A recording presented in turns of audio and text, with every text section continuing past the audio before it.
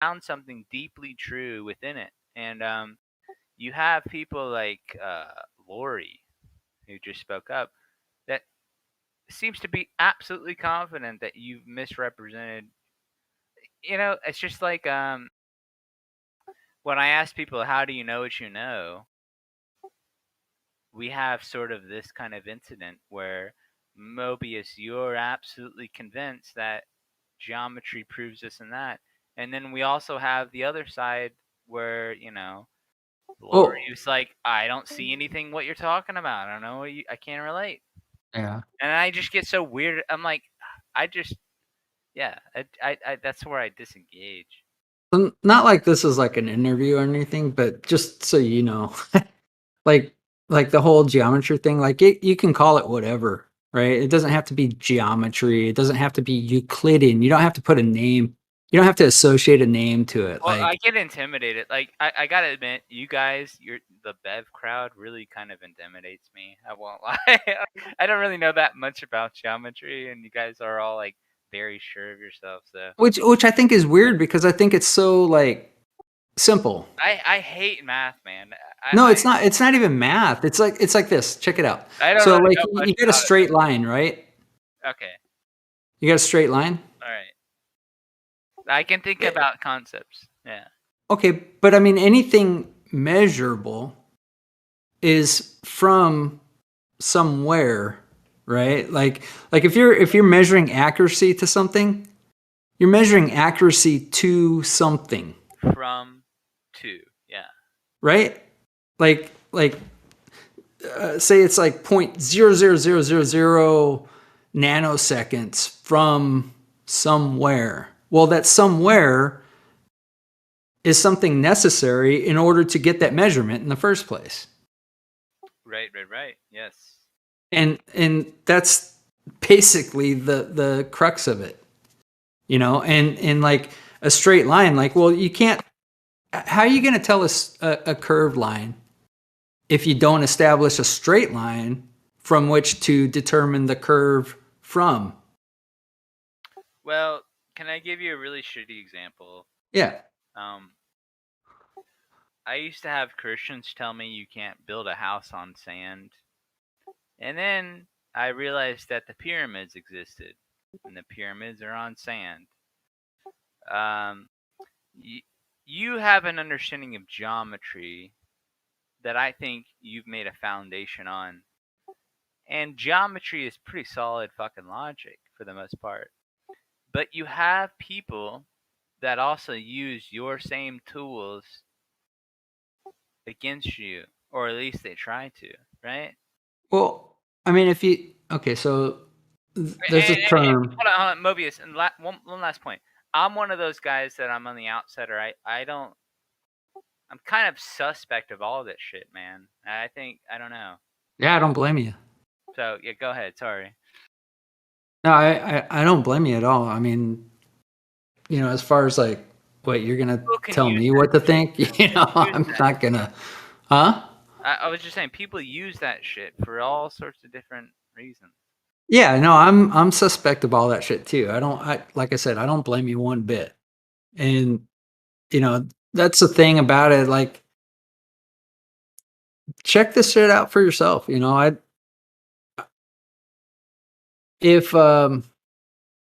know. I think the analogy that you used was a little bit whatever. The whole like, building on sand. Well, if you're building something, right, you're gonna have to use straight lines and right angles and stuff like that in order to determine anything from a right angle or a straight line, right? And I think it all stems from straight lines and right angles. And when you start fucking with that and coming up with different geometries, I mean, that's why I said like Euclidean geometry. Like I don't really care to put a name before geometry. I don't even care to use the word geometry. Like, it works because it works. I don't care what it's called. I don't care who named it. I don't care any of that shit. Like, it works because it works. And if you can show me that something works like not working, go for it. But don't tell me I need to rely on imagination to make this thing that works in reality make it not work in reality. Like, show me something that works in reality not working in reality, I'm all for it, right? But when you tell me that this thing that works in reality doesn't work, but you need to use some imagination to make it not work, like, kick rocks. Well, Mobius. Everything you just said, I agreed with. What do you think about the people that like use math for like mischievous ways? Like, that Tesla quote Well, where like Tesla's like, oh, they use math for every different imagination. yeah, the Nikola Tesla. Yeah. And I don't even So really know if he's a real person. I'm not saying I don't know either. I don't really care, but I think like that quote, like if it's not a quote, does it make sense? Yeah, it makes sense. I don't care who said it. I don't care if it was like a real guy that said it. The but you words, know the what I mean. meaning behind it. Yeah, you know Yeah. what I mean. No, I think that people like look at the dictionary. The dictionary is full of truths, right? Like this word means this because this is how it's used. This is what it's accepted to be as, whatever, right? But does it work in reality? Like, I don't know. Let's test it. If Well, it works in reality, fine. I can accept that word. I can accept that. Whatever. Let's clarify terms. okay. You just said it right then. Yeah, man. Like, and this is, I think, why I'm so suspicious of math is that I've heard so many people try to use it against me Well, throughout. I don't think you should be suspicious of math necessarily. I think you should be suspicious of anybody that's trying to convince you with math. Like you can use math to Right. create a fiction, just like you can use any language to create a fiction. Yes. Yes. Yeah. Yeah. Absolutely. True. I mean, math is a valuable tool, just like fucking any language, any written word or any alphabet, any kind of like structured way to communicate is valuable, right? Hmm. But Well, hold on, Mobius. I want to ask you this because I recently had a really, I guess, bad interaction with Bev, where I tried to make the point that logic was based on, okay, if you define something to be something, then logically, if you define that, then there's alternatives that can be true because you've defined that one thing from which all things can agree on. And I try to make the argument for subjective truth in the fact that you could have logic trees that are based on gates that if then that kind of thing. And I've seen a lot of people that are globers use mathematics to do just that, and they've been able to explain all these different type of mathematical fantasies, not just through video games, but they've also been able to do that through like particle physicists and all this other stuff. And um, and that's why I'm kind of asking you, maybe Mobius, have you detected that suspicion that math can be used in every different way, right? That's why I'm so suspicious of it. Like I know how it can be used, and that's why I keep a distance. well, like I said, I think it can be a valuable tool, to discern things in reality. But I also think that it can be just like any language used to deceive or not even necessarily like intentionally deceive, but just kind of like if I don't know how to explain it exactly, but Processing. Well, you can learn a lot. Well, the point that I was trying to make to Bev just like a couple of weeks ago is that you can use logic to get some. Logic is based on things that are true. You can derive things that from every step of the way are true all the way, and then you derive at something that's completely illogical. well, I think logic itself has been kind of, I don't know, Hijacked. Yeah, well, not hijacked really, but just kind of like used. I guess utilized, not necessarily used, but utilized for other purposes. Like they've repurposed the process of logic to do things that result in illogical conclusions. Like just like anything, right? Like you can use something. That's good enough. Okay.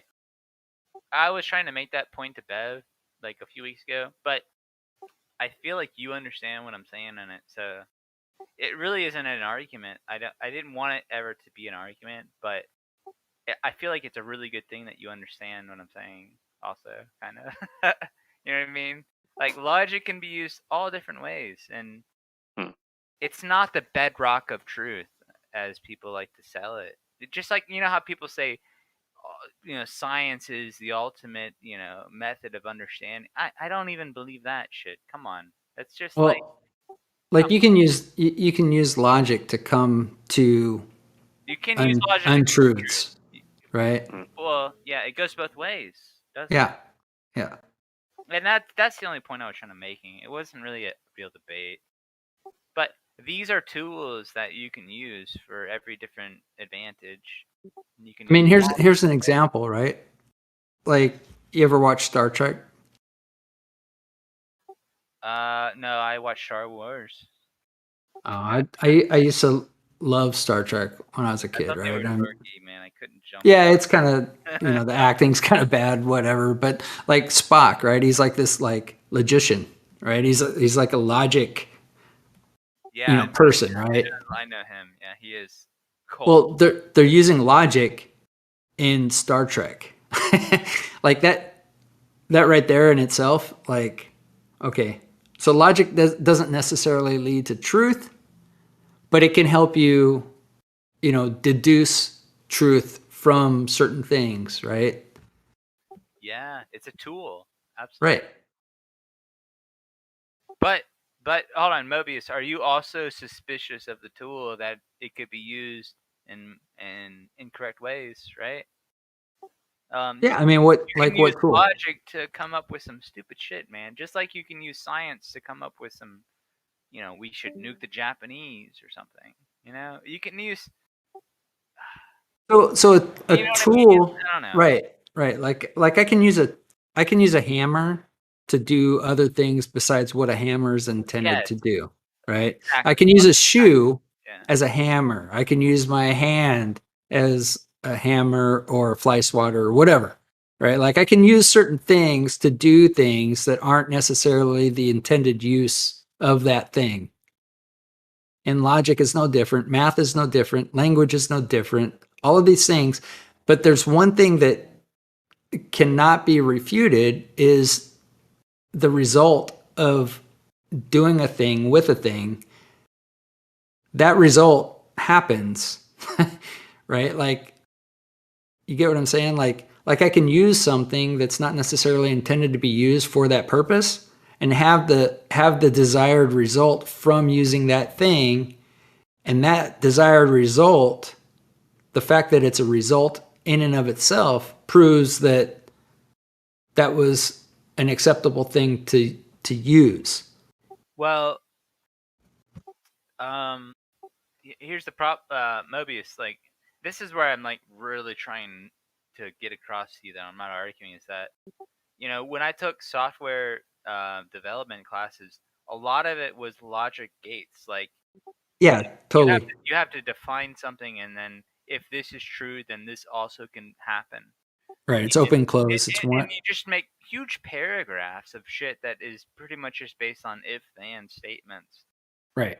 And that's pure logic that can help you use something that's just definitionally true definitively, and you can still derive, Narnia. And I think you would agree that's probably a misuse of it, but logic and science and math are hold on. Can real help quick to place that are completely imagination. Yeah, real quick. I don't want to throw you off, but I wouldn't necessarily say that it's a misuse. I would say that if something is intended to be used to do something, and it works to create that desired outcome, then it doesn't really matter. Like, I wouldn't say it's misused.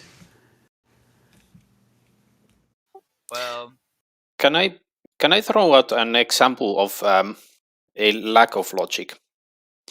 Dying to hear it.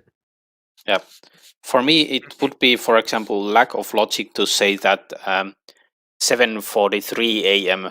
precedes 7:41 a.m. okay, you got about 20 seconds, Lori, and then I'm gonna Really? go next. But doesn't it precede it by about 24 and some change hours? Lori, you got a limited budget. In the same day, not the previous day. According to what calendar? According to, for example, the calendar that we use here in Finland. Oh, the Gregorian calendar, the one created by a king, ordained by God. Yeah. Mm. Lori. So That following that calendar, That does calendar? 7:43? Yes, that calendar. Lori, I'm gonna go. Laurie, you're barking up a tree that you don't want to fucking bark up, dude.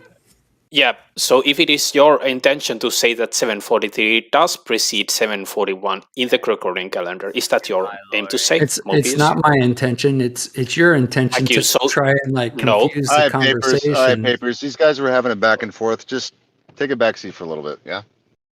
Yeah, but the other guy left already, and if it's this easy to disrupt the conversation, then maybe Mobius should look into why it is so easy for me to interrupt it. I thought Sin Cleanser was already Sin Cleanser was still here. My bad. Yeah, and the conversation wouldn't have been interrupted if Mobius didn't know in his heart that I have a point, and he was so scared that he needed to go to Gregorian calendars, and then Sin Cleanser got pissed off and left.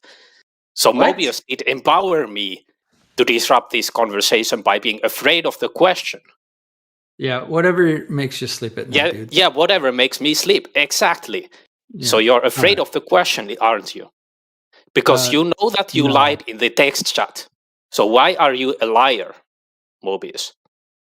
Why are you saying that comments made 7:43 are made before comments made 7:41? That makes no sense, Mobius. You're a liar. I don't even know what you're talking about. 7:40.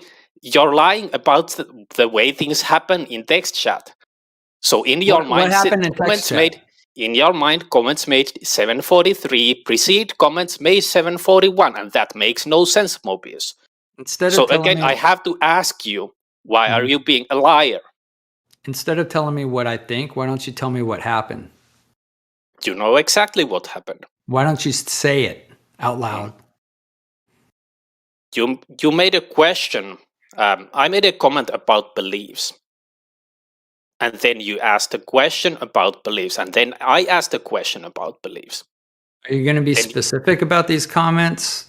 Yeah, sure. So I can post it in it here. Okay, I will post it in Livestream to text, because that's... Yeah, by the way, I don't think having a disagreement or not necessarily having the same opinion about something is warranted for someone to call another person a liar. I think that's kind of a strong way to go about a discussion. So, me 7:41, I will make sure never to mention your belief that Earth is not flat again. You have my word on it. 7:41, Mobius, after that comment, what belief would that be? So you're ignoring the context where I clearly state what belief I'm talking about, and you're being dishonest there. It is written right there in the comments, sir. So I'm just pointing out you're being a dumbass by ignoring the context and asking a stupid question that makes no sense. Okay, 2 questions. Can I have 2 questions before you keep monologuing on? Go ahead. Well, but you asked me to clarify the context, but go ahead. Yeah, I'm asking you still to clarify the context. Do I have a chance to ask you a couple questions before you monologue on? Yeah, I gave you the floor. That would suggest that yes, you can ask questions. Yeah. Okay, I can ask questions. Yes, you can ask questions. Okay. So this little just to clarify, you can ask questions. Great. This screenshot that you posted right here? Yep. What happened before this screenshot?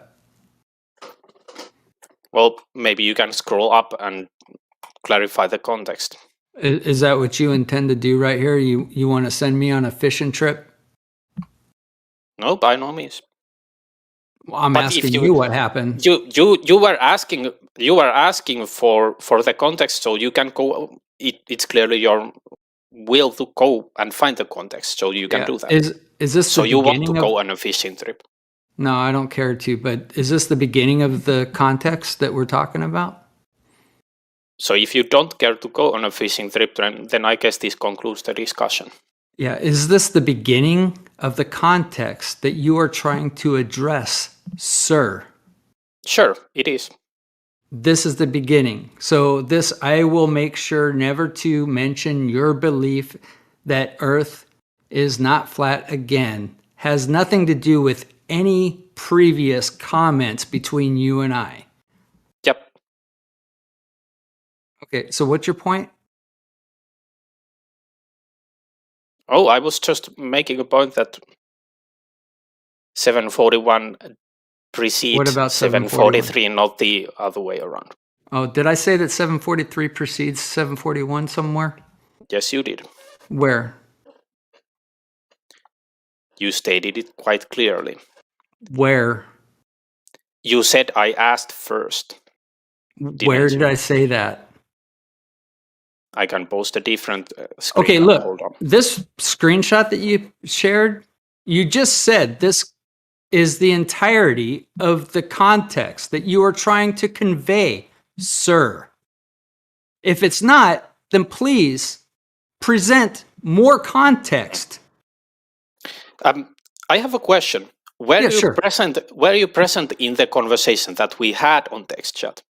Hey guys, just a quick reminder: we are on live stream right now, so I don't know what like the content is. If it's like a personal beef, it might not be for a live stream. But if there's an actual topic, maybe like what is the topic behind this? It's just personal beef, really. Is it? I thought you were calling me a liar. I didn't take it personal, but all right. So carry on. Well, in my definition, calling someone a liar would be a personal beef, wouldn't it? So you want to create this personal beef between us? Well, I guess then it's not personal beef, so we can continue. So are you now disagreeing that you are not a liar? Because this is not personal beef, by the way, so we can continue down this road. So how would you like to proceed? Would you like to share more context than the context that you've already shared? No, I've shared everything I needed to share. So I've now called you a liar. Do you want to somehow find evidence that you're not a liar? Well, why don't you show me... By the way, this is not name calling, and this is not personal beef. This is just a topical conversation talking about. This is not personal beef. Calling someone a liar is pointless. This is a discussion platform, so the point is to have ideas discussed. It's not to attack people of what you think their intentions are in that particular scenario. Exactly, and I actually fully agree. And I agree that this is personal beef, so it's stupid for Mobius to say that this is not personal beef. Can we just drop it, Mobius, and move along and not pretend that this isn't a personal beef? I'm not the one that brought it up, buddy. You are not, but you're the only one pretending that this isn't personal beef, which it is. I don't care if it is a personal beef or not. Can you just drop it? Papers, stop, man. Stop, dude. I'm really not interested in your fishing expedition. I don't really care. Breathe some air, dude. Seriously. I did breathe some air. Lori. Well, breathe some more air, buddy. Breathe some more air.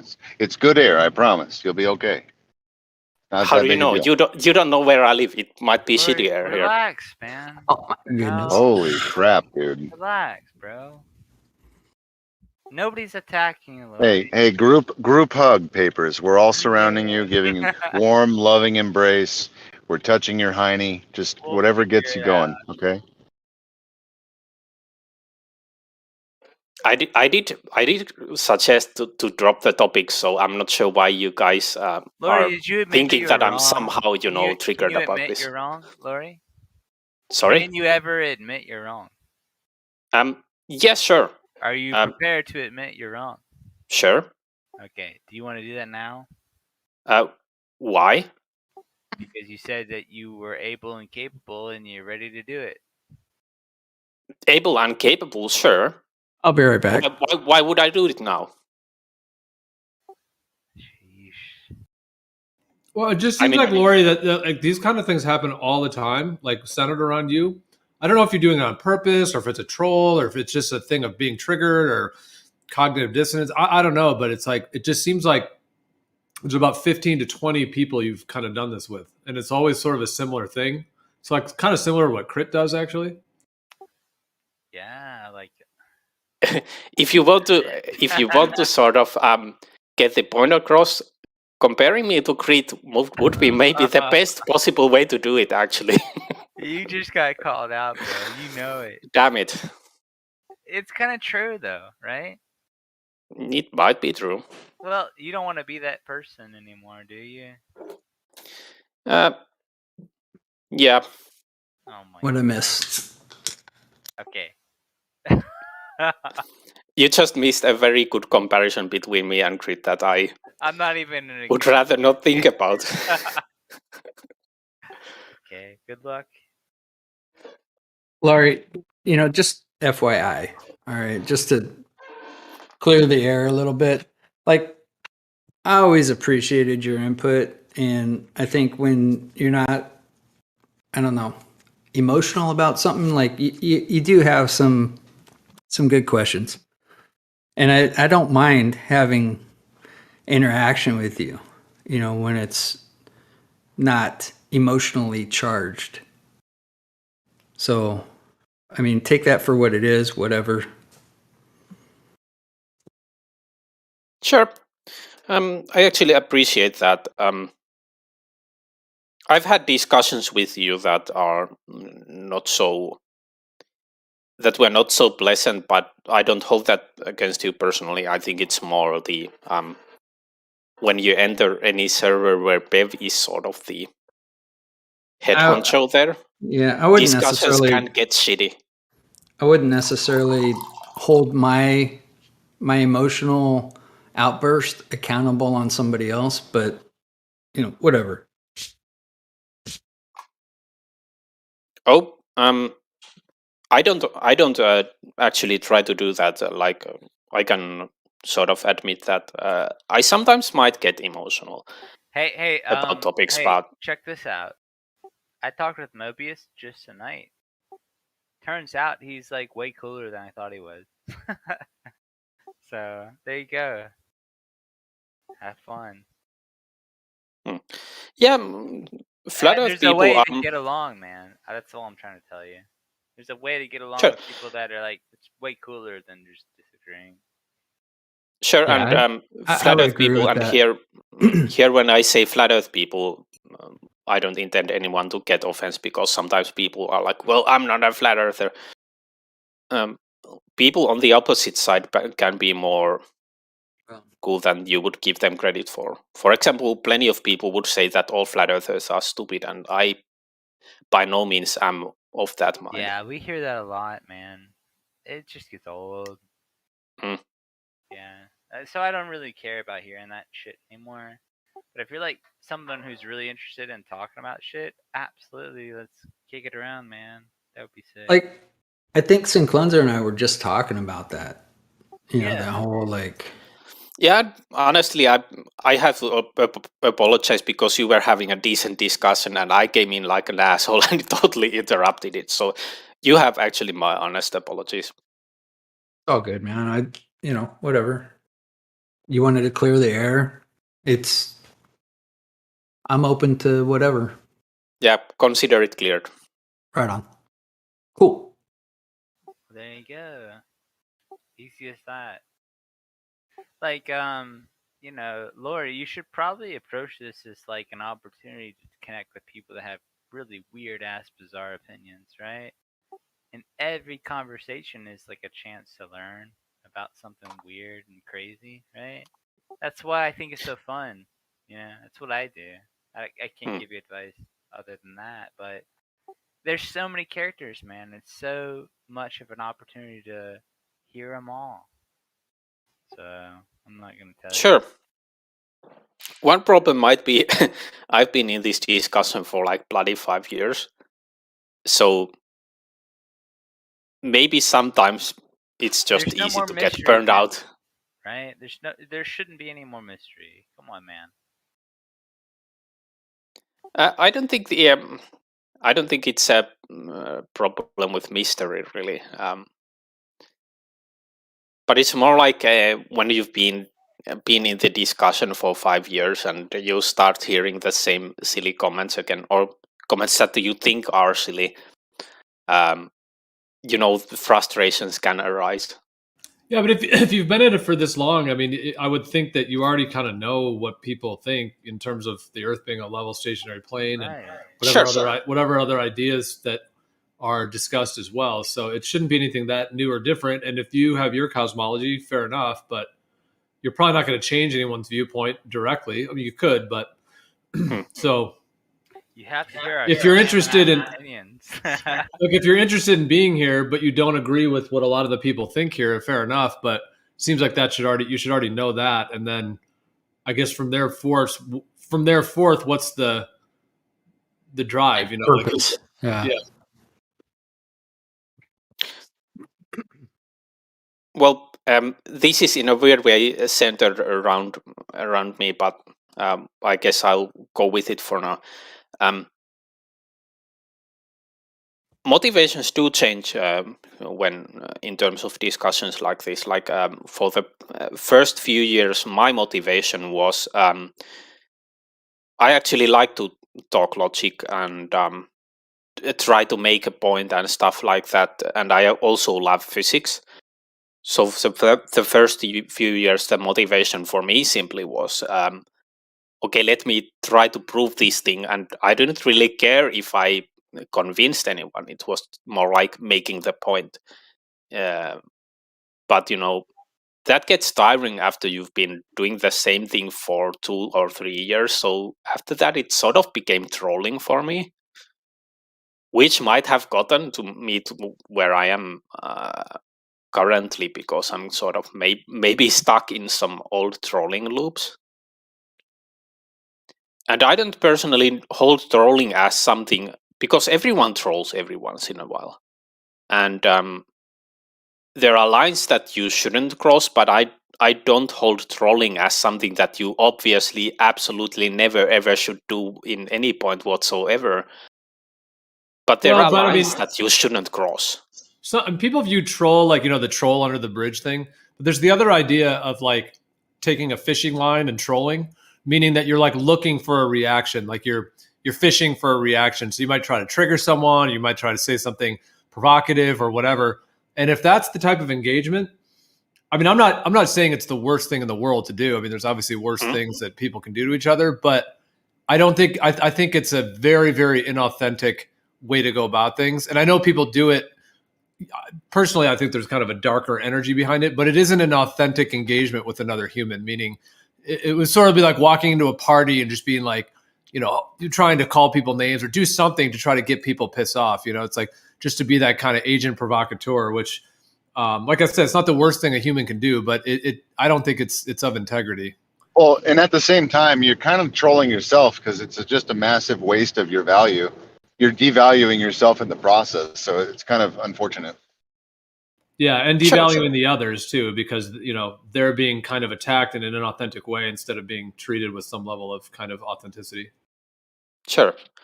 I think for me personally, the problem is I no longer have sort of the drive to look into the actual arguments themselves. So I sort of don't have a raison d'etre to be here other than the trolling. That's the problem. Well, of course, that's pretty honest of you. That's pretty honest to say. Conversations like that, though, like this, though, where even though this is sort of post beef,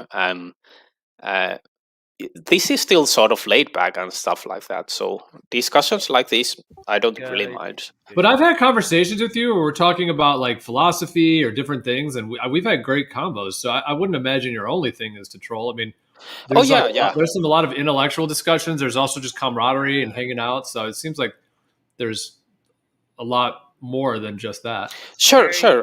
You're not just a troll, dude. I've talked with you a lot of times. You're kind of funny. You're not a troll only. Sure. Maybe I'm kicking myself too hard for the trolling thing. Actually, that philosophy point is a good one because I think ever since I sort of got tired from the whole, the actual argument side, there's one part that still remains down there because people like to make arguments from, physicality and stuff like that. But my thing regarding arguments is actually epistemology. And so the questions like, how do we know what's true? What kind of evidence is actually convincing? And how do we define that? And those kind of questions still really interest me. Yeah, I mean, a lot of the people that have joined this server since it was launched have been in this kind of debate, discussion, whatever you want to call it, about the Earth and the shape of the Earth. But that's not necessarily the totality of what this platform is. I mean, if you read like in the welcome section, yes, definitely cosmology and so on, but it's also just truth in general. What is truth and how do we decipher it? Philosophy, health and nutrition, spirituality, and many other sort of related topics. I mean, cryptocurrency we talk about sometimes, and just, a lot of things like that. So I'm just saying that it doesn't have to always be this, shape of the Earth back and forth. And I think that as the platform grows, I think that'll happen more. But I'm just saying that in general, like it doesn't always have to be that. Like there can be other kinds of discussions and potentials. Yeah, it actually would be maybe useful to sometimes make a concentrated push to some different topic just to remind ourselves that this is not just flat Earth. Yeah, we could even create one of the live streams and make it like a non-Earth shape discussion live stream or something, like everything but Earth shape. That would be interesting. Oh, good luck.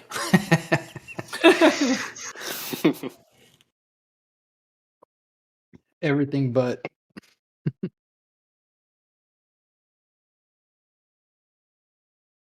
Have a text chat where a globe and flat Earth are banned words. Like timeout for any use of the word flat or globe. That'd be funny. Or Earth. Horizon. Well, in a way, it's hard to remove the Earth out of anything since we live in it, on it, amongst it. Yeah. But I'm just saying that sometimes, like when everyone's in one live stream and there's two people going heated back and forth about, something like that, it doesn't, like, let's say there's 30 people in the room and two of them are just going hardcore discussing the shape of the Earth, but there might be 10 others or 15 others that might be interested in some other type of discussion that isn't able to happen, in that particular environment. And that's kind of part of the purpose of having multiple live streams. So I think I was just going to say that's the awesome feature that you have here that there's multiple live streams people can choose from to kind of like venture out, and hey, if things aren't being talked about that I want to discuss, I can choose another room and say, hey, come join me here. Exactly. And part of that, like the live stream host idea would be cool with that, where we haven't like fully implemented it. I mean, we've done some, but because that would be one way to do that. Like, let's just, let's say somebody says, hey, I'm going to live stream 2, and we're going to have a discussion about epistemology or whatever it may be. And then there's like a topic, and then that host it doesn't mean they have to like present or anything. It just means that they would sort of be like tending the discussion to stick on that topic so that someone doesn't come in and start going into curvature or whatever else and derail it, So I think with the live stream host idea, it could help to kind of like, guide the topic in a sense. Is that the stage thing, or is that just the live stream? Well, there's all 3 live streams and each one has a stage channel, but the live stream host is a role, but it also can be given temporarily. There's like a guest live stream host role. So Okay. Yeah, because I'm not really, I don't know, clear on the whole stage thing, I guess. But from what I understand, the stage, like you can't screen share or share pictures or something like that. Like something's, I don't know if it's a Discord issue or if it's just set up in the server different, or I don't know. yeah, Discord for the stage channels, they don't Yeah. currently have screen sharing as a feature of it. Okay. So yeah, unfortunately, in the stage rooms, there can't be a screen share. There's still a way to do it. Like if everyone was in a stage, if somebody who is presenting, if they have a second account, they could actually like share it. Like let's say in this regular live stream VC versus, you know what I mean? And they could share it here and then I could share it on the live stream. That's like the best solution I've thought of. But so it would at least be shared on the live stream. But yeah, everyone else in the room wouldn't be able to see it. So yeah, that's the only negative with that. But the live stream hosting, it's kind of been like pre-launched, sort of a soft launch, kind of just amongst like moderator staff and whatnot. Like some people have the role, and we've done some of it.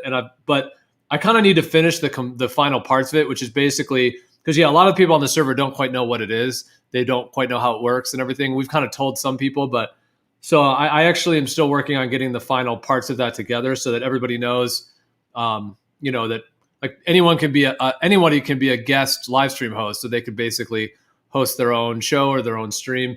And then also like, yeah, so I'm going to kind of, once that's finished, it'll be kind of more like launched to everybody on the server to where there'll be a room that will describe it and everything. And then, so yeah, so that'll kind of be when it's more fully implemented. But right now it's like just sort of getting some people the roles and starting to work with it a little bit. But that would be the goal, like ideally to have, live stream hosts and then guest live stream hosts. And then from the 3 live streams, maybe one of them would be just an open chat, but maybe 2 of them would be hosted. So maybe one of them, there'd be like a full on presentation. And then another one might just be somebody kind of hosting a particular topic or something like that. So I think the cool thing about that is it would start to get the content, instead of like these open discussions are great, but with it hosted, it would be almost more like a podcast style, where it could be more.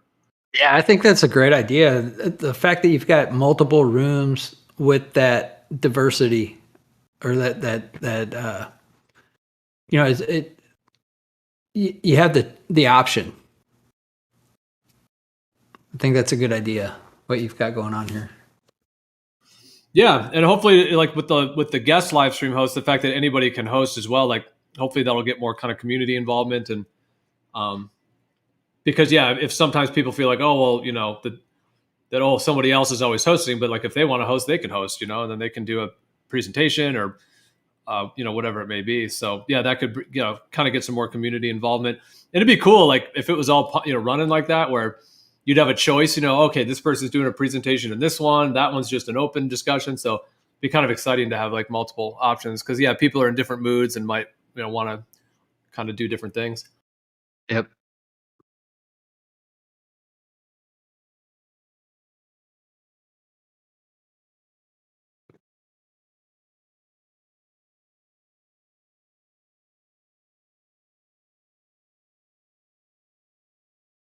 Yeah, I'll have to get like a tutorial or something, see how all this shit works. But I think the basic idea, I think, is a really good format.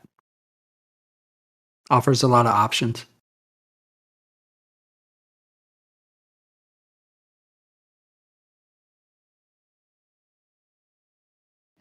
Yeah, and like I said, in terms of the actual live stream host function, like I said, there's a couple things I need to finish up, and then it'll be kind of more launched, to the full server to where there'll be a room where people can access and see what it's all about, and then there'll be a little process like if someone wants to be a guest live stream host, just a little things that they'll just have to type a agree command just so they kind of, just so when they're hosting, there's a understanding of all that. So yeah, there's that, and then just kind of having it more kind of publicly announced in a sense. So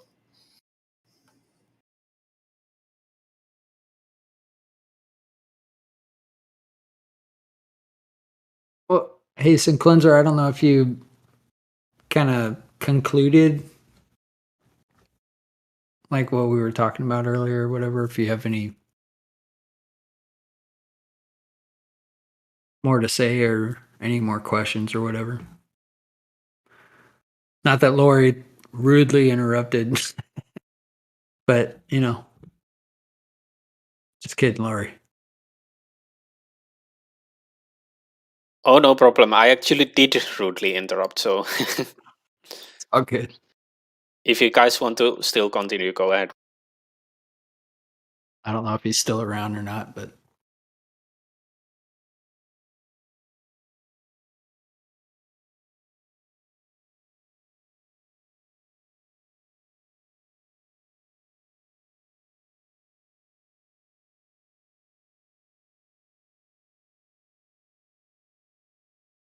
I know Kool-Aid and Foolish came in.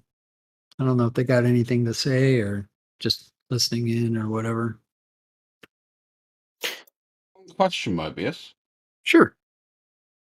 Why are you so much more reasonable in voice than you are technically in text? You know what? I keep offering people like, hey, let's go to voice, let's talk it out, whatever. But nobody wants to come in and talk. I think it's because, and this is no more than an observation. It's not meant in any form of disrespect. No worries. But the tone you take in text is probably why. I think trying to discern tone over text might not be the best idea, personally. I kind of agree with you in a lot of ways there, but you can get a pattern. Yeah. And the pattern doesn't seem to be reflective of how you're discussing stuff in here. Well, maybe you should give voice a chat. Oh, I give voice lots of chances. Okay. Don't have a problem with that. It's more the fact that I made a promise to Gio when he first started the server up. And it's been quite difficult for me to keep, I'll be honest with you. But I've pretty much kept it, I think. So I try and avoid situations where I think I might break, what I call Gio's rules. Yeah, I mean, when you're in somebody's house, try to respect the way they want to keep their house, right? And I'm quite a temperamental individual at the best of times. Well, I think everybody's susceptible to that, to be honest. No, I'm kind of the rip bombs off people and beat them with the bloody end type of person, to be frank. My temper's not as bad as it used to be, but it used to be really bad. I sound like a very nice person. For a lot of my life, wasn't. Well, I can't disagree with your avatar. I'll tell you that. That's my aspiration. Right? As it should be. Yeah, so I try not to get myself into situations where basically I think I'm going to just rant at somebody because, this is not the forum for it. And one of the things I've tried to do here is defend this forum and the way it acts. And part of that is by being responsible for your actions.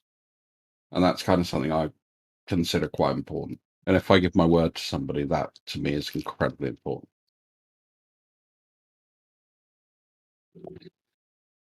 I think it's the biggest single problem with society is there's no consequence for breaking your word. Well, I would say online that compounds that, right? Yeah. Put it where there's nothing I say to someone online or in text that I wouldn't say directly to their face. That's one of my key rules. I would hope that I stick to that same sentiment. But I'm also happy to say when I'm kind of wrong, and maybe I should have given you more latitude, which is cool. This is what learning is all about. I've noticed a pattern that some other people as well, like they are much more reasonable on voice chat. Jerry, for one, is a good example, and I will use Jerry as an example because I think we're cool like that. He doesn't get offended if I talk about this. But my first idea of Jerry was he's a total asshole. He doesn't know anything. He's a complete piece of shit, garbage human being. And I'm not trying to insult him. I'm just giving it how it is. Well, But you I- mean how you Way to go, thought of it. Jerry. All right. You mean how you thought of it, right? Like, yeah, exactly. okay, yeah, past Uh, tense. Yeah, exactly. After talking to Jerry on voice chat, my idea totally changed. We still go head to head on text chat, but I take it more relaxed now because I know that's just how he is on text chat, and that's not necessarily how he is in totality.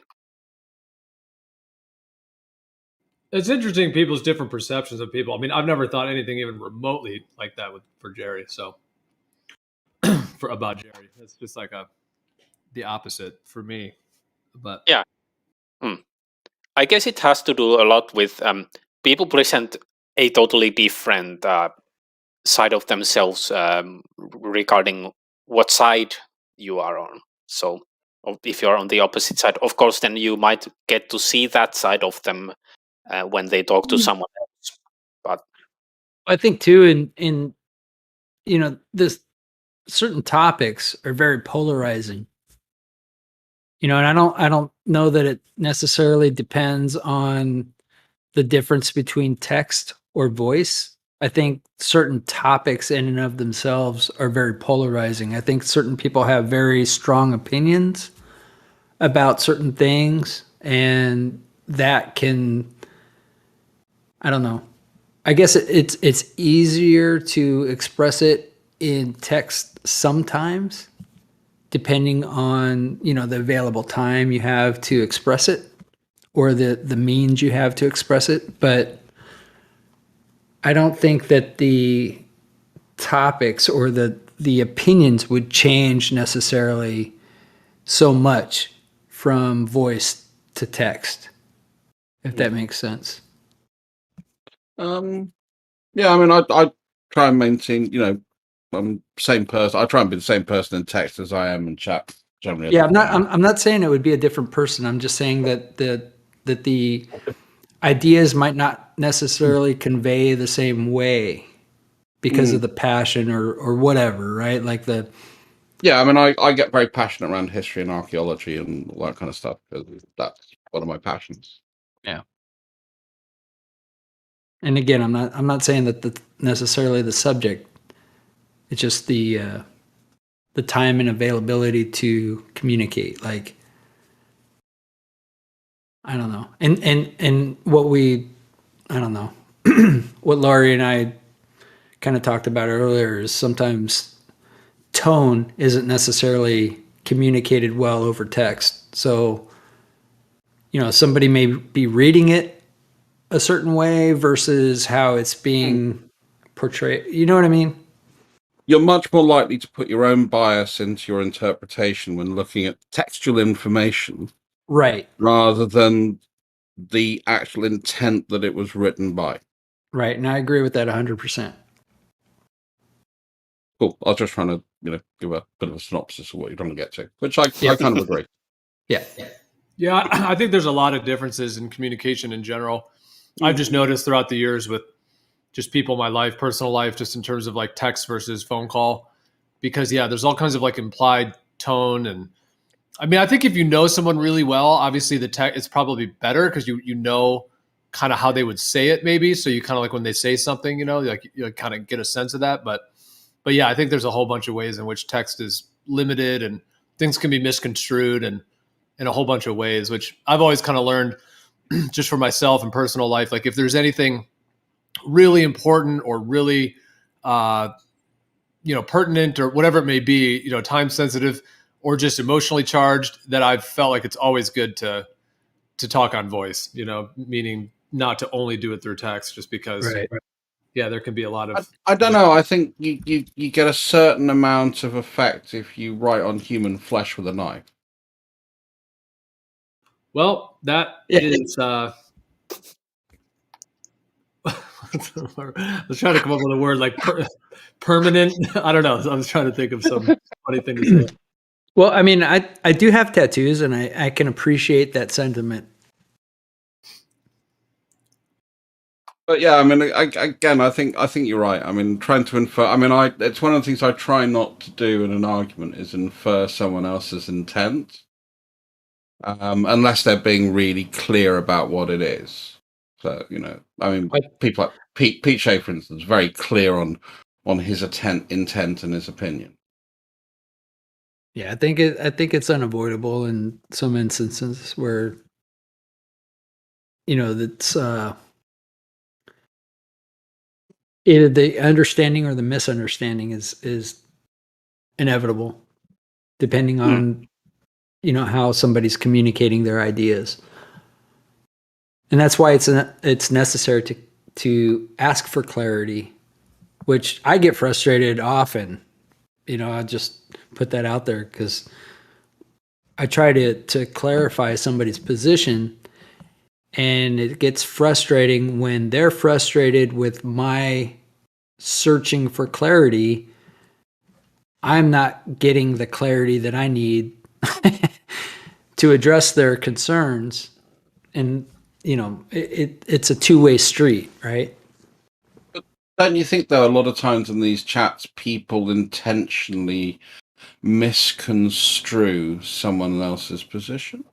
Absolutely. I 100% agree that that's a tactic that's employed often.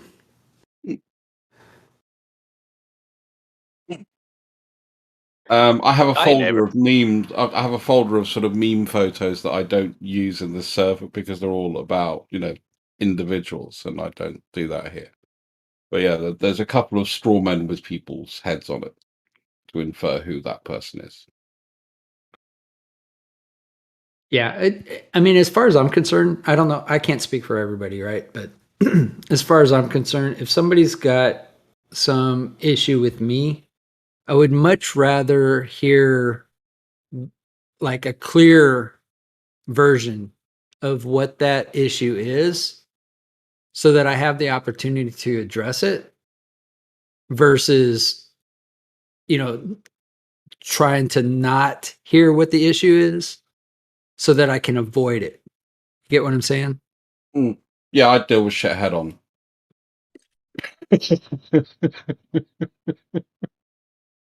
I don't like ambiguity.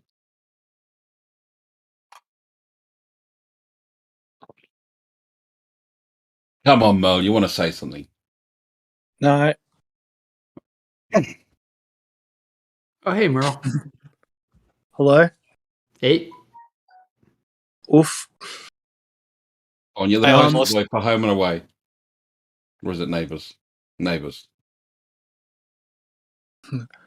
Well, my temporal lobes engaged then, and I'm just going to look up what that means. Do you live on Ramsey Street? No. Temporal lobe is one of the 4 major lobes. Wait a minute. Why do we call them temporal lobes? I don't know. I don't have time to explain it.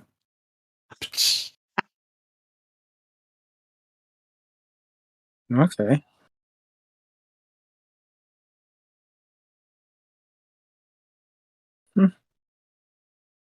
Brain's weird, isn't it? I think the mind is a lot weirder. It's like a multi-layered fruitcake of thought. Well, I don't know that thought occurs in the brain. I think it occurs in the mind, but I might be wrong. Well, I think the mind is a product, or consciousness is a product that is particularly coordinated by our brain. Yeah.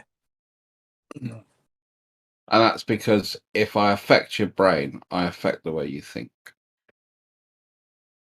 I don't know that an outside source could affect the brain so much as it could affect the mind. Well, I can do things like I can disrupt the electrochemical processes in your brain and no, okay. that will totally affect your consciousness. Yeah, I and stand you corrected. can see that brain chemistry change, and you'll Right. have nice hallucinogenic trips. Right. Not if Yeah, I've got a nice to sleep have well. a fair knowledge on that. Really quick, let me just say I stand corrected. So yes, electrical impulses from external sources can influence the physical brain, or any out external influence can influence the brain physically, I guess. Yeah, I can Yeah. freeze you. That's why I always wear a tinfoil hat. Even in the shower, it's on. Is it like Merle, the Paul how do you- Hogan's mate who used to wear that swimming hat? How do you wash your hair? I don't. That's the sacrifice I'm willing to make to protect my mind. Well, actually, the electromagnetic EM shielding of the foil skull cap actually helps remove the oils from his hair as part of a natural osmotic process. I'm not going to talk shit on anybody, but since Ranty stopped wearing his tinfoil hat, I guess his hair has been growing. Yeah, I mean, Just it's true. If you come what? back, if you come back to the sphere, you can get rid of male pattern baldness. I knew it was going to come around sooner or later, so I just gave it a little nudge.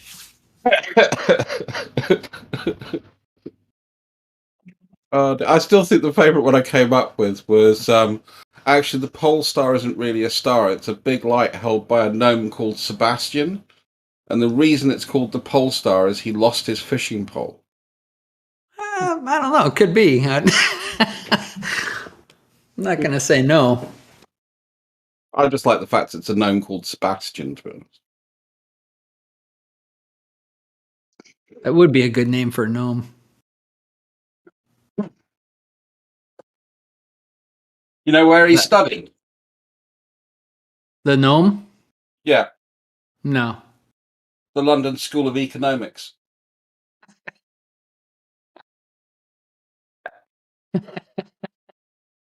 Where the doors are really small. Where the What a doors are hole. really small. Holy cow, that's a good one. Dad Do you know how he got to that school? I could guess. Well, you have to keep going tick, tick, tick, tick, tick, tick, because it's a metronome. Oh, they're getting worse. Sorry. Yeah. Don't blame me. Blame David Bowie. He came up with every one of those. All right. You guys get a hotel room.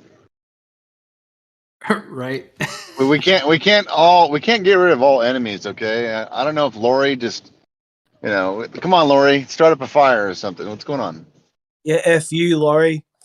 Yeah, fucking bastards. You weird damn it. Finnish. You Finnish Chihuahua man. We're not trying to turn this into a You're bathhouse. interrupting me. I'm trying to take a photo of my ID to buy some cryptocurrency. Hey, there can't be a football game without two different goals. Come on. Oh no, we've got an easy division. You're all called dumb Americans, and we're all much smarter non-Americans. I don't even want to touch it. I know. Hey, Lori, by the way, you gave like a pretty vivid description of what you thought like Mobius was about. But ever since I've ever known Mobius, I always thought he was like the most collected, like courteous person. Like, yeah, he sticks to his opinion, but I can't even imagine. Like, it kind of tells me more about you that you came up with that opinion than it really tells me about Mobius, I think. I'm thinking you might have confused who I was speaking about, because I gave a vivid description of Cherry. Oh, yeah, Jerry. That's right. Yeah, Yep. same answer. I gave a vivid description of Mobius. Same answer, because Jerry is a super nice dude.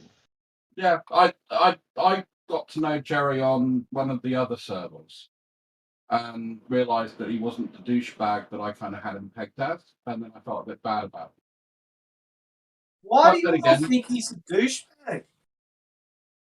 Yeah, I don't We I don't had some very understand. douchebag run-ins in a couple other places, and I think it was just because I was a bit heated, we were a bit heated, but all the topic was a bit heated. I thought Jerry was Kramer when he first. I know. I was wrong. I told him I was wrong. I own my mistakes. I'm good like that. Not always. If you show that I'm wrong, I'll own it. Not with your nemesis. Oh, what, Kingman? I have a he's, question. He's someone I'll happily batter. I have a question talking about owning up to wrongs. Would you ever own up that you're not right? Oh yeah, I do that all the time. Yeah. I mean, it's different than being wrong, right? Really? Yeah. Yeah, Foolish has done it a few times. Absolutely. Bastard. I'm not saying that you didn't. I'm just asking if you would. All right. Yeah. Always. The only way you can learn something is understanding the error. I agree. And one of the problems I have is this kind of disconnect people have. People think knowledge is truth, and knowledge isn't truth. Knowledge is a provisional position based on justification. Yeah, but if it's not justified, Yeah, then I'd say it's a belief. And if it's something that really is very unjustified, then it drops to faith. do you think that? Well, I know what I think, but do you think that people's, I guess, standard of evidence is sometimes lacking? Oh yeah. I think one of the things that I try and promote is a consistent standard of evidence. Okay. Yeah. I do too. And that's something I've spoken a lot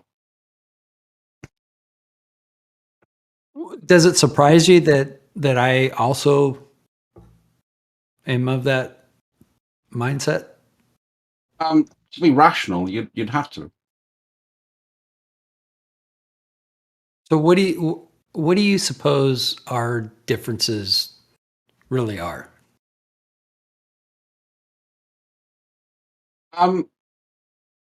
Probably, and I don't know, so this is a very belief level. Yeah, we're clarifying here.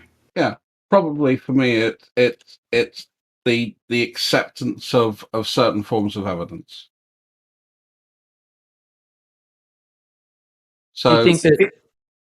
Sorry. No, go on. I was going to say it's a bit like an electrician.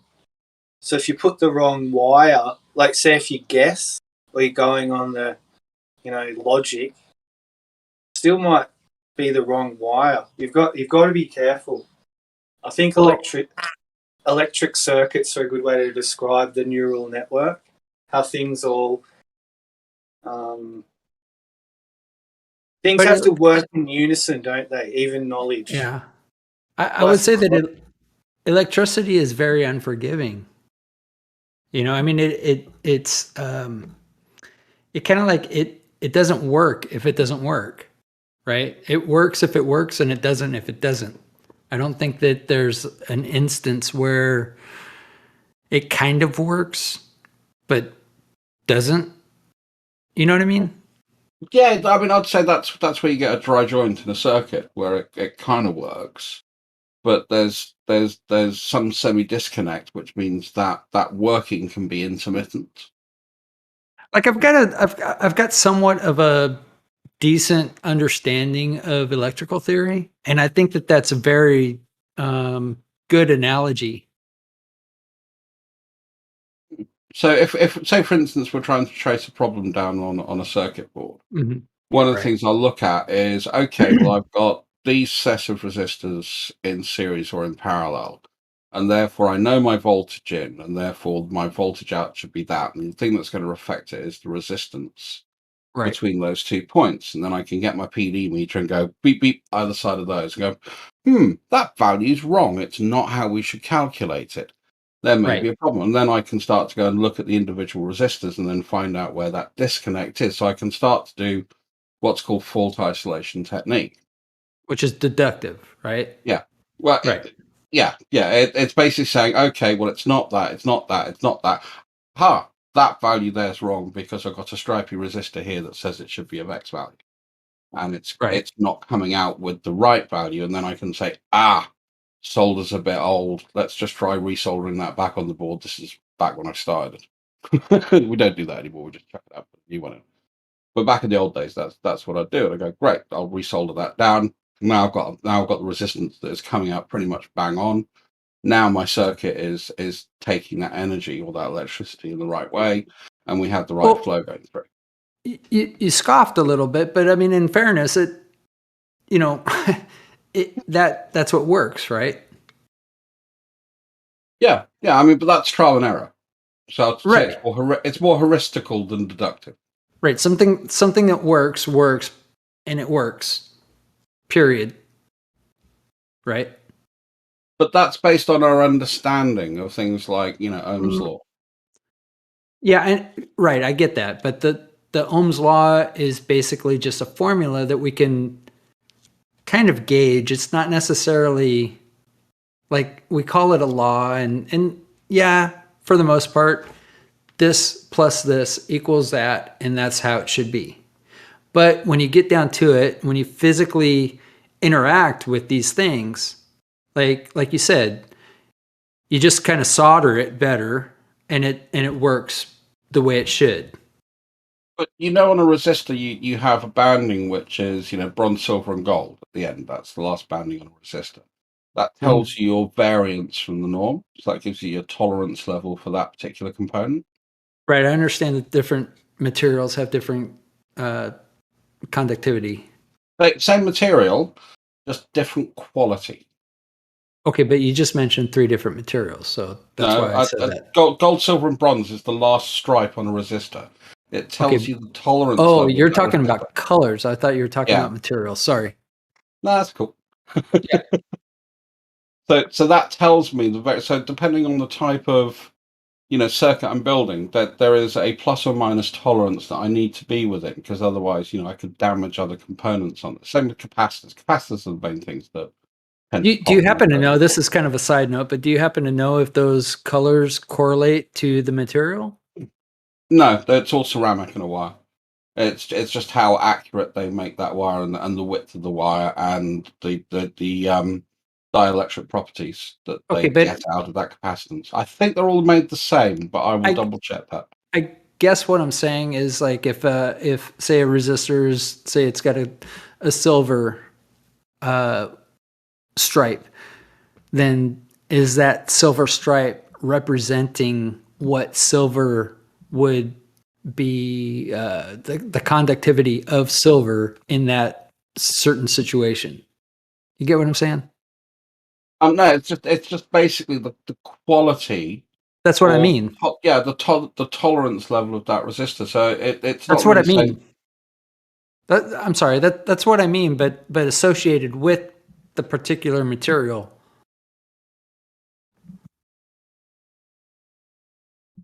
No, they're all made from the same material. I'm just looking up now. No, I know it's all made from the same material, but the different tolerances are based on different qualities of different materials, right? Yeah, it's what's called batch testing. So what I'll do is I'll make a set of resistors and then I'll start testing them, and you'll find that some of them are made just because of the manufacturing process are made a little bit better than others. So they'll go into different quality bins. It's the same way as when you have a wafer with chips on. Those chips are all made in the same fabrication factory. And the only major difference in the old days between those chips is how well they tested at each level of testing. And they go, aha, that's great. That goes into our slightly faster bin. That goes into our slightly lower bin. And then they'll do a bit more work when they put it onto the wafer onto the PCB to say, this is now going to be rated to this level. We know confidently it'll work consistently at this speed, this level, this frequency, this voltage put out. Well, all right. So maybe I'm not articulating exactly what I'm trying to convey, but so different materials have different levels of continuity, right? Different conductivity with Yeah. different materials, right? There's Yeah, I agree with there's that. all the way from dielectric to electric, right? Yep. So different materials. I'm asking if you know if the color of the band, that the paint used to represent a certain material is representing that material, which would be more consistent to that particular accuracy of conductivity. No, Okay, it's not. It's an you get what I'm. It was basically just like a gold, silver, bronze medal standard. Right. I just that want to they put up. understand that you get what I'm trying Yeah. to ask. Yeah. Okay.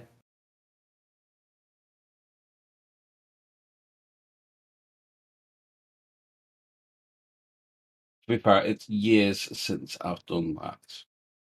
No, because I've worked with small circuitry and stuff like that, but I'm not exactly I guess fluent in the different color associations for different, like say, resistors and whatnot.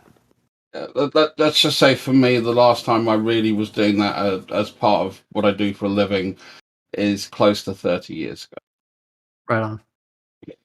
Yeah, no, I was just trying to see like where the standard comes from. Like usually when a standard is set, it's based on a certain known value, based on certain physical properties that you can relate to. You have an example? Well, like gold has a certain resistance value in general, right? I mean, depending on the quality of the gold, it has a certain resistance value. So if a resistor has a gold stripe on it, I would assume that gold stripe is representing that value that gold would be conductive or resistant versus bronze or silver. Whereas silver would have a different resistance than gold. So if a resistor has a silver stripe on it, it might be more representative of what silver's resistance is versus gold, and vice versa, and so on and so forth. Let's go and look at it. I honestly don't know. Let's go and see if we can find out. You get what I'm saying, though. That's Yeah. kind of what I'm asking.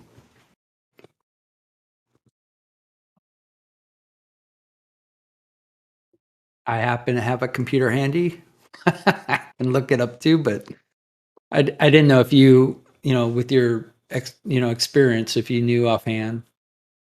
Because I don't. Question. Yep. I don't know how to raise my hand. It's not the stage format. Well, you guys know I forgot the what's it called when you try to drop a magnet through copper? It's the something effect or phenomena or whatever. I forget what the word is. Well, anyways, so instead of using like a copper ring, you can use copper wire and create the same effect. But if you do not actually attach the wire at both ends, it doesn't necessarily work. Now, it may actually slow it down slightly, but it's so minute you probably wouldn't be able to measure it unless you were really, had a big setup and everything. Go ahead. I was just going to say, I think that the material itself, just in proximity, closes that circuit, but I think you have to have a closed circuit, and that's why I asked to be connected. Yeah, exactly. So to me, that tells me that, well, okay, here's my hypothesis. You're breaking up, Riggs. For it is, I think that it's generally closing the circuit or maybe somehow it's using electricity that's in the air or some other. It's got to get it from somewhere. Something's going on It can't just like create it itself. I don't think.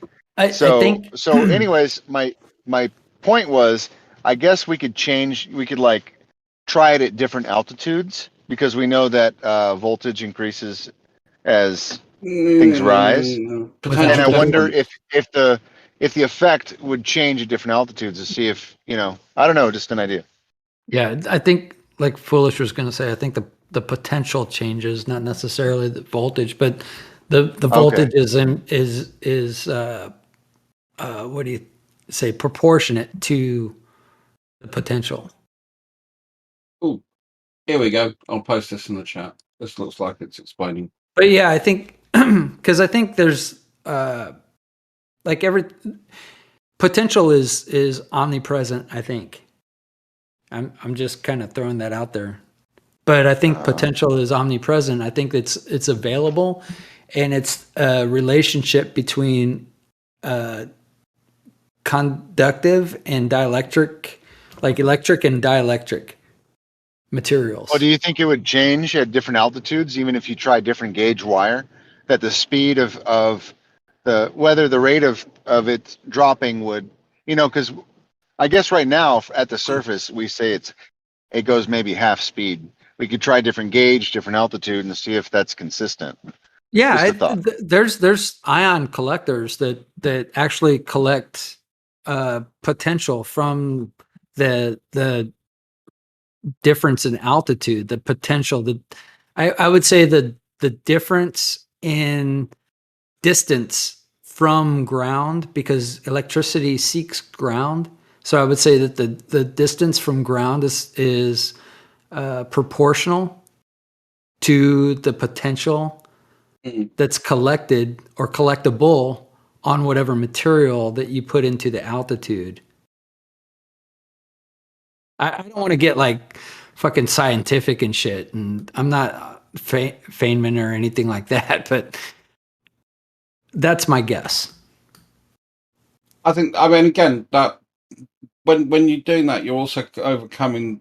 You have potential difference and you have resistance, and that's why lightning has to get such a large charge before it can ground. Yeah, because you're having to overcome that distance, which is your resistance value. Yeah, I would agree with that.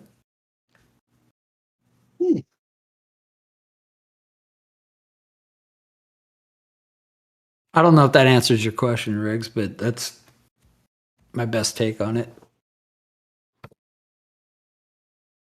But the most important thing to remember, there's no such thing as a free lunch. Right.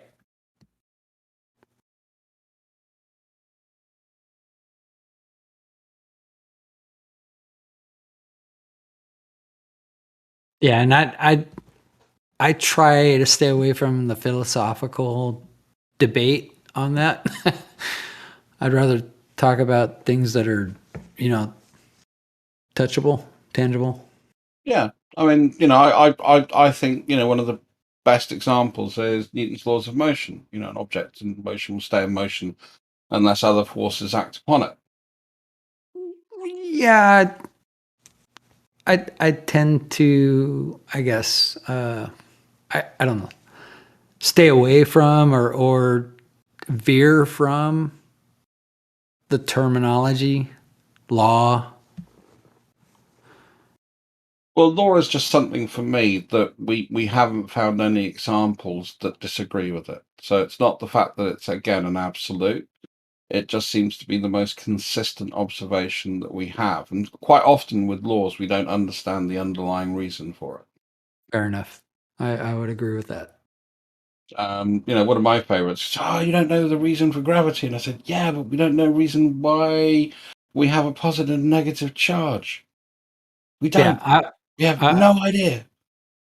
I would liken that to, left or right. I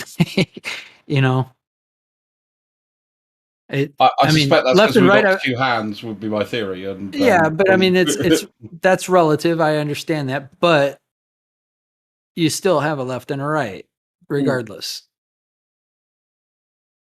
I'm just saying it's similar, not necessarily the same. You know what? This is just slightly off topic. Do you know what left is in Latin or Italian? Mm, not right.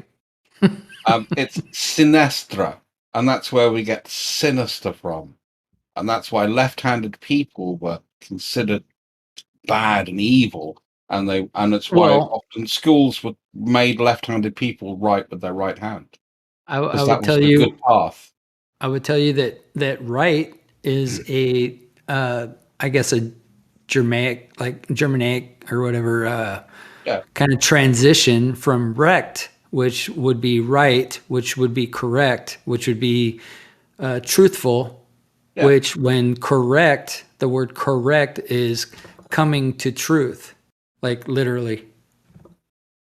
Yeah, in Dutch, it's links, recht, and if you want to go straight ahead, it's recto. Yeah, The right path. I find language extremely fascinating. Like I wish I had the time to really get into learning different languages and stuff, because I think that that's like a really valuable asset that people are generally untapped Yeah. to. Yeah. Yeah, I'm lucky. I've traveled to lots of different places, and I've lived in quite a few countries. That's cool. I really appreciate that,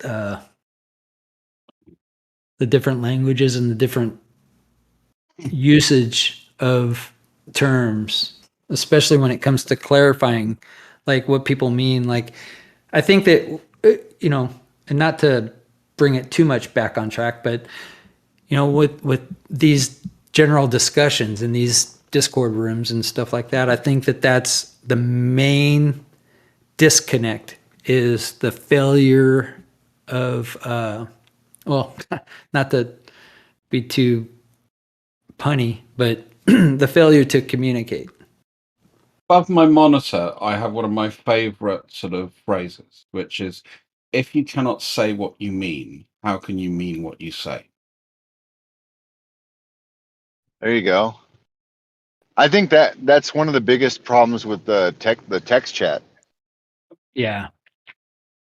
is people they express things with their emotions like when they're talking, but then when they text, they it doesn't necessarily translate well. Right. I don't think that or it's a problem with, completely. sorry.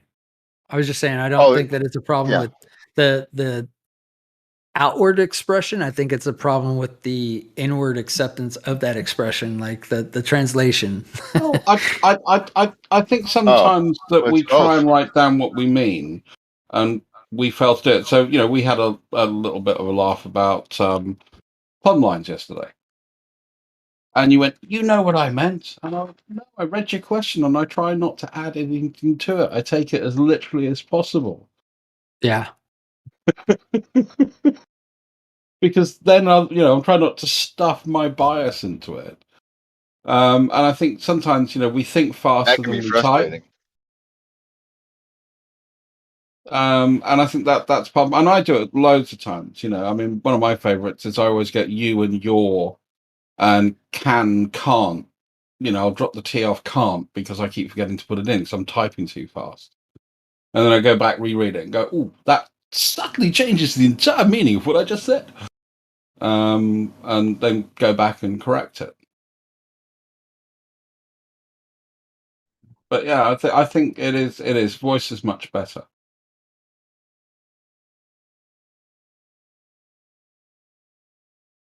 Yeah, I think there's very few people who, well, I've known a few, but there's very few people who express themselves better through written discourse. And my mom is one of them, actually. She's way better writing things down and planning things out, and then like getting her point across. It's like every time she writes something, it's like some kind of little package, just for you. Yeah, if I'm writing for work, then I'd spend a lot more time doing it. And part of what I need to do is be very clear, because generally it's about people's IT security, where you Yeah. have to be very clear. I'm really bad at it. I'm super bad at it. Like I'm so blunt. Sometimes I don't even bother explaining the reasons why I'm blunt. I just get it out, you know. One of my The least words, the favorite better. one of my favorite jobs that I did over the last few years, or gigs that I did over the past years, I was basically contracted by a company that had a really bad breach, and my job was to go to 2 user conferences to tell them how badly they fucked up, but in a positive way. Yeah, it took a bit of writing. That takes skill. Absolutely. Now, you only need to know 3 things. 1, you're going to know more about what you're talking about on that day than anybody else out there. 2, you've always got people that are supporting you. And 3, remember to breathe properly. Yeah. Yeah, breathing is huge. People really, you know, so rare somebody brings that up, but it's definitely a factor. Well, a lot of times when you hear people talk, they go and or they'll use their stop words, like basically, at the end of the day, you know, whatever phrases they use as their saving phrase, whilst in their head they're trying to think, what the fuck do I say now? If you use breathing to do that, so rather than use a stop word, you use your breath, it slows you down, gives you better pace, you're not rushing through stuff, you're sounding more considered, and people take you more seriously. I like it. I think I'll start using that. Yeah, it's good, especially when you're speaking to a group of people. It really, really helps where you've got to get their focus, because again, that helps engage them and get them concentrating on you. When you're delivering a public speech or presentation, it really, really does help. Probably doesn't work very well on Discord No, with because as soon as you these take a communities, breath, someone will interrupt, like I just did. like Xanac. Ooh. I think anytime when you have like 3 or more people, that third element is definitely the factor in whether or not a Are you saying communication. I'm the X factor? No, I'm saying I just was. I did upset the rumpus because he said, well, no, knowledge is this. And I said, no, that's like a schoolboy's education version of knowledge. In most philosophy, knowledge is not considered true belief. It's considered a justified position that we hold to be true. Now, the nuance is there. And I'm sorry you don't understand. But no, you're wrong. I think else is so funny. I had to give Rumpus a warning earlier. Finally, somebody did. I know it's about time. It's just, you know, he'll do this thing where he knows he shouldn't be doing it, and then he'll do it and do it and do it and do it, and then he'll stop, and then he'll deafen himself. So any ramification or consideration or correction, it goes unnoticed, or like, Yeah. just totally disrespects the room. So he did that, like, I think it was 2 or 3 times today, and I was like, all right, well, been playing games. Just take your warning. Fuck it. I have friends. Sorry. I was just going to say I have friends that are a lot like Rumpus's personality. So I mean, I can appreciate the fervor. I just sometimes the attitude or the boisterous, position is a little much. It irks me when people are more concerned about what they want to say rather than participating in a conversation that has 2 sides. I would agree with that.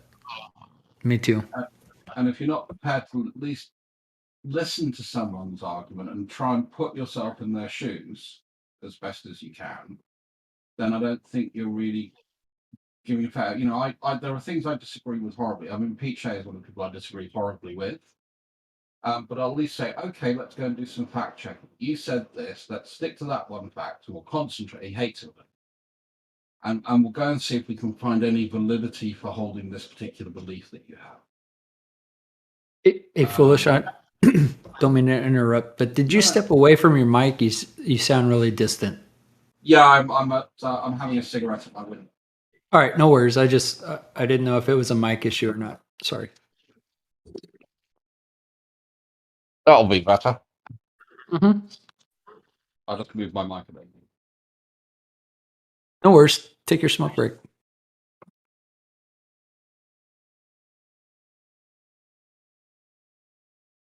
I didn't mean to interrupt. Sorry. Oh no, it's cool.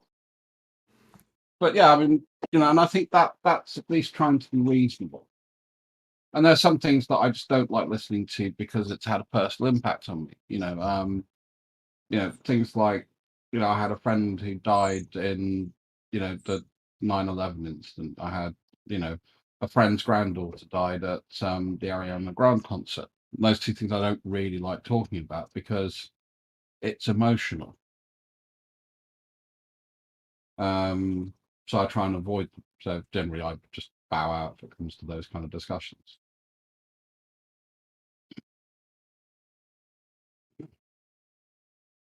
But I think when you're trying to assert something as fact that you hold as a belief, that kind of works for me. I separate my sort of theistic spiritual side from my science side. Science is something within the bounds of reality. I can say, well, this and this infer that. And we have data and evidence to support it. And whilst I work in IT, the only thing I actually studied to a decent degree was history and archaeology. Yeah, that's what I got my degree in. Would you agree that history, I mean, I don't know if this is cliche or not, but history is a lie agreed upon? To a certain extent. I think Napoleon said that. I'm not sure exactly, but Julius Caesar was one that said for history is written by the victors. Well, yeah, but that's different than a lie agreed upon. But regardless, it's the same sentiment, right? I think you can have that, but when you have sort of competing things, so let's say, for instance, we're looking at an event that happened in, the Second World War, and we have evidence that comes from the Axis position, we have evidence that comes from the Allies position, and we also have evidence that comes from a neutral party position. That's a pretty strong argument for me. I would ask, what would the neutral party be? Like, how neutral is that party? Oh, say someone that's not in the fight, like Switzerland wasn't in the fight in the Second World War. Okay, well, if you're going to make this is the problem that I encounter often.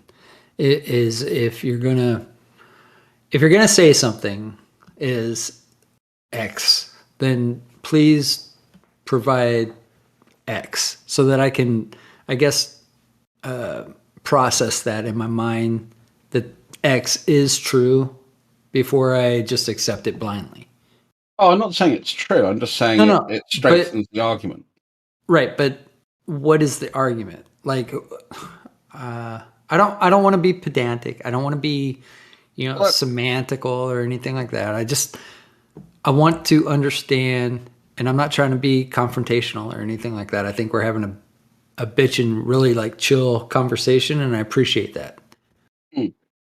Right, but I also want to fully understand what you mean by neutral party versus a not neutral party, and I want to be able to understand that it is in fact a neutral party versus some, systematically manipulated situation that I'm like led to believe because reasons. You know what I'm saying? Yeah, and I suppose there's a flip side to that argument that, is it reasonable to assume that all things have been done to a particular agenda when you can't demonstrate that agenda is reasonably told to be real? I wouldn't. And one of my favorite pieces of history is the Flavian emperors, that's Tiberius, etc., around the 1st century AD. And I they don't want did to a get too far off topic. Yeah, this is pretty on topic. So that was a Okay. huge one where basically they were absolutely into controlling the narrative to the point where they destroyed huge amounts of literature. One of the Right. reasons why we have very, very, very, very few Old Testament documents prior to the Dead Sea Scrolls, and even that's an accident because they were hidden. Is because of the Flavians, who went and destroyed a huge amount of documentation because they wanted, their narrative to hold sway and nobody else's, and they had the power in that specific region, Levant, Judea, Israel, whatever you want to call it, Right. to do that. Different people of influence. I get it. Yeah. So there we can say, and because we have not just the Rome post the Flavian emperors, but also from multiple other sources that they did this, then it's not unreasonable, especially when some of those sources were outside the sphere of control of the Roman Empire. Okay. And especially when it's a negative connotation. I think it's much easier if that person's a bastard and he's in control. Generally, is negative to the reputation of that entity. Is also one of the things I think you get much stronger reasons to say that this is a reasonable explanation for those events. But it's a very rubber ruler. I don't disagree with it at all. But, Okay, but as far as allied or neutral, I should say, neutral parties. When we're taking information on face value from a particular narrative that we are given, how do you discern? I mean, realistically, like I'm not asking you as any different. We're not on different sides here. Like we're just people talking, right? How would you discern what a neutral party is in that particular situation? well, again, I used the Second World War because that's something fairly recent. And No, that's fair enough. Yeah. Yeah. And there were a number of countries that weren't involved in that war and made a point to keep out of it. Historically speaking. Yeah, historically Right. speaking. So Switzerland was one of them. Ireland was another one of them. And this is based on, like, their neutrality is based on that they didn't want to get involved. No, but I mean, who is they? Like the government, the people, the people in the know, the people a little bit of both. Okay, but is it the people that were in the know, or is it the people that were in the know that were influencing through media? And I'm not. I know media is kind of like one of those catch terms now, because like fake news, and I think things are so. I don't even like using the word perverted, but I think that the certain words are so overused and just, I don't know. Perverted is a good word to describe it. I mean, obviously, I'm not exactly a spring chicken, and I've seen big changes in our media over my lifetime, and I think one of the problems that we have in the way news, inverted commas, air quotes, is presented is very different to when I was a young adult. How we get that news and the quality of reporting of that news, and honestly, the ethic that went into some of that reporting. You always have. I have one of my favorite phrases: every group has its shitheads. I think that's demonstrably true through history. Yeah. But I think the ethic, and it goes back to what I say is I think one of the major things that's wrong in this world is the fact there is no consequence for breaking your word. People should act in honor. Yeah, I think you said that earlier, like a few hours ago, actually, and I totally agree. I think, as a matter of fact, the internet pretty much like expands that liberty a little bit. But I think that there's a lot of misinformation that gets put up. And you're right, it's not always easy to work out what's a reasonable explanation to an unreasonable explanation, if you don't go back and sort of try and understand where that information's come from. Right. But And the reason why I'm kind of pinpointing on this particular topic is because you're mentioning something like, say, World War II or even 9/11 or whatever historical quote unquote event that you want to reference, right? Well, my point is that if you're going to state something as a fact, say neutrality in one particular area or another from a certain group of people, like what are you defining that group of people as? Are you defining that group of people as the government? Are you defining that group of people as the people themselves? How did you determine the social congruency between a certain amount of people? Is it a statistical analysis? Like where are you getting your basis? What is your premise based on is what I'm asking. So, I mean, for me, government is part of the people. Again, every group has its shitheads, and quite a few gravitate to that. I think government is a poor example of a journalists people's opinion. No, journalists are part of the people. And maybe.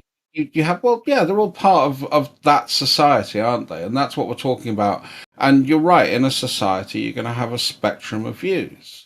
You have the, what I class to be the more accepting, reasonable end, and then the somewhat less accepting, unreasonable end. And, we can look at religion as a great example of that. Okay, but your use of reasonable. That there are some great Christians out there, and there's some Christians that are absolutely horrible. There are some great Buddhists out there, and there's some Buddhists that are absolutely horrible. So where do you put it's not like saying this is the truth. All we can say is this is the best inference we have. And the further we go back in history, I agree. The harder it is to determine that. And one of the things that I always talk about, and especially when you're looking at old documents, ancient documents, is that do you think how much metaphor we use in life? Do you think how much metaphor you use as an American? I assume you're American, Mobius. Sorry if you're wrong. Whatever. I don't care. Or Canadian, or no. Across the pond. This particular piece of land versus your particular piece of land. It's the fact that there are going to be metaphors that are going to be literally local to the very local area you live in, because of events culturally that happened there. Yeah. And then there's going to be ones that are more broader across your culture, and there are going to be ones that are somewhat international. Which I think the word culture is an interesting term, but I digress. Go ahead. Yeah. So when you're reading a document, and as I say, the older it gets, the harder it is. You've got to bear in mind that a lot of the nuance of that document you're going to miss because you're so far removed from the use of that language and the metaphor in it. Mm-hmm. I mean, we have a saying here called in a pickle. I've actually found out a reasonable explanation of where I think that came from. It wasn't really used prior to World War II very much in the UK.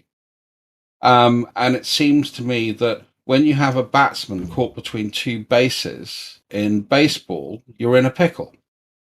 Yeah. I think we've already touched on our mutual appreciation for like the origin of certain terms or words or whatever. I think that that's a really special kind of perspective, right? I think that really adds to somebody's understanding or capacity to understand. Yeah, and all I say is I try and understand. I don't even say I'm successful in that understanding. You know, what I try and do is have a good rationale, the best rationale that I can come up with for why I hold to a position. Right. And I would You know, agree with that. and part of the problem is it's very easy to get into what I call the genetic fallacy, which is unless I've experienced myself, it cannot be real, or I cannot hold it to be real, which I think is a very difficult position to hold, considering so much of what we do, what we use, is being validated by others. I'm glad that you brought that up, because I encounter that. I don't know. I guess that accusation. Is that intrinsic in human beings? Like, are these things we have to learn, or are we born somehow with some kind of inbuilt mechanism where we can? Merle, if I may, I just wanted to address that. I'm sorry, I can't even remember the name of the fallacy, the genetic fallacy. That's right. The genetic fallacy is like you cannot. It's almost like a solipsism, right? Solipsism, like you can't verify something that you don't yourself experience. So therefore, it's not true unless you can experience it. Like I've experienced this accusation often, right? I've gotten people have told me, well, you must not think that China exists if you've never been there, or Australia doesn't exist unless you've been there, which I don't. I don't say that these things don't exist just because I haven't personally experienced them. I can choose to accept that belief based on the evidence that has been presented to me, right? But I have not been to Australia. I have not personally been to. I know somebody that has been to Australia. I've bought her ticket. I can say with a pretty good degree of certainty that Australia exists, blah, blah, blah, whatever. But personally, it's a choice that I make, bottom line, to either accept that belief or not, if I don't, in fact, experience it myself.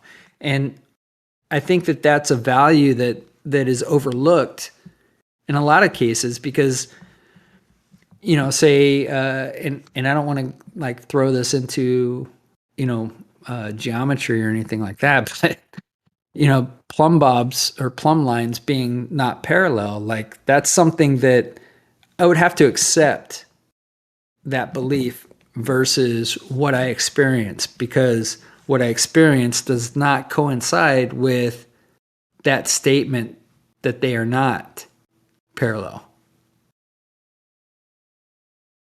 I would have to accept the belief that they are not.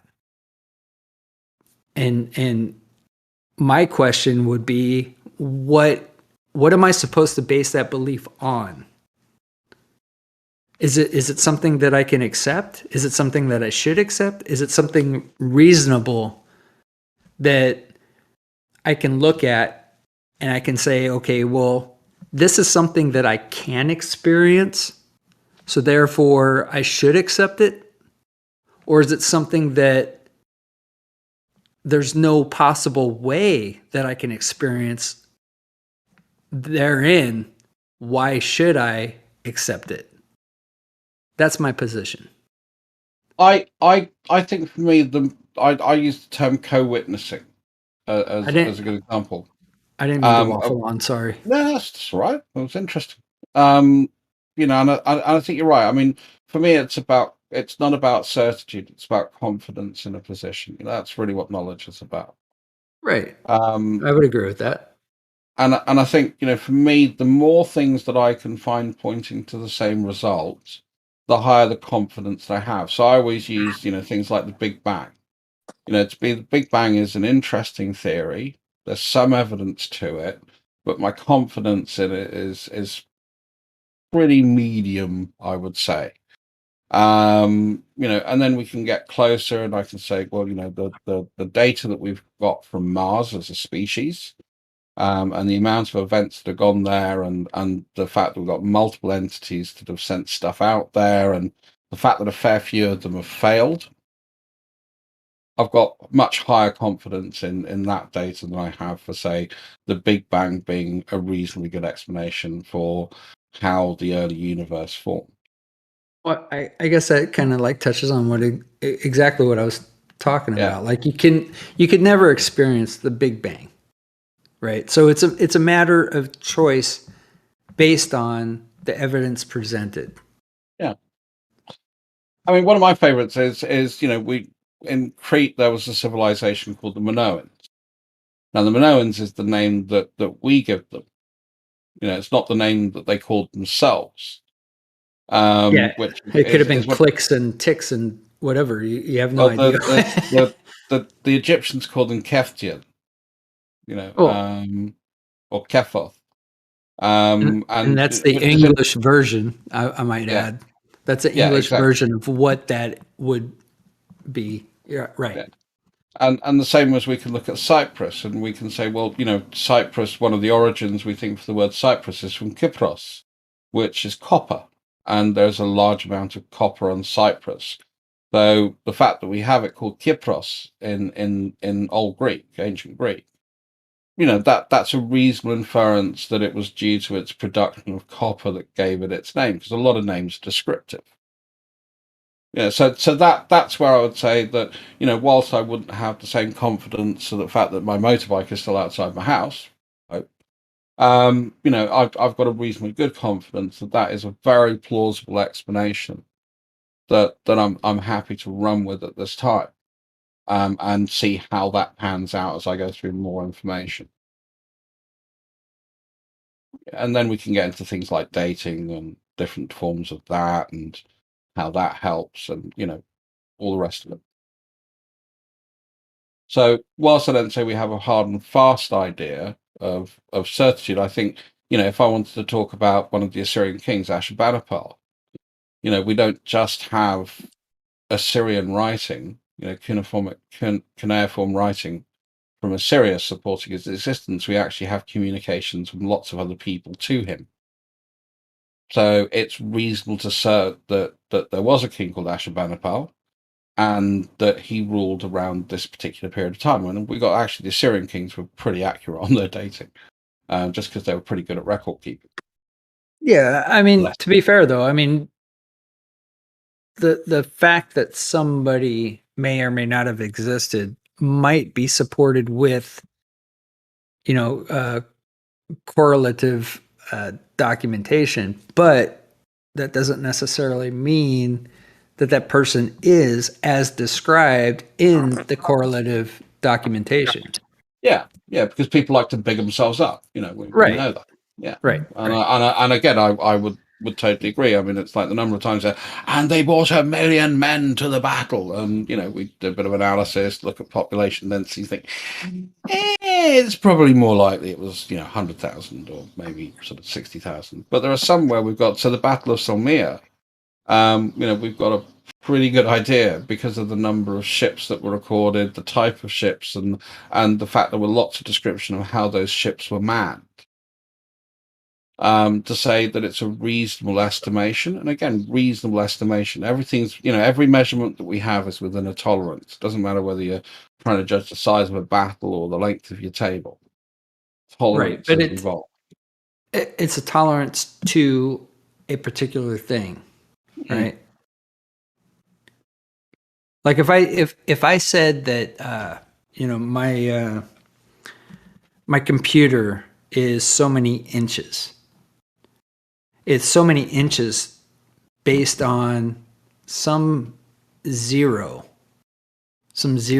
amount, some zeroed arbitrarily assigned particular point. But you're using a systemic system there, so we've defined what, say, an inch or a centimeter is. Of course, it's a systemic system. That's kind of a redundant phrase. Sorry, it's a system. systemic yeah, you're right. That's tautology, but systemic methodology, isn't it? Right. So we've defined what that unit value is, and Mhm. we've as best as possible standardized it. But it's like I say, I said to Bev once, well, show me a straight line in reality. There are no straight lines in reality. That's what any measurement is from. Yeah. We get to our nearest approximation to that ideal. Yeah, exactly. Right. And that's why I say, but what we can do is we can say, well, if I measure your PC in inches, and let's say it's 12 inches long plus or minus an eighth of an inch. It's bigger than that, but all right. I'm just go ahead. That's cool. So I know that it's somewhere between 11 and 3/4 and 12 and 11 and 3 and 7/8 and 12 and 1/8. I had to think back to imperial. Don't have to do that very often nowadays. Whatever. You can use centimeters. Go ahead and use a metric. Yeah, which is fine. I'm happy in imperial. I'm old enough. Whatever. So we know that the value is going to fall within those two bounds. Mm-hmm. Yeah, so that's the important thing to remember when we're doing a measurement. There's always an upper and a lower limit. Your standard deviation, then you're going to have the mean value, and the mean value is kind of what we use. If you're a betting man, but that kind of correlates with when you place a bet, you have an over under possibly depending on the situation, right? But let's say we've got a first, a favorite, a second favorite, and a third favorite. That to me that's a probabilistic argument. That's not an argument of tolerance, because that horse could fall at the first jump. The rider could not be very good. That rider could actually be pulling that horse to affect the results of the race. Yeah. So this is where we get into probabilistic with potential external effect on that probability number. Right. Analytical statistics. Got it. Yeah. So where if I take a measurement, and the width of my computer is probably about 8 inches or about sort of 15 centimeters. Say it's 15 centimeters. Yeah, so it's 15 centimeters. What I can say, it's certainly greater than 10 centimeters and certainly less than 20 in a very inaccurate measurement. But my point, and I don't know if I'll give you the benefit of the doubt and assume that you're not purposely trying to deviate from the actual point, is that it's from a particular zeroed point, right? That the 15 centimeters has to be from 0, right? There's an ideal from which you're measuring that 15 centimeters from. Yeah. So a straight line in reality, in a 3D reality, there is no 2D ideal, right? That ideal is what the 3D is measured from. It's a stepping stone to the measurable reality in which we experience.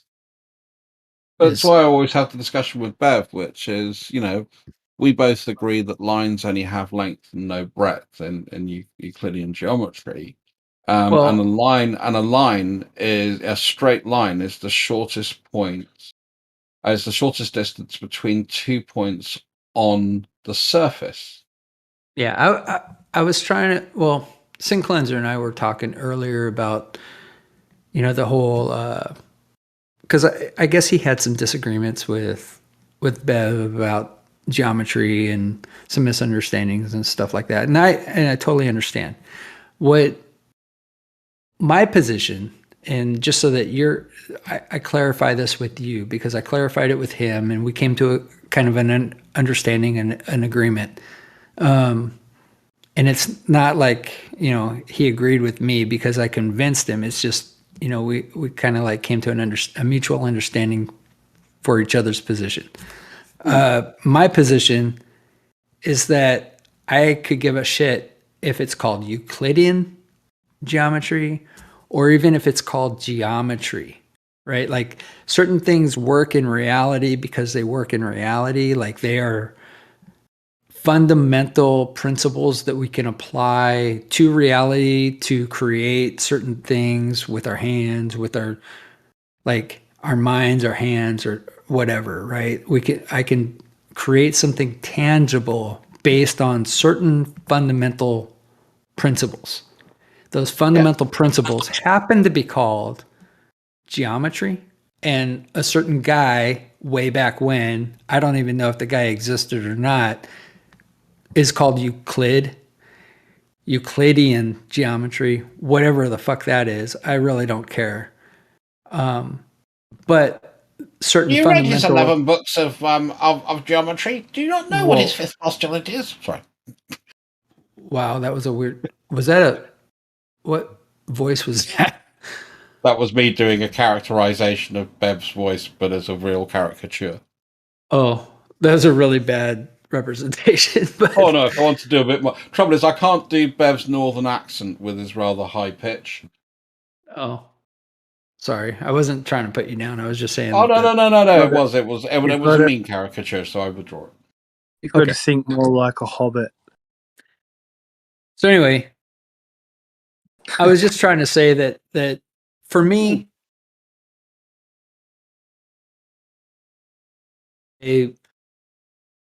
assigning a name to what it is that works in reality. Like I use Euclidean geometry as a kind of a lazy descriptive term for what works in reality, but I don't necessarily ascribe Euclid to that particular thing. I don't necessarily even ascribe geometry, the word geometry, to that particular thing because these things work. Like I could have called it fucking flamingo fart. You know what I mean? But it works because these certain fundamental principles are applicable in reality, and I can produce certain predictable outcomes with these particular fundamental principles. But we give labels to things, so we do have give labels. consent, and Right. so we can have consensus between us to have some form of understanding. What I'm saying is that I'm not like we can ascribe certain labels to these things so that we can communicate these particular fundamental principles to each other, which is fine. I'm totally okay with that. But what I'm saying is I don't give a shit if it's Euclid. I don't care if it's Bev. I don't care if you came up with these fundamental principles. These fundamental principles work because they work. I don't care what it's called. Yeah, it's like if I've got a reasonably decent measurement from me to the distance to the tree outside, and I'm standing on the ground, and then I take an angular measurement to the top of that tree, I can pretty much work out its height. Yeah, but you'd have to break that down to first principles versus just I said so or I measured it. Because what are you measuring? You're measuring units of measure. You're inputting certain numerical value to arbitrarily assigned distances. Yeah, but the thing is, if I have a ruler, I don't want to get too far fetched. Yeah, no. But if I've got a ruler, and that's the unit that I'm using, as long as that unit is consistent, then I could use it. Whether I call it an inch, a cubit, a foot, a yard, right, and it would be furlong. standardized. Right, exactly, and it would be standardized and accepted throughout the land or whatever. Especially if you're the guy in charge. Right, you could say an inch is an inch, and you must use this particular distance and call it an inch, and that's how you will, for now, build everything. Right, Yeah, I get that. But the thing is I can then still take that measurement to the height of the tree using that unit. Yeah, and it will have meaning. Yeah, Don, I'm not saying that metric and imperial aren't accepted. So I'm trying to understand where you have the problem with what I said. Then, if I'm saying that, you know, as long as I've got the distance, however I measure that distance, whether I use the foolish unit or whether I use the unit of the inch or the cubit or whatever. I'm not having a problem with you saying that you have a distance. What I'm saying is you are assigning a particular value to that particular distance. That distance does not change based on your assignment of a value versus somebody else's assignment of a value to that particular distance. Yeah, but what we can do is then work out the relationships between those values. So say you use the Mobius unit and I use the foolish unit. And you can say, well, it's 4 Mobius units to that tree. And I said, well, it's 12 foolish units. We now have a relationship between those two values and we can work out a conversion. Right. Sorry, foolish. I gotta hit the bathroom. No worries, man. I should go and do something productive anyway. But really, Mobius, I want to actually do a small point and apologize because I think I misunderstood you. And if I did that, then, you know, I'll own it. No, that no apology necessary, dude. We all have different. We talked about it earlier about the different tones, you know, communicated on text and all that stuff, and it's all good. Just accept the fucking olive branch. Sorry, I accept it. I accept it, and I'm telling you, it's not necessary. Don't worry about it. No worries. Well, no, I just like to recognise where I make a mistake, and that's wrong. You definitely know how to think, and that's pleasant. Right in on. my opinion. I appreciate that. Well, I appreciate that, and I appreciate the fact that you can think also. All right. Take care, dude. All right, I gotta hit the head. Talk to you in a minute.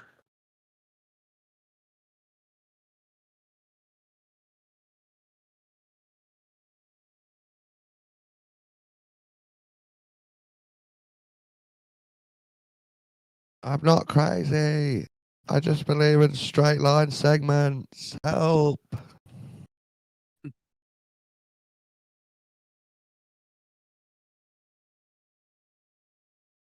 Circles are only a concept. Everything's a straight line. Get me a doctor. Put a straight line on a hill. Yeah.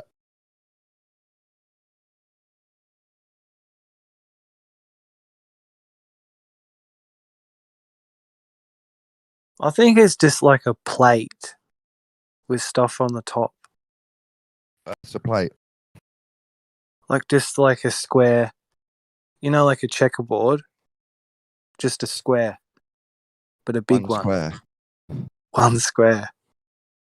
So it's like a square plate with checkerboard. Yeah, well, where we are, it's like a big plate, and then you have, I don't know what's on the bottom. Could be metal. Oh, no one does. Bobas, they wrap around the bottom. I don't know too if there's like a big molten iron core thing either. Maybe. It's not actually coloured black and white, is it? Like a checkerboard? No. It's it's like just a visual, because if I any kind of grid or pattern like that, it seems to repeat, like a fractal. The checkerboard sort of inverted too. It's sort of like solid, and then like the black and the white. I've heard some people say it's like the material and the immaterial, or positive and negative. But it's like a grid in a way. It's like it's charged, that field. Yeah. I understand this checkerboard dualities. Yeah. Wherever we step, you know, we're likely to step in the opposite of what we want, or exactly what we want. Like it's all duality on the floor. Material duality. Chess.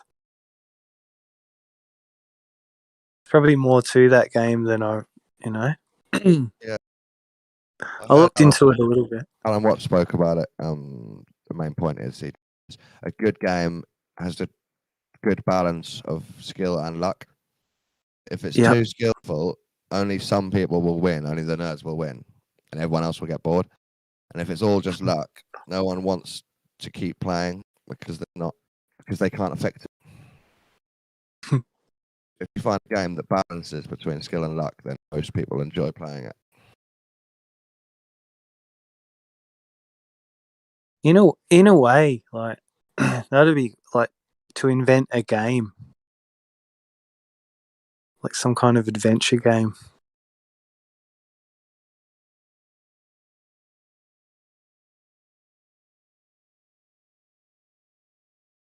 There's a good movie about that. It's like Sean Penn. He has a brother, and his brother has everything. He's rich, but he's not happy. I think it's called The Game. Yeah. I was just going to You say seen The that? Game. Yeah. And The Illuminati like make him do tests kind of thing, don't they? yeah. Yeah.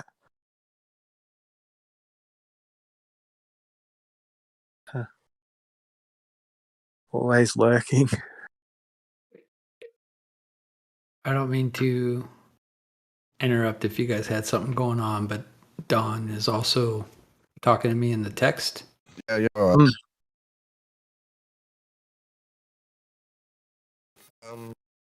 right. I only caught a bit of what you were saying, but it sounded like you were really pushing the idea that even if we have a standardized system of measurement, we can't use it for any real good measurements.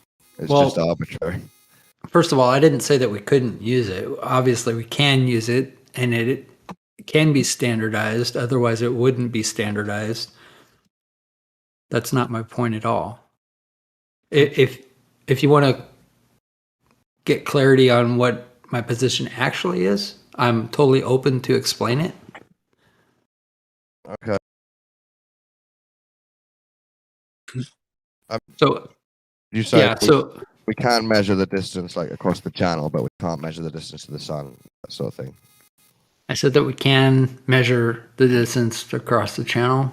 I didn't actually say those words. No, you put those words. Is that what you believe? Well, I believe that we can measure something that's tangible because we can put a tangible unit of measure applied to that particular thing that we're measuring. We can infer angular measurements based on those tangible measurements, and we can not necessarily tangibly measure that angle, but we can calculate that measurement based on the tangible measurements that we can make. Maybe if your position is some of the measuring humans do assumes and infers rather than physically measures. I think I'd agree if that's what you're saying. Yeah, like if I have, say, a house, right? I can go up and I can touch that house. I can measure that house. I can, every 2x4, every shingle, every floor tile, every piece of wood, every square foot of paint, whatever the case is. There's nuance, isn't there, in the house? You can't measure every wood particle. Can't I? But it's tangible. It's tangible. Yeah. Can't you I? can't put a ruler on the Whoa, surface, hold on. right? You said that I can't measure every wood particle. Can you define what a wood particle is that I cannot measure? It's too small for you to hold a ruler against. Something too small to measure? So you'd have to line them up. If it's too small to measure, how can you verify that it exists? Okay, so you are saying we can do nuanced measuring. We don't have. I'm asking you. You said, just to be clear, you said that I cannot measure every wood particle, and I'm asking you, what is a wood particle that cannot be measured?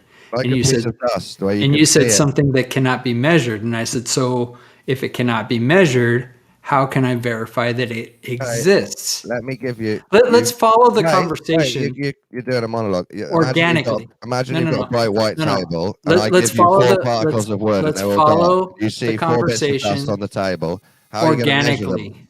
How do you measure them? Look, I don't want to talk over you. I don't want to get talked over. You should have stopped ages ago. That's why. Well, what about you? Should have stopped it I'm ages explaining ago. to you the wood particles and asking how you measure them. Yeah, I wasn't done with my point. I was trying to ask you a question. You were drifting into my loads of other points. You're trying to answer part of my question, but you didn't let me finish the question.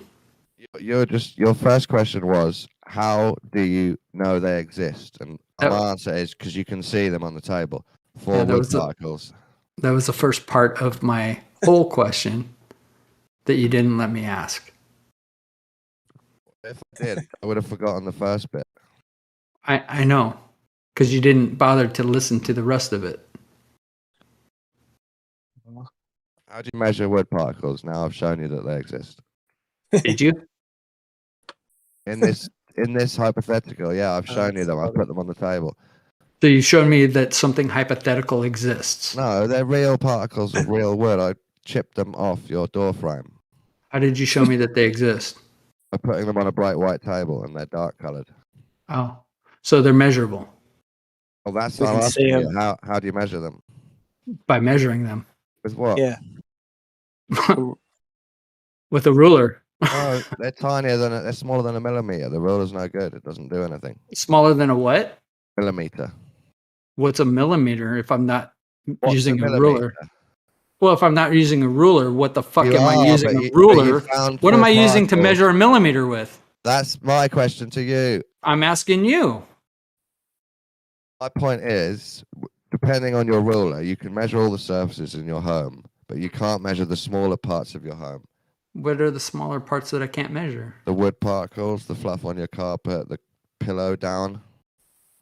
Well, are you saying all that they all the exist? small detailed things. Yeah, I'm Are you- saying they exist. They're part of your house. How do you know that they exist if you can't measure it? You need different types of measuring, different scales. That's what I'm Obviously, saying. you've measured it. Please tell me how you measured it. Magnifying glass with micromillimeters written on it. So I guess you just explained to me how they were measured. Because you couldn't. Right. So you did. Thank you. Right. So you're going to agree we can use rulers and microscopes. I'm going to agree that something is measurable if we can measure it. Yeah. Okay.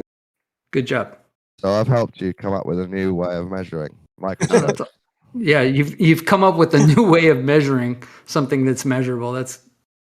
I don't know if you understand So would the you now, process would you now, that you just experienced. if I extend this to Yeah. measuring Earth and space, we don't just I'm sorry, use what? water levels. We don't just use water levels and auto levels. But we Is can this your- use cameras and zoom in on stuff Is this As your default as another tool. setting? Is this your default setting, Don? Do you not want to have a conversation? I do. I'm trying to. So now you admitted there's more than one type of measuring. Can I'm we move up from the hypothetical Mobius house to Earth? what hypothetical am I expressing to you? You What were do- just what do you- talking about building a house. Yeah, That's not real, is it? That's hypothetical. I have a house. You didn't build it, though, did you? I can measure it. I can Have you tear tried apart measuring the wood drywall. particles yet? Wood particles? Yeah. You mean the measurable parts of the wood? Yeah, tiny little flakes of wood. I imagine I can measure But the you haven't. measurable parts of wood. Haven't yet, have you? So you don't know all about the wood. I don't think you're quite understanding where you're fumbling. All you've done is measure the surface of some of the wood. You haven't measured the actual. You're wood. literally telling me that I can measure the parts that are measurable. You didn't. Yeah, so it's hypothetical. That's all. I'm trying to get across. I'm not saying that I did, but you're saying that it's possible to do. Which? Okay, tell me which bits are real. Which bits of your house have you measured? The measurable parts of wood are measurable because they're measurable. I've Did you measure measured them. I've got an ability to measure measurable parts. Okay, so you didn't actually measure your house. That's not Right. what we're talking So about. we're agreeing it is a hypothetical. That's not what we're talking about, Yeah, Don. we were, because you said it's not a hypothetical. So I had Whoa, to whoa. make sure you're still sane. So you're saying that it's impossible to measure the measurable parts of wood because saying it's you a measured it, but you hypothetical didn't. because I haven't measured the whole measurable point of the parts of argument. wood? Why don't you let me? Your Why don't you argument let me? against us. You Okay, just I'll made wait for you to yourself- finish. You didn't measure your house. It's a hypothetical. Are you done? Yes. You sure? I don't want to interrupt you with the middle of my sentence. So if you're not done, let me know. Are you done? Okay. I So don't wanna- are you? I don't want to interrupt you. I need to make Hmm. sure you're done.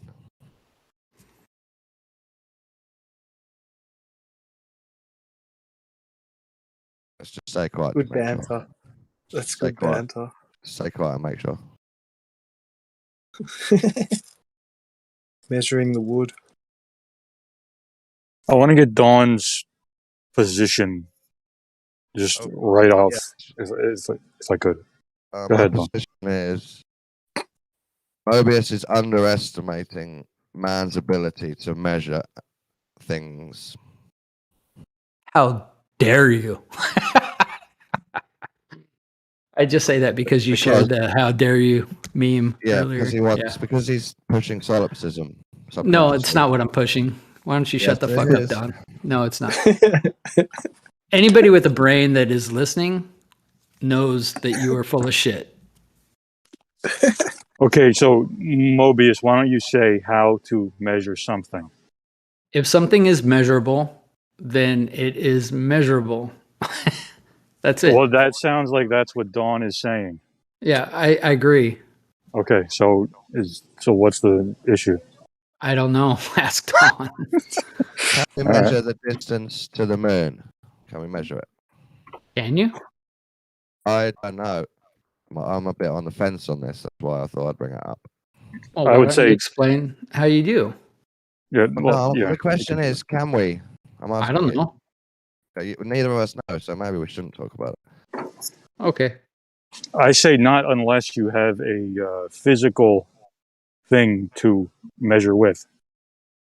It needs to be a real physical unit in reality. I think that's Mobius's argument. He wants to put a physical ruler next to the thing. Is it? I'm saying there's other ways to measure things. There are. There's different ways to measure things. You can calculate measurements based on known measurements. But can you measure something based on inferred measurements? It depends if you trust the inference. I guess if you trust the inference. That's a good. I'm glad that you pointed that out. Thank you. There you go. Maybe that's where we're stuck. I trust some inferences and you don't. And you're trying to say to us, you shouldn't trust all the inferences. I'm not saying you should or shouldn't do anything. Why don't you stop fucking putting words in my mouth?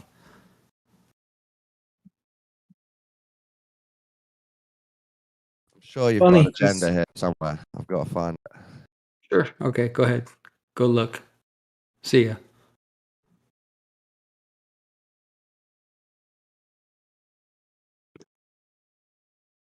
What were you saying, Merle? Oh, I'm just. It's funny because I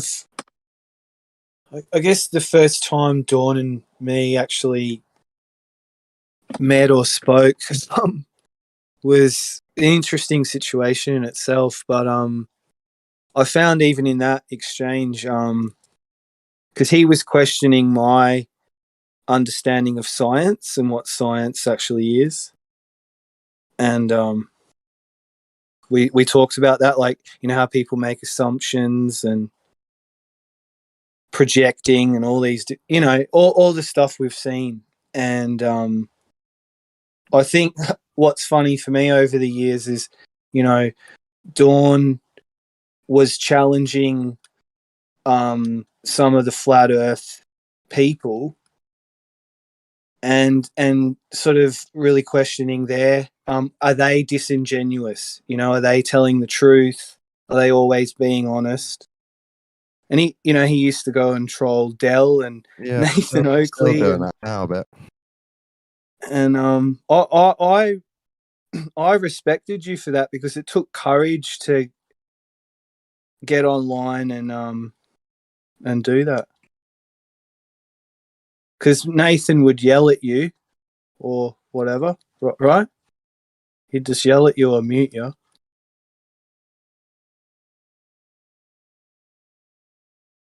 I do remember an early episode where Nathan had Dawn pinned, right? And he was trying to force Dawn to say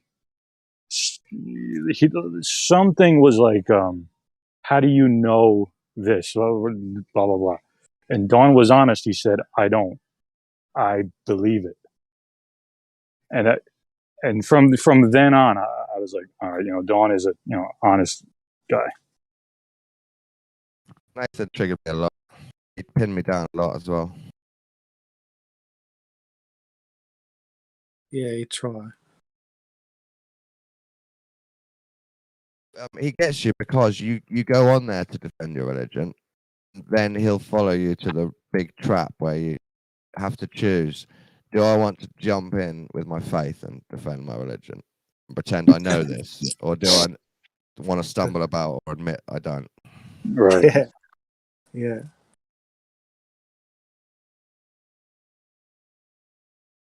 It's not a big deal with Moses. I just heard you say a few things where you were trying to be.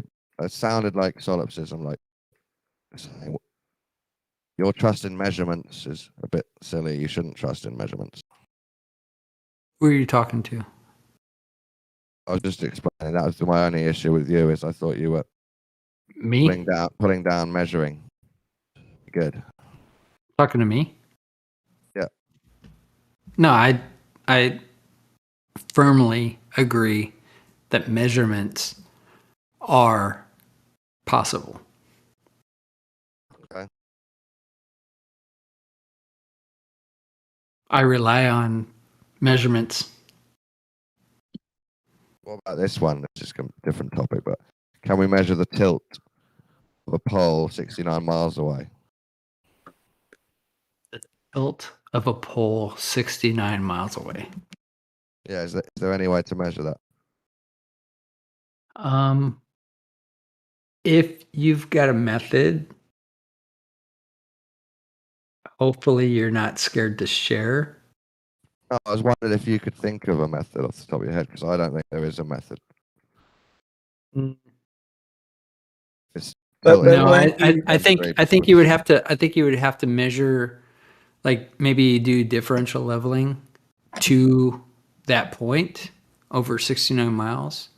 What And then you saying? Sorry. And then just I guess do the math. Weren't you saying to Demok that you couldn't see it, like you shouldn't be able to see it? That's why I wondered if Mobius would go back against Demok now that he is arguing we can measure stuff. Would he go against Demok and say we can measure? Would he go against me even?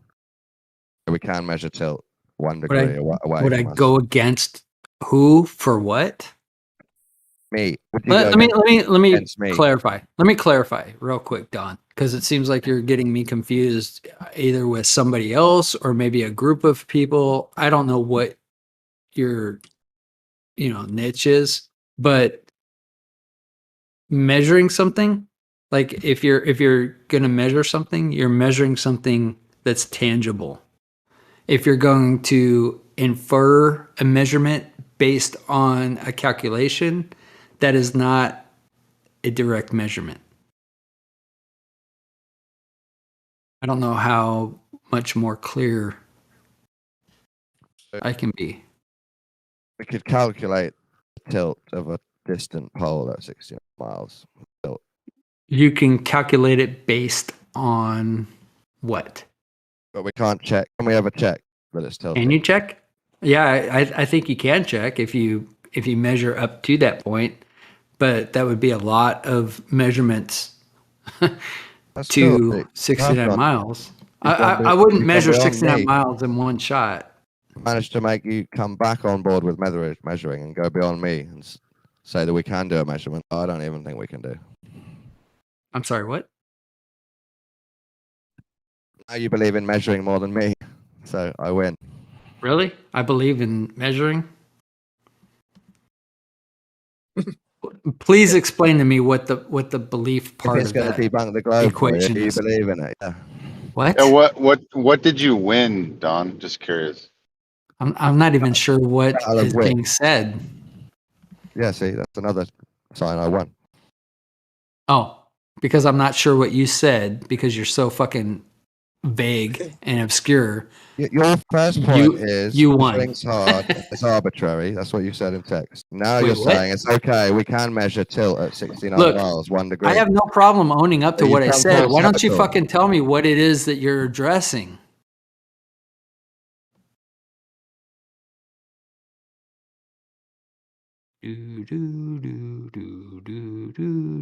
That's a Jeopardy theme song for anybody who's not American. Actually, it's hosted by a Canadian who's, I guess, deceased now. But anyway.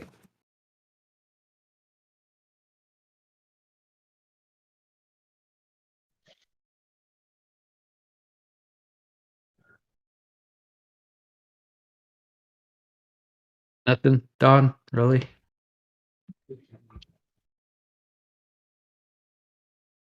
You agree with Demok? 1 degree tilt at 69 miles should be able to be measured. When you say that I agree with somebody, are you going to actually tell me what it is that I'm agreeing with? 1 degree tilt at 69 miles? What the fuck does that even mean? You knew what it meant a minute ago when you responded. I did? And told me how to measure it. Yeah. Well, okay. Please retrace our steps for me because I'm lost. What did I agree to? Point it out to me. Pole at 69 miles or a straight up object at 69 miles should be able to be measured with 1 degree tilt away. I said those words? No, Demok did. Oh, I just asked you and you said, yeah, we could measure that. you asked me what? And what did I If agree we can to? measure it. You're He playing wants to dumb. know if it can be measured or detected. You already said, yeah.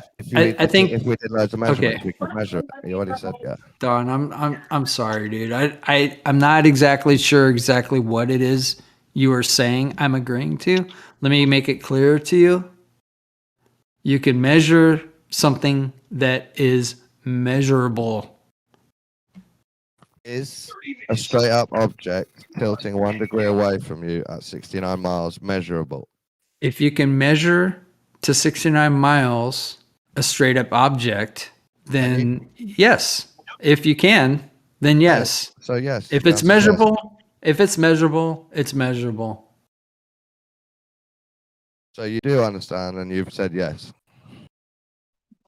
I'm not sure that you understand, but if you're willing, we can go through it and we can talk about it and figure out Just where did. this. We just did. Oh, we did. Okay. Would you have to put something up at 69 miles? Or something really tall that's already up.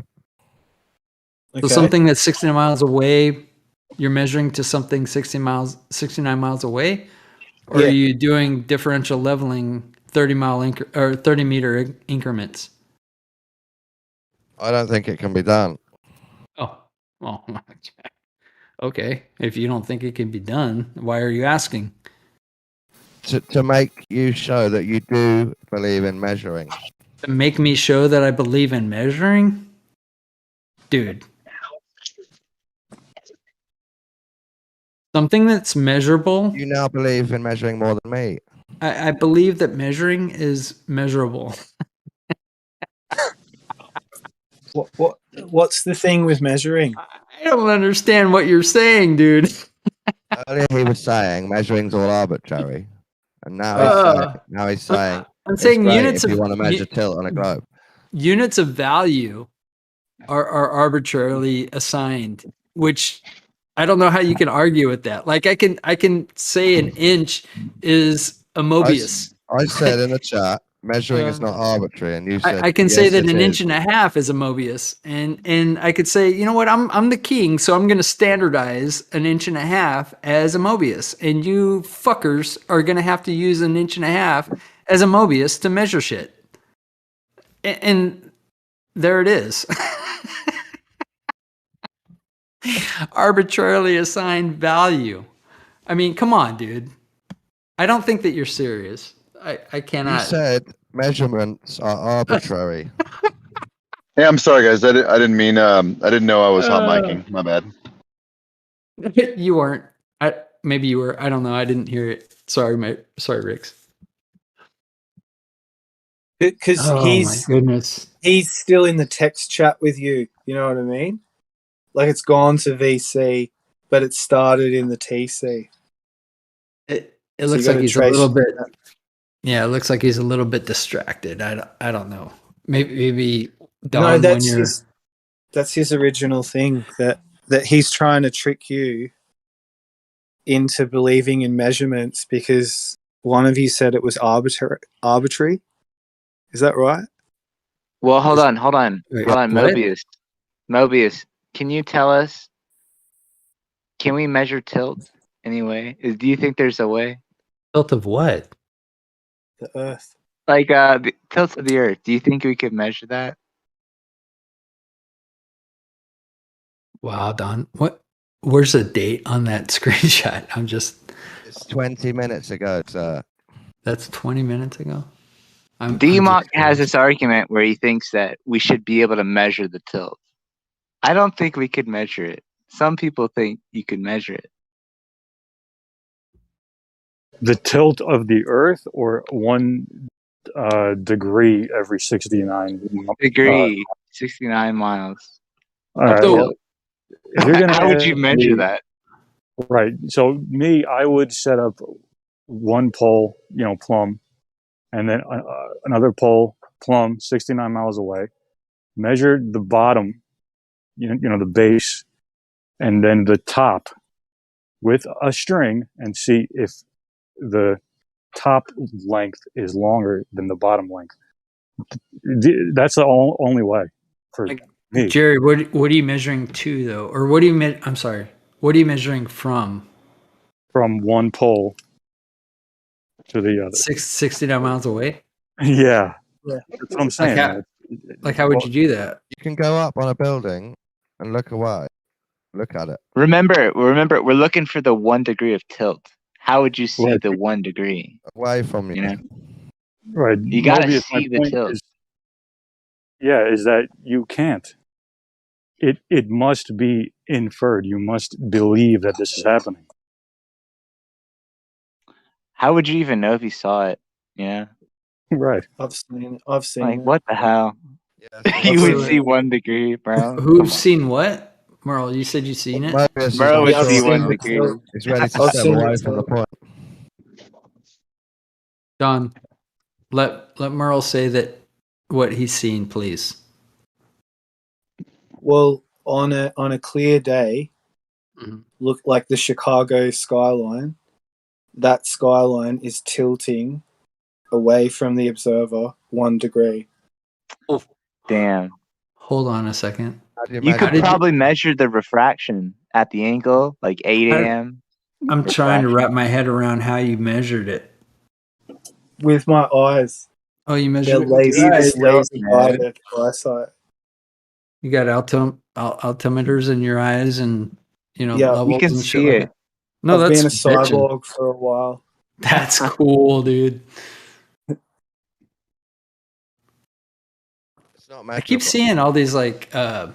Well, hold on, Netflix. Mobius. Don't Hold not on. answer. Hold on, Sin Cleanser. Hold on, dude. I'm saying I've seen a bunch of evidence for this on like Netflix and stuff. There's a lot of shows nowadays that are like advertising cyborg capabilities and like some supernatural, superhuman. Huh? We're talking about not cyborg eyes. No, Merlin said that he's been a cyborg for a while. Yeah, you're not meant to tell anybody. Like once you like No, you upgrade. spilled the beans. You spilled it. I think Sorry. we saved him. I removed my gotcha. Oh, I'm fucking keying in again. It's all right. Mm-hmm. It is better. I can like Google. I just have to rub my temples and I can get online. That's fucking cool. Sorry, we're live streaming. I shouldn't cuss. That's pretty cool. It is. A strange part of me would be willing to merge with technology, but the rational part of me sort of would be like, what are you even doing? Why would you even contemplate that? Wouldn't the logical part of you be the I'm sorry, the rational part be the logical part? Yeah, I'd like to think so. So wouldn't the logical part be like sans any human emotion or desire?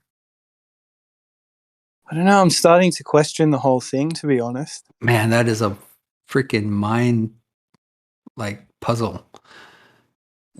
I'm not sure if Don is still here or not. He's in the text chat. I don't know if he's like still engaged in the voice, but man, we're coming up with some really cool,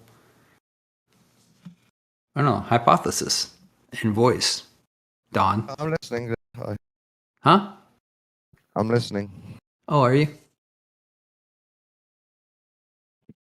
What if it was like from Terminator 1 where he looks at things and all these stats about what he's looking at just pop up and Perfect telescope eyes, amperometer, That would be sick. spectrometers, That would be cool. magneto telescopes. That's Merle right there. Terminator 1. Not Terminator 2 or 3 or whatever that liquid metal dude was, but because that was kind of weird. That was obvious CGI. I'm willing to accept the consequences of not going digital. What if you got contacts that had auto levels built into them and like spectrometers and infrared cameras? They're like contacts. Well, that would be that's not the expensive. same. That's not the same thing, though. No, I think I'm Apple talking about has, like I think Apple has new contacts or at least glasses. I think they have contacts too that you can like get. You have to wear Calculator, glasses internet. with the contacts, but they're digital display on your contacts that you can like interact with. I'm talking about like Neuralink, like brain connection kind of shit. That would be weird. I don't. They're doing that's like that. some Black they say they're Mirror doing shit. that one. Have Yeah, you, well, have you I'm guys not seen doing Black That's like Mirror? the Tesla next level contact built-in surgery. Have you seen Black Mirror? That show. Same shit. Social credit score, all that shit. Yeah, dude, there's some weird stuff on there. Anyway, Don was saying.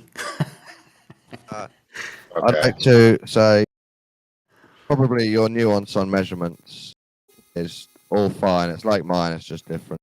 You believe in different measurements to me.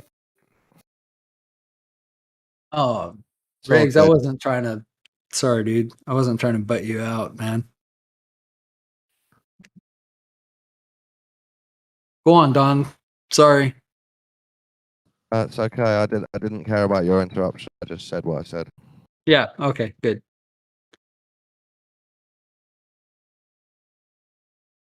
What was it you said? I missed it. I was interrupting. Sorry, what was that? I wasn't listening. I was too busy interrupting your thing that you were saying, so I'm asking you what you were saying. Oh, I've decided there's no gotcha. We just believe in different types of measurements at different times. What types of measurements are measurable?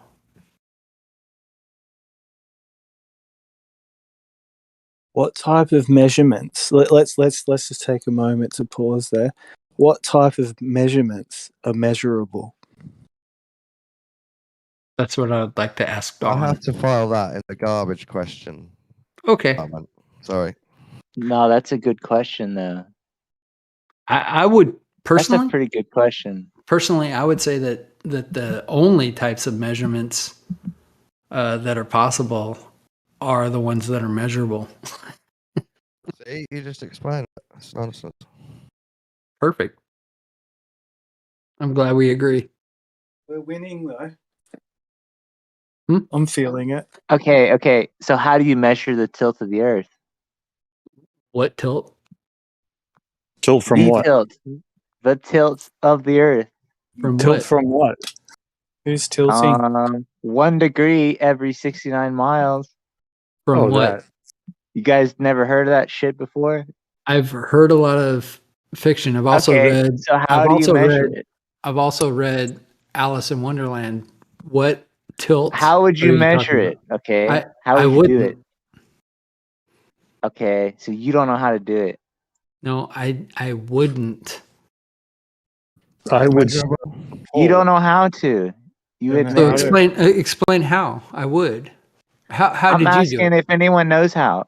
Apparently, they can do it. Well, I don't know how they did it. I'm asking how they did it. I wonder how they did it. I don't know how they would see it. You know, I don't know how they It's done. It's only Denmark. telescopes and whatever. It's just Denmark and Rakia. They're people. I think Well, I think Don's Denmark got asked it, and it's a pretty good question. Where's Demok? Demok's in Livestream 1. I wonder if he knows that Don's got a hard on for him. Let me ask him. Hold on a second. Oh my god. Well, you bring him up a lot, and I don't know why, because we're what I'm talking. saying is, don't die on this hill, Mobius. It's not you. It's Denmark and Rakia. Yeah. You can Okay. step one step to the right, and you'll be safe. Yep. Well, I'm gonna ask Demok why he's not in the chat talking to you when you're sitting here in this chat talking to him. We just need to figure out who can do it at this point. Somebody's got to be able to do this shit. Yeah, Mobius. So the reason I brought it up to you is because you sounded like an expert on what measurements are viable. Yeah, this is why I suggested. We're this checking one. our options, Mobius. We're gonna get to the bottom of this shit. Somebody can measure this fucking tilt. Would have been done already. Fuck this shit. There's gotta be a name and a know-how, a telescope, a picture, something. 1 degree every 69 miles. Imagine if you've got a big wide angle, you're up on the ISS, you zoom down, and we've got two skyscrapers that are 69 miles apart. And we can zoom in and we can just see them. They're like 5 pixels each. Somehow we can see if those pixels are tilted. They have a way of doing it, Don. We just have to figure out what they did. They determined it. They did it. They wouldn't be just telling you this. They did it. No globers say this. We've measured tilt. They don't say that. This is flat Earth. Where do you think they got it from? Tilt. That's a flat Earth saying. Dude. Okay, dude. That's Good just luck. calculation. We're just saying there is tilt because we believe it's a globe. Not saying we've looked at measured tilt. Flat Earthers have got a misconception that tilt needs to be like 2-hour documentaries of tilt observations on YouTube. It's not a thing. I imagine they would point to something, like plumb lines not being parallel. Well, it Don, is. they had to have measured it, man. Yeah, They had to measure it. because No, I've seen measured the circumference. I've seen footage of the Earth on the internet, and sometimes it's tilted and sometimes it isn't. I know, Merle, I was thinking the same thing you were, but when they say tilt, for some reason they're not talking about the tilt of the Earth. It's talking about the tilting of buildings away from each other as you move away. Yeah, 1 degree. 69 miles, 1 degree. That's what you say. Yeah. How do you But measure actually, that shit? the mock asked that question a long time ago, and actually that's a test that I'm preparing to do right now. I just got $300 last night. I'm finally gonna buy it. That $300 GPS to RTK. measure the Earth. Okay, Kosho, we No, I'm trust buying you. a GPS RTK, and it's gonna measure the tilt of buildings away from each other. It's gonna measure things in reference to a straight line, all that kind of stuff. This is where flat Earth gets you. People like Kosho. The GPS RTK. It's very Kosho's like a content creator. He's gonna measure the Earth for $300. Yeah, GPS RTK is for $300. That's gonna it's be a steal. crazy. The Lot will what? be handed of red box with Kosho, all, the what? all the tilt information in it. He's gonna measure Sorry. the Earth for $300 I said, bucks. GPS RTK is it's worth the money for $300. It's usually like $10,000. Sorry. What is that again? The GPS what? RTK, What is that? Romeo Tango Kilo. It's Romeo like Tango Kilo. surveyors. Yeah, surveyors use something similar, or like a what do they call it? The total station. I forget exactly what they call it, but it's Whoa. basically Sorry. you have a rover GPS and you have a base station Wait, GPS. a rover GPS? What do you? Oh, Yeah, that's I'm just trying that's to- just your GPS. That's just your device, like the device that you're using to move around and measure different locations. Sorry, you're talking to me like I understand the system that you're talking about. I have no idea what kind of system you're talking about. Could you just kind of like in layman's terms lay it out? Well, I mean, that's what I was, so like a rover is like I said, the one you move around and stuff, kind of like your cell phone or something. That would be like an example of A rover is your rover. cell phone? Yeah, it'd be like your cell phone, but in this case, it'll be a special GPS that isn't your cell phone. But regardless, a cell it's just phone a that GPS. isn't your cell phone. Yeah, it's just a GPS receiver. It's just like any other GPS receiver. So the rover is the one that you're actually using to measure your location with, and the base station, which can be an already recognized base station, like usually surveyors. What do you have mean already locations. recognized? Yeah, like surveyors that they have locations that are already marked, and the position is already known, and they have a database of those Kosho, sorry. positions. I'm sorry, dude. I don't mean to like keep interrupting you. Can you talk? So I'm just some guy on this channel. I have no idea what the fuck you're talking about. Can you like lay it out in like easily digestible pieces? Well, did you understand the part about the rover? Not It's a really. regular You said GPS. you said So a if cell you know phone what- that's if you not know a what cell phone. If you know what a GPS receiver is, You said a cell then phone you know that's what not a cell phone. I'm trying dropping to out. I'm trying to wrap my head around that. You just took it back another 5 minutes again, Mobius. I'm sorry, what? Took it back another 5 minutes. Go back another 5 minutes? I don't have a time machine. I You can. just took it back another 5 minutes. Yeah, I didn't understand what he was saying 5 minutes ago. You I'm don't trying to understand understand a what he GPS said 5 module. minutes ago so that I can fucking be current right A now. handheld GPS module. You don't understand that. He said a cell phone that's not a cell Like phone. a I don't know cell what the phone. fuck that is. Like a cell phone. Like a cell phone, but not a cell phone. Yes, that's what I mean. Why don't You're you explain it since pretending you not got to such understand expertise? simple human language. Why don't you explain, since you have such expertise on the subject? You already Why don't you? explained. I'm just Why don't calling you you? out for pretending You're to calling me misunderstand. out for not understanding. I'm telling you, I don't understand. Oh, you do. I do what? Well, I think we're all on the same page now. You're right. Yeah, it's just like a receiver. It's a regular receiver. A And regular the second receiver. What's a component- regular Yeah, receiver? the second. Dude, I'm seriously. dropping it. Okay, bye. I really don't give a shit if you keep on dropping out. I'm trying to understand what you're saying. I mean, everybody sits there and says, hey, you're a flat earther. You don't understand. Well, no shit. Explain it. Don't explain it to me like I'm a fucking rocket scientist. Come on, Don. Help me out. Telling you, he's thinking about getting a handheld GPS device. Okay. What's that? What's that? What's it do? Why Yeah, are you what's it acting do? like a child. I'm asking you like I don't fucking know what you're talking about to Yes, but I explain know it you because you do do. know. I know right? you do know what it. we're You talking do know about. what you're So talking your about, right? question is futile. You do know what you're talking about, right? Come on, don't pretend like you don't just because you think I do. You are stupid. Really? Maybe. Are you? No, you're not. Because you can explain it, right? Go on.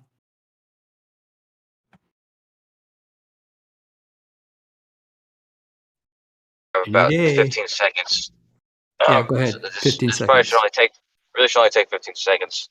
But Okay. yeah, a regular GPS receiver, which we've all agreed we understand. That's the first component, and the other Wait, we component all agree we would be understand what? a recognized base station. A base Sorry, you're station going to need more than is 15 a seconds. very Kosho. specific location that's already known and Kosho, you might as well cataloged. drop out because What the I'm GPS sorry. I don't certification understand You're what you interrupting the think. explanation. You did. What am I It takes- interrupting? I don't understand it what he takes- said the first thing. He said it that we takes all the understand location. this. I don't It takes understand the it. location of the base station, Why don't you stop and it takes the and position you're getting explain from your what I don't receiver, understand? and it uses the corrections from the base station, the recognized position it already knows, Or just keep and talking. adjusts the Blah, blah, blah, blah, blah. receiver based on those same corrections. Blah, blah, So it blah, gives blah, you a very blah. precise position. Blah, blah, blah, blah, blah. Or you can explain what is obviously not understood. I think we're all caught up. No, you might be all caught up. I'm still trying to understand what the fuck you just said. Because you kept talking while I was trying to clarify the first thing that you said.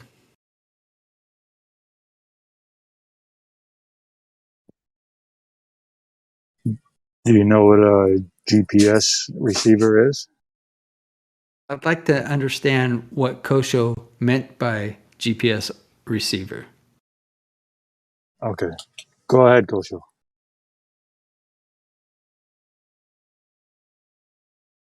He's muted now. He probably means the same thing anyone means when they say GPS receiver. Right. Okay. I don't have a What do problem you with it. mean, Don? Something that receives the signal from the global positioning system. What signal from what? Come on, dude. Listen to yourself. Yeah, I am listening to myself. I'm also listening to you, not explaining what I'm asking you to explain. But I guess that's acceptable. I think Mobius is trying to cut the legs out from the argument by saying, there's no such thing as satellites, right? Is that what you're doing? Don't talk for me. I'm not saying that. Okay. If there are, then I would appreciate somebody to explain it to me. But I'm not saying that there is or isn't anything. You want satellites to be explained to you? I want you to explain how that whole system works. Because saying a satellite receiver, the whole GPS system works. Saying that everybody understands what a GPS receiver is not telling me what a GPS receiver is. That's only telling me that you're saying that everybody understands it, when I'm clearly saying I don't understand what you're saying. A GPS server. Hold on a second. Can I finish the sentence?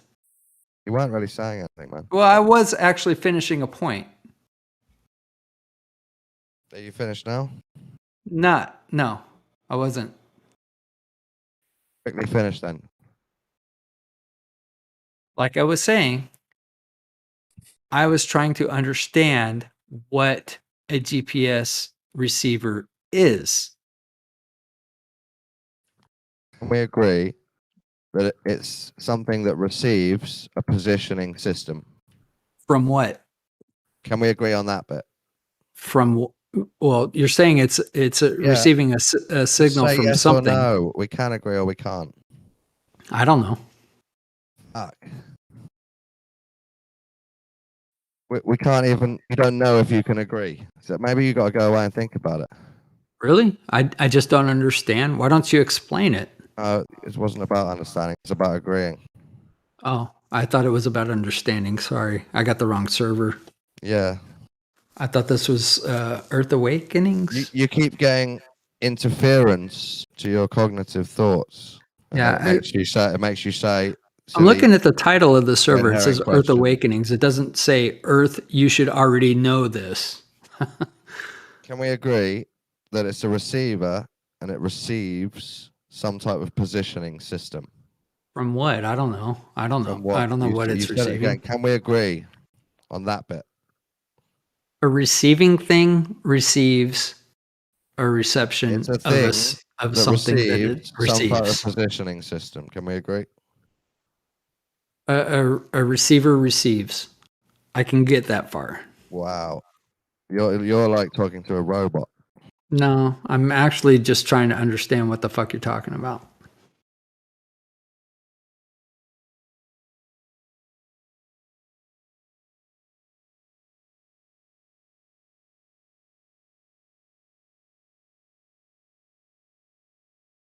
I'm patient though, Don. I'm willing to hear you out. You live in a lie, sir. I do.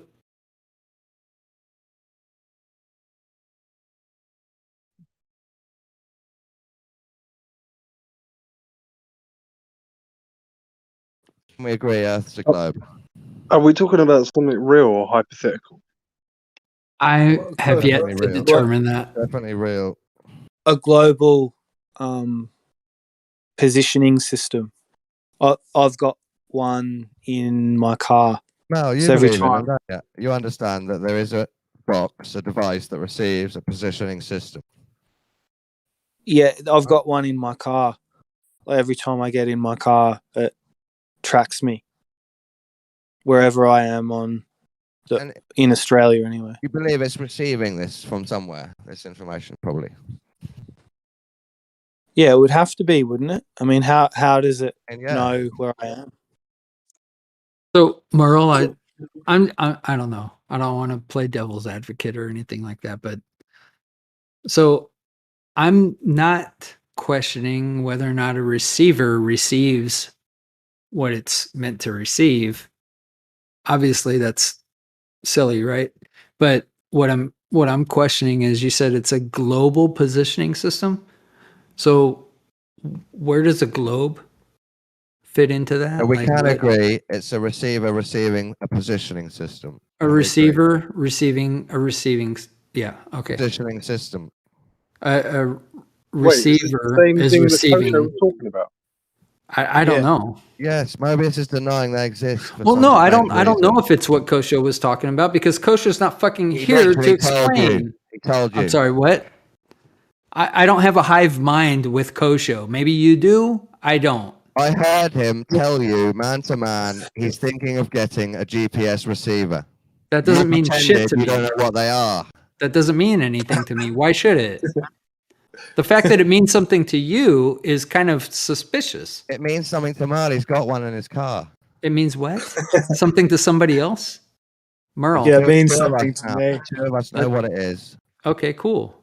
Why should it mean something to me, Don? Ask Globus, ask Jerry, ask Loey if they've heard Ask of a what? GPS receiver. I'm not saying I haven't heard Ask of it. anybody else. I'm not saying I haven't heard the words that are coming out of your mouth.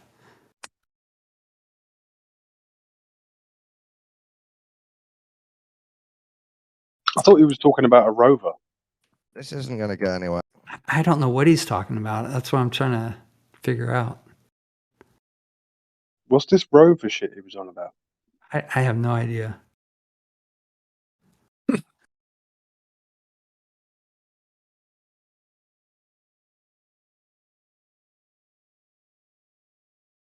Dawn, people are waiting. Everyone can tell I'm getting frustrated trying to talk about something. And I'm sure you are You're- frustrated. you're dancing about, pretending to talk about something. What am I dancing about?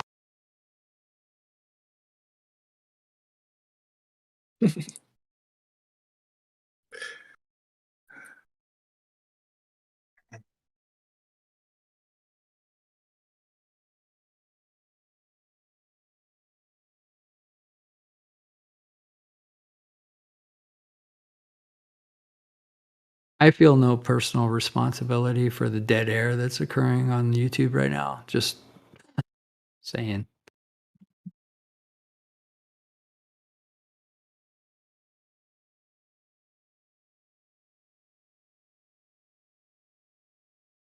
Do you think it's possible to measure the circumference of Earth? If What it's a globe. circumference? If it's a globe. What circumference? What are you talking about? You know the measurement of round the ball back to the point where you were. The ball? What ball are you talking about? A ball, sorry. A ball? Yeah.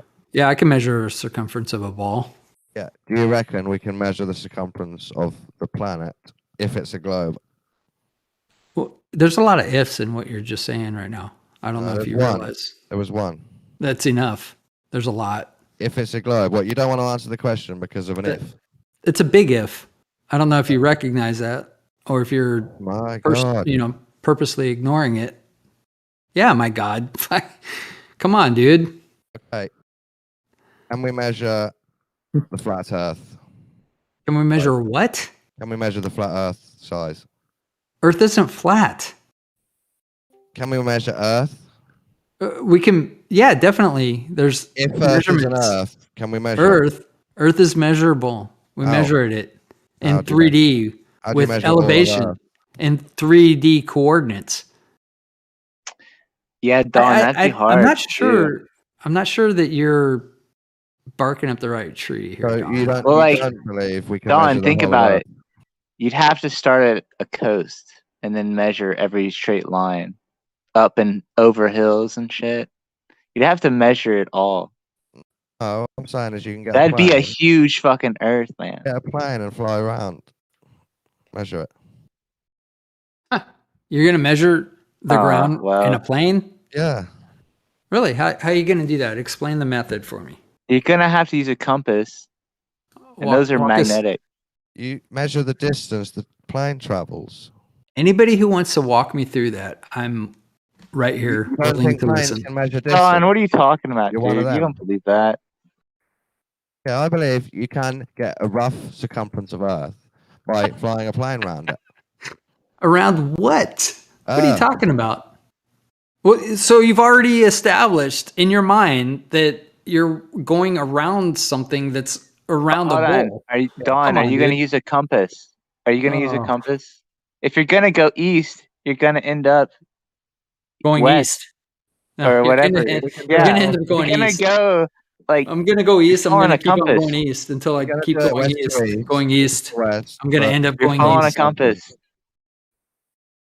Yeah, we're gonna go straight Mhm. east. Straight. And then Straight we're gonna on. measure. Wait, measure how it. is there a straight line? What do you Measure mean the equator. straight? Are you talking straight as in straight Here we or go. straight and as Here we in go. something else? I found another measurement Mobius isn't sure Oh, about. what's that? Circumference. What's circumference of what? The globe. No, I don't know how you would measure that, globe? Don. The globe that we might believe in. You say the globe. I'm asking you what globe? The globe that we might Which believe in. globe would that be? Have you substantiated the globe as opposed to any other globe? Because I got a globe sitting right behind me on my bookshelf, and I can measure it right now. Can you still hear me? Yeah, I can hear you. Yeah. Oh, I must have been timed out saying something. I don't know. Well, it didn't even look Don, like did you you were get muted timed at all. out? What the hell? I don't know how you'd be timed Don't out time for out Don. What 2 the hell? seconds. I called Mobius stupid on voice. I don't know if that's Hang on. Don, you hang crossed on. the line. Hang on. I'm going to explain why. Okay, and this would be down to Laurie, who decided he was going to question what was going on in the text and why I wasn't giving warnings. This is why, because people were part of conversation. So I thought, right, Laurie's demanding in the text to do the moderation. I thought I'd show him what happens when we give in to Laurie's demands. The fuck is wrong with you, Emma? Yeah, exactly. Ask Laurie. I think Emma was just demonstrating I'm the demonstrating. ridiculously. Yeah, it sounds like ridiculousness Emma of- was kind of Take on her it. mods. Take her mods. She was on it, man. Yeah, I was in the I text. don't even know what was happening. I just, Exactly. Don, Laurie you're up to no decided good. to moan. So you all got a warning because you all did something valid of a warning. Laurie complained. I did nothing, and you've blocked me and muted me for 30 Well, minutes. you want to Nothing. take that up with Laurie and ask him not to get No, you're involved the on your mod, you did, behalf. not Laurie. To be fair, Don, I'm not sure if I was timed out or not, but if you were timed out, it was only like for 2 seconds. I didn't even hear an Just the interruption. text. I don't really I care. didn't even worry. hear an interruption. Don't worry, So Mobius. It's not no to do with worries. voice. Don is a great Christian man. A what? He loves Jesus and he's proud to admit it. Isn't that right, Don? No. Say it. Say it. We have to get you to admit it. I thought of. Don is a good Christian boy. Well, there's this guy near where I live, and Bless he his sells Christian like heart. he sells like statues of Jesus and like holy kind of photos. And I was thinking, I wonder if this guy's like a Satanist though, even though he's selling all these religious you stuff. go. Is he really religious? You know, I saw yesterday. I saw some vegan chicken nuggets, and they were called Morning Star chicken nuggets. That's satanic. That's Lucifer itself. Lucifer trying to get you to go vegan. Crying out to you through the chicken. Yeah, that's some weird stuff. But what are we talking about? Devil Satan chicken. making his move. 2021. Mm-hmm. Let's change the topic to something esoteric. Measuring is boring, right? It's for nerds. Oh, so you don't want to talk about something physically validated? No, Mobius admitted he couldn't measure a tilt of the Earth. Yeah, or Earth circumference. All he can do is measure elevation. That's all he can do. Mobius, could you measure the tilt of the Earth? What tilt? What are you talking about? If there were a tilt for every 69 miles, so 1 degree, could If you there measure were a that with tilt? like an auto level or something? I'm totally open to any suggestions on Is how that that would possible, be though? physically I don't possible. think. I I think don't it know. could be possible. Would it? Well, That's what they tell us. They say that's what it is. I'm sure they measured it, right? I don't know. Would you be willing to come up with a method? What I'm And saying is explain it? they did it. I don't know how they did it. I I'm don't just know asking either. you think they had to have measured it. I'm Like sure they 1 had to degree have. every 69 miles.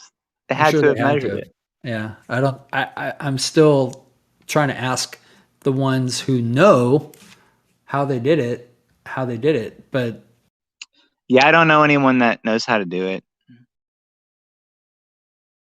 I don't know anybody who's even said to know how they did it.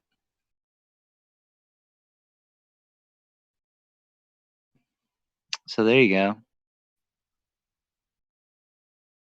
One of those calculations, man.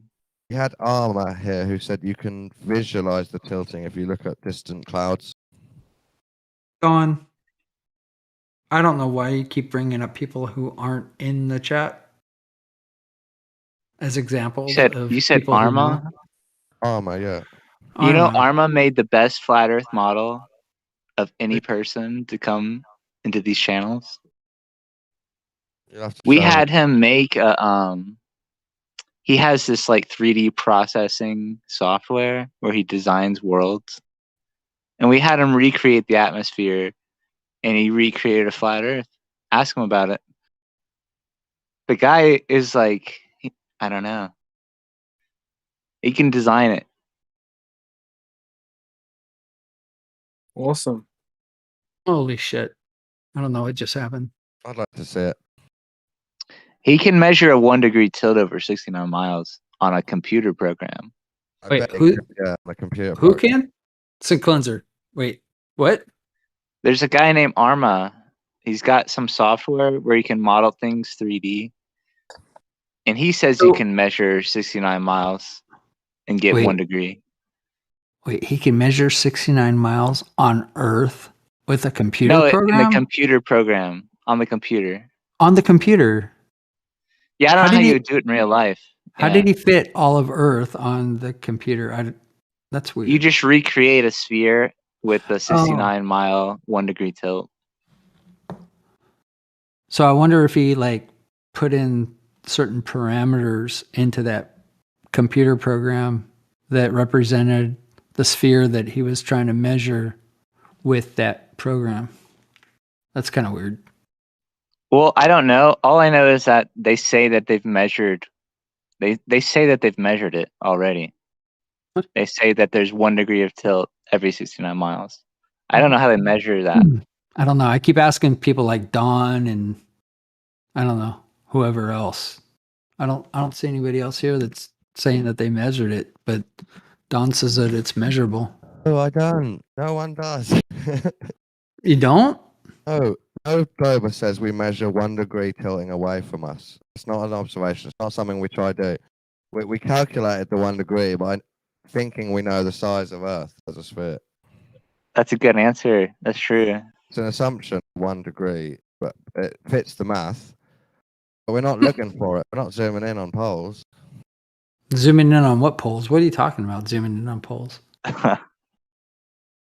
You got to zoom in on your pole? It's a flat Earth misconception that tilt should be seen because they don't understand the scales of the ball. And I don't have to zoom in on my balls or pole, but I don't know what what you're talking about. even if I followed you and spoke about sex, you'd still pretend not to understand. I'm not talking about and sex. dance I'm around. talking about you said a pole and balls. I don't know what you're talking about. Mobius, you're trying to saying- misunderstand. It's pretty obvious what he's. I'm trying. It's pretty clear what Don's talking You about. keep playing dumb when you don't have anything else to say. You know exactly what he's talking about. I mean, I guess I can pretend. I would rather have some explanation what it is that I'm supposed to be trying to like imagine. All right, Don, go ahead. No, it's not even important. We moved on. He already pretended not to understand. There's no point in me going back to it. It's not important. I agree. It doesn't matter. Yeah. I don't know anyone who can measure 1 degree of tilt. Bullshit. You should tell them it's not doable. No, DMOC was the one that told me about this. DMOC was like, "You can't measure that shit. How are you gonna see it?" And I was like, "Okay, good point, good point." He says we should see it, but it's not. DMOC was right. You can't measure that shit.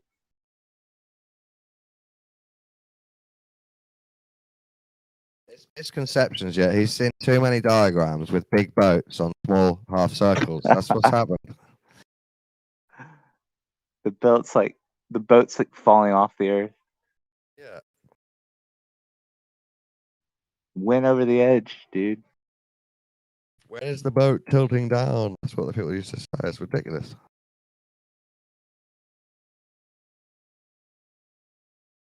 That's why the double drop hump paradox. Are you saying DMOC works fine. for NASA?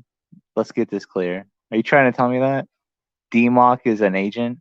I think Demok is a What distraction. the fuck? I did not think he would be one. He loves Out of distracting. everyone. He loves distracting, taking away from the conversation, and he will happily spend 8 hours not making any progress just to laugh at Globus once or twice. DMOC might be an agent. Yeah, I think don't he know. might be. I just tagged him with your summons. I think there's a pretty good argument that, he knows certain things, and, he's got a lot of good points.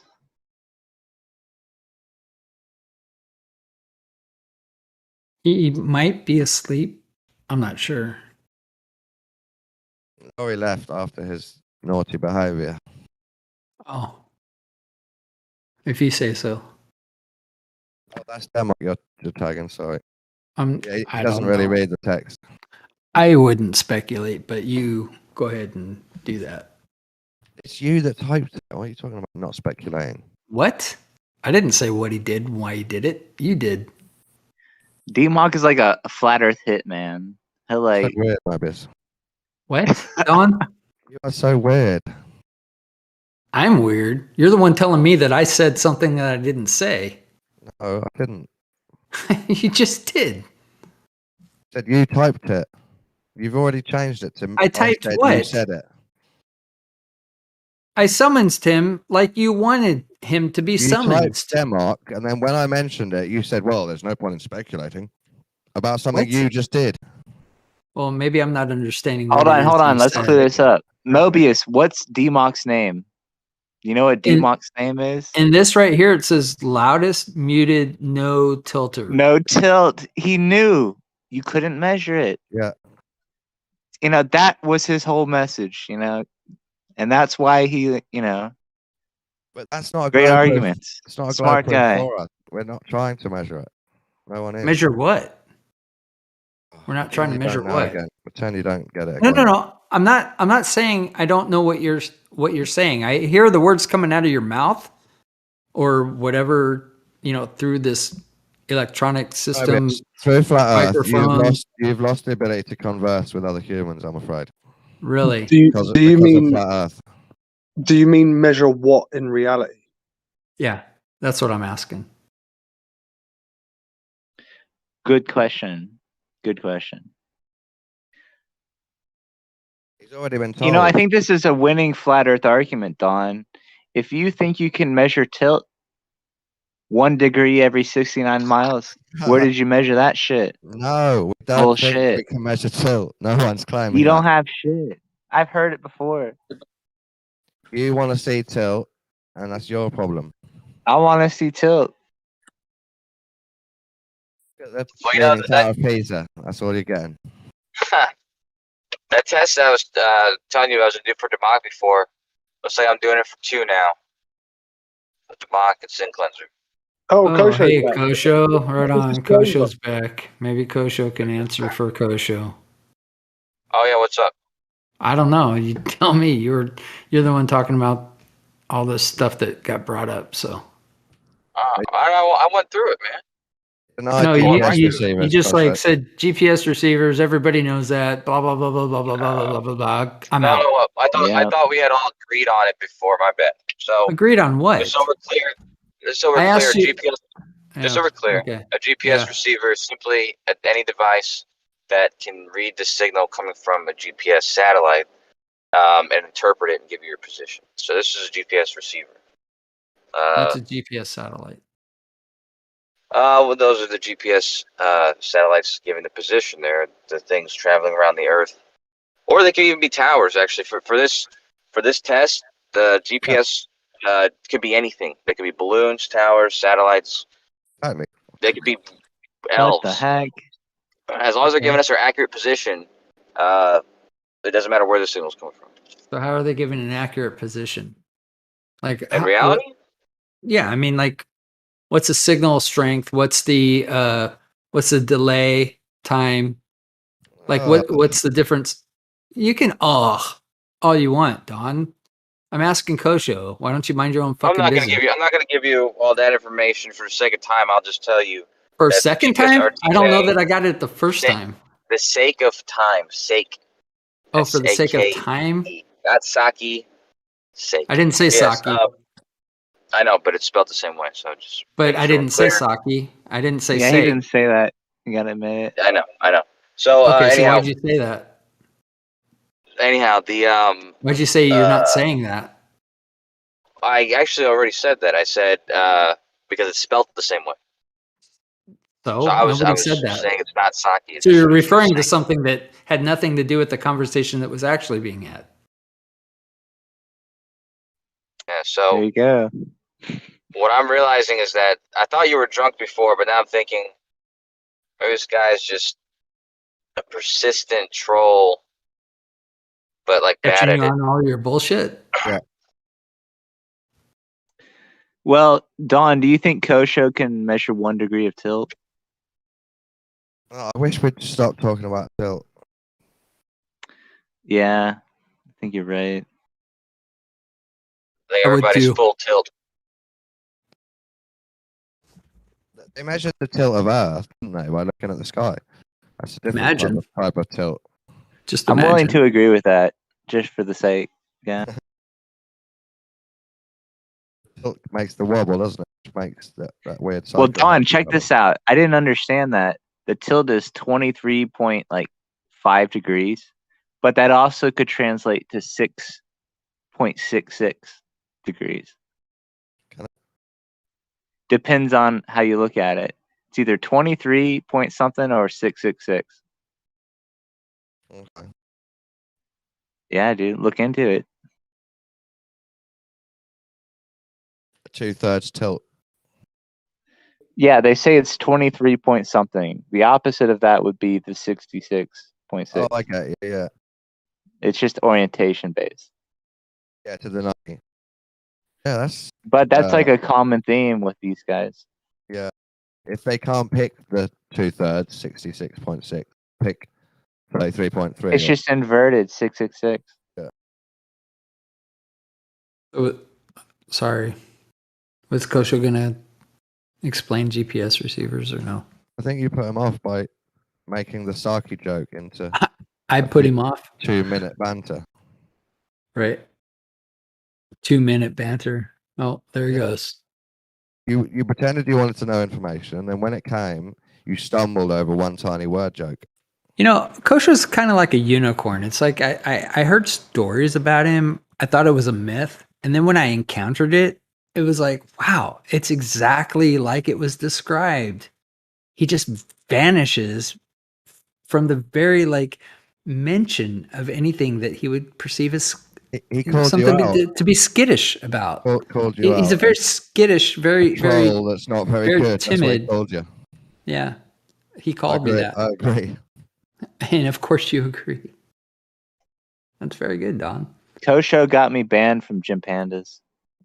Single-handedly. Well, I wouldn't consider What that a bad thing. I mean, who It's wants like to one live in day. a cesspool? The Goblin Pit. Hello on Discord. Merle, are you over on Gym Pandas? Active? Causing trouble? No. I've my days of that are kind of over, if I'm being honest. I've got better things to do.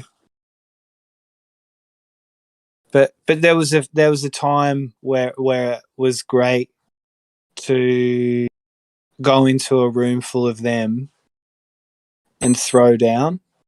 Like, I really used to enjoy some of that. The battle. The quote unquote them. Yeah, it was just, I don't know. Just that room had a very particular kind of thing happening. And they were pretty much just waiting for the flat earther, if you will, to join the room and say something stupid, and then they'd jump on it like vultures. It's like 50 verse 1. Yeah. Stacks on. Gang stalking. But yeah, if you know the people who are coming, like there'd be certain, like Rizla, anyway. There used to be this whole thing I'd go through. I'd pick them off.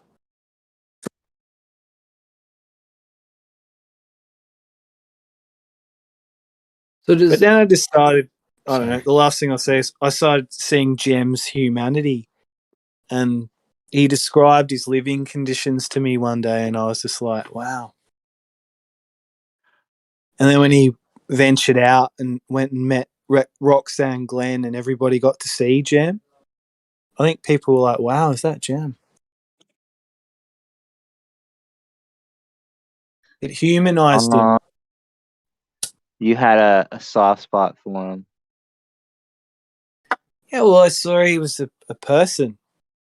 And sometimes when it's just a voice, you can, I mean, we've had some mad arguments, me and him. Like him yelling at me like the top of his voice.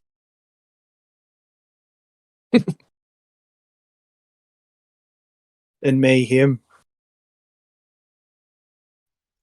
He's probably a flat earther, man. Mm. Yeah, I mean, he's been there for years. He knows enough to Been there know for years. at this point. Mm-hmm. He plays to the crowd, I think, maybe. Like, he's got to act like what he's not. And he's conflicted, right? That's got to be tough. I liked it when all the third stage Globers came in, McToon and all the Twitter shills. all the new nerds. Gem just basically lost it and didn't do any content and slowly died. It was great.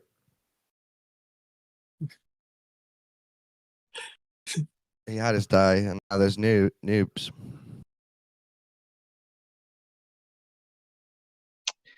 Yeah, he could have evolved, right? I think a lot of people could have changed. Still can, right? When Fight the Flat Earth created his meme and the other guys with him, there's no stopping that third wave of nerdism. All the original growers just get forgotten.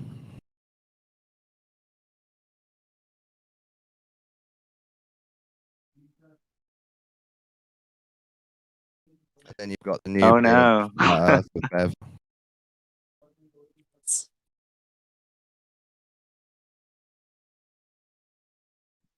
Hey Don, I got a question for you. Have you ever watched a Fight the Flat Earth video and said to yourself, "Hell yeah, this is awesome"? Have you ever thought that? No. You've never watched one of his videos and you're like, "Hell yeah, this is me." No. Like this rocks.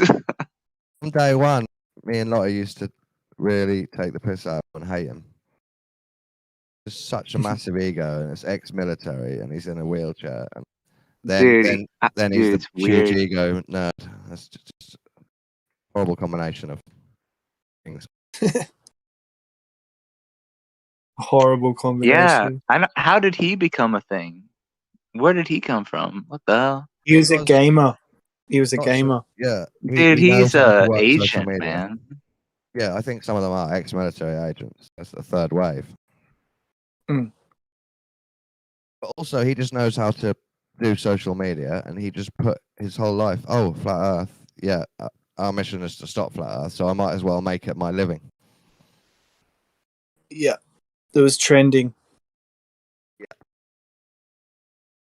he jumped on it. Good timing.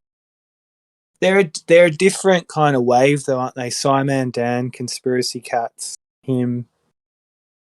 Yeah, I call them the third wave. The first wave is the atheists, which first found flat Earth, and the second wave is people like me who got addicted, and the third wave is those ex-military nerds. Dude, I've been getting memes sent to me. I'm gonna show you guys a meme. Go into Livestream 2. 1 sec.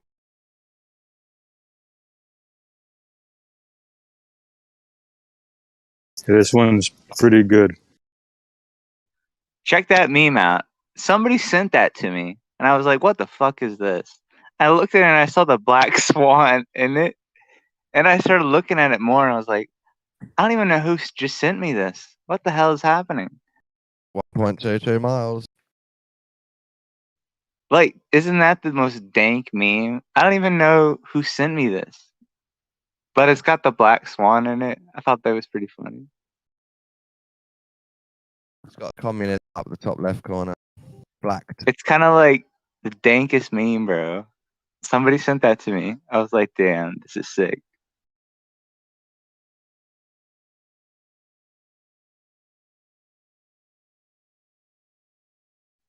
I think Flat Earth is kind of a meme, man. Yeah. What is the solution then? This meme is the solution. We just have to work it out. It's like one of those sad truths. That's like what memes are, you know? Yeah. Just good luck making sense of any of this. Yeah, here you go. Deal with that one. Jot that down. Yep. I saw. But yeah, man, I had that one sent to me for free. Very nice meme. I watch a cool YouTuber called Meme Analysis. You should check him out. He talks about Jung a lot, memes in general, but also he comments on the memes as they go around in our culture. But he's just lost loads of weight, so he made a video meme of him at his old weight and saying no non-smoker, and at his new weight looking all great, saying 2 packs a day.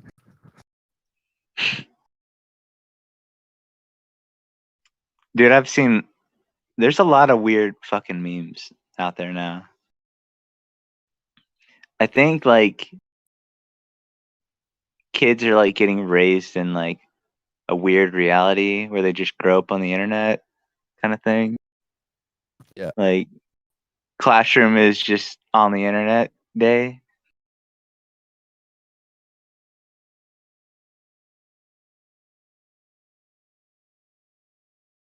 It's kind of normal for kids now if a troll turns up in their Zoom call and takes part in the class with them. Yeah, like somebody like Brenda or something just shows up. Yeah. Oh man. Yeah. It's weird. The internet is weird.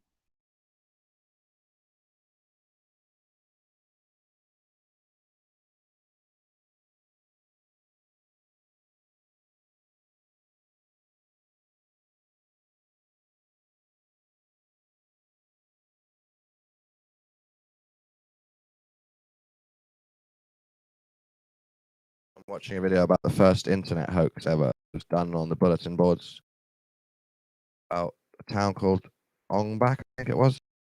Anyway, lots of people believed it, and he went on coast to coast in character, explained his made-up internet hoax as real, and then his Reddit pages and everything just got full of people that believed in it. He couldn't tell them it wasn't true.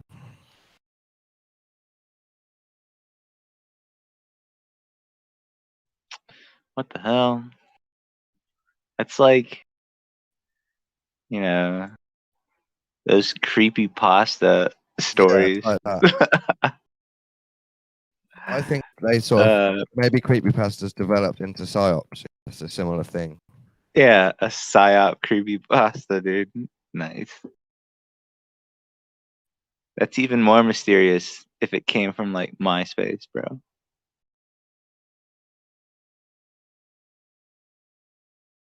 People turning up and camping on his lawn just for an autograph.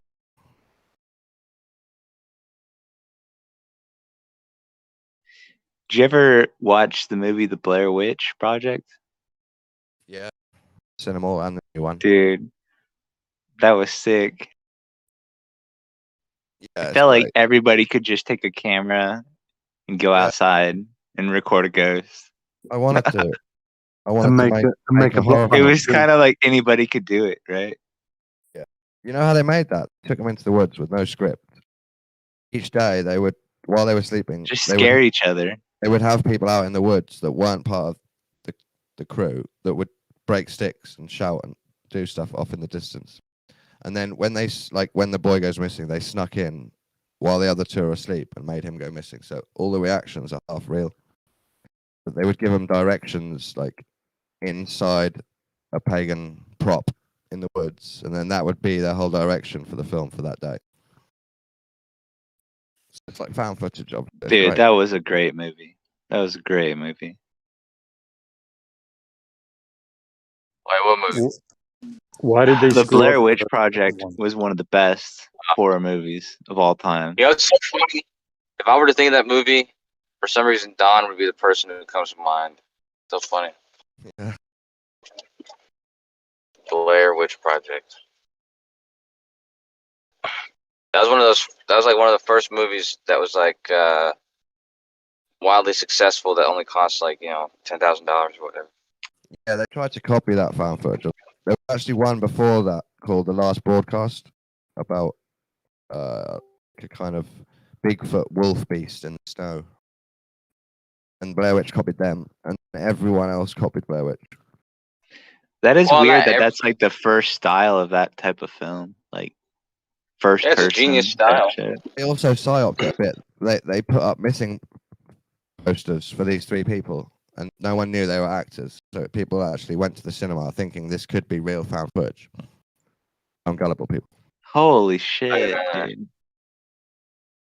Yeah, I think that's what gives us things that appeal. Like Paranormal Activity is another one that was hugely successful. It made like no money. I mean, it cost no money. Because zooming in on a door, slowly moving, that's more scary than a full monster in a costume. Yeah, it's way more relatable. Yeah. Yeah. I mean, I remember the last I saw Paranormal Activity at my ex-girlfriend's house. I think her dad was watching it with us, but I just remember that the whole movie wasn't scary. It was only like the last 2 minutes or whatever was actually kind of scary. I was like, what It the sort of fuck? builds tension slowly, doesn't it, the whole way? Yeah. They're not very creative or visual, but there's a certain fear factor that I do enjoy about them. Right. The like. Well, they use the The fact hidden that, camera capturing it or something. they use the fact that your imagination is better than anything you can kind of make a prop with. That's why I like the Shining so much, because it's all, you know, ambiance. It's all feelings. It's like there's no monster or anything. It's just scary. I don't know, man. I fucking love that movie. Yeah, that's also great.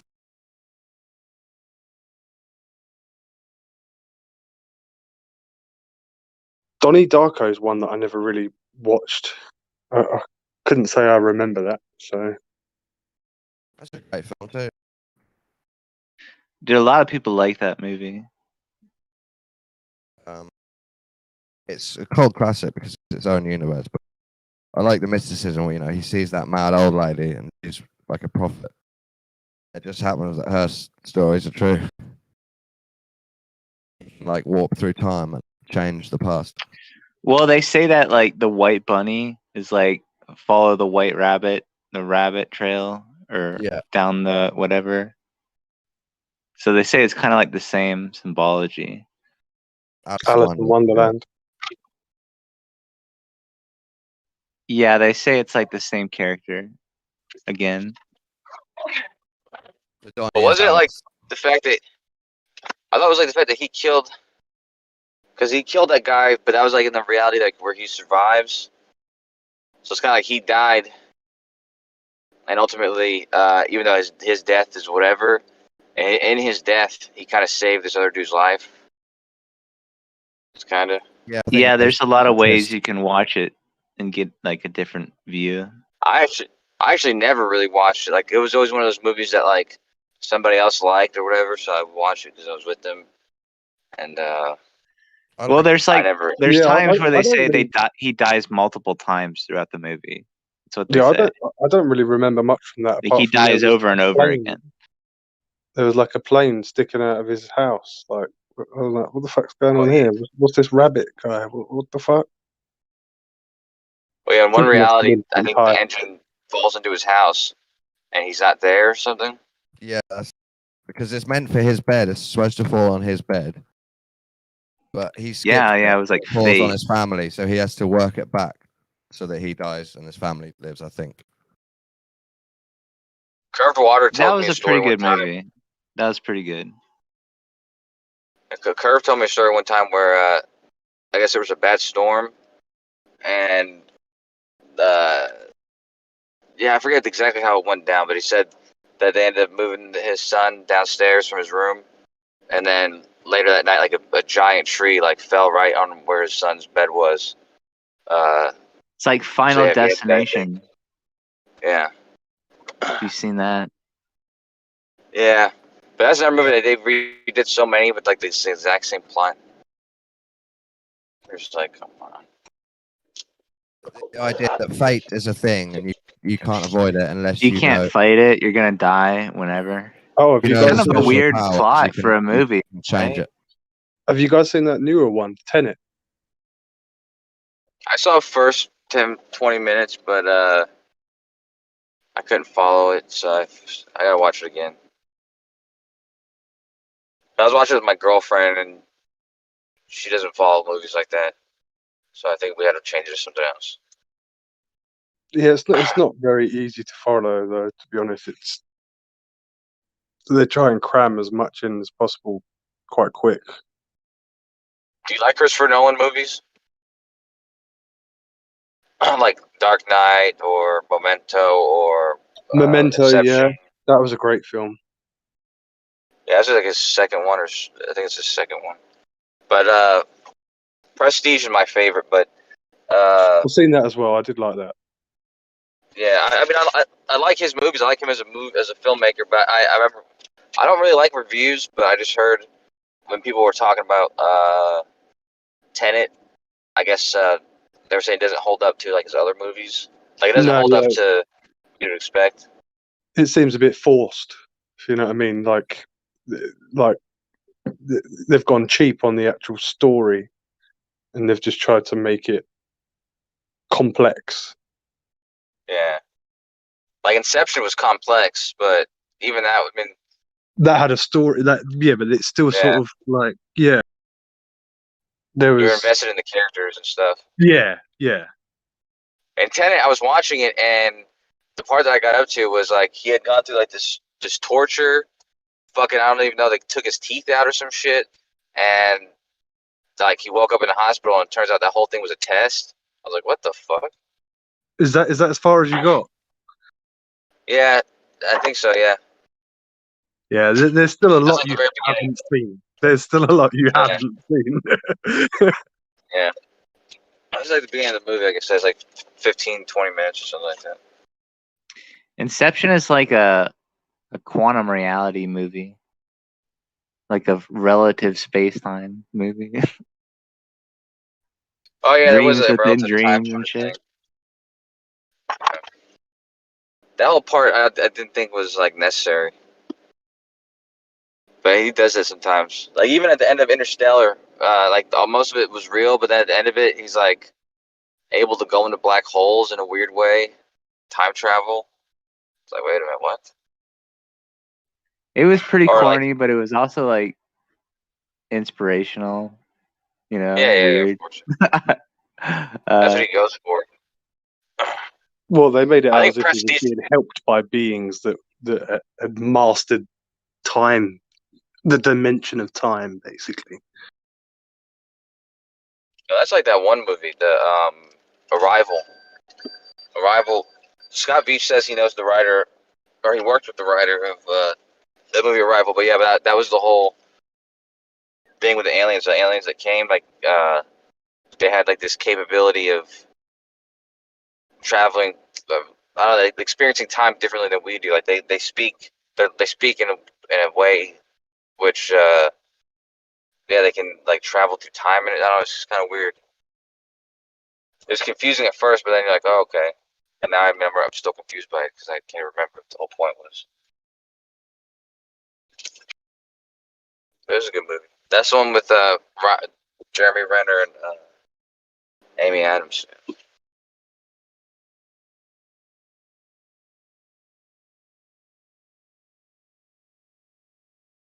You guys don't believe in aliens, though, or do you think aliens? Like, there's some flat earthers who believe aliens exist or could exist, but they wouldn't be from outer space. They would just be like from someplace else, I guess.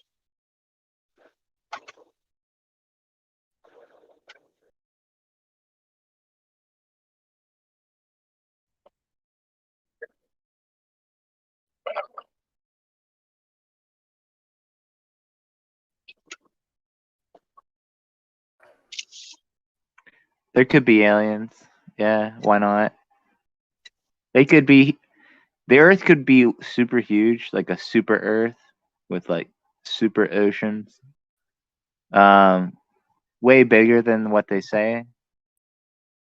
But you could also have a flat Earth and aliens, like just Yeah. come through the time warp. There was a flat earther. He's not really around anymore, but his name was Alien Zoo 1. And I always thought that was the Nice. that was the best. That was the It's best. a great name. Where was the one for? He's the first. I guess.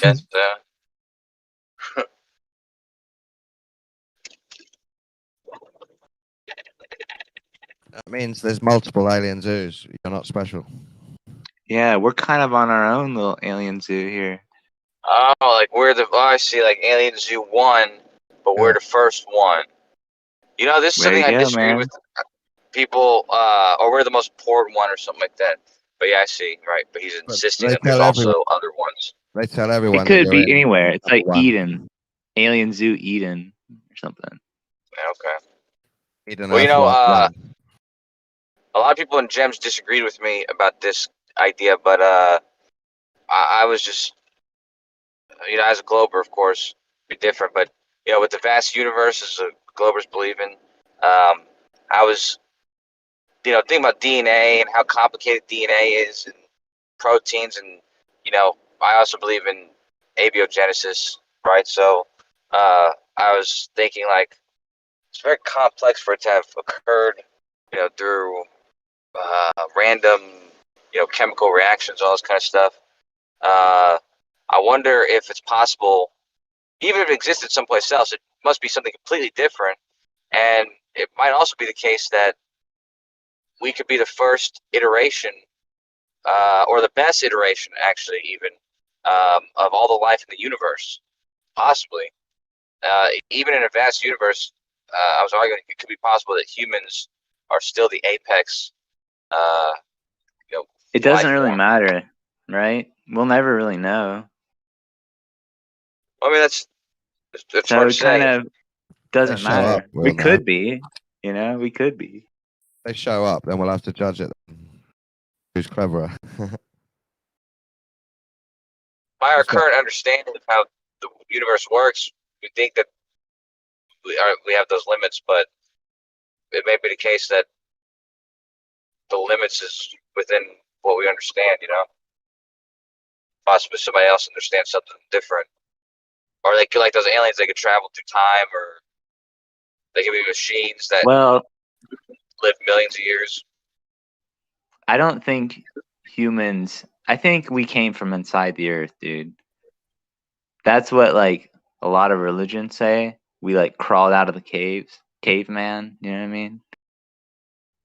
Like we came from inside the earth. I kind of think there's truth to that. But where did those people from inside the earth come from? Like where were we I don't know, before we man. were inside the earth? There's like a sun down there, and then the clean water and rubies and diamonds and fucking lasers and shit. Sound weird shit. There's clean water and rubies. That's true. So they got like free energy, yeah. Hot tubs, steam, electricity, Sure. light. There is hot tubs down there a little bit. That's true too. That's kind of good points. Hey, do you think I do you think think that that there's like caveman. do you think that any particular creation story is any crazier than the next? That They're all one pretty creation crazy. story has precedence over another or something?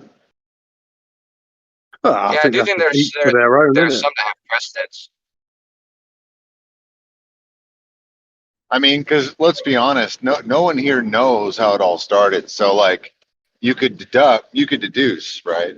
That no creation story is really. You could humble yourself and just say, you know what, I couldn't say otherwise. Yeah, we don't know. It's just a bunch of stories. What, Yeah. like they all have a fair chance of being correct and wrong? I mean, Yeah, I just heard about some shit. I don't know if it's true. kind of.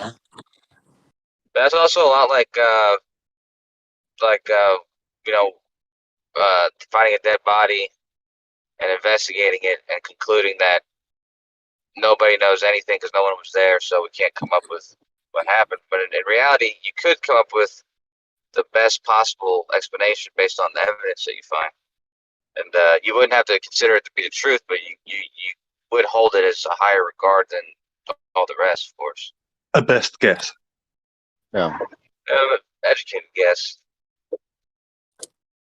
Well, me personally, I believe that I think it's totally possible to at least say that maybe this idea fucking sucks and another idea is better, and still not know. Well, did you hear Mobius quoted? Mobius said earlier a great quote, like "History is a lie agreed upon." Apparently, that's what like Napoleon said. Like that's pretty crazy.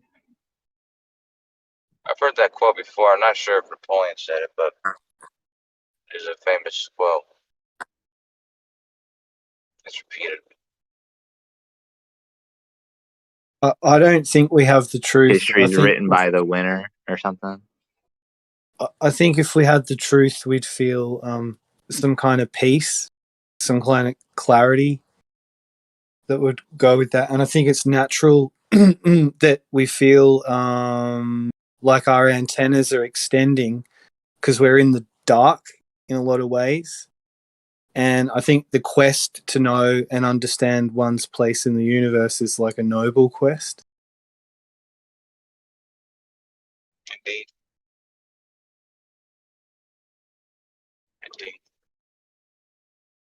We are in the dark, but we do have our senses, reason. So I don't think we'll ever have full access to the truth, but we can do our best to approach it, converge on it. It'd be nice at some stage if we get a little bit of assistance.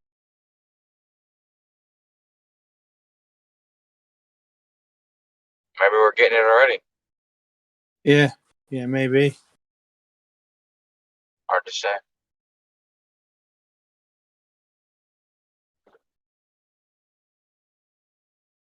It seems it's got to unfold like gradually in a way.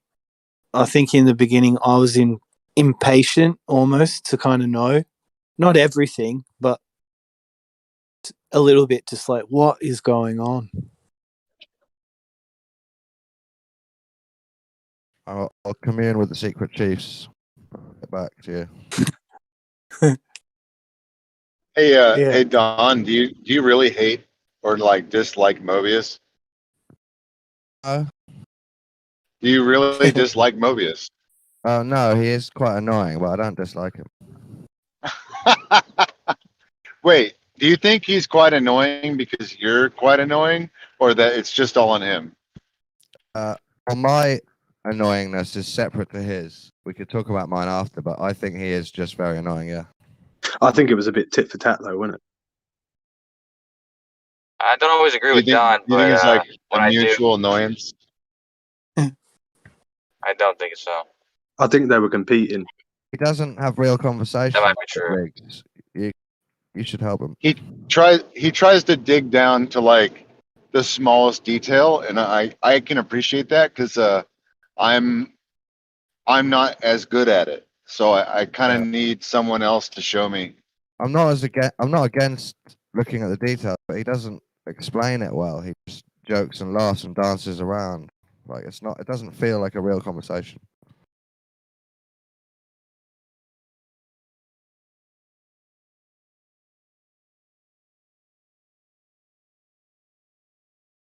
See, that's honesty.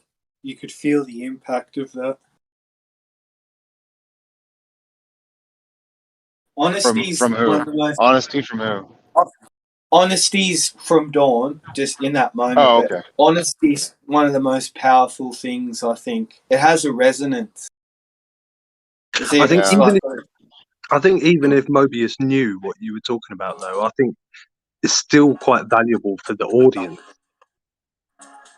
what he was asking. Sorry about that, guys. Good time. You know what I mean? Like someone reading a script, like Brian Mabbott always says this, that like people are acting. Pete Shea says that. But when you're honest, like, I don't know. Do you know what I mean, guys? Yeah, I agree. Yeah, when you're honest, it's just you're sailing through. You know what I mean? Your true identity is being projected, and it will rub off on people in a positive way. The individual Jen, good himself. morning. It's super powerful, Mo, in the old world and the new world. Yeah. People are afraid to be honest. I don't know why. Yeah. I think Jin turned up at the right time because it's just talking about honesty, and you seem to be Jin is Jin all the time. I catch him out. He doesn't play an act. I think other people can play act. Yeah. When Jin really gets passionate shouting about how the globe's wrong, I catch him out on dishonesty then. Nah, you don't. Nah, Hey, that's Jin, not happening, Jin, man. when you're on the when you're on the ropes, when you're actually on the ropes, I've heard you tell a fib before. Oh, I don't know. I don't know what that fib might have been. Maybe I don't know. I doubt it very much, jokingly perhaps, but not to deceive or to gain an upper hand. No, I'm if I said Yeah, you might something be wrong, right. I'm the first to put my hand up It's and more say, just yeah, I made a mistake there, misquote, miserror. it's more Apologize, just hands up. the wording doesn't convey what you really believe sometimes. That's sometimes how people lie. It's not the same as being deceitful. It's just that they didn't Yeah, think I about think. the wording well. Yeah, I think when anyone's under pressure and time restraint as well, you can, Yeah. you know.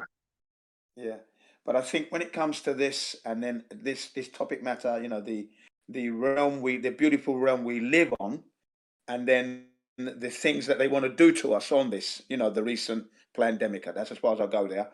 You know, you're going to be. In my case, you cannot afford to make a mistake and send the wrong message to the good people who don't even know what's going on.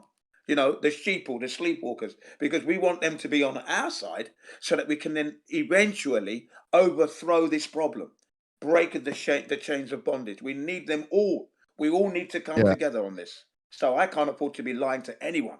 Sorry. And when people are actually lying to continue this system, I'm livid. I Livid agree I on am. this. I don't like lying because I don't think that helps us progress. Yeah, yeah. That's why we are where we are now. We were born into a lie. Yeah, we were Yeah, born into deception. many different We were lies, born. and you could call it one big lie. Yeah, agnotology. That's what we were born into. If you were gonna, okay, explain that. What's that?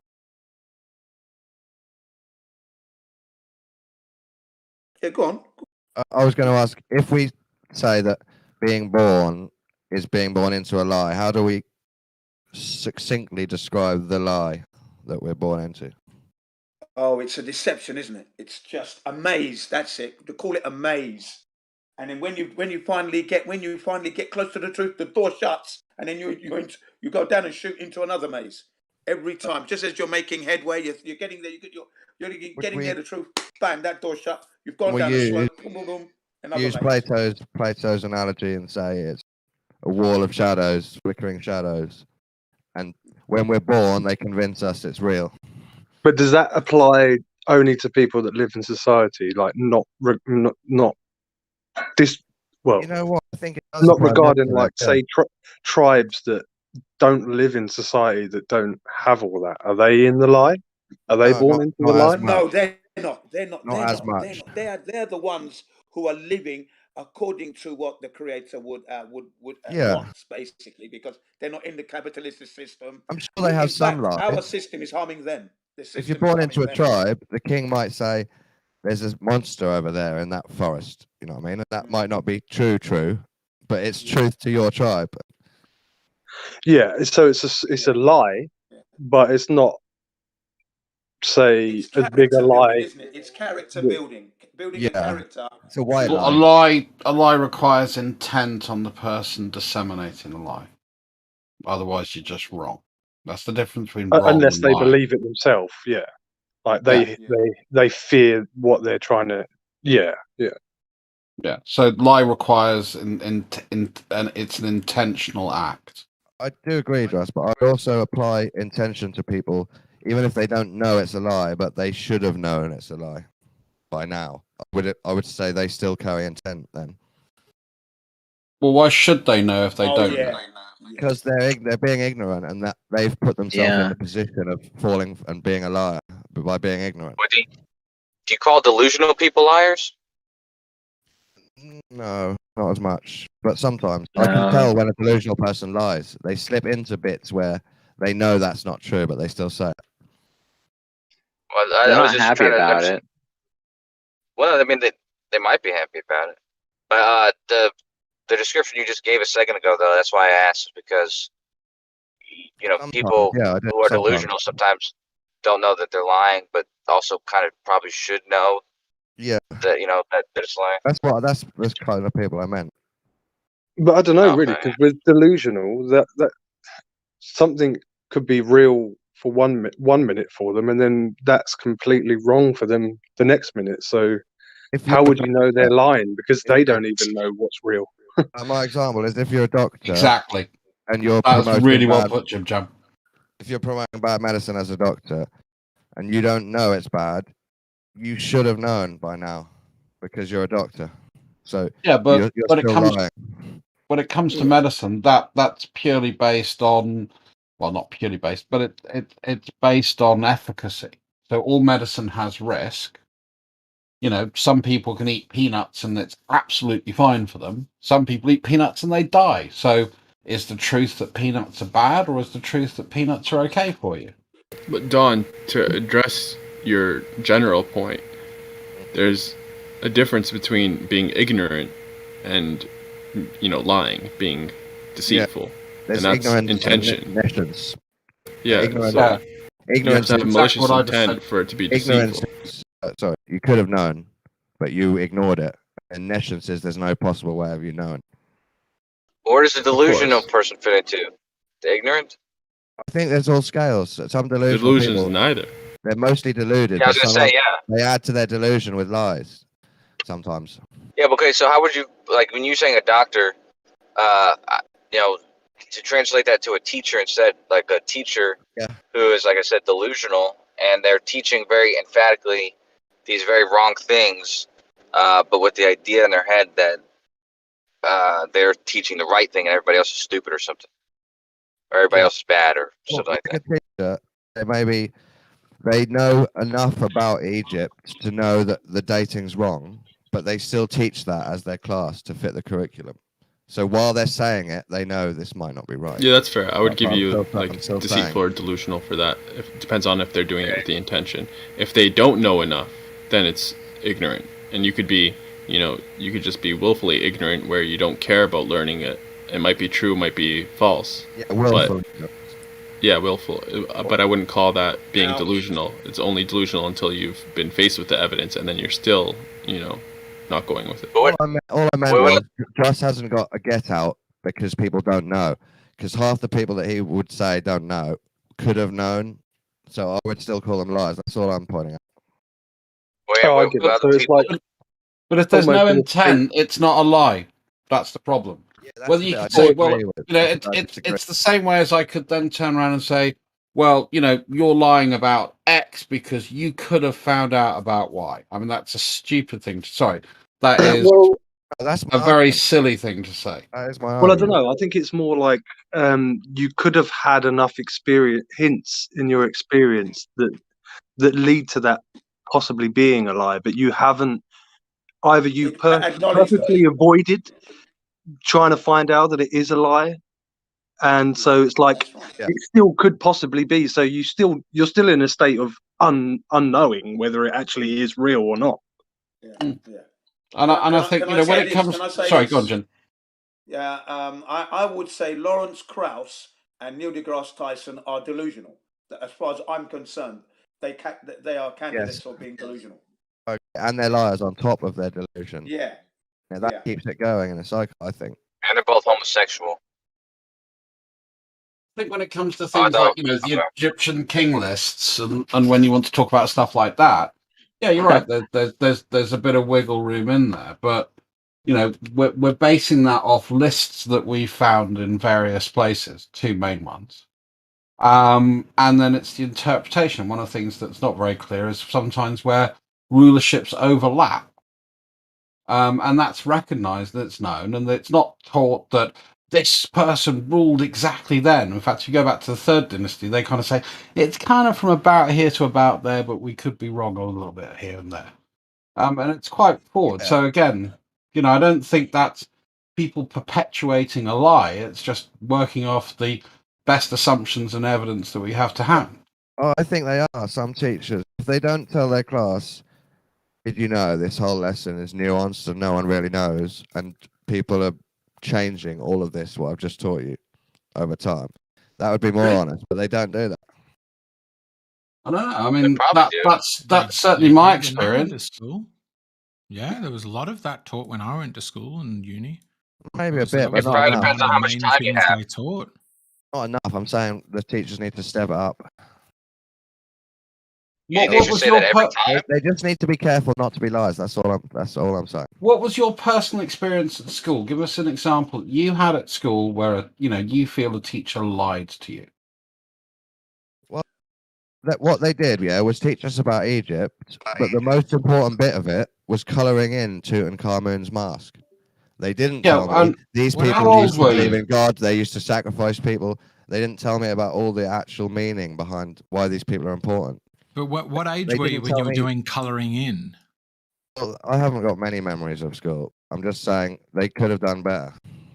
But I mean, the thing that immediately jumps out to me is the kind of person that does colouring in is probably not the same age I think we're as like the student 12. I would teach about child sacrifice. In high school, 12 or 14. No. Our teachers were very lazy. That wasn't part of the standard GCSE syllabus, Dawn. I remember being in high school, colouring in Tutankhamun and thinking, no, he would have done. He would have done the suffragettes. He would have done the First World War. They didn't really touch on the Second World War in GCSE history. This is only one example. I just remember us colouring in don't a think mask that you instead of got actually taught learning that. the mysteries. You know what I'm saying? That's the kind of thing I would expect you would have done probably at late primary school, early middle school. Maybe. High school, I'm talking about. I don't think they would have got colouring in masks at high school. On paper, No it disrespect. wasn't even real masks. It's on paper. I don't. I feel that there is Photocopy of potential Tutankhamun's dishonesty going on here, Dawn. I'm being generous. No, school is shit.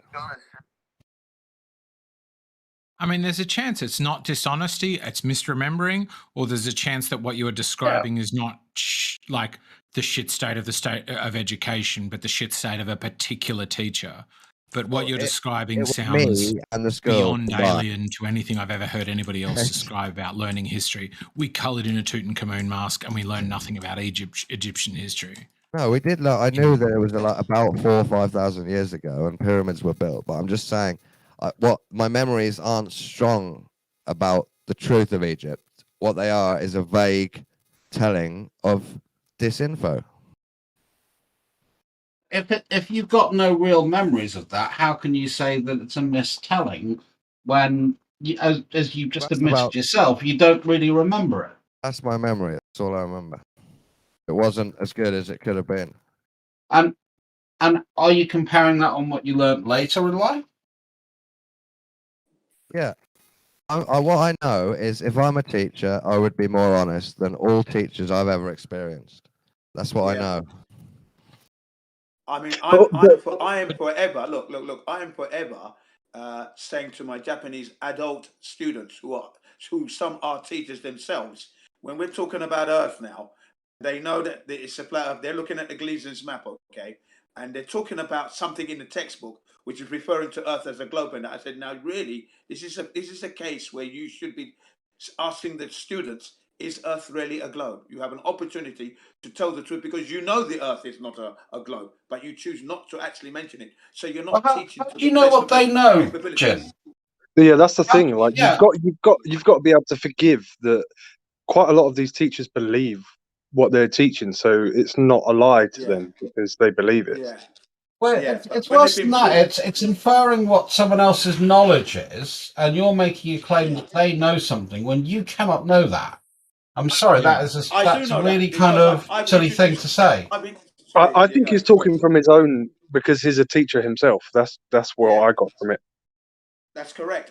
Just any time you're claiming to know what somebody else knows, it's like calling intent. Yes. We don't even know what we intend when we do things, let alone could we accurately say that person did X because of reason Y. You don't know what they know, nor do you know their reasons. So the best you can ever get to is I think, or I infer, or I'm guessing, or it could be the case. What I'm trying don't misunderstand what I'm saying here. Please let me get this clearly out there. They know the Earth is flat because I've introduced it to them. They've seen the evidence that they've never been able to prove it to me themselves, so they know.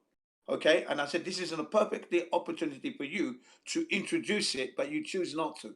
And then I say to them, you're not teaching to the best of your capabilities, because you should give them the two schools of Thank you. thought. Two schools of thought here is what I said to them. You know. Oh, I see. So you're relaying this information to the other teachers at the school you teach at. Yes. That's exactly what I'm doing. I'd Because, like to go because back. I say to them, you should never mislead your students. Never mislead them, especially when you have knowledge to the contrary. Okay, and you must always remind them that what's going on here in this text is not actually accurate. And I'm always on that myself. Always on that one. I'm always. I want to go back to Josh's point. We can understand lies by the intent. That is still a thing. I'm not trying to say we can't look at the intent. I'm just saying sometimes the intent is nuanced and people don't know. Well, as Riding on Eggshells said, you can say, well, I think this is what he means, or I think this is the reason he's done it, but you don't know someone else's intent. In fact, it's even hard for us at times to understand our own intent when we go into something. Yeah. And then quite a lot of the time, there might not even be any intent, and it's just a job to get money. Yeah, exactly. Like if I said to any of you, what's the last job you did and why did you choose that job? And you had to pick one clear, comprehensible, digestible reason for it, you wouldn't be able to. You'd be like, well, it was a mixture of how far it was from my house and how it matched with previous abilities I had and the the vibe I got when I went for the job interview. Like there are so many things that like, how could you, if you couldn't accurately say that for yourself, how could you hope to describe and judge somebody based on their intent? Well, I think me and you spoke about this in your show once, like discerning people's lies. I think that's a skill we need to relearn. Well, I mean, I think discerning truth, like fact from fiction, and I think people do lie. Certainly, I think people do lie. Truth from fiction as it comes out of someone's mouth, or as they write it down. But a lie implies intent, and it's very difficult to pick a lie from a mistake. Wouldn't you agree? It's sometimes hard to tell somebody thinks. You've got to learn the differences. Yeah. I can tell when a flat earther speaks from his heart for 20 minutes, but he'll say one sentence that I know is a lie on top of all of that real belief. I can tell the difference, I like to think. And you think you can tell the difference? Yeah, I think we should all learn to, so that we don't get fooled. Yeah, I agree. I mean, there's quite often that I get quite a lot of emails from people from abroad saying, hey, I've got a real problem here. You can help me out and we can share the profits on this thing. All you need to do is send me your bank details. Now, I think they're lying, and I'm pretty sure they are. But you could say, well, there's a small chance they could. But the question is, what do we act on? You can fool a kid by pretending you've got something in your fist, by clenching a fist and then hiding it from them behind the back. They do anything to try and open your fist, and there's nothing there. So if we teach children younger than the age that you play that game with them, that if someone pretends they've got something in their fist, they're probably playing a trick on you. They will never fall for that ever again. Or maybe I've got a sweet in my fist and they get that treat. Or maybe it's a coin or whatever. That's what my granddad used to do. I agree with some of what you're saying there, Dawn, which is like, I would, if I could, I would love for it to be taught, critical thinking to be taught in school. Because one of the things that got me when I studied Christianity as a subject was why do we not apply the same?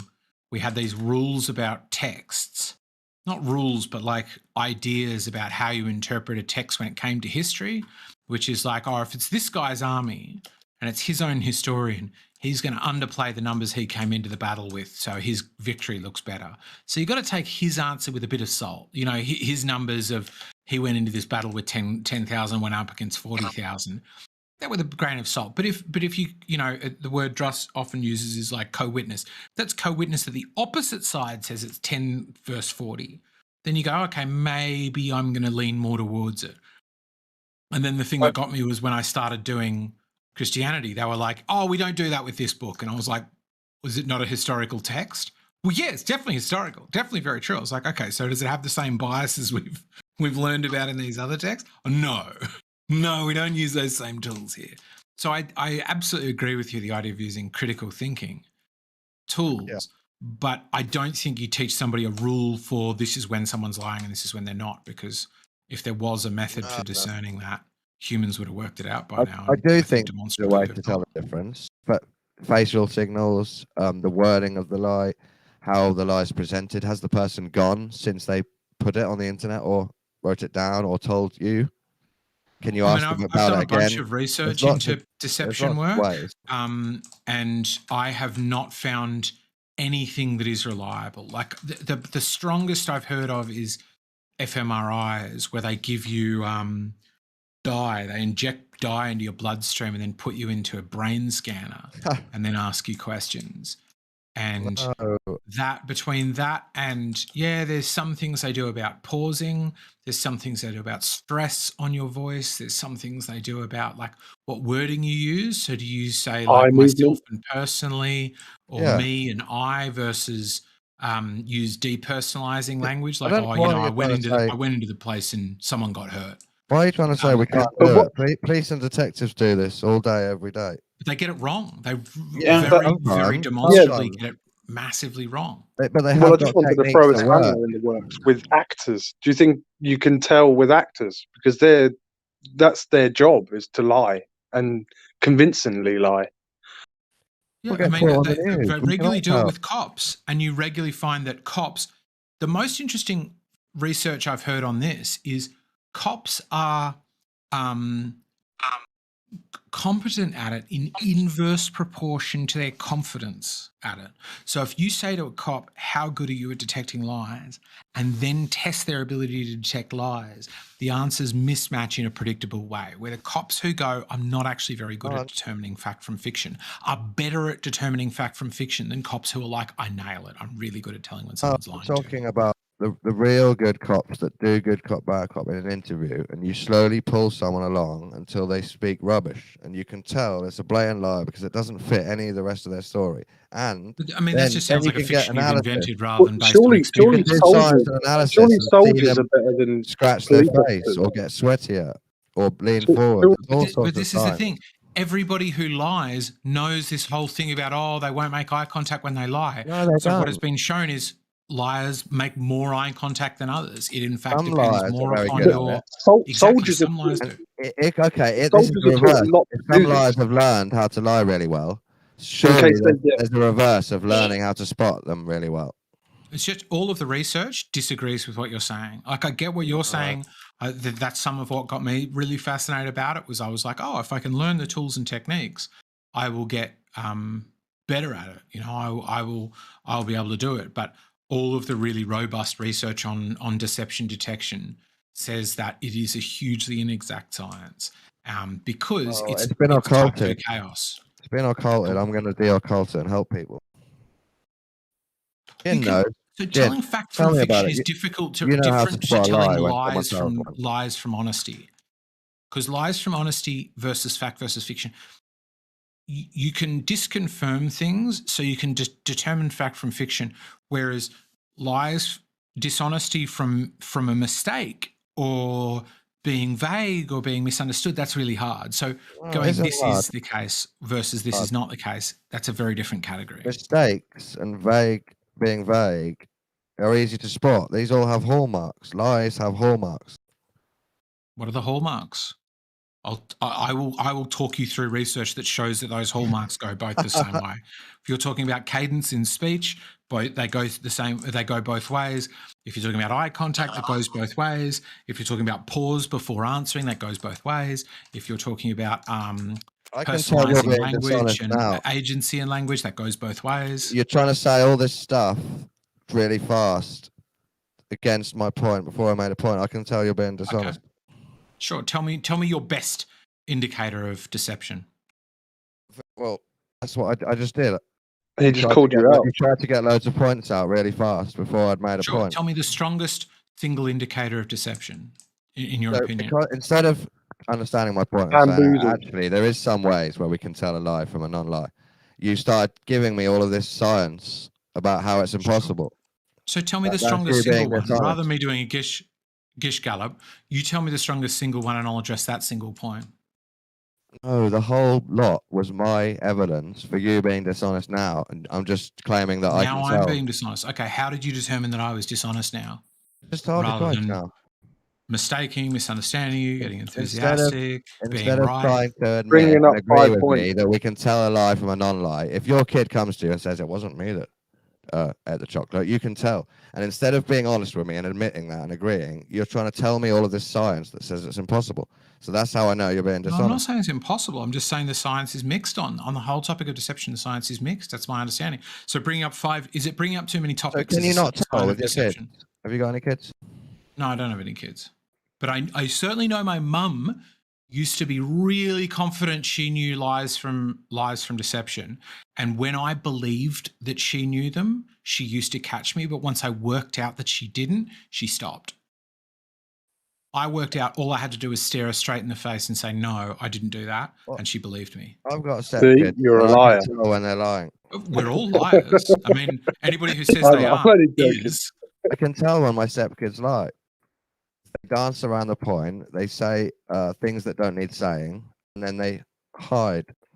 I get what you're saying, Dawn, though, but Ryden is right. It's not an exact thing. People are so varied that I'm not trying to say it's exact. the tells I'm are going to trying- be I'm so trying to- different. Trying to say there's Exactly. loads They'll of be ways different to from know. person to person. There's loads of ways to know, and we should get used to knowing them. But the thing is, getting used to knowing them is it's an inexact science. Whereas critical thinking, to me, there are some really reliable tools you can apply to it. I could do more exact science on learning how to see if someone's being deceptive than you could on studying the sun. But would it work on soldiers that have been trained not to divulge? I could come up with a better method, more Yeah. tangible, So more there's- tangible. So there's really interesting stuff on that too, on interrogation techniques. There's a cool book I read recently that was called Never Split the Difference by Chris Voss. And he was a hostage negotiator. And his thing was, you know, everybody teaches you negotiation strategy, split the difference.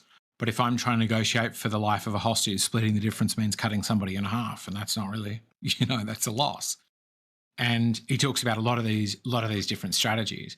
And a lot of the things I think you're saying are right. Like if somebody dances around the point, or one of the ones they use often in interrogation videos, which I love watching, are engage the person on a non-critical topic. So talk to them about fishing, talk to them about where they grew up, talk to them about anything aside from the Lull murder. them into a false sense of security, to be honest. Yes, yeah. And then you get a really good baseline where you go, this person offers answers that are like, you know, 10, 20, 30 words long. And if they're nervous, it won't be 10, 20, 30 words. It'll be like 400 words. They will give you like half a book on where they went to school because they know where the conversation's going and they don't want it to get there. And then when again, you get them on, that is where it stops being exact, because you could have people that are nervous that do just give you loads of words, even if they You've are got this being nervous honest. person who loves talking about his childhood. So you've got this bad, Whereas, and so it's a really rough, mushy science. But generally, you can use it when you push them onto the top and you go, "Where were you last Thursday?" And suddenly they're down to 2-word answers. Don't remember. Don't remember at all. No. Okay, where might you have been? I don't know. Could have been at home. And you're like, "Wow, you gave me a 45-minute soliloquy on where you went to school," which is just a boring question. Another one is, did you ask me why we're here? Somebody who's innocent will turn up really quickly and be like, yeah, I went to school in Sydney. Why are you asking me this? Why am I here, by the way? Whereas the person who's committed 5 murders doesn't want to know why you're there. They will happily talk about anything else for as long as possible. But at the same time, there are some people who like, and this is what throws it all out, is a lot of what you're detecting in deception detection is stress levels. And psychopaths or confident people or people who, for whatever perverse reason, often for sexual reasons, really, really enjoy this, they will toy with you and it won't quite work because they will happily go, oh, I could have been at my girlfriend's place. I don't know. I'm very busy on Thursday nights. You know, the other Thursday night, you know, and because they want to play with the cop. So it's really difficult to tell. But that's why I brought up soldiers, though, because they're trained in these interrogation techniques, so they know all the angles to get them to tell the truth. So they're aware of what they're giving off, signs wise, body language, all of that sort of stuff.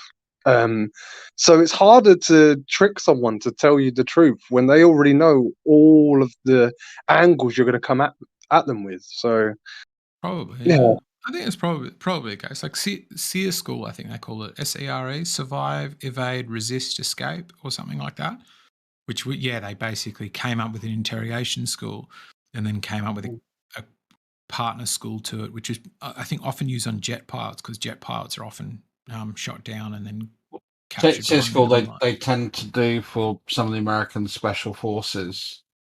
Yeah. And that's derived from the SAS Hell Weekend or whatever they call it, which again you're sent out to evade, you'll be captured, and then you'll be interrogated quite severely. Had some My friends go understanding through is that. a lot of what they teach in that is you will break. You absolutely will break. It's how much do you give them when you do, and how quickly do you break? Yeah, and exactly. And as I say, I've got friends that have gone through that. Yeah, I've only done bits of reading, like vague reading about it, but a lot of what I heard they teach is they're like, look, you're going to buckle. There's no point. Like, there's no point fighting it, but a lot of what they're given is like, if you just resist long enough, that you do give them the information, but it's 7 days after they've captured you, that information is worth fuck all now. Whereas if you buckle straight away and go, yeah, we're hitting this anti-air battery, then they'll move it straight away before the rest of it's been hit. Yeah, it can always be about timing, because quite often it's more beneficial to give them something. Otherwise, just you're not useful. You're expendable. Yeah. But yeah, I'm fascinated by the topic. That's why I love that show, Lie to Me. Well, I love like the first 8 episodes, because they talked about actual deception detection in the first few episodes, maybe the first season. And then it just became like the guy was magical. It was stupid. It became like. Oh, I got waterboarded once just to see what What it is was that like. I'll tell you whatever the fuck you wanted to know. And I think I lasted less than 15-20 seconds. It was the most horrible thing that has ever been done to me. And I went in, I prepared myself, but that it's the water running up the back of your nose. That's what fucked me up. Yeah, it is one of the most uncomfortable experiences I've ever had, and I've got quite a good plane throat. The fact that you're breathing in water is what it is, really. Because that's what it is, isn't it? I thought you didn't actually breathe much in. It was just the sensation that you were. I thought that what happens is when it doesn't cause any health effects. Yeah, because they tip you back. Do you get any in your lungs, Russ? Yeah, what happens is your sinuses fill up. Even if you try not to breathe, the water actually runs up the back of your nose and into your sinuses, and that gives you the drowning sensation. And that's why they put the cloth over the nose and the mouth.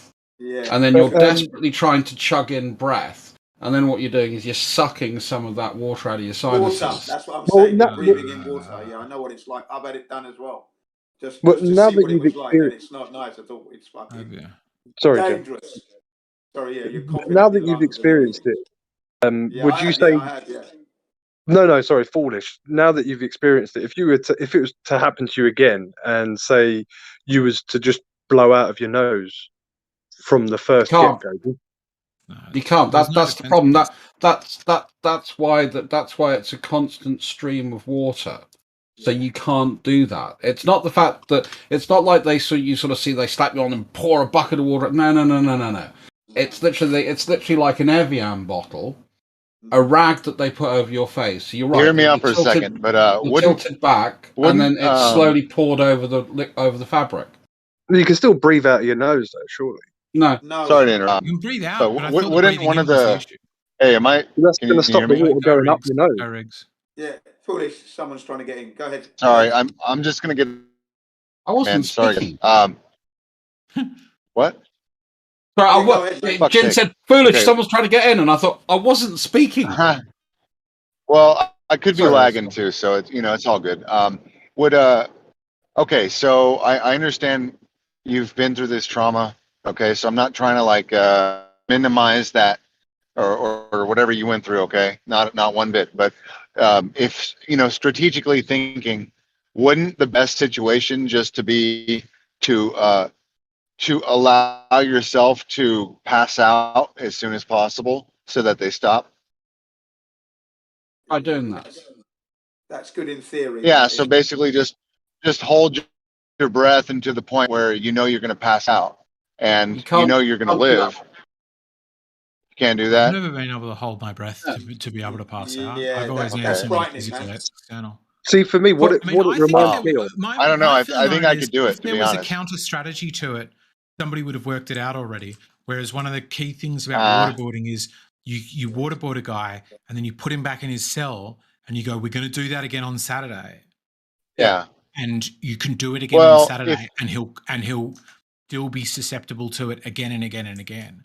And See, that's well, why like they if use if it. you're a wrestler, right? You know that you're going to get choked out and what that feels like, and you can get used to that experience. I just imagine that.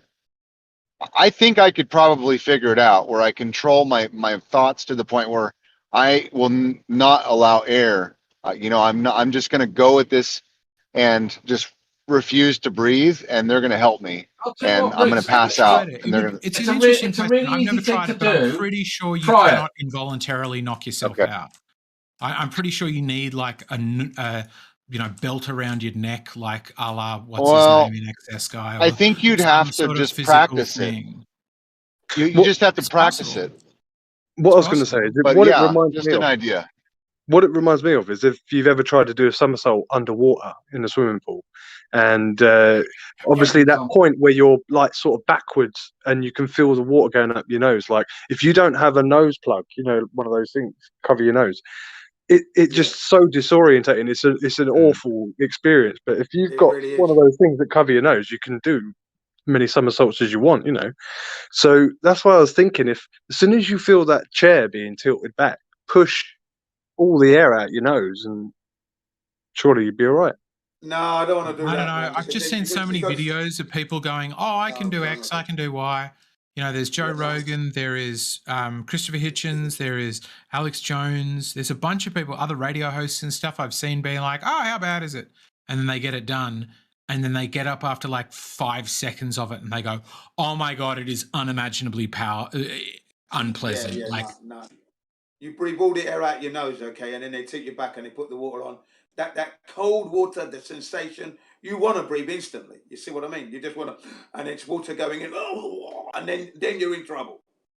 Then you're in trouble instantly. It's really, really uncomfortable. You know, it's not. Well, that's the goal, right? Like that's the angle I was coming from. Like I would instinctively know I don't want to breathe because the longer I breathe, the more torture it is. So just allow myself to pass out. Yeah, I mean that's good in theory, and if you can control your body to that level, then yeah, it's possible. But most of us are not really accustomed to doing that, man. There is another problem. There's another problem that you have, which is you are helpless. You are unable to react at all. You are literally strapped down. And that's the other thing, is you're trapped in that situation. I would prefer to have someone beating the fuck out of me than go through that again. Yeah, exactly. And I'm not kidding. I've had electricity pass through me as a method, and I've had waterboarding done. No, it was actually it was something that was done. I used to do quite a lot of stuff with Amnesty International. I wanted to understand a little bit about it, and okay, I didn't have electrodes attached to my nuts, vis-a-vis old South African methods. But you know, I tried. You know, someone used electricity to torture me, and that I lasted about 4 or 5 minutes. Waterboarding was about 15 to 20 seconds. I was like, fuck no, that's enough. You know, literally. I had my stop. You know, basically there was a ball in my hand, and when I let go of the ball, that was when I gave up. And I could keep that ball in my hand even though I was passing electric shocks through me. And those shocks were getting worse and worse and worse. You know, and it is the most horrible feeling I have ever gone through in my entire life. And I've had some really good kickings in my life. Yeah, I did it in the Royal Engineers. We did that just for a joke to see who could survive the best. And when Yeah. when it was my turn, I didn't last long. And the one thing I remember was that lots of snot was coming out of my nose. Yeah. My eyes were red raw. My Yeah. eyes were red raw. Man. So Yeah. that's It's really, really unpleasant. And I would literally put money down on the table for anyone that could last 3 minutes doing that. Yeah, well, fucking hell, 3 minutes. You're a champ. I like to win a bet, Jim. 3 minutes. Sign me up. That's Come talk to me. championship stuff, mate. 30 seconds. 30 seconds would be a good 3 minutes. That means you're swimming underwater. Basically, you're Well, it's not you're a constant diver. 3 minutes. It's still, because if they did it to you properly, it's not the fact they're continually pouring water. It's like glug glug glug glug. Glug glug glug glug. That's the thing. Glug That's glug the glug one. glug. In fact, actually, I remember the sound. Actually, now thinking about, oh fuck, no, oh god, oh. Yeah, you see, that Like is the not sound. knowing That when is the the next sound. dribble's coming. Yeah, and it's also the fact you can't see either because it's over your eyes. Yeah. So that it's this whole sensory deprivation, the feeling of you're strapped to something, you're on a board. This was basically just like a table that someone would tilted backwards, and that whole sensation and that trap thing. And at least with the electricity thing, I was sitting in a chair, I could see people around me, and I knew what was coming. I could feel that shot coming through, and that was way more bearable. I remember once a police officer had me in a headlock, okay, and I was finding it difficult to breathe. Now he didn't realise it, and he was actually choking me out. Yeah, you know what I did? I actually forced my tongue through, pushing my jaw down through my teeth to wheeze in some air, not breathing, but wheeze the air, to get some air in. You understand? Yeah. Be able At to the end open your of that mouth. ordeal, Yeah. I was taken to the station with my brother. We were charged with assault on a husband and wife estate agency. That was all fabricated anyway, and we were found not guilty. But at the end of that, when I got home, you could see red marks on the edge of my teeth, on the edge of my tongue, where I'd use it to force it through my teeth. Do you understand? In order to just to get my jaw to open. That's a Because I couldn't chokehold. open- That's not a sleeper hold. Yeah. I couldn't open my jaw with naturally, but I used my tongue to force as a little gap to get the end, and the air was wheezing in, just to breathe. That's what my tongue was red for a few months, right along the edge. Blood red. My jiu-jitsu sensei, he tried to do a sleeper hold on me, and he couldn't get it on because I don't have a neck. All right. He really tried. You sound like Juggernaut. I've got a 21-inch neck. As my rugby master said when I was at school, he said you either play rugby or become a boxer. And I don't like people hitting me, so I played rugby. But yeah, he tried to do that, and all I did is literally put my shoulders up very slightly, which meant that he couldn't get to my carotid arteries, which meant that he couldn't put the right pressure on, and then I could slip my head out and come around. And he went, "You're a freak." I said, "Yeah, I know." After that incident that happened to me, the very next week I started karate. The very next week. Yeah, I did karate up to purple belt. Yeah. I got up to second brown. I never. No, you couldn't have been doing doing Shokotan then. You must have been doing Okinawa, I guess. I don't know. No, I was doing Shotokan karate. I've got the book here. The book we were using was John Van Wienen book, and another British. Normally purple belt, then black. Is it brown before purple? I can't remember that. It's so long ago. Yeah, purple is before brown. Yeah. But I mean that. Brown, it's brown 1, brown 2, brown 3, and then black in Shotokan. Yeah. I did karate for about 4 years, and I did. Yeah, I did it for 6 years. And I did jiu-jitsu a bit longer than that, and I did judo all the way through. We did. To be honest, judo and jiu-jitsu are by far the two most useful martial arts I've done. Yeah. Way more than karate. Yeah. Well, I did 6 years of that, and then we did Tai Chi, and I did boxing before that, and then there's unarmed combat, which you did in the military. So Yeah. But yeah, that chokehold was like fucking. I couldn't breathe, man. So I actually forced my tongue through my teeth just to wheeze in a little bit of bloody air. And in the end, the ordeal stopped. And then after being arrested and whatever, got home. You know what your mistake was? You didn't put your chin on your chest, did you? We was fighting on the floor, weren't we? And you know what they thought we were? But they thought we were Arsenal supporters because on that day, Arsenal was playing at home, right? First of all, me and my brother were on our way to get tickets. We were on our way to Leicester Square, and we're in Hornsey, so that's North London, Islington. Only like literally 2 minutes from headquarters of the Royal Engineers, literally, yeah, right. And we were on our way to get tickets to see Cry Freedom. You know Steve Biko, South Africa. Yeah. I know that film well. That's literally where I got the shocking the nuts. Right, there you go then. Because you remember that's what happened to Steve Biko, which is why in the film it talks about the fact that he has problems holding his pee. Yeah, there you go. Yeah.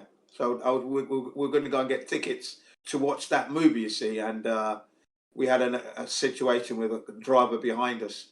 What happened? This day was amazing, right? Because I'd gone to the laundrette prior to all this incident, gone to the laundrette, done my laundry, and then on the way back, a little black boy was crying. And what happened was another black boy had stolen his bike, and the kid was cycling uphill, cycling away. So I chased him, put a pursuit, caught the kid on the hill, caught him, walked him back to the black boy, said, slapped him up a little bit and said, "You were wrong to do that." Apologised. Then I walked the little boy back to his mum and dad's house, yeah, right? Then I went home. Unbeknown to me, I'd left a couple of tops behind in the laundrette. Didn't know that. So I've got home now and thinking, where are my tops? So my brother got in the car. We got in the car to get the tickets, but on the way we stopped off at the laundrette. Now, as we pulled up, the woman who owns the laundrette was running out because she knows us, yeah? So she's running out with my tops. I get out the car quickly, run across the road. Thanks very much. Get back. And behind us is a couple going beep, beep, beep, beep, beep, beep, beep, beep. We were literally like less than 30 seconds, okay? So we drove on and he was beeping all the way down Hornsey Road. So my brother got pissed off at the lights. He stopped, got out the car, gave the man a stern warning. During the stern warning, his wife comes out, starts attacking my brother, punching, kicking my brother. My brother doesn't attack the woman. He had to, like, she was dragging his clothes off my brother. So my brother let her take the jacket. Husband comes out, tries to attack my brother, and I stopped him from doing that. But I never hit him. Basically, I physically held his body, and then I let him go. And every time he moved, that's all I did. I didn't punch. I didn't have a fighting stance or anything because there was loads of witnesses. I didn't want anyone to say that I attacked him. Do you see what I mean? Police come along, and the first thing they did was jumped on me. And then that's what happened. And then, we end up going to police and at the police station, everything else. In the end, it was not guilty because, we're not that kind of thing. And I used that black boy as a witness. So I went back and got a character witness from this black boy's mum and dad that on that day, this man helped my son have his bike that was stolen and returned to him. So it proved that we're not the kind of people that cause trouble on the streets. We're part of the Royal Engineers. We do not cause trouble. So I don't want any, what was the one they were going to do? Not bound over to keep the peace, community service and things like that. And I said, I want to be free of all charges as I was prior to that. So I don't want to keep the peace. I don't want any suspended sentences. I don't want anything attached to my name. And then that's what it was. Yeah, they had to throw it out in the end anyway because they knew we were wrong. We were right, sorry, and the couple was lying. Estate agents, husband and wife, just up the road. They had a business, but it was really, really sick. It was the whole thing of being roughed up on the streets, all your clothes getting scuffed up. Yeah. So I put in for compensation for that, my clothing, because I was really upset that they done up my trousers and training shoes, got scuffed. Yeah, but that was life back then in London, always fighting. When they found out that we were in the Royal Engineers, yeah, that's when they realised they'd made a mistake. They knew it then. That's when they realised that we're not the typical black Jamaicans, reggae music or hip hop. No, it was none of that. We were in the TA. You've made a mistake. This man actually rescued a boy. I do part-time youth work. Nah, you see? So, yeah, it all went against them. They fucked up, literally. But I remember the chokehold is what I was talking about. That was the thing. having to force my tongue through my teeth to get here. You want to try that, man? I tell you, not a joke. Oh, you told me this story before, Jim. I remember this story. Yeah. And then in the end, I started karate from that day onwards. I said, never again is a policeman ever going to put his hand on me. If that ever happens, I'm just going to take him out. Exactly. Yep. And then ask questions Damn afterwards. straight. Yeah. I was really and truly pissed off. Were you in Japan at the time? No, London. This is happening in London. Oh, Bobby. 1988. If you look at when Cry Freedom, I think it's 1988. Yeah, 1988, 89. I wasn't even born yet. No, that's right. You weren't even I was born just yet. about. Jin's having all these scuffles in London, man. I've been in Japan 21 years now. Yeah, I would have stayed in Japan too for that. I would. Do they still call them bobbies? Are they called bobbies? Yeah, bobbies. Bobbies on the street. Yeah, some people call them bobbies. They're PC mainly plot. called pigs, basically. They're called pigs on the streets. They They're wear just such pigs. goofy hats. You ever seen the hats they wear? It's so goofy. I would not. I would be, embarrassed wearing one of those things. Oh no, they still wear those hats. Those hats are still there. Yeah, no, I seen him. I saw it on.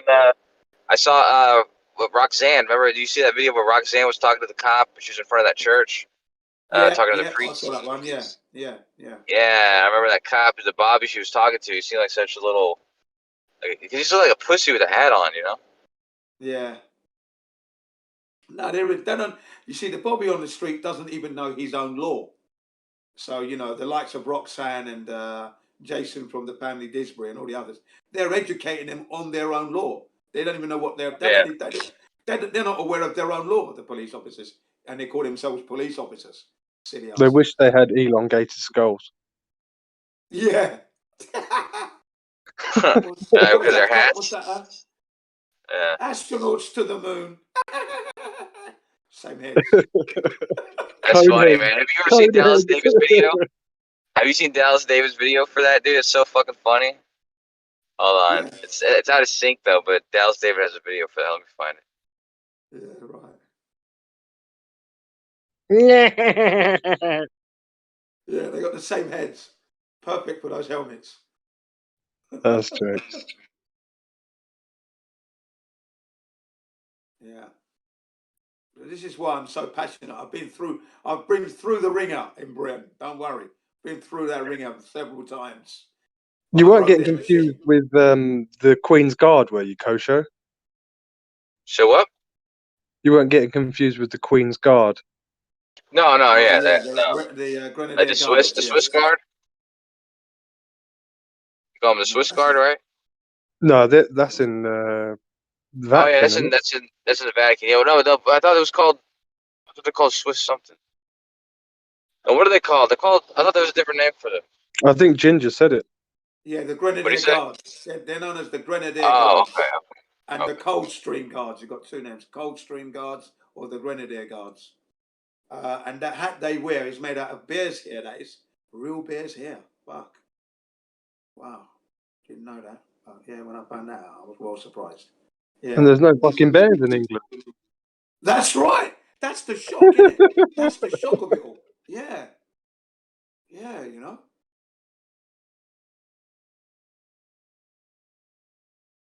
Flat Earth David has such funny videos. In Russia.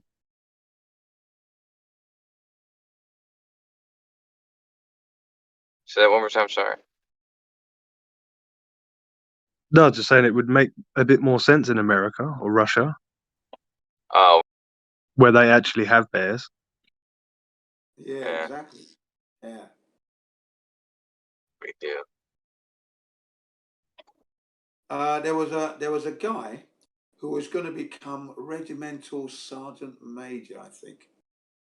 Black guy, yeah, and he's now in trouble. They set him up. He was set up.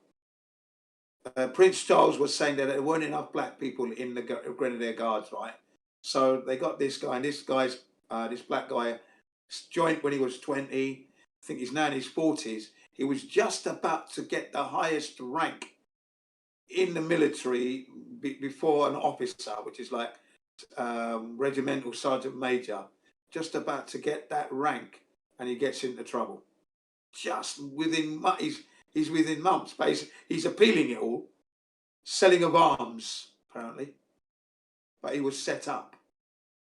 But this stupid black fool there. I mean, why would you even be involved in that nonsense? But there you go. But it was a setup, really. Happening now. It's the case that's ongoing as we speak. Highest ranking black officer, soldier, just about to receive it as well. And he gets himself into trouble, being arrested by flying squad. Flying squad was involved. So there you go.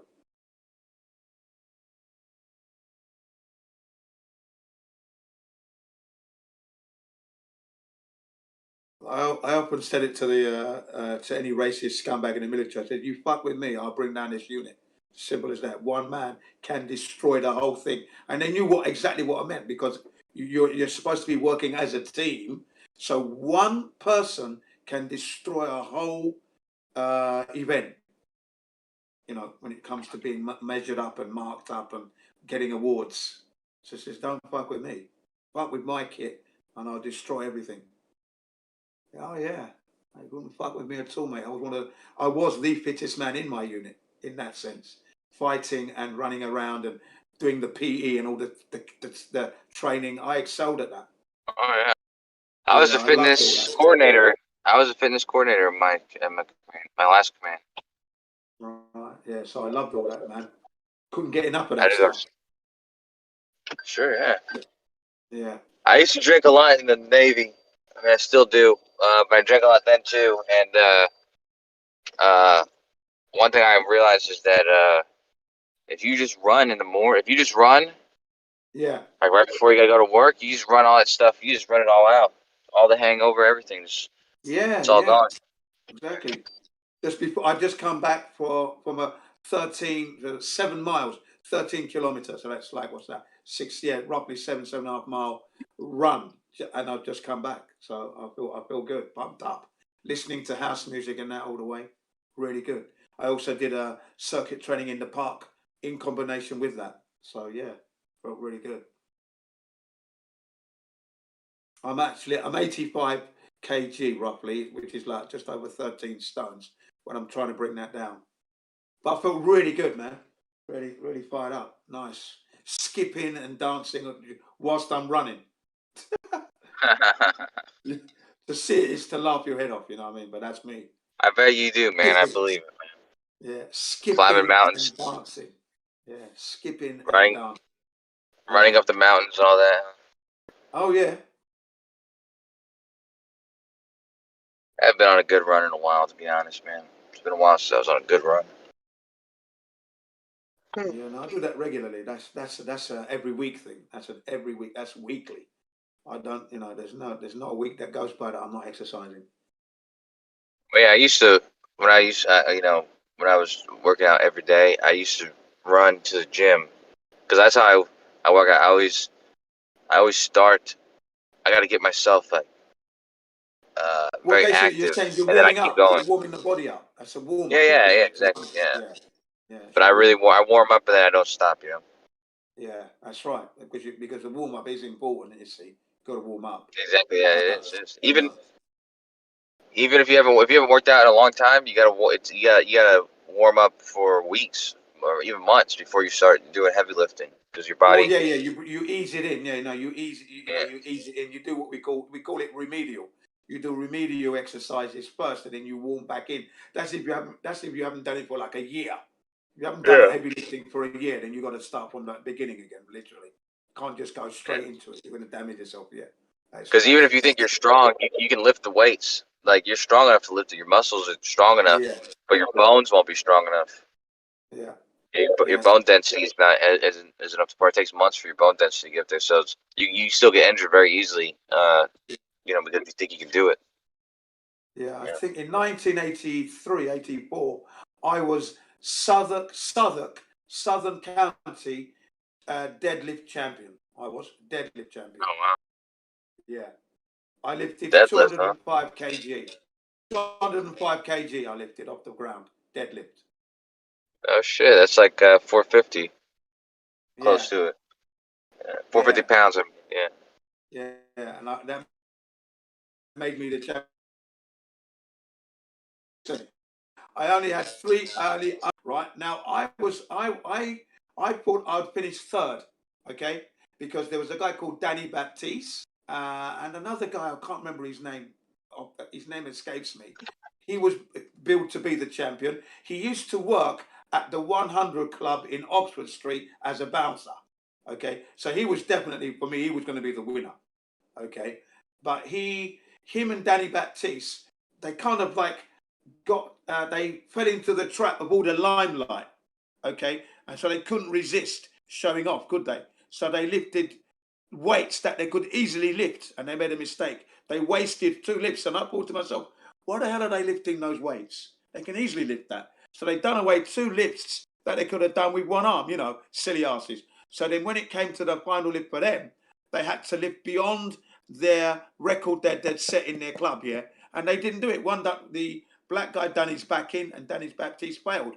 So I came in at the weight that I knew I could lift first, lifted that, okay, step back. So now I'm on my way to becoming the winner. There were still other people in there, and the Scots guys and Welsh guys were in there, but I just stood my ground, lifted like 180, 195 something. Then I did the 200, okay, and then I said, okay, bang on the 2.5 kgs, and later on, and then I did 205, done it. No belt, by the way, guys, no belt. When I put the belt on, I felt stuffed. It kind of like restricted. I couldn't bend over, so I didn't like the belt because it's really wide, thick leather. I just didn't feel comfortable. So you've got to I don't wear the lift it belt properly. either. Yeah, you've got to lift it properly. It's a reverse hand grip. So you've got one over and one underneath to do this. So reverse hand grip, right? Straighten up, get up, tuck yourself right in there, and then just stand up. And I did it, held it, and then the white flag went up, and I dropped it down easily, and then that was it. Jim was champion. 205 kg, and I went, yes. Yeah, that's a workout that you gotta have a good form. Otherwise, you're gonna get injured. Yeah, you're gonna get real injured. You put your back out. Yeah, no, I definitely did it perfectly. 205 kg, Southern County champion, deadlift. Yeah. So it's that lift and also squats. Actually, they build your testosterone. You increase your testosterone with these workouts. Yeah, I used to do a lot of squats. I like squats, and I like the deadlift. Yeah, that was the training. You had to train squatting, of course, in order to do that. Yeah. Yeah. But yeah, I used to love all that. Powerlifting, they called it powerlifting. Yeah. Yeah. I do my best to. Yeah, I stay fit, but try not to get injured because, like I said, a lot of people I don't think I would ever do a competition like that because, it's easy for people to overexert themselves. They go beyond. I'm sure that you were a lot younger back then, huh? Yeah, I was in my 20s back then. Yeah. I think I'd be too old to really go beyond my. Yeah, I can still lift up heavy things now. That's why I do my training. I do my training in the way that we call it circuit training, where you're doing cardiovascular through a table of body exercises, and that for me that is chin ups, not overarm chin ups, underarm chin ups, where you're using your lat muscles as opposed to your shoulder muscles. Okay, so you're using underhand grip. So you're doing chin ups there, okay, and then from chin ups onto the parallel bars, and then I'm doing sit ups on the parallel bars, okay, and then from there I'm still on the parallel bars. I'm now doing dips, okay, so we're doing dips, and then from there at the end of the parallel bars you got the Olympic rings. You grab the rings, and then you're doing leg raises, knee raises to your chest, yeah, right, and that's one circuit, and then you run around the park and come back and do that again 3 times. That's circuit training, and then you're on to. Then when I've done that, then I go out and do a 3-mile run. That's what made it 7.5 miles today. Yeah.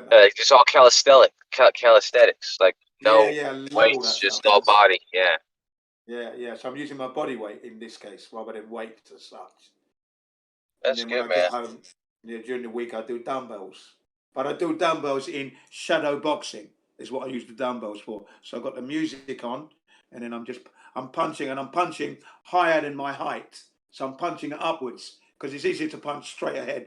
But when you just load it up to a tall person, so you can take out someone bigger than you. That's the point. Yeah, You think? No, I'm only 5'8.5". No. I was just saying. You think if we and you were in the streets, me and you got into it, you think you can beat me up? I don't know who you are. I don't know. I don't really. All right. Yeah, I don't know who you are, so I can't. I Really think you could beat me up, man. I think you would beat me up too. I don't know. I'm 60 coming up, so I don't know who you are. That's all. So the thing is, Yeah, well. you know what? It depends on the day and how angry you are and what the situation is. Yeah. Because if I'm bullying you, I could be taken out because I'm in the wrong. So my testosterone level and my fortitude level may not be, and you're being picked on, you might take me out. It just Oh depends. yeah, I see. Yeah, and I say that because if you've done karate and you've done competitions, you'd be surprised who you lose to, okay? Because I've lost a few bouts, don't get me wrong. To people less than me. I've lost to lower grades. So, it's not what it's all about. It's all about the intent and how willing are you to overcome. And don't get me wrong, there's another time I took out 5 people in the middle of Regent Street, West End. Police was involved. Okay, there you go. And that's for unlucky for them. I was on a kata. It's known as Basai Dai. It's called Basai Dai kata. Okay, where you are blindfolded, and then you have to take out assailants. You can't see where they're coming from. Oh, that's real fighting. Yeah. That's called Basai Dai. Yeah. So I've been doing that for like 3 months because it's the next step to becoming a black belt. Okay. You got to pass Basai Dai. Yeah. So I've been doing that for 3 months. Okay. Where you can't see where the assailant's coming from, and then you've got to take them out. So once you recognize the body parts, then you know what move to do to bring them down to the floor. Okay. So now in Regent Street, when you've got people, you can see them coming. It was easy. I tell you what, Jen. If we and you on the street, we meet on the street, we're not gonna fight each other. We're gonna go back to back, and we're gonna fight 10 people together. Yeah. Nice. I'm gonna let you take most of them now. It all depends. Like I said, it depends on the day. Kosho, I have to apologize to you. This may be not a fair answer because, like Jen said, I don't know either of you, but I'd have to say my money would have to be on Jen. My money would be on Jen too, because Yeah. I'm not. I'm like what Jim was saying about the intent. Well, the blindfold. Well, yeah. But if I'm not, if I don't have like a reason to stop somebody, like I don't get angry at people and want to fight them. You know what I mean? Yes. When I get in fights because they're kind of forcing the situation, and usually at that point I want to stop them, and so it's like, I get I don't what you're know. saying. No, I totally get it. That's fair. So I'd never have a reason to fight Jin. You know what I mean? If we were fighting, Well, what if you did? Like in Squid Game or something. He'd probably beat me because it'd probably be my fault. I probably did something wrong. Who knows? As I said, I don't know you. I don't know. So, Did you guys watch Squid Game yet? What's Wood Game? No. Squid Game. Squid Game. Yeah, I did. I watched the first episode, but I don't know. I was supposed to finish watching it with my brother, but he finished watching it without me. So Yeah. it looked good though. What is it? It's Korean. It's a Korean show. It's almost kind of like Black Mirror in a way, but it's about this competition. It's like a secret competition. And I don't want to give any spoilers. I'm sure there's all kinds out there on the internet, but I don't want to be the one to do it. But you got to at least watch one episode, Jen. It's on Netflix. Okay, I'll look it up. And it's I don't know if you know how to speak or understand. Is it Korean, you guys? Yeah, yeah. Yeah, it's Korean, but it's dubbed in English, so. Well, yeah, it's no subtitles, so that's nice. But they have the original. I can say this in Korean. Chompekesumnida. Well, they have both versions. You could give it a shot. You say chump enchilada? Chompekesumnida. That means it's nice to meet you. Shrimp enchilada. Yeah, in Korean. I like I wanna Korean show food though. I do like Korean food. We eat a lot of Korean food here in Japan. We got bibimbap, kimchi. Yeah, Korean bibimbap, women are all into. kimchi. Yeah, I can't remember. They're the two main dishes that I do like. Which is bibimbap and kimchi. Kimchi is it's salad, like lettuce with radish in hot chili sauce. Really nice. Hey, Jen, let me say, do you know what this means? Soda, taida. Soda, taida. You know what that means? No. Soda, taida. Soda means okay, like is that so? That's right, kind of thing in Japanese. No, but this is Japanese. This is Japanese, though, Jen. I was just hoping you knew I was speaking Japanese. So this is Japanese. Yeah, I got it. Soda. I got the fact that you were speaking. Yeah, I got the fact that you were speaking Japanese. I understood that. Soda, we normally use that when we're saying, yeah, that's right, kind of thing. Soda. Oh, I was trying to say flat Earth, man. How do you say flat Earth? Yeah, you said it wrong. You got to say taira, not taida. Oh, taira. You said dai. It's ra. Yeah, that's why I got confused. Yeah. Say it again now. Chiku taira this. So Chiku is Earth. Chiku wa. Oh, okay. Taira this. Chikura, taira. Yeah. Oh my gosh, Kosho, your voice sounds so much better speaking that than Japanese? English. Wow, thank you, Jen. That was You're perfect. welcome. Thank you, Jen. You It's very surprised? too bad I've been speaking English my whole life, and I've only just now learned how to speak Japanese. You should keep going with it. You sound really good. Yeah, Hey, I got a question, guys. Sound Japanese there. It was pretty good. Perfect. I got a question. I'm back. Hey, Jen. Good morning. I couldn't talk, but I had a question about the deadlift thing. Like, yeah, go on. so what would be a good weight to start deadlifting? Because the first one I ever did is at my friend's house, and dude, he was doing like 350, 400, something like that, and I ended up doing like the first one I ever did was 300. So is that like too much? Well, I mean, if you're not exercising your body regularly, and then you go and do that, you might be lucky and get away with it, but you don't want to be doing that all the time. Yeah. Yeah, I did one, and I was like, I just like felt like that was enough. Like, okay, I did one. Yeah. Let me give you the worst scenario. Let me give you the worst scenario that happened to you. Yeah. You could put out your lower back, slip disc. You see what I mean? Gotcha. So the whole reason you need to train the whole body, so you build the strength right through the torso and the legs. That has to happen before you start. Yeah. I wasn't trying to like be cool, but no. He just took a plate or two off and then let me try it because he was a power lifter. So he just thought, he just saw my stature and said, okay, we'll try this, and I did it, but I didn't want to do it anymore after that. Yeah. I'm glad you didn't in a way, and you were lucky that day because you could have seriously put your lower back out quite easily.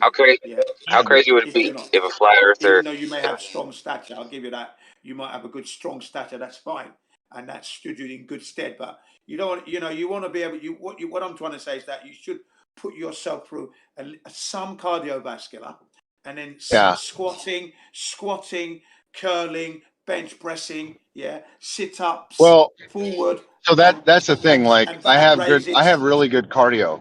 So I wasn't doing anything else at the time, but I had good cardio. So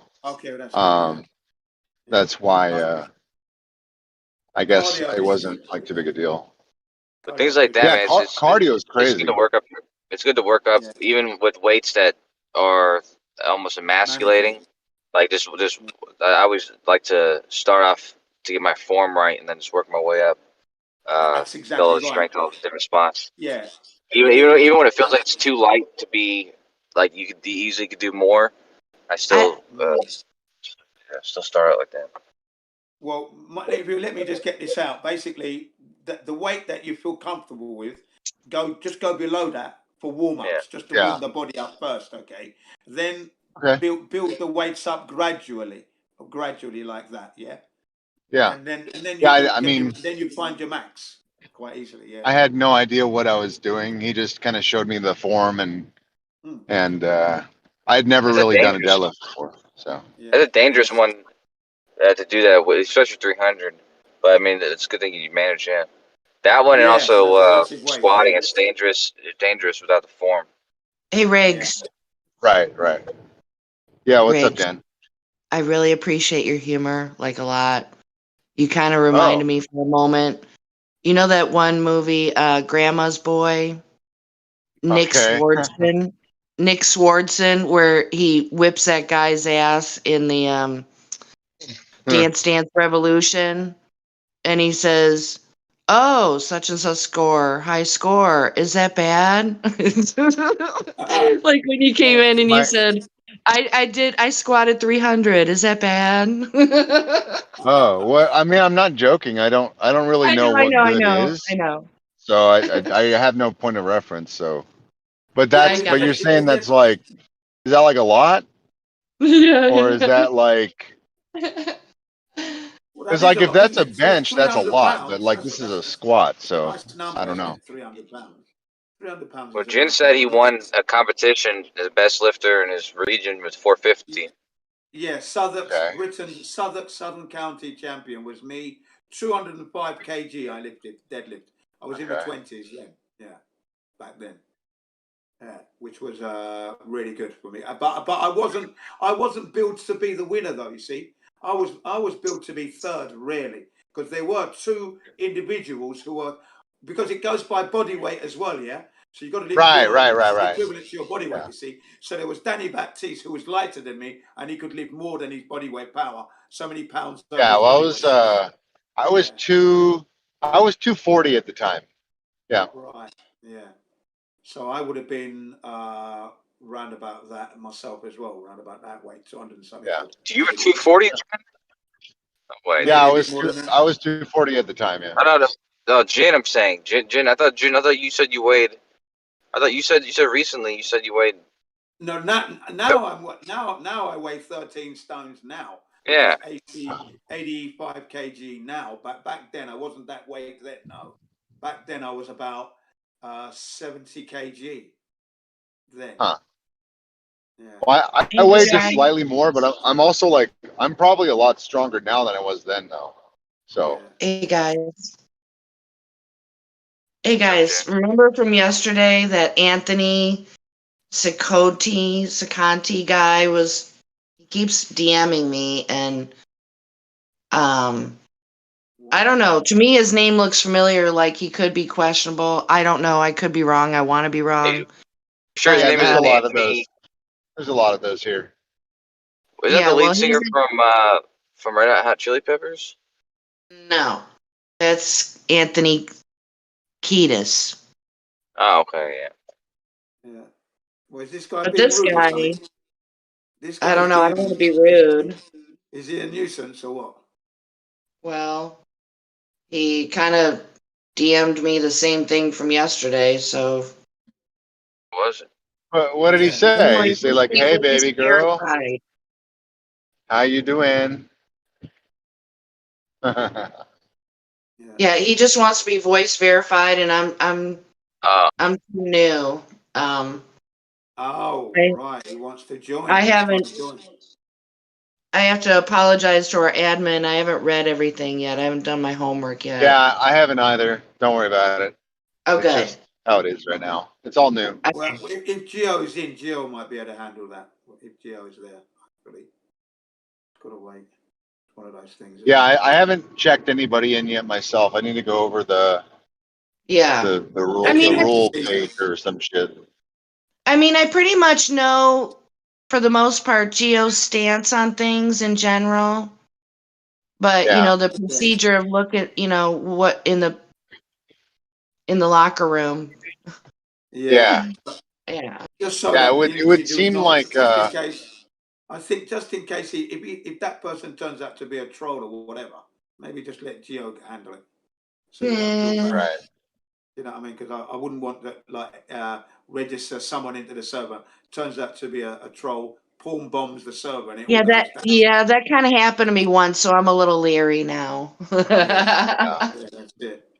Somebody fooled me. Not that that's. I mean, I'm Well, sure there's nothing apparently wrong with he's the fooling. only one, as far as I know, that can give out like the live stream permission, which gives they can like send pictures and shit. So I guess you can't really fuck it up too bad, but they can use voice if you like. There's some kind of bot command. I don't know exactly what it is. Oh but, well, I don't really yeah. like to address people that are from the Broken Mic gang. So you're on your own. If you can't figure out how to use a mic, I can't help you. Exactly. It's like, Yeah, bye, if they're trying to get verified without like using the damn mic, then yeah. that's basically like a child molester, in my opinion. Okay. You know, when you said your friend was a lifter or a power he's a lifter. power lifter. Yeah. Yeah, because I was thinking, how crazy would it be if a flat earther became Mr. Universe? Well, that's what I was telling people before.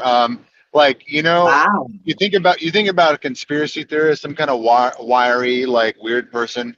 But what if we just like changed the view on conspiracy theorists and like, just everyone's jacked.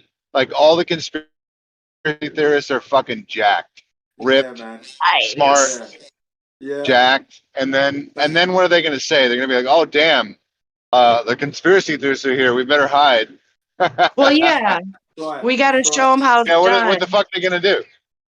Yeah, exactly. Yeah, for real. That's what I was thinking, man. I'll just get ripped, and then I'll just like Eddie Bravo, like all his fucking buddies are flat earthers now, and they're fucking badass at jujitsu and grappling and shit. And I was like, what if we just took over like all the expertises of physical health, and then they couldn't say shit. That's right. And then I got. And then it was like, if you're a flat earther, you're associated with being fucking jacked. Health and like fighting and stuff. I wouldn't mind seeing videos of you guys kicking ass. That would be cool. Well, no, Jen, you got to get jacked too. Yeah. Well, I mean, Earlier this year, we were talking about. Okay, so I think a like. flat earth meetup. Sorry, go ahead, Jen. No, you go ahead, Kosha. No, there was this thing talked about going to Michael Smith's house, and there's supposed to be a flat earth meetup where it was like basically like a rumble or like a. I think everybody's been saying that for 5 years now. I don't think I've heard of anything official. Yeah. But that I sounds think the only great. person that's met Mike is Karen B. Pretty sure. Oh, really? Yeah. Yeah, there's a lot that goes on behind the scenes. Oh, I couldn't probably even fathom.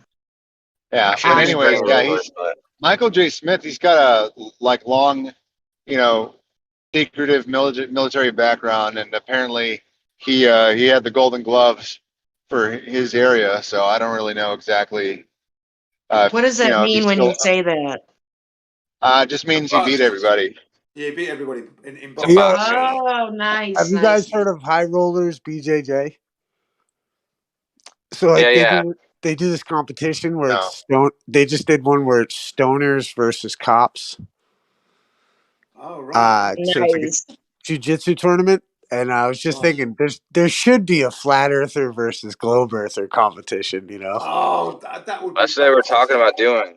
That's But what, yeah. But they're called High Roller BJJ. They're really cool. They all smoke pot on the mat and shit. They're fucking awesome. And I just that would be so cool. How cool would that be? Yeah, put them in the Crit was going around. He was going around getting people to pair up and seeing who was fighting who and stuff. And look up I knew it wasn't gonna happen. Kosha, right? Look up Cops versus Stoners. It's High Rollers BJJ, and they just did a competition and the Stoners won. I remember seeing remember seeing a You know why? I could probably tell you why, because the other party had their ego on overdrive, probably thinking they're better. I mean, what's up with that? I mean, there wasn't any physical differences between the guys, right? No, it's like a weight class. It's like it's done like a wrestling tournament. Like you'd have like Yeah. 5 guys in different weight classes facing 5 guys in different weight I classes. just love it when the stream Or, you know, the wins. same. I Like just they're, love it. Oh, 5 guys. Like 5 guys versus McDonald's. dude. You could imagine if you did that. That'd be great. But I first, we remember want to seeing do flat Earth versus globe Earth, because then you I could do remember Wendy's seeing versus McDonald's. You know what I mean? Like fuck you. You know, you can do all kinds of things, but then it'll get commercialized. Right now, that's what's so cool about jujitsu is it's such a cool small community with that's making such a big impact through all like the UFC and shit. You know. Yeah. Yeah, you guys check out. There's a couple of good jujitsu guys. Like this guy Ben Eddy, I think is I for some reason I would think he's FE. He's You know, it's part of. crazy. In this community, you guys wouldn't consider me conspiracy theorist, but in my regular life, I would consider it a conspiracy No, theorist. Koshi. This is in contrast to these conversations, I guess. Well, no, Kosho, you'd be fucked anyway, because if anyone said to you, so you're a part of a couple flat Earth discords, and you'd be like, yeah, and they go, but you're not a flat earther. Okay. Okay. Yeah, I was in 24/7 a long time ago. That's why I always used to tell them that people call them the crazy ones and stuff. Okay, Kosho. Okay. And that's why I used to always say that in 24/7 because people used to come in and I was like, dudes, they think it's like they think that that you're the crazy ones and I'm the only one in here who's not a flat earther. So I'm probably the craziest person in here. I used to always say Crazy for going in. Well, you know what's cool? There's a big crossover from like quote unquote conspiracy, like, you know, all the main, like, because you have all the prior stuff to flat Earth, which is really what gets people cooking, like, you know, JFK, fucking Operation Northwoods. And some people have crossed that bridge. That's why I love Timmy. You know, the OG Tim Osmond was fucking, he was all about 9/11 truth and all about all that kind of stuff. But he just opposed flat Earth, and for respectable reasons, because you get associated with flat Earth, and then all of a sudden you're associated with like every other fucking conspiracy and being retarded and everything else. And you know, but that's why what's cool now, even when I first came out, I thought of it like, you know what? If being a flat earther means that I reject all of your foreign wars, all of your medical tyranny, all of your everything that you think is fucking good, then fuck you. Yeah, I'm a flat earther and fuck your system. You know what I mean? In that regard. I'm glad to hear you say that. Glad to hear you say that, sir. No, but Jin, Jin, I've been saying this, dude. When I came out here, man, me and Cathexis went through all these people, and like we did a good cop, bad cop, and I was rude like a motherfucker. But at the same time, you know, we're also at the end of the day, I came to the conclusion, like, look, the more you play into their division, the more you're giving them what you want, what they want, you know. Yeah. Well done anyway. But definitely. Kudos to you. Salute. Tip my hat off to you, sir. Well done. No, but yeah, that's And me to you, Jen. I fucking love your ramble. You know, I know how it goes. Fuck yeah. No, but And that's a conspiracy Coach theory. knows I the used flat to. earther whether he likes it or not. Like in society's That's eyes, right. He's a flat they're earther flat gonna earth. be. He's a flat earther gonna be. That's what he is. Who is me? Who? Yeah, because you can't get away from the fact that you're in a bunch of flat earth discords and all the other things. It's like you're guilty by association. Sure, I love bro. it. Yeah, man. I think flat earth women. I always said I'm gonna marry a flat earth woman probably. Fuck yeah. Might even birth the flat earth messiah. But regardless, yeah, that was one of the theories that I used to chase because I was trying to find evidence for it. If there was like if flat earth was like a psyop created by shadow government or what have you, in order to have this this body or this entity to basically scapegoat everybody else who believes anything else, any other conspiracy theory, like any real conspiracy, about the government or whatever, then they'll just say, "Oh, you know, you're just another flat earther. You're just a flat earther." It was like a way of Well, people are kind already of catching discrediting on that that other term is beliefs. be. Oh, sorry, Kosho. No, that's it. People, Jen. Go ahead. people are already catching on that the term flat earther is weaponized. So that's already in conversation. I think that's awesome, considering it took more than a decade to talk about the term conspiracy theorist to begin with. So Yeah. yeah. Also, the thing is, Kosho, they're gonna like. This is what I've realized. You know, and this is what we're collectively even putting together is like the idea that it doesn't matter. You can't give an inch to someone who's a tyrannical dictator piece of shit. And the thing is that because they're just gonna call you anything anyway. They're gonna fucking label. I mean, dude, we get called, dude. I've had videos made about me on ridiculous fucking. I mean, all kinds of stupid shit that people are gonna say about you, in an attempt to discredit you. And even if you're the most like, look at fucking Aaron Rodgers right now, right? He took a whole thing. He's immunized against the C and fucking dude. And he just went on a podcast and he's like, look, I'm not an anti-vax flat earther. They've called him Damn. anything. They've called him That's what I anything and mean. everything. You know what I mean? Because, dude, and he's not saying he's whatever. They're calling him a flat earther. Oh, They're exactly. calling him an anti-vaxxer. And he's saying, yo, what the fuck? Like, he's just somebody who's standing up for, what used to be a commonly See, understood value of medical freedom, man. Issa. So what happens in the social matrix nowadays is something you've heard of many times, and that's called cancel culture. Everybody goes on the bandwagon and then they go on attack and they personally attack everyone. That's how it works on the internet. For Right. the And most part.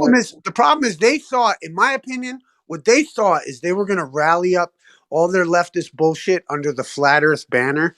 And Yeah. thank God all the flat earthers are like, no. We're constitutional republics. We love America. We love religious liberty. Fuck you. Yeah. Oh, yeah, that's what you Well said said, though Issa. Well said. about them pointing at or them calling you a name.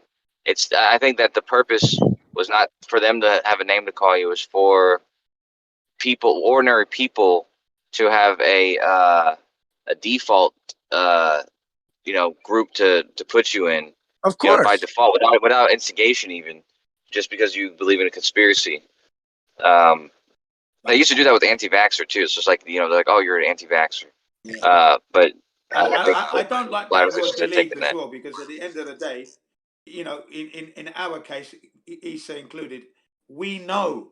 That's the difference. That's the burning flame that's in us. We actually know it. So it's not a belief anymore. It's just not a belief, man. In what we bring to the table, we're not bringing beliefs, facts. We can really bring the facts to the table. Well, my only But if issue you with know that, the and facts, I will say this, is that the problem is go that, on. remember this, is those people that want you to wear a mask, Jin, they know that you have to wear a mask. They know that you think you got to do this and you got to go down and get the thing to save humanity. They know that climate change is going to destroy the world. Da, da, da, da, da. And the problem is that be wary of people who say that they know. And don't be one of those people that would say you know something that's impossible to know, even though you think in your heart of hearts it is so. Do you know what I mean, brother? That's my like. I love this subject so much. I don't want to see my flat Earth brothers get caught out there like that, because we're winning. We Yeah, are okay. winning. I hear you. I hear you. Yeah, but when I say I know, I mean, come on, man. I'm with you, I know Jin. that the Jin, mask I'm is with not going you. to help me at all. That I'm mask is fucking not going to help me at all. So you'll never ever see me in that mask. That I'm telling you. I right, haven't done it yet, but and I Jin, never all I'm will. saying is that that's what these people think, is that they think that they know. And when you get two parties that both think that they know about a subject that they couldn't ever really know, that's insanity. And that's Yeah, I where agree. But then when you that's the bring riddle. evidence to bear, though, in the case of the mask, you can bring evidence to bear. They can't bring any evidence. They can't bring it. That's the problem. Well, The remember, they can bring scientific evidence is there and data is there to show them that their story has so many holes and anomalies, it's impossible. And they don't have it. You see, that's what I say when I say we know. Like, yo, I look at it like I happen to take the position in my heart of hearts that you're proposing, Yeah. but at the same time, it's like there's like tact in any idea, and also the idea that like be wary of your own. You know, I love that Al Hazen quote of the scientific method. You know what I mean? Like, be an enemy of all that you read, but also be an enemy of your own prejudgment. Yeah, keeping yourself in check, basically. Yeah, keep yourself in check, brother. Exactly. You know, we all know that shit, and we get full of zeal when we're out here. But that sometimes only gives ammo. Remember, let them be the crazy ones that know that the Earth's a ball, that know that they went to the moon, that know, because that's what totally undermines their credibility, is that they think they know something relying on a third party, which immediately discredits you and makes you a cuck. Right. And then I'm always in the position of, according to the experts, then I give them the names. This is what they say. Blah blah blah, etc. etc. How do you explain this? That the place is littered with radiation, debilitating levels, and you give them the numbers, and then you give them the source, and you have to explain that. It's not my story. I don't believe that they did that, but this is what they tell. This is what they say happened. Well, my So favorite how thing do you to do, explain that? I love to do this, is ask them some theoretical, complicated question about the globe, let them carry on, and then ask them, do you ever feel retarded when you're saying this shit? Yeah, you got to ask. You know what I mean? Like, there's no reason. Like, I'm gonna let them elaborate some false fucking premonition of some scientist they don't even know the name of, and then just say, like, dude, do you ever feel like a complete fucking moron when you're trying to explain this to somebody? Because, like, you should. You fucking should, dude. If you're trying to explain gas pressure without a container and you're gonna say that you know, then you're.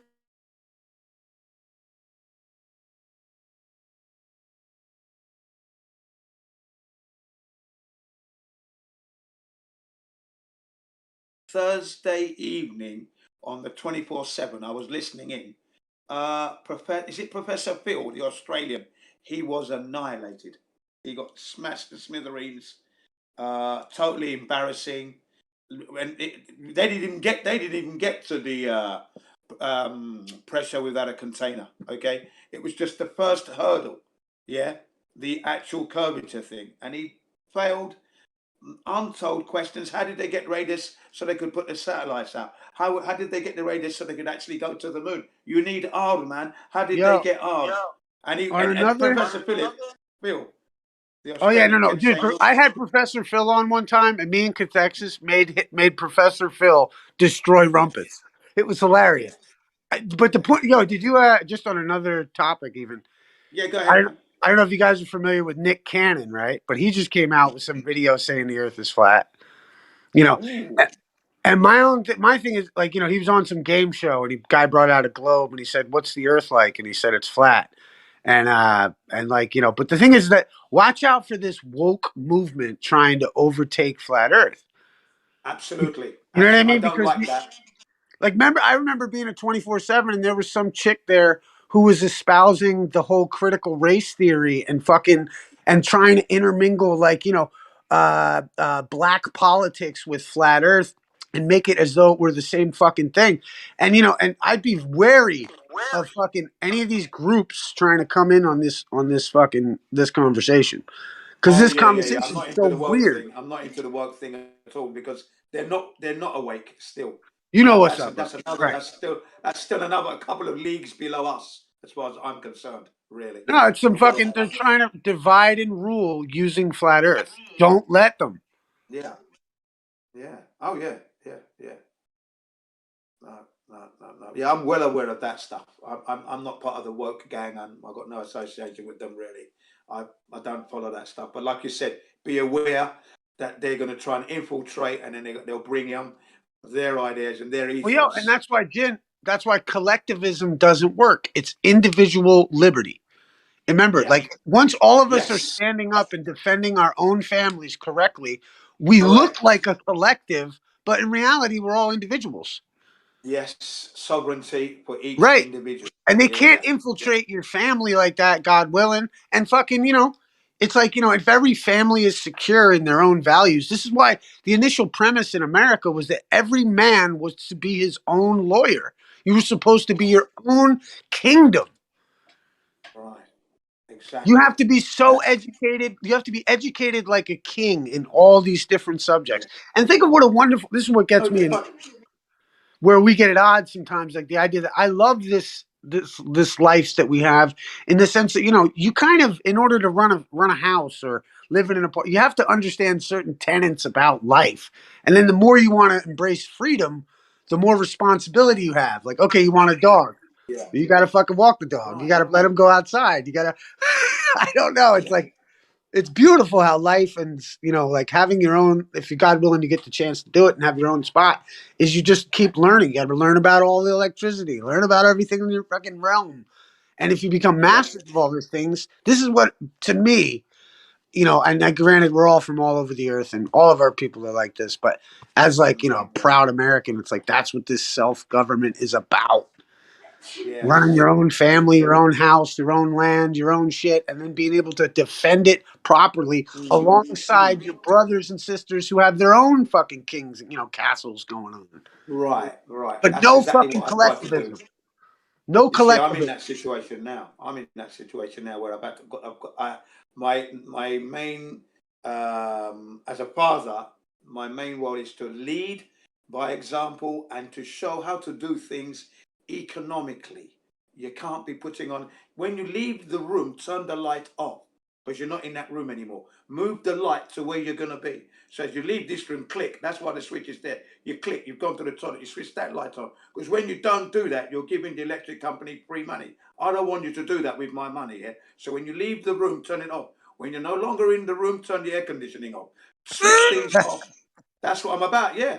Because that's wasting money straight off the bat. Right, when you you're get right. your own place, you're going to have to pay the bills yourself when you get up when you grow up. One day you're going to have that responsibility. So learn now. Sir. Don't waste my money. Don't Hey, waste my Jen, money now. just so you know, if you want to be economical, and there's many, probably majority of situations where it's more economical to not do that. To leave the light on and to Once the not light change is the off, AC and turn it off. listen, the power is off. No energy is being used. And then, because why would I want to go leave the light on here, go to another room, put the light on there? So now double electricity is being used. No, switch off. Same with the electric air conditioning. Look, once the room Depending is on the at the bulbs you required have. hang on. Once the room reaches the required temperature, switch off the air conditioning. And then once it gets warmed up again or cooled too cold, then you can heat it up or cool it down, either way. But use it, not have it continuously on. No, sorry, that's not happening. No. Use things economically. The same with water, okay? The same with water.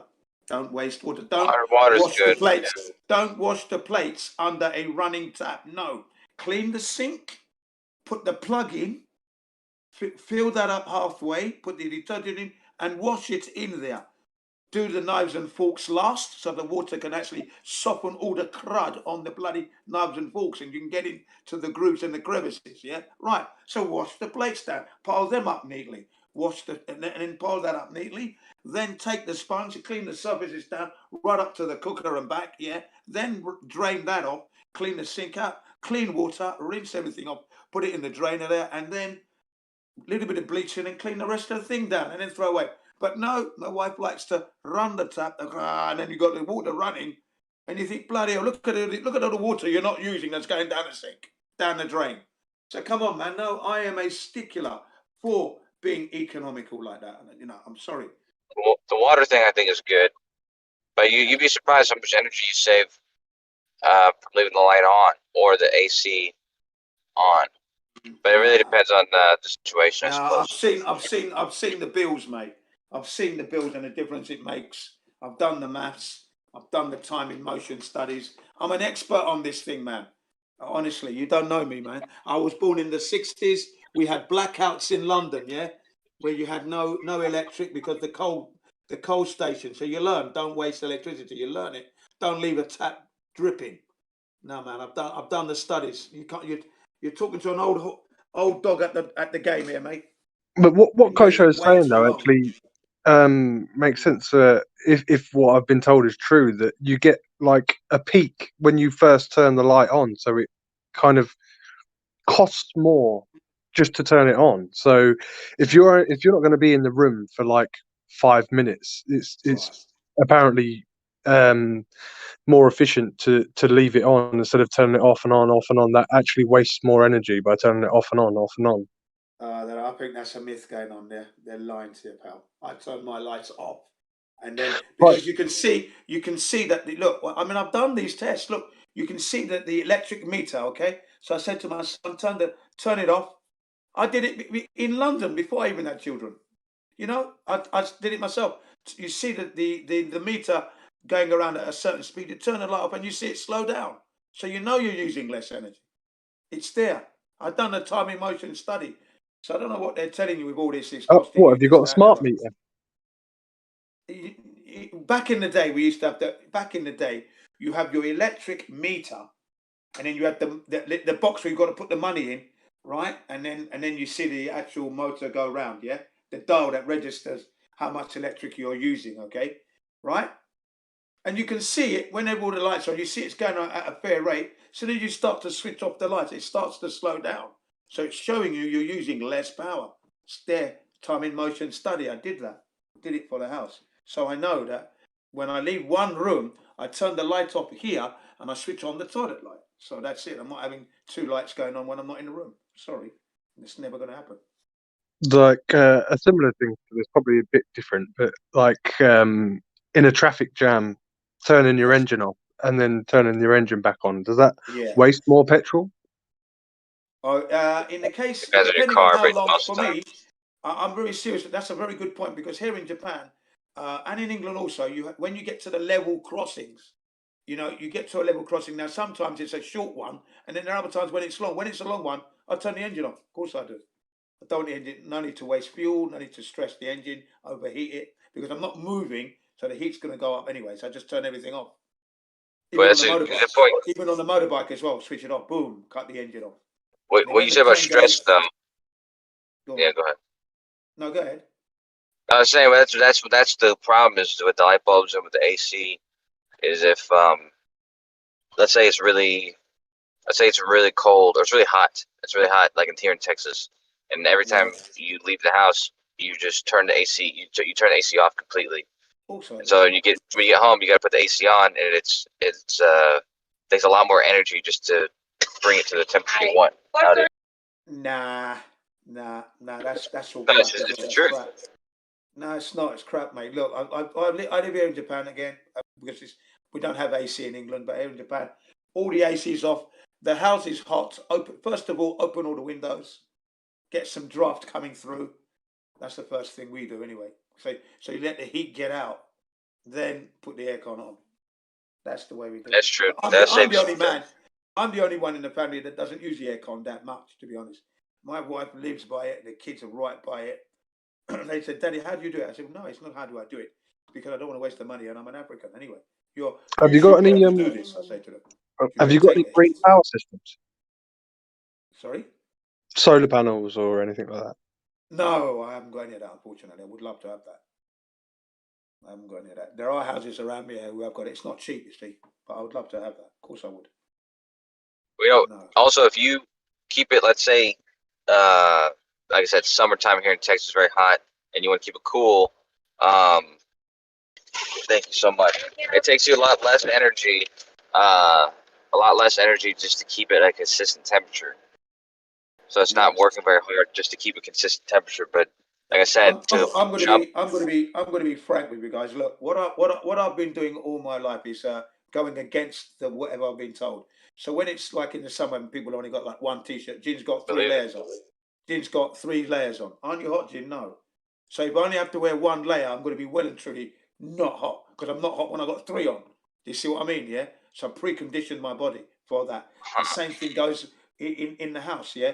When I'm not in, no electric's being used if I can help it. So when we get back, leave the door open, let the heat get out, shut the door, then we put the heat on, and you cool down, soon cool down, because you soon feel it. I don't like the aircon, so I don't even hang around. I'm in another room. I don't particularly like. So you've got two views for the heat. Hitting me. Yeah, you've got too used to the heat. Yeah, I am a man who likes the heat. I'm an African, so I love the heat. I excel. So no, I don't want to bring the temperature down. That's why I always wear 3 layers all year round. that's Jim's got why you ran away. 3 layers on all year round. That keeps my body core temperature at a constant temperature, so I don't catch cold. It's not fluctuating. The only time it fluctuates, of course, is when I begin to exert muscular force. When we start to exercise, cycle, So run. that's why you Then ran it away goes. from England, yeah? Did you have to Well, wear yeah. 4 layers in England, yeah? Well, there you go. Yeah, you know what I mean. Yeah, I used to wear 3 layers all the time, all year round. 3 layers, yeah, and a jacket in winter, of course, in England. But 3 layers all the time. I'm doing that now. Talking to you now, I've got 3 layers on. Always got I 3 met a layers. wonderful African chick a couple hours ago. Beautiful, beautiful name. Yeah, she speaks eight languages. Wow. Yeah. Oh, it's very intelligent to be speaking 8 languages. That's cool, isn't it? All That is right. cool. How many languages can you speak, Jin? I speak English. I speak Japanese, Yoruba, which is the African language. Then a tiny little bit of Spanish, tiny little bit of Greek, minuscule amounts of French and Italian. She was speaking French. But yeah, right, yeah. What country you said in Africa you're from? I'm from Nigeria, West Africa. Oh, okay. Yeah. She's from West Africa too. She's from Uganda. Oh, okay, right, yeah. So Uganda. I'm from Africa, West Africa. That's where my parents. I was born in England, but that's where my parents are from. So obviously, the same DNA. Isn't it? Yeah, I've been there as well a few times, Nigeria. So yeah, that's my origins, I should say.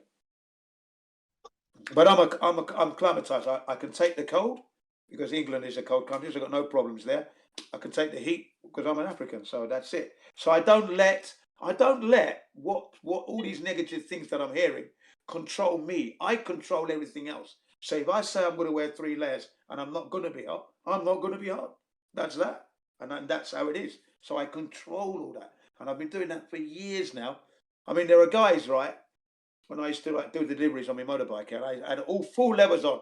It's sweltering heat. Jin's got his levers on because if you come off, your skin's going to take some serious rash. And the geezers were saying like, "Aren't you hot in all that gear?"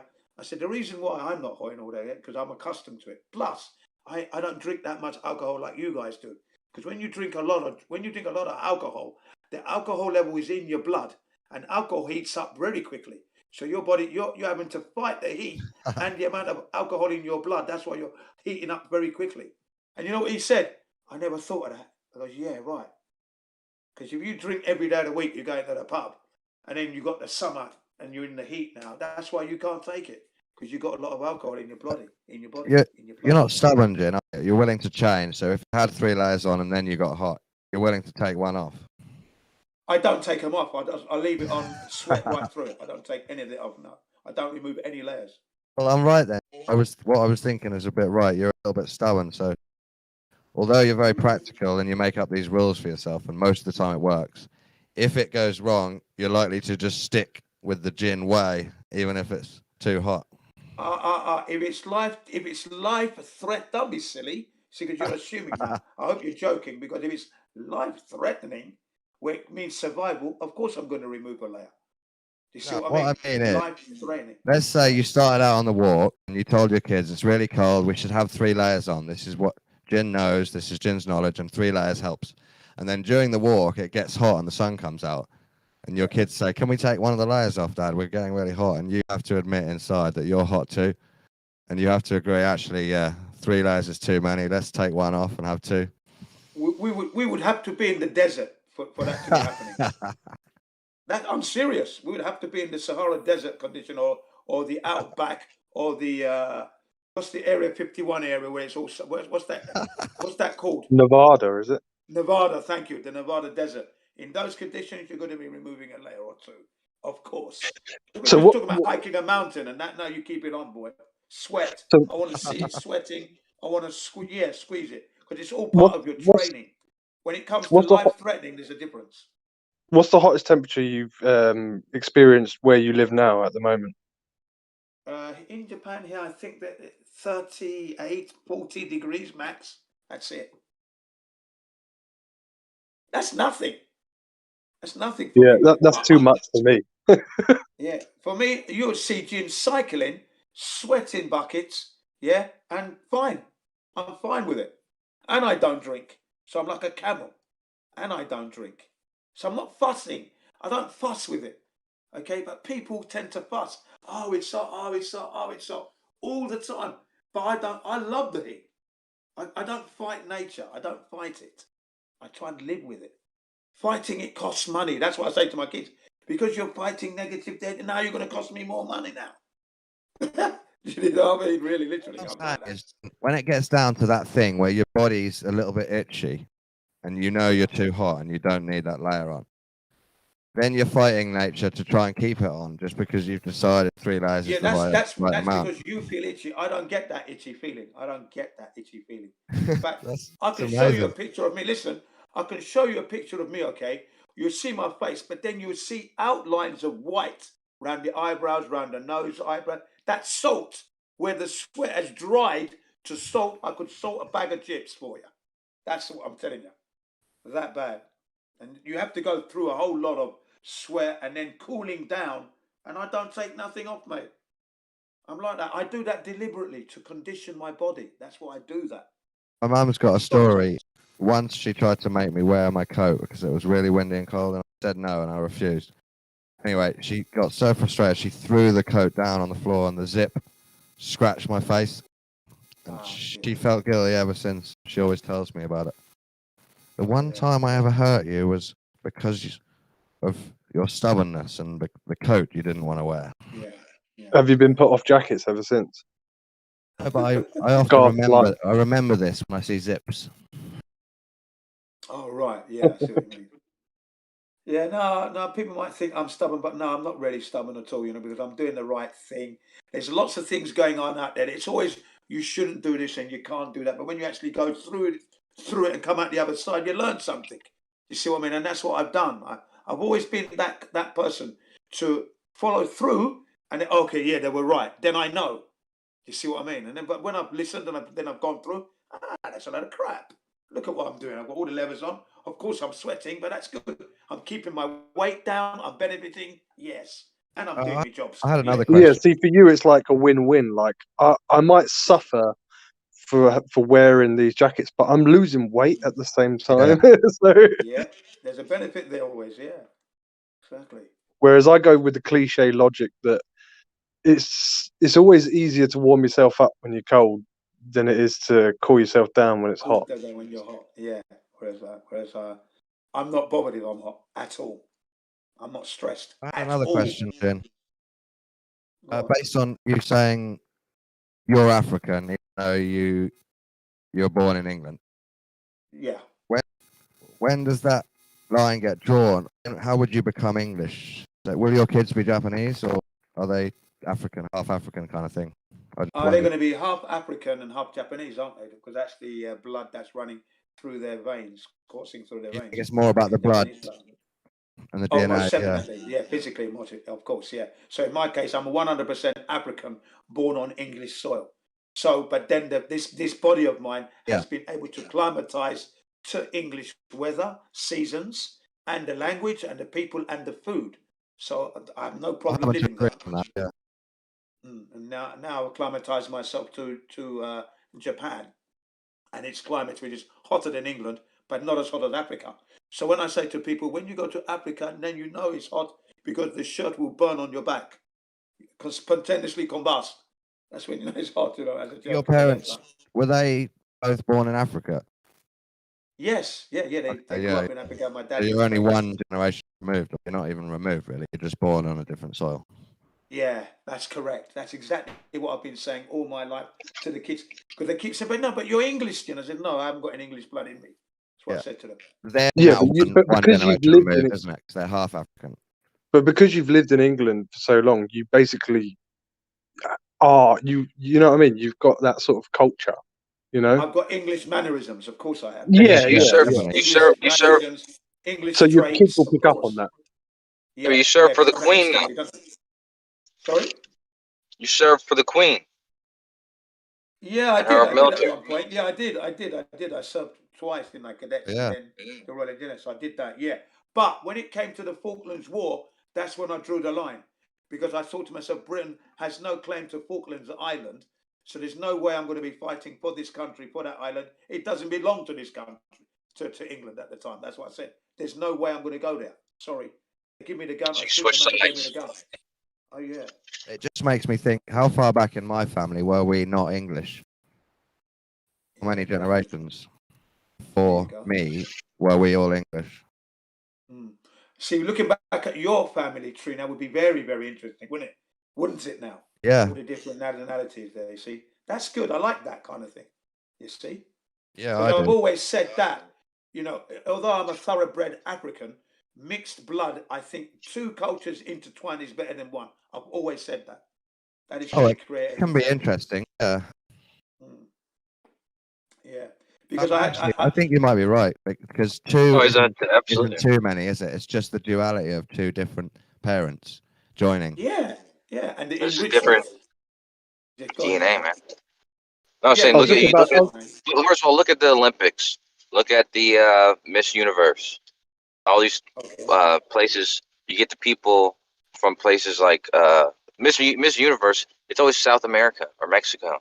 That's because this is a place where those people didn't even exist 500 years ago, and it's a collection of people from all over the world that combined their DNA and made these new people. Right. And they're more beautiful, superior in every way.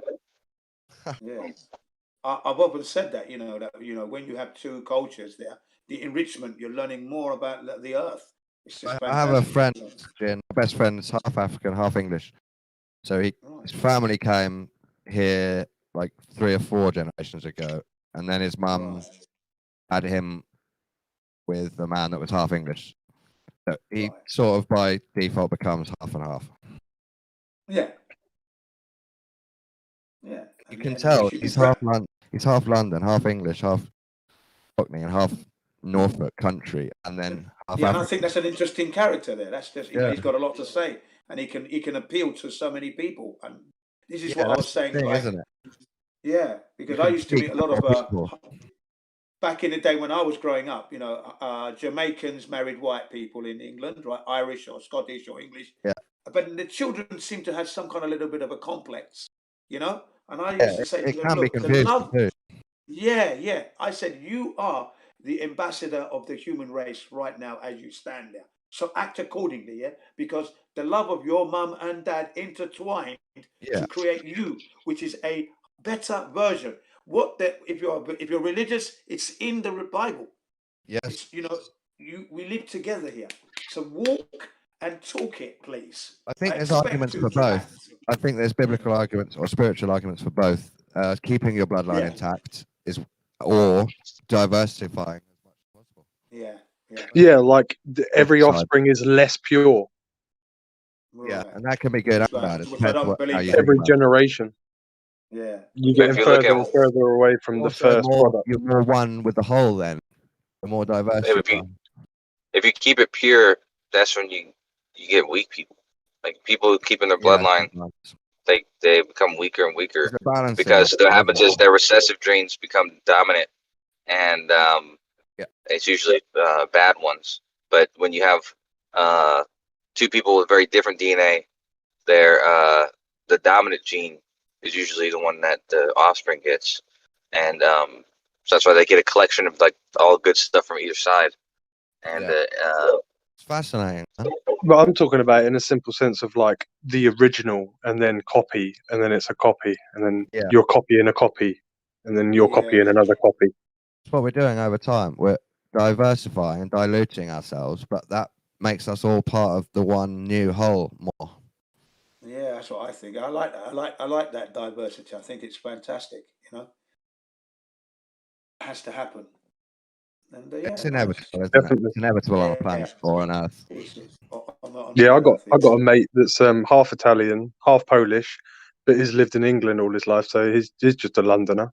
But he's obviously bilingual. He can speak Polish and Italian. But if you were to hear him, you'd just think he was just an Englishman. Yeah, an Englishman from London. Yeah, Londoner. Yeah, right. I'm a Londoner, of course. I was born there. Yes. Yeah, So I would that's guess fine. that Like you're you from say, London if I didn't know. Yeah. yeah, I'm a Londoner, no doubt about it. Maybe it's because I'm a Londoner. I know That's a great this song, that dude. one. I know this dude who's what is he? Say half. He's a mix. He's black and Jewish, but he's mostly German. And what else is he? He's got a lot of other shit in there too. Kind of a mad mix, isn't it? Yeah, very I remember handsome. when I met a black Scotsman. He had a black Scottish accent, strong, Oh yeah, solid Scotch, but he was a black guy. And I said, that was the first time I was shocked. I thought, yeah, I'm learning something now. uncanny. So Yeah, it's that's amazing. The crazy. brain, the human brain is amazing. Look at what I'm looking at. He's a black guy, and yet he sounds Scots. Bloody You ever hell. seen See, a that white, didn't shock a me as white much as Buddha? hearing an Asian guy with a Scottish accent. That was really shocking. There you go. Yeah. There you go. Yeah. When you adopt the accent, you're like, yeah, it's weird, isn't it? It's Yeah. like That two dude that I know. generations. Yeah. All the London flat earthers, when they saw me, right, they said, "You don't look how you sound." That's like chemo. That's what people always say about chemo, Yeah. or a few other people.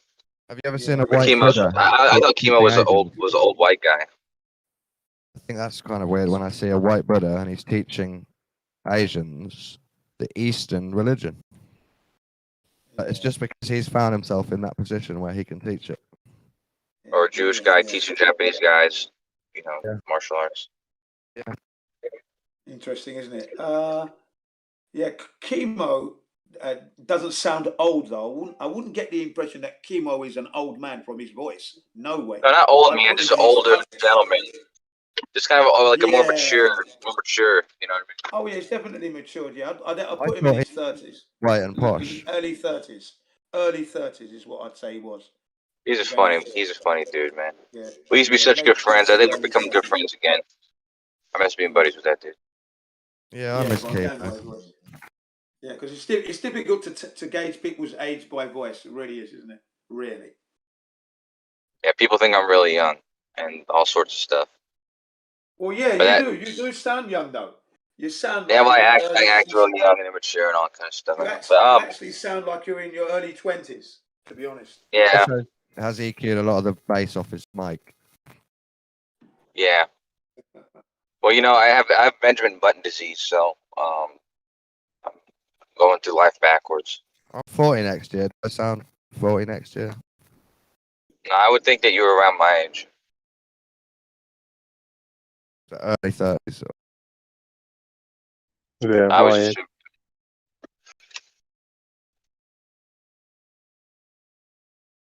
Fairly yeah, I man. didn't think you were 40. I thought you were about mid-30s, early 30s. 40 is the new 25 anyways, though, as time goes on. I'm starting to feel And like look at 60 is like the new 40. I won't be able to tour the world as a DJ. I'm too old already. That's how I feel. That's how it goes when you're 40. 40 is the new 25. Then when you're 60, 60 is the new 25. Now 60 is the new 40 and the 80 is the new 60. But Paul Gravity from Gem Server, he's an older gentleman, and I just I always look at it as an example because people say like, oh man, when I was younger I always wanted to do this or this or this or whatever. But he only just learned how to play piano like 5 years ago. He's like a lot better than me, first of all. But he's incredible at piano. But it's like you're never too old to pick up a new Learn habit. a new trick. That's a good point. Yeah, you never talk to learn a new trick. Yeah, that's true, isn't it? Really. Yeah, I'd love to be able to play the guitar. I'd love to do that. So I'm saying, man, you're about to be 60. There's no reason why you can't just pick it up. Yeah, I'd love to play the guitar. Learn a couple of jams and see where it goes. Yeah. Having the ego and the energy to say, listen to my music, that's hard. The older you get, that's how it feels.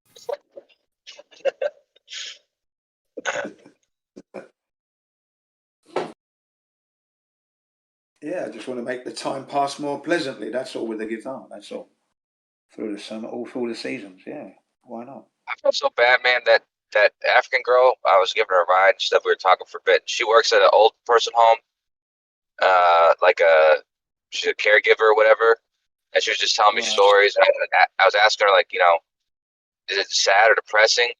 And she said, yes, a lot of times it is because, you know, they're all get old and dying. But there's a special section where I think it's called like the memory section or something. It's basically these people who probably have Alzheimer's or are a little crazy or whatever. And yeah, so it's just like they send like the craziest people there. And they just kind of like, she said they sing all day and they think they're little kids basically. I'm like, that's kind of, it's kind of good, but it's kind of sad too. To like you're on your way out and you know your family puts you in a place like that. You think you're a little kid talking to strangers. Yeah, that could crack you up, couldn't it? Yeah. I don't ever want to be old. I don't think that's like I say. I look at Jin. Jin's even when Jin's 100, he'll probably I'm still not be old. going to be dancing. I'm still going to be listening to all that music you watch. That ain't stopping. It's that nothing. Yeah, I believe it, man. There. No, Aren't we always little kids? Yeah, well said. That. Yeah, we are really. When you really think about it, we're just in these vehicles that the vehicles keep aging, but we're still the same kids we were when we were kids, you know? Yeah, the difference is we take ourselves way too seriously. With old people, I think it's a balance with old people. You have to encourage them to keep their cognition, but also let them go crazy and devolve gracefully as well. I don't know. I've just got too much. My girlfriend's already at that fucking stage, dude. Goddamn. She thinks she's a crazy old lady, but she acts like it. Yeah, when we get the hormones early, sometimes they get fooled into thinking they're older before they are. I think I've heard that. Maybe I made it up. Well, it sounds like she really doesn't mind being crazy though, which is good and bad. I think as long as you're able to get outside a lot. Sounds like Austin to me.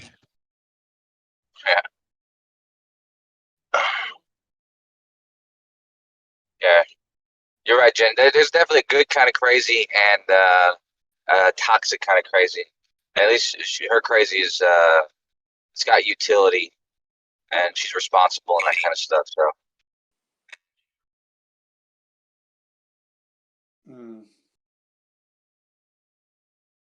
Being kooky is a nice way to deal with life. Yeah, that's right, man. Yeah. It's all just a joke, you know. Yeah. Like I said, today I was skipping. Today I was skipping and dancing as I was jogging. There you go. There you go. So, you know, people might see me say, "Well, that's a madman," but they don't realize that I'm happy. I was exactly happiness there. That's what I was doing. That's all. That's what I'm saying. Thank you very much. Not a crime to be happy, mate. Don't you worry. I hope in 25 years I'm where you're at, Jim. I hope I'm where you're at in 5 years, even. Thank you.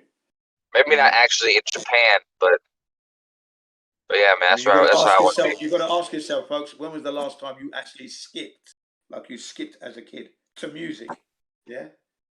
Without worrying about what people are thinking. And carry on jogging. Who gives a fuck what people are thinking? I'm enjoying myself. Yeah, man. That's me. Yeah.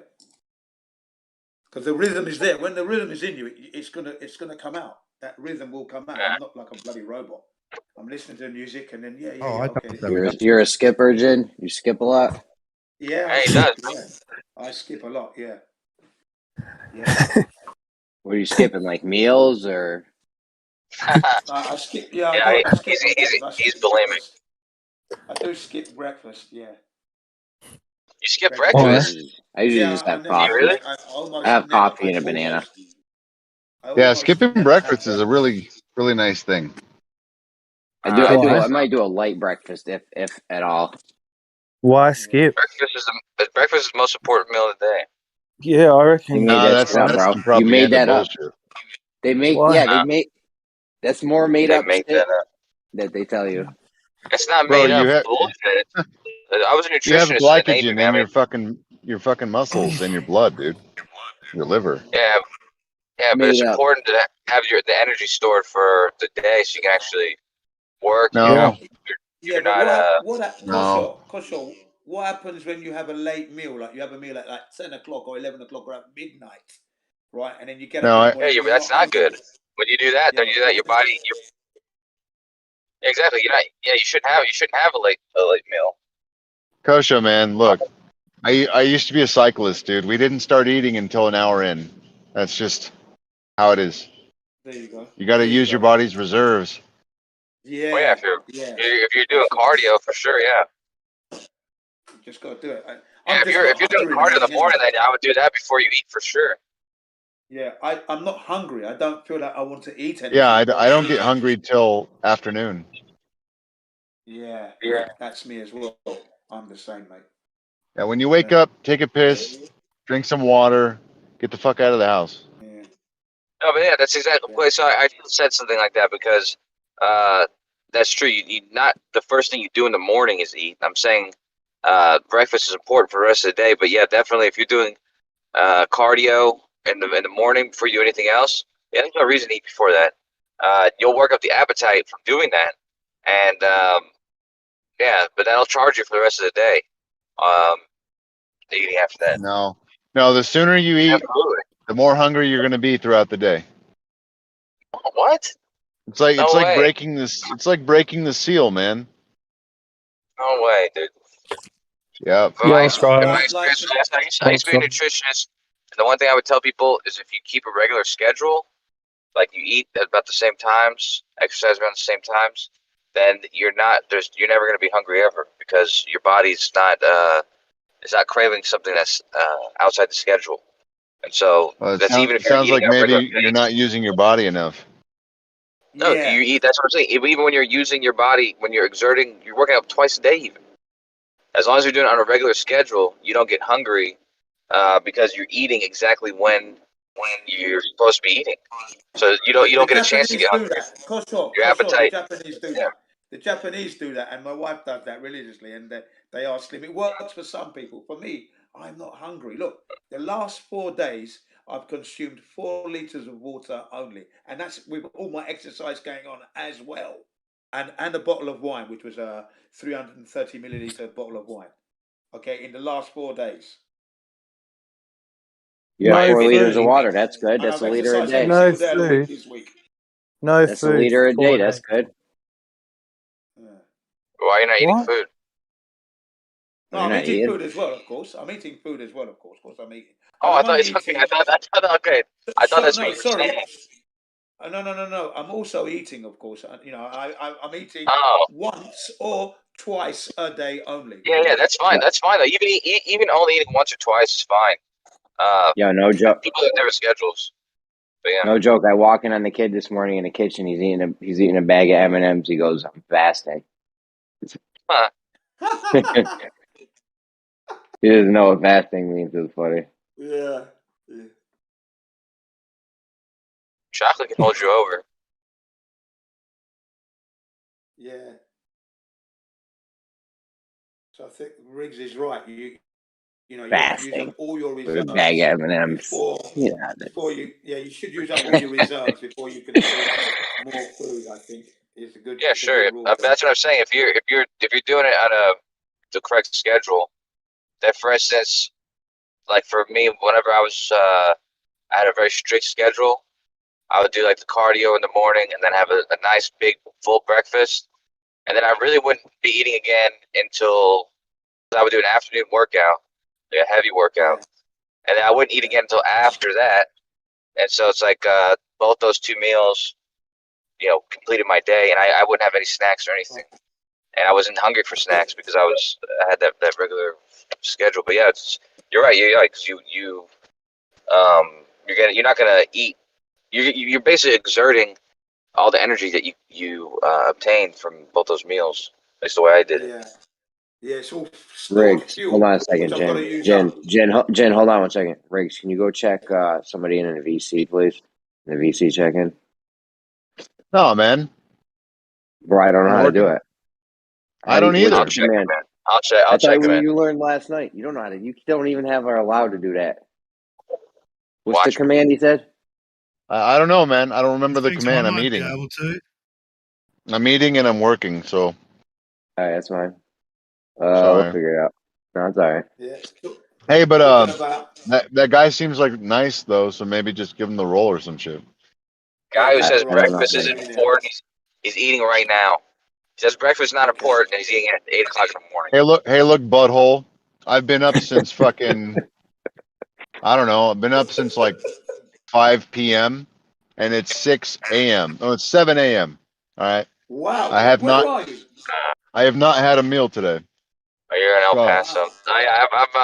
Or you're somewhere. Where are you? I've been awake too, man. So it's not even my breakfast. It's El like Paso, Texas. Yeah. I didn't get that. Where are you? Where are you? El Paso, Texas. Yeah. Oh, El Paso. Yeah. he's in the part of Texas that's Fucking. When considered I hear Texas, El Paso, but when I hear El it's like Paso, Mexico, New Mexico, and Arizona. Yeah, I know. Now, let me just get the image out. Right? Remember, I've been to California, right? But the image when I hear El Paso, all I see is hot desert dryness. That's the image I get. Add in a mountain. You got it. Add in a mountain, and then you get it right. Yeah, Cheap tacos. Well, we got a cheap bunch of strip mountains. clubs. To be honest, we got a bunch of mountains. Military base. It's what I call good off-road riding country. If you've got an off-road bike, you'd be really good there. Have a good time. And he lives next. He lives next to the deadliest city in the world. Yeah. And you know what's funny? Top 3. Yeah, go on. What's funny is that they say that El Paso is like the safest city in the country. Probably, that's fucking hilarious to me. I know that's false. Is it People false? just don't call the cop. Yeah, people just don't call the cops. They handle it themselves. Oh, like it's the stats. So it's the stats. Yep. They're a law unto themselves. Wicked. Yeah, but the Juarez, places like Juarez, like at least I don't know if right now, but yeah, there's times where that place is, you just hear the scariest stories, like people getting fucking hung up by like reporters getting hung up by the bridges. And cops don't do shit about that. Well, a while back, we had like actual heads like rolling in the highway. They just throw them out of the car. Holy fuck! And we find bodies in the Rio Grande all the time. Yeah. Oh, wow. That's what's crazy about Mexicans is I got nothing against Mexicans like generally, but I'm saying Mexican when it comes to like gruesome like gang violence, they go harder than like most people. Like you hear stories about different people doing different stuff. Maybe in Africa it might be gruesome too, but you always hear the most gruesome. Like just the weird initiations or just the weird penalties or the weird, if you fucking cross them or anything, they do some sick shit to people just to make a point. You know what, man? I think that's where I got my carnal, like the carnal side of my brain, because when I was growing up, like I had to fend off all these gangs. So I guess I take it to the next level a little too quick sometimes. This is part of me now. I'm glad you said that because I was going to ask you, Rick, were you born in El Paso? Were you born there? Yeah, man. I was raised So here. can you explain to me what turns people into that kind of madness rage where they're chopping heads off? The things you've seen. Yeah. Guys, 1 second. Does anybody know the code to type to give someone a voice verified role? It's in the guidelines that all right, somewhere. Thank you. All right, someone's got to teach Jeremy how to read now. Yeah. I gave up reading a long time ago. I mean, I could. And I already told me that. So what turns people into that kind of mad lunatic, loss of control? Well, you say it's in their just blood, man. It's the cartel, and so then they train children to kill people when they're children, and then they don't know any different. Like they just make the kids do all the killing. Don't you think that's a native? It's part of like their native blood, like even No. before Mexicans, even just like the Aztecs were gruesome people, dude. Like Okay, before, that's a good point. It there's could only a be couple. like passed down from Yeah. Aztec. Yeah. They would kill right before before Americans, before the Spanish got there, whatever. There was I think in one weekend they sacrificed 80,000 people, which is like one of the most deadliest, other than like World War I and Canine and fucking Rome. That's one of the deadliest things I've ever heard of. I can't believe that. I cannot believe that. That's just It's way real out. shit. Yeah, they sacrificed them and would take out their organs for the. So they say. Did that really happen? Did that really happen? What year was That's a good question, Jen. I would check out Montezuma. I would just look at Montezuma, dude, because he was. They worshipped the god of war and stuff like that, and they worshipped these gods like that, and the people, the tribes that they were taken from. That sounds like a story to me. That one. After what's gone on. How do you really know? Yeah, how do you really know what they Sure. did? Yeah, I guess you can only assume. 80,000 is a big number. Big number. You can only assume someone didn't just make it up. Yeah, 80,000 is a big number. Primitive style killing. What do you think about Hannibal, though? You think Hannibal, when he was battling the Rome, and he came from Africa, and then came into Rome, you think that he killed? Because he also killed 80,000 one day, 80,000 Romans with his smaller army. I think he only lost like less than 1,000, 2,000 people. First of all, the Hannibal thing was awesome, and they have no idea about those numbers. Rome did keep very good track of shit, but of course it did. They would have lowballed it though. They would have made it look like they didn't lose as many troops as they actually did. They lost the president that day. Yeah, it's very difficult to put any confidence in any of that stuff, really. It's hard nowadays. You're right. So much. You're right. So all you can do at that point, is take the information you do have and consider what would be the most true thing you can glean from it. And the most truth I can glean from that is that that's a story. That's the information I have is those numbers. So I gotta consider it to be true until I hear otherwise, right? Well, that's insane though. You just anyone tells you just consider it to be true. That's just No. No. The Roman censor. The Roman censor was the president, basically. Hannibal. They fought them and they lost all these people. And they lost all these, like I said, politicians and shit, and food and all this shit. So all this stuff's in the records. So you would assume that, well, if it's in the records, even the records are, fucked up, or maybe the people alive back then, didn't, they just told them that story for some reason. But at that point, it's like, what's the point? What's the point of telling anybody anything? What's the point of? The records could have been made up later on. That's true. That whole battle might not even have happened. I could be a woman. You named are Patricia. Yeah, exactly. Like, what's the point? What's the point of ever saying anything to anybody? But that's my point. Is the information I do have is these words that I've heard, and I had no reason to think something else. There's still a purpose to talk to people. I don't believe people. You walk around believing everything everyone says until you find a reason to think otherwise. I automatically assume everyone's. I just do the exact opposite. I assume everything everyone's telling me is full of shit until I find otherwise. Yeah, but you think do you think that's the first time I heard that information? That's what I'm saying. It's not So if somebody brainwashes it's you with it, it's not the first time I've ever heard it. So if somebody brainwashes you with it, then it's okay. If they tell you over and over from all different people tell you the same thing, then it's okay. Yeah, if I have reasons to say, okay, well, I believe this because I've been told this, and it corroborates this and this and this, and this is true. Then yeah, I mean, I'd be a fool to not have more confidence in that than any other story. But I'd also be a fool if I said that was the absolute truth. Sure, but that's not what I'm saying. I'm saying that that's what I think is true because that's the only That's just what the information I have tells me. That it's true. I don't have information to tell me anything else. Because this and that and this and that. And Dude, this. you just everything you just said is fucking hilarious. You're like, I mean, you Yeah, just that what was like reason do you have to contradict believe it's yourself not like true? 3 times, and then you're like, yeah, I'm just gonna believe it. No, I mean if it's believable, it matches up to with You think record. I'm not paying I've been attention, dude? told it. Come on. That's what I'm saying. So it's like, if it sounds true, if it matches up with the rest of the truths, then I have no Oh reason my not to think it god. is true. I'd be foolish not to think it was true.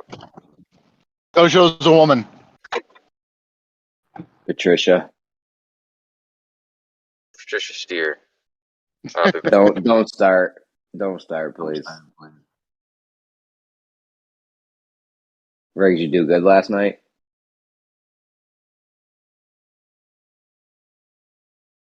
I hope you did good, bro. I know. I feel you're paying us a tough job there. Man, I always do good, bro. I No always do doubt. good. No doubt. You all That's right? tough work.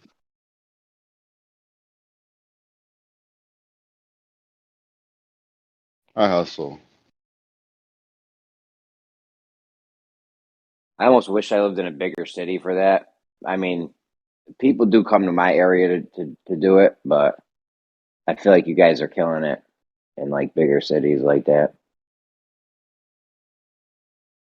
Your bills are always more too, though. So I mean, I guess it's a trade-off. Anyways, what's good today, guys? Do you listen to this when you do that all night, Riggs, or like in the background, or no? Yeah, that's all I do. I see. I can't listen to this and do that at the same time because I listen to the GPS in my head.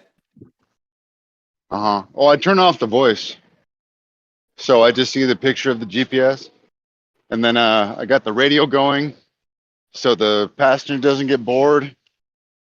And I don't know, man. You guys go off all the time, and I can still talk to people and listen to radio at the same time while listening to you guys. So it's like 3 different things.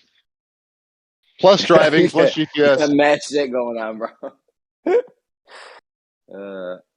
That's funny. I don't know. I'm used to it. I like multitasking. That's what I'm good at. Yeah, that's cool. This is that. So what do we got on the table for today? Did you guys ever sort out that Kurt? What's up? Not Coriolis, please. No. Fuck that. Not Coriolis. It's so Did you guys have stupid. it out? Nobody Was knows what Danik they're in talking here? about, you know? Yeah. Was Danik in here last night, or? No, I just never like talking about Coriolis. I think it's stupid on its face, and the ballers can't figure out whether it's moving or it's not moving. So I just don't even want to talk to them about it. Yeah. Just I pointless. never heard of it until I became a flat earther, right? And then Let's not go there. Coriolis? Next subject. Guess what Next I heard? subject. The toilet's draining off anti-clockwise, northern hemisphere and southern hemisphere. I thought, no, that's bullshit. That's crap. Straight away. Or like the drain trick at the equator. Oh my god. Yeah. I'm thinking, come on, what the things they're Yeah. teaching these days? Wow. Right. I never learned that. I was well sheltered from that. Sheltered from that crap. It's a Glad big I joke. was. Yeah. The worst part's the definitely. whole idea that the atmosphere is all sort of like velcroed together with the Earth, it's moving around in perfect synchronization with it. That is the silliest thing going. That is pretty. the most ridiculous thing. Yeah. Honko show. That's just nonsense, silliness. Yeah, don't you think it's pretty stupid, Kosho? You're smart. You know that. You know gas doesn't spin around in lockstep with a solid. Come on, man. Yeah, you know there's no curvature. Come on, you're smart. Yeah. Wouldn't you have 1,000-mile-an-hour westerly constantly at the equator? You would, yeah. You would. You'd think so. I heard flat But it's earthers have moving the very biggest slowly, cocks. because it's 24 hour, one revolution. One revolution a day. Listen, some of their shit kind of makes sense. If you spun a ball in a No, stop for a it. while, Stop it. Stop it, Jeremy. Listen, just You're hold on. Just fired, hold dude. on. Just hold on. You would some of the air would drag. It's like we know that the air would spin with it a little bit, but you'd Go have through the massive drag. wardrobe. We don't want to go through the wardrobe with you. Sorry. No, this isn't the wardrobe. No. Right. Listen, this isn't the wardrobe. You're on your the own, air, Jeremy. Yeah, you're talking about the world on the other side of the wardrobe. Well, I'm saying if it was a globe and there, was like they say, it wouldn't be like they say though, because you'd have massive drag as you went up. Everything there'd be a westerly, it would be apparent that there's a huge. They have the opposite. They have the atmosphere going faster than the Earth is spinning when you get higher. Yeah. And in reality, Which it'd be what, going. first law or second law? I don't know. They say it's solar winds or some shit. I don't know.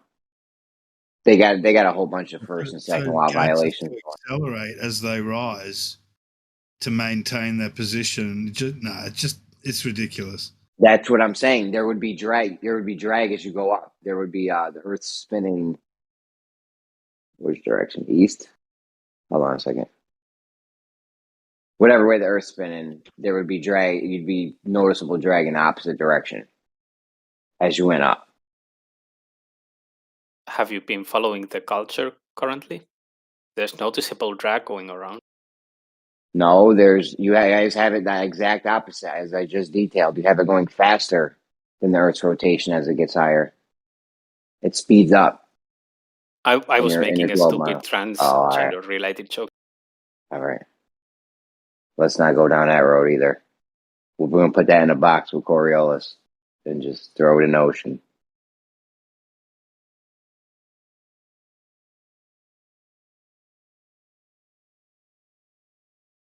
So what do you got? What else you got, Riggs? That's it.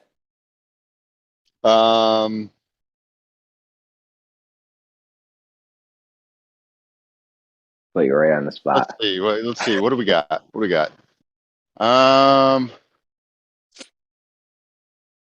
Okay.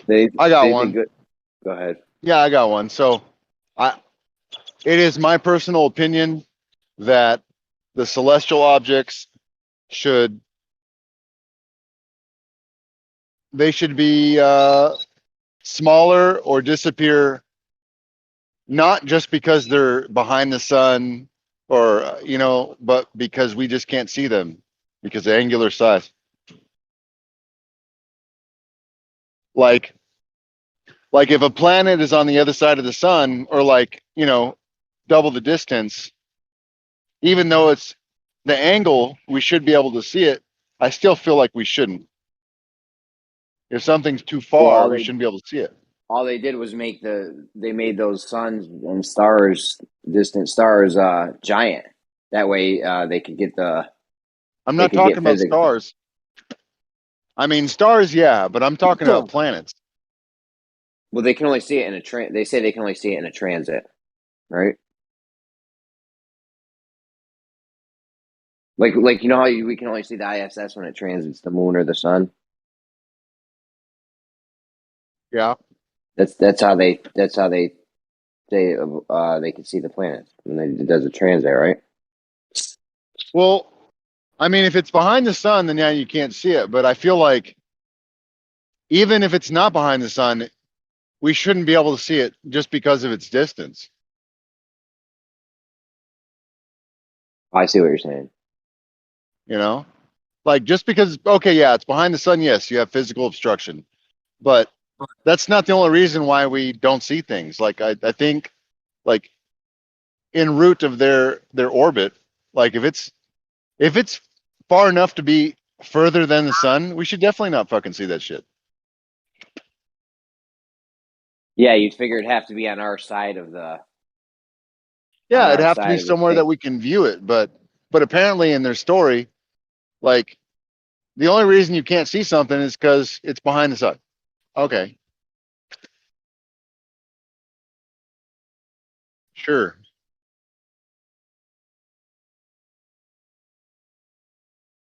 Yeah, they got a lot of weird shit going on. Like we should never be able to see what is it, Mercury and is it Mercury or in Venus or just one of them? It's Venus or Mercury. I forget which one. I think it's the closest, and then Venus is the second closest, and then you got the Earth. Yeah, which It one might are be we never Mercury. supposed to be? Which one are we It not might be supposed to be able to Mercury. see? Yeah, I think it might be Mercury. I think he's right. But Venus is but one see, of the brightest Mercury's really objects we see in the close. night sky. Mercury's really close, though. There's a lot of other planets, right? So I feel like distance, at some distance, they should be extinguished. You know? Well, we can't see planets like Pluto and it's either Neptune or Uranus, which is the next one up. Yeah. Well, the story is that light goes forever in space. Yeah. I highly disagree with this. I think at a certain distance it extinguishes. Like anything else, you can see it until something blocks it or enough stuff blocks it. Yeah, I don't agree with that. I don't think blocking is the only reason not to see something. You definitely have the attenuation of light, and if you're going zillions and trillions of light years through space, I know it's mostly empty, but there's still going to be a lot of fucking gas in between those, thousands of light years. Yeah, it's why you can't see most of the stuff at the middle of the galaxy that we're in, Milky Way, because there's so much gas in the way. So it's only in other frequencies that we get to see it. That's why you can't see the bottom of the boat through the marine layer. Depends on the water, to be fair.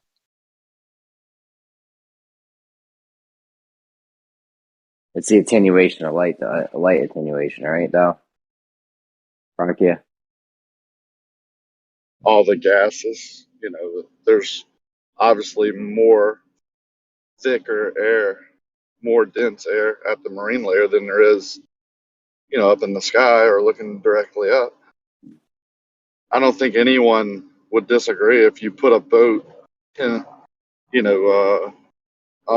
miles up that you probably couldn't see reflected light off of it, but you're expected to see it 10 miles away from you on the marine layer. Depends on the size of the boat, I'd say.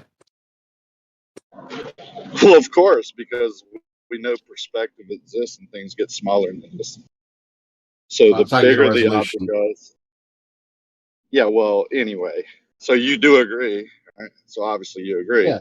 So the bigger the boat, the more... Riley criteria is what we're invoking, isn't it? Which is, as things get further away, they're difficult to make out, and they get to a point where you can't distinguish two objects close to each other.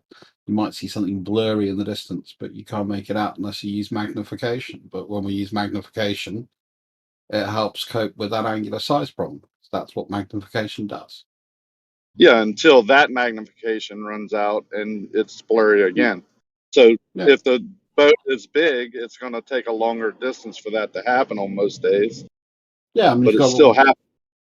You've got a little Scorpio outboat, little sort of semi-inflatable, semi-rigid. I'm glad we agree. That's going to disappear a lot quicker in the distance, possibly even before the horizon, compared to something like, a container ship or an oil tanker, which we can see well easily into the horizon. Yeah, a foot by foot shiny piece of metal is going to disappear quicker or in less distance at the same angle than a 30 by 50 metal boat would. Of course. But if you've got a bright light source, you can see that further away. Because you get a glare. But comparable, the smaller object will disappear in less distance. Wouldn't you agree? Yeah, but if you've got someone in that boat that's then shining, say, 1,000 or 2,000 or 3,000 lumen torch at you, you're going to see that. Yeah. Yep. But if you put that 2,000 torch lower to the water, it's going to just that in shorter distances. Right? I mean, you're not disagreeing, right? Yeah, I mean, obviously, that's when you start to take into account, the curvature of the Earth. No, that's not. That's when you Womp say it's womp. curvature of the Earth. When you just agreed it's Raleigh criteria and everything else. Yeah, that's another thing. It's like, if I've got 2 10-pence pieces and I put them on a bit of a card and I start moving that away from me, you're right. That's the Raleigh criteria. At some point, I'm not going to be able to resolve those 2 objects. The same way as if that was 2 pen light torches. Take them far enough away, those 2 torches will merge. That's the Raleigh criteria. But So the I can point. still The point is. but I can still see the fucking light. Yeah, but the point is on a plane, not on a curve. We all agree that it would happen, dude. I don't know why y'all bring that up. Of course, physical curvature or a hill or an arc of a physical object would block or obstruct. Yeah. I don't know why. That's not what we're talking about. We're talking about how something could attenuate, disappear, be obstructed due to other factors, and you have agreed with them. You even brought up how it happened. Yeah, I'm quite familiar with Yeah, the Raleigh okay. criteria. But I mean, it's again, if you take something like fog, what I see in fog, I can see the headlights of a car coming towards me in fog, but I might not be able to see, it's more diffused because of the fog. That's kind of what you're talking about, isn't it? Yep. So the atmosphere, But you're on a calling clear it day, fog now. don't have that problem, do I? Now, on a clear day, the further the distance, the more volume of that, what you're calling clearness, it's still gas, is building up, and you can't see through all of that forever. Agree? Yeah, no, I agree with that. There you go. So things Forever could be obstructed. forever is a long way. So things could be obstructed bottom up due to everything we just talked about. No. No. No, because you got angular size. Angular size operates in all Dude, dimensions, doesn't it? whatever. You're going to talk about one thing now when we talked about 10 different things that would all have to combine together, and plus things we haven't talked about yet. And you're going to say no? Disingenuous, man. It's not disingenuous. Of course it could happen. We see it happening over a surface that's not curving. I'm not talking about the Earth. I'm talking about on surfaces like the marine layer. And you mentioned this before the horizon, sometimes things would disappear bottom up. Not bottom up. I never said bottom up, Barakia. Well, wouldn't yeah, but we talked about why things disappear, and if that's the reason, then the thicker layer is going to be closer to that surface. It's going to merge quicker, right? So let's take Oh the my little goodness! So Scorpio. you're gonna Sorry. Okay, go on. You move keep on going. past my I'll wait for you to statement. finish. Go on. Okay, sure. Well, will you answer what my statement, my point? Can I Either apply agree that? or disagree with my point. Can I apply that? Cool. Are you going to address my point? I did an experiment. I did foolish decisions. I did an experiment where we So we're just had going a to move coin, on. had a coin on the table, and as you move the coin further down the table, it eventually disappears bottom first. He knows that. He agreed with it. He brought it up a while ago.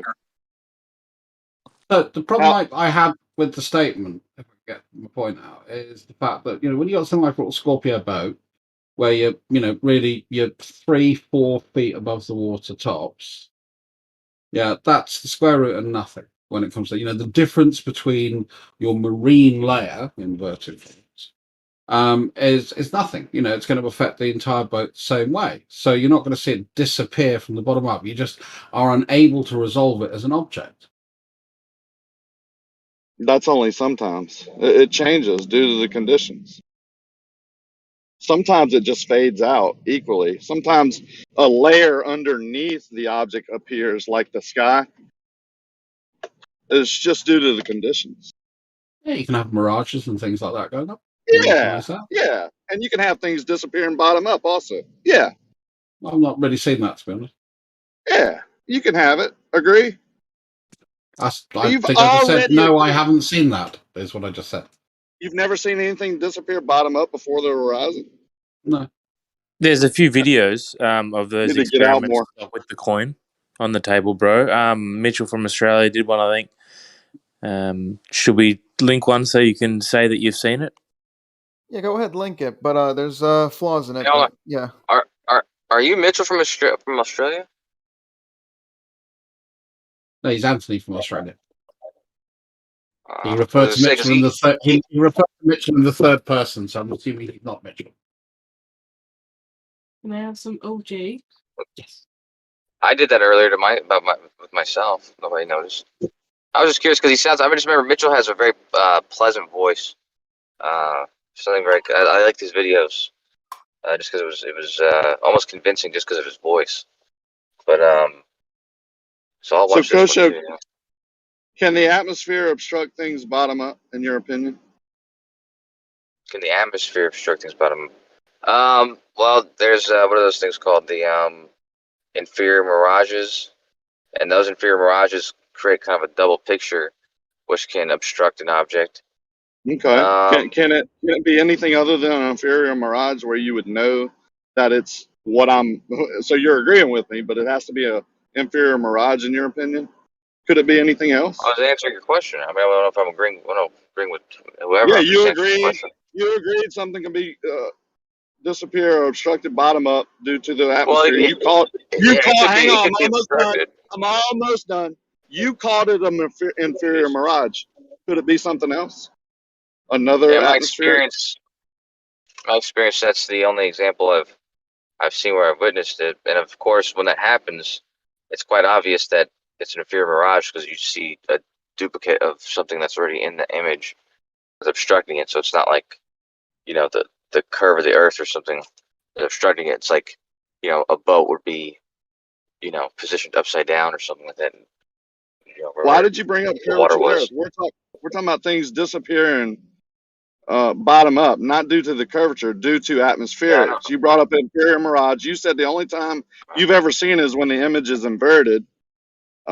You've never seen something Why did I disappear. bring up the curve of the earth? Just cut me off every time. Go ahead.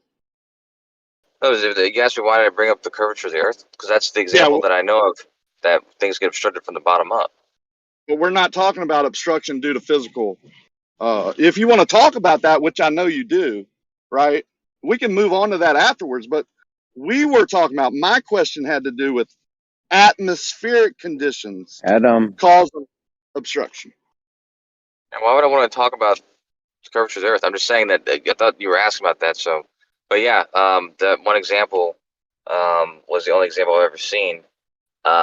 There are other times where that happens, but the mechanism is something I've already said, and you don't want me to say it. But other than that, the inferior mirage I've seen also, obstruct objects, but it becomes quite clear that's what's happening.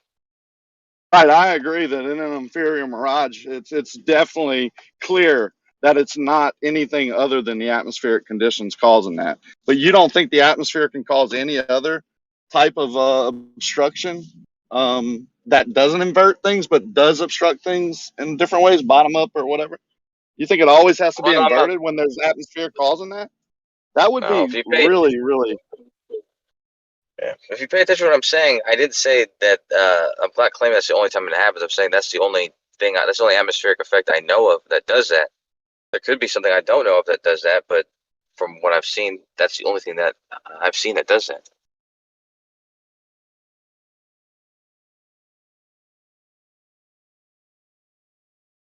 Yeah, fair enough. So every other time that things are obstructed bottom up through the atmosphere over distance, especially in the marine layer, which is probably where you've seen them most of the time, you're calling that Earth curve, or you think you believe that's Earth curve? When the evidence, I wouldn't just say that arbitrarily, but yeah, when I see the picture and it looks like that's what it is, yeah, and it usually is almost always what it is.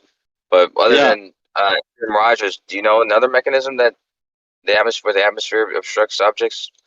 Are you asking me if I've seen the atmosphere do all kinds of different things, especially over the marine layer over distance at low level, that aren't inverted? Yeah, I've seen it like a million times. And so have you. I've shown you things that are just totally distorted, bent, curved down, curved up, curved to the side, that are due to the atmospheric conditions. They can't be Earth curve because it's too close, right? You've seen them. Yeah, so that's what I'm saying. So Yeah. you're claiming in those examples, whichever other examples, that it's not Earth curve and it's definitely some atmospheric effect hiding Well, of course objects. it had. If it's not Earth curve and it's not inverted as a mirage, as you call it. Now look up the definition of mirage. I've looked it up several times, and it says optical illusions caused by the atmospheric conditions. Now, I don't know if someone made that up or if that's not a good definition, but that's definitely a definition of a mirage. Yeah, sure, yeah. I agree. And for you to say you've only seen a mirage that's inverted, to me is borderline, Guys, man. I can mean, you I don't can you get it. all help? I didn't say inverted. I'm saying inferior mirages, which usually do appear inverted, but can also appear just to be duplicated. Kosho, can you help with my ignorance here a little bit, bro? Like, I did that experiment. I thought I did it correctly with the coin on the long table. And as you go further down with the coin, eventually the bottom of it isn't visible. Did I do something wrong, or is that easily explained in some way? I Yeah, couldn't what's be going sure. on there? I didn't see if I can ask you, where did you position your camera? Was it above the table, or was it seemingly halfway between the lens? Like the tabletop was halfway between the lens, something like that. Like, where exactly did you position your camera? Like, in line with the table. The beginning of where the top of the table is. Did you move your camera did you move the coin or the camera during your The test? coin. The coin. So You it doesn't the matter coin where goes the further. camera would be. If you can see the coin in the beginning and you Yeah. move it back on a flat surface and then the bottom disappears, what does it matter, Kosha? I've seen Well, this it certainly would experiment matter happen if the many camera times. was on top of the table or below the table, because if it was somewhat below the table, then it would make sense that the table would obstruct things beyond it, since the table is between you and that thing. So it's kind of important where the camera is, but That you would say only it was dictate above, what distance it would do it at. What distance well, would, if you want to do, Yeah. but the it effect would would never still do it if it happen. was above the The table. effect still happens. It would Yeah. never do it if the camera was above the table, no matter what the Right. distance. Wow, Right. dude. Absolutely. I don't think there would be a reason to suggest it would ever do that. A camera that's above a table, I don't see how a table could have been obstructing a coin that's also above the table. So you don't think at a certain angle the table and the coin would merge together where it would look like they were one? You couldn't tell the bottom of the coin from the table, Exactly. which would mean Yeah. the bottom of the coin was disappearing. Kosho, I'll tell you Exactly. what, Not son. with the camera. Not with the camera You're either being completely real above. disingenuous Do you want me to or answer you're the not as question? smart as you think you are. All right. Well, I mean, if you want to insult me before I answer the question, that's fine. But I thought that was not really allowed here. Otherwise, I didn't insult maybe I'll you. I partake in said it too. But I didn't regardless, insult you. Never insulted you. regardless, So don't lie. yes, if the camera is above the table, then yeah, it will never obstruct it. If the camera, in your example that you did it, if the camera was above the table, I'd be impressed. However, if the camera was in any way, if the table was in any way between the coin and the camera, well, I would just say that was what would be expected. So if What do it you was mean above by the table entirely, you'd then be impressed? I'd be impressed. Yeah, what do you mean So- impressed? So It would wait. impress me. So you're saying the How coin would and it the table, impress no you? matter what the distance, would never merge? Kosho? Yeah, why would it merge? Why would it merge together and be distorted? Come on, man. The camera's above the table, the coin's above the table. Why would the table merge with either of them? The coin and the table are touching. You just move it further back. You don't think they're gonna get distorted and kind of merge together where you won't be able to tell what the bottom of the coin and where the table ends and where the bottom of the coin begins? Yeah, eventually Over the coin distance? will be indiscernible, and Yeah, it'll there be you below the go. angular resolution, and the angular size will be too small. But before that happens, no, I don't think they'll merge for any reason. I knew you had to agree. So you don't think that's what's happening? No, I think that probably he's not saying so, but his camera is not above the table completely, and it's probably halfway between the table and the mid part of the camera. That just Like what depends most on people that. Just do. dictates the distance that you have to move the coin back. That has nothing to do. You just admitted that the coin at some point, whatever distance that is, it depends on the size of the object, the optic that you're using, and the type of surface that the coin is on. But at some point, you admitted that those two things would merge together where you couldn't discern the bottom of that coin. That's obstruction, sir. That's I never once said disappearing that. bottom up, bro. Yeah, You I know. never Go once ahead. said that. Try not to twist my words. What I said Thanks, was me. the coin will become too small to be discerned. That's whether it's a Yeah, table that's or not. that, okay. Then I agree with you. That's exactly what I'm saying.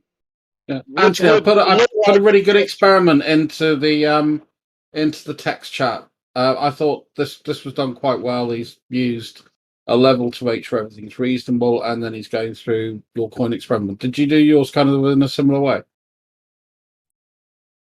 Hey, so the reason things extinguish bottom first is apparently from what I've researched, like, yeah, you guys think it would just angularly change its size, but another thing to consider, and what I think is the key to this problem is focal length. If you have the right focal length, it actually does obstruct from the bottom up. So it's like there's more to it, you know. It's just like it's a trick, but it's a real phenomenon, and it's something that we experience because we have when we're looking off into the distance, our eyes are so small, and so that it has to do with our focal length. Why shit like that happens.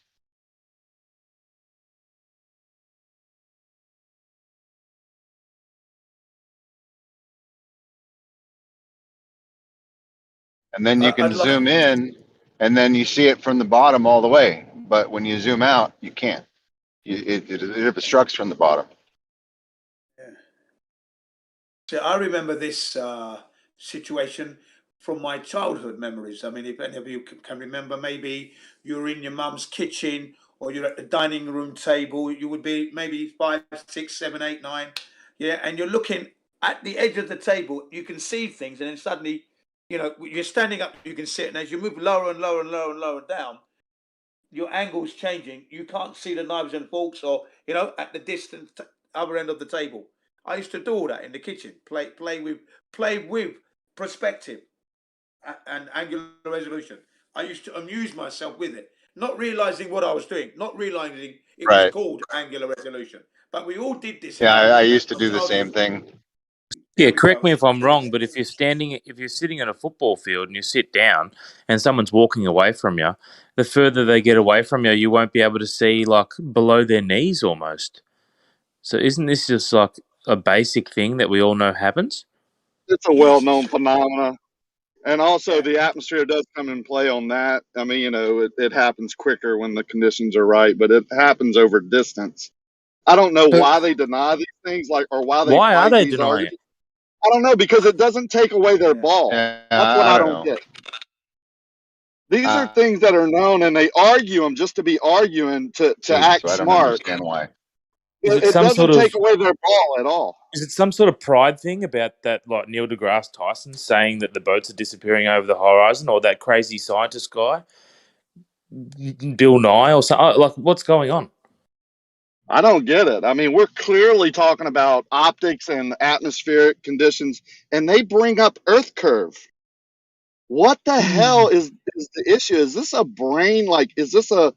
I don't get that part. No, Like, I really don't personally, get that part either. I mean, it's not like we were talking about angular resolution and right. things, you know, not being able to resolve an object before it gets to the horizon and the rest of it. And I put up a nice experiment where the guy was actually showing the problem with some of the coin experiments that have gone on. And, you know, Yeah, that's what you're you right. brought up. I've just That's what you invoked brought that up. whole Earth curve thing and, you know, posted some pictures of See, you're taking ships the that are piss out actually of me right going now. over the horizon. But you're proving my point. Yeah.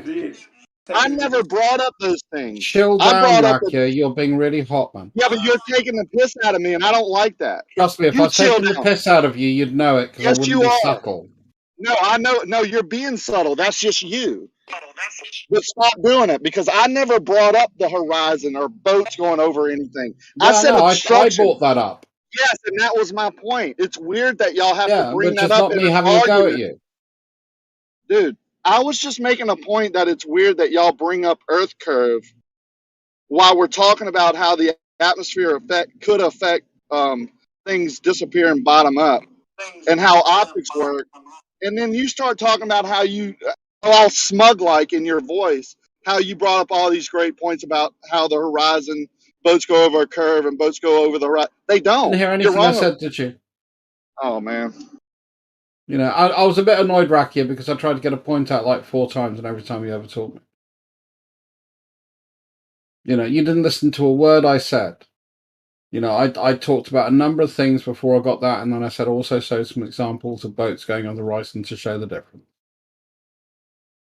So maybe you should pay attention to what people are saying rather than just try and invoke your narrative. Yeah, I'm not invoking a narrative, so good try on that tactic. I went on mute and let you speak. So Thank do you. you want to agree or disagree? And you'll notice I go on mute every time. So do you want to agree or disagree that the atmosphere can obstruct things along with the way our vision works as objects go in the distance over a flat surface, like a table or a longer flat surface? Those objects would merge together and cause distortion where it would appear to be blockage or obstruction bottom up. No, I don't agree with that, and I produced a video on the corn experiment specifically showing why I disagree with that. Or forget about that one experiment. You just disagree with that totally? Like objects don't merge together as they go in the distance? Yeah, no, that's the Riley criteria. I agree with that. I even named it for you, and you went, yes, that's right. It's the Riley criteria. Then why are Goodbye. you saying you disagree? Because you're trying to invoke that this happens from the bottom up, and that's not something I observe. But you do say that the conditions are thicker, there's more thickness at the lower levels. But can't deduce that that would cause bottom up obstruction. That's strange to me. Yeah, the marine layer extends well above my height, and the difference between the top of my head and my feet is the square root of nothing. And that's what you're going with. So the angle doesn't matter, the angle of the light, none of that other stuff. You're just going with that one thing. No, the light, you know, if I've got a bright light source, as I said, you know, bright light source will be able to resolve a lot further than a badly illuminated object. I agreed with you. That's not the point. Of course, a Um, tree is going to disappear quicker than a bright light at the same angle, same distance. Come on, man. Yeah, so where are we in disagreement on that point?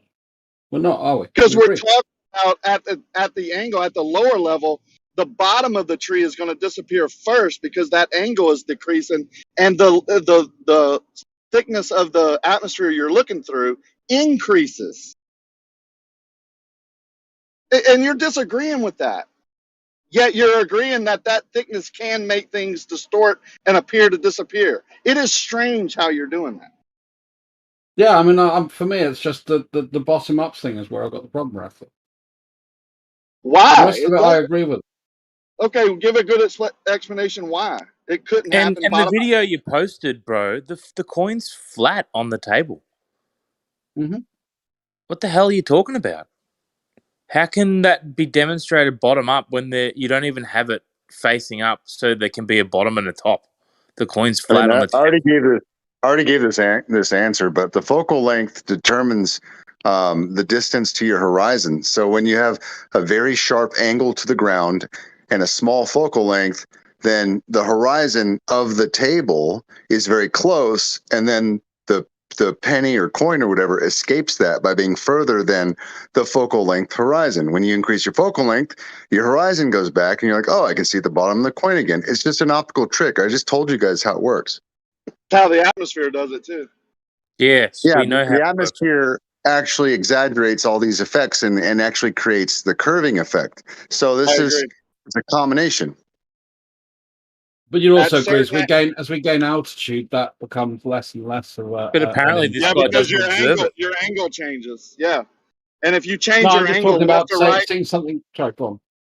if you change your angle left to right, down a parallel surface like a bridge, I don't know, like the Pontchartrain Bridge, if you increase or decrease that angle, the optical effect will change also. Thanks for making that point. So it happens vertically and horizontally. what I was trying to say is, say for instance, you've got you've got two skyscrapers next to each other, and you're on the 30th floor. Yeah, there's a lot less atmospheric effects there than you'd have, say, at the ground level. With that, just as an example. And yet And you it's the can't see same. forever. No. Yeah, because those over distance, those atmospheric are going to build up and distort things. And Well, if it's the you look size of the down at an object. angle, you're going to start looking through that thicker and thicker layer. As you gained altitude, you still have to look down to see the ground, and you're going to be looking through that thick layer, and those things are going to be distorted quicker. Don't you agree with that? I agree with the fact that, Like a lensing effect. the more atmosphere you have, and certainly if you've got more changes in the density of that atmosphere, you're going to have more refractive effects. I agree with that. Which is why you don't really see very many mirages at altitude, unless there's some really weird shit going on. As you gain altitude, you can't see far enough to see the mirages, but they're still there. In the distance, they're still there. That's why when you take a camera, you look out on a nice bluebird day, and you're looking at an oil rig 5 miles away, and you zoom into it, beyond that oil rig is gray, and you can't see the oil rigs beyond it because at some distance, the miraging or the distortion is taking place. And it moves in and out on different days. It's called visibility, I think. But yeah, I'm talking about being 1,000 or 2,000 feet in height. Right. So the distance I'm out of the increases. marine layer. Yeah. So the distance would increase. Yeah, Whereas the distance that's to why, horizon is based on the height of the the height of the observer above sea level. We all agree on that. and the distance to where that distortion would start taking place would also change, right? Not necessarily. Again, that's on the weather conditions on the day. Yeah, simple thing. Constant weather conditions. If you go down low on the same day, you're not going to see as far as when you go up. Come on, man. Yeah, but I mean, if I was say, for instance, I'm on a crow's nest on a ship, So I not can see weather a lot. conditions. Okay, I'll shut up. Well, I don't get it. You're agreeing with me. That debunks what you just said. I'm confused. That's why I'm interrupting, I guess. I'm sorry. I apologize for interrupting, but you're really confusing me when you double speak. Now you're going to say it's not double speak. We're going to move on to something else. You said it was weather induced. And I said on the same day with the same weather, at a lower level, you're not going to see as far because of the atmosphere is thicker at that layer, at that level. And as you go up, I agree, you see further, you change your angle, and the medium that you're looking through is less dense. You're going to see objects reflecting light back to you further. I don't think he can hear you anymore. Yeah, he gave up. I mean, I did interrupt him, but he was interrupting. I mean, it's part of it. I did interrupt him, but I did apologize. But come on, man, you can't double speak every time you answer something, agree, and then disagree in your next sentence. It's strange to me. I don't know why this is so confusing, though. I agree with you on the coin. When they lay it down, you can't discern that small of a distance in between the table and the coin. But that's the whole point. It's already merging a lot, right? When it's flat, when it's not very high off the table, it's already distorting. It's already looking like it's part of the table. Yeah, what a bizarre video to try and debunk what I was explaining before. Yeah, I think it's borderline disingenuous because they're smart, right? They claim to know all this and be smart, and then they try and debunk you with a video like that. I don't get it. I don't get that part. And I wasn't trying to insult Kosho. I think he's smart, but you can't act like you're smart and prove to me that you're smart, and then don't get such a simple idea that's not even my idea. It's mainstream. Yeah, Like, I think that argue the key there with Kosho was that he said that he'd be impressed. Like, what do you mean by impressed? The truth, like, I would be convinced, perhaps. Like, he needs to be impressed. To me, it sounds like he knows the Earth's flat, and he's just playing games, bro. I just don't think they want to let go. I get it, right? I was there once. But like I said, most of this we're talking about doesn't take away the ball. It would happen on a curved surface or a flat surface. It just, the distance would, the distances might change a little bit, but the distances of a flat plane and of an Earth the size that they give us aren't that different. Like you know what I'm saying? Let's face it, it does take away the ball because the ball takes away itself. It was never there in the first place. So these little fake bullshit things like the things disappearing bottom up is because of the curve being debunked does take away the ball, and they know it. Yeah, no, I guess it does. I'm just trying to be a little, understanding because I'll be honest, I was there too. When I first went out and did my first observation that Soundly showed me at a lake that I fished on all my life, I was like amazed. I saw what appeared to be a bulge of water in my way, obstructing the distant shore. I mean, I'm just being honest. That's what I saw. That's what I videoed. I can go out today and I wouldn't be able to see a mile because of the atmospheric conditions. It's kind of hazy. There's a lot of moisture in the air. It's turning fall like, so it's like a mist in the air. Well, you're not going to be able to see that far, right? It's not because of a curve. It's because of the moisture that's in the air. I don't know, man. I'm like you. I think they're here for a reason, and then they project. If you listen closely, they say I'm pushing a narrative. State that narrative. I don't How gain any. dare you try to push the narrative of truth onto us, Rakia? Yeah, that's what Jesus. I'm saying. Yeah, if you're saying I'm pushing truth, damn straight I am, or trying to.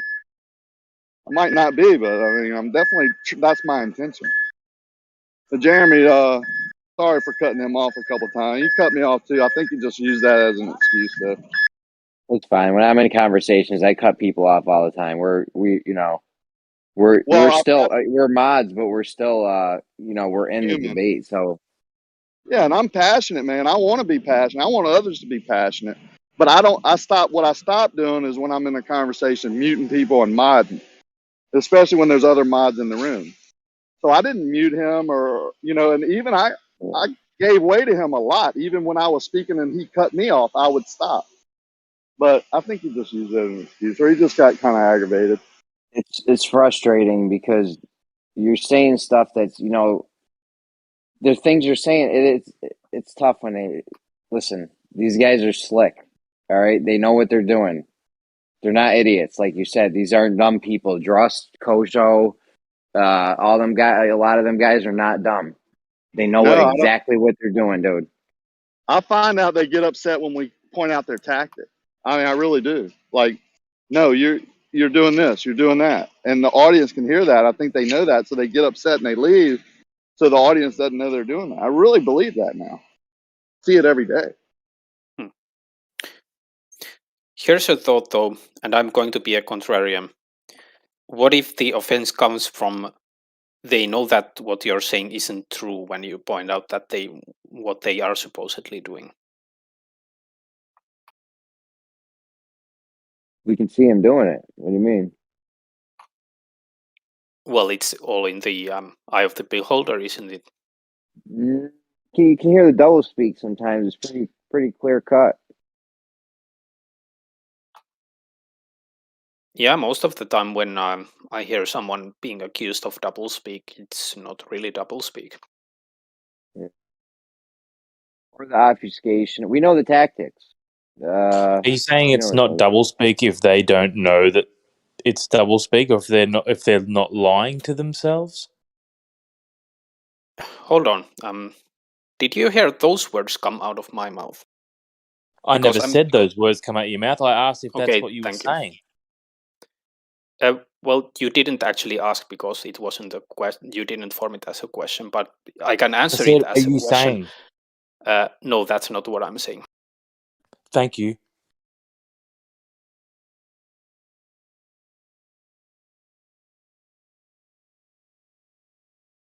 I'll point it out next time to you, papers. We'll point it out. It's clear cut most of the time, so I'll let you know. I don't know. You may miss it sometimes. Sure. Coach Show's probably going to do it in 5 minutes.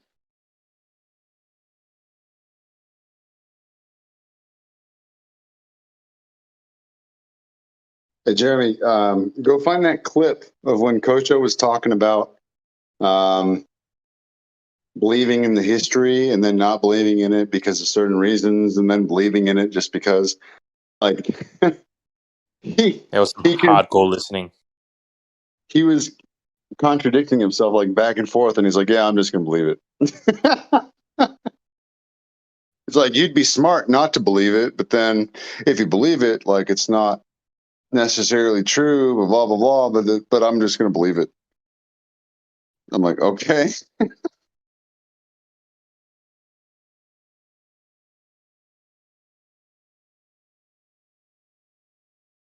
Yeah, listen, these guys' tactics are slick, right? They're smart. They're smart people, so they're not. It's not like they can't hear. I don't know. I think sometimes in this arena, people just aren't listening, and they're just Yeah, waiting. you, They're thinking in their head what they're gonna like. Right now, you're not even listening to me. You're thinking in what you're gonna say. You're waiting for me to stop talking. That's what's we've going all on. got to remember. We've all got to remember. I think my brother in 2016, I started telling everybody the Earth was flat, and he wrote me like a piece. He wrote me this massive sort of article, and he's a journalist. And in most of the article, he continually says that if the Earth were flat, he'd kill himself because everything would be a lie, and everything that he's believed in, and all these great stories, the whole structure of everything that he's formed to understand would be false, and that he would kill himself. We've got to. Not everyone would do that, and I'm sure he probably actually wouldn't kill himself. But just the thought process that he like outlined, we've got to remember that everyone's got that in the back of their heads a little bit. So we have to be soft and calm and patient, and know that for some people it's really hard to give up the ball.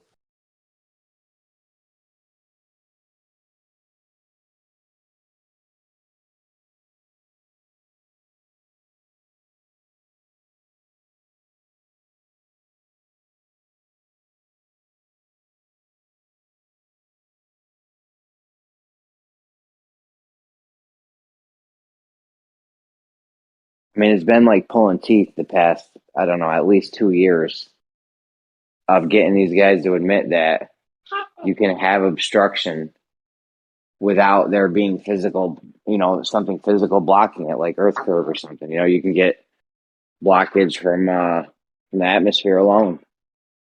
We've shown it. That took Because we know forever. these are the only quote unquote proofs they really truly have, bro. So they can't give those things up. Then we know everything has an apparent position in the distance, not an actual distance. So you can't say for sure that Earth curve, it's Earth curve blocking the thing. It could just be the ground's higher and the apparent position of the ground's higher and the apparent position of the object is lower.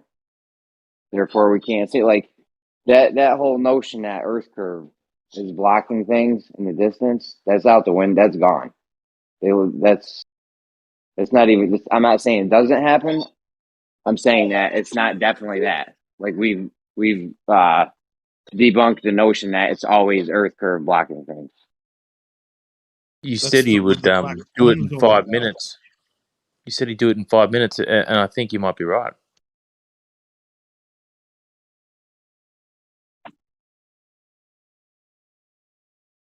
What's up, Coach? What's up, man? Are you about to double speak for us? Double speak for you guys? You need me to speak for two of you?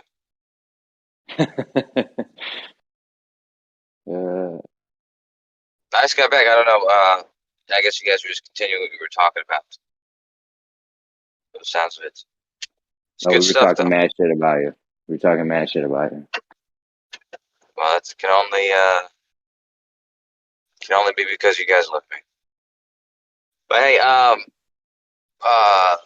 you're right though that certainly not always the curvature of the Earth blocking things. That would be absurd.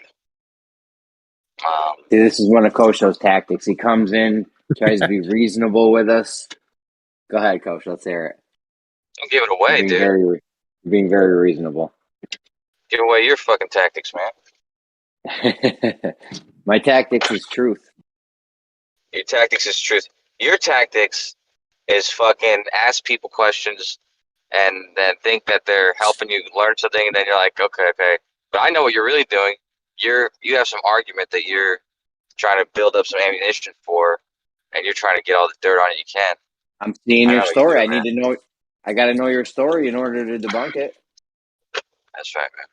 How can I debunk your unicorns if I don't know your unicorn story? And that's exactly the smartest way to do it, though, dude. Is Yeah. it's a shame, when people, if you're gonna argue against something, you got to really understand it.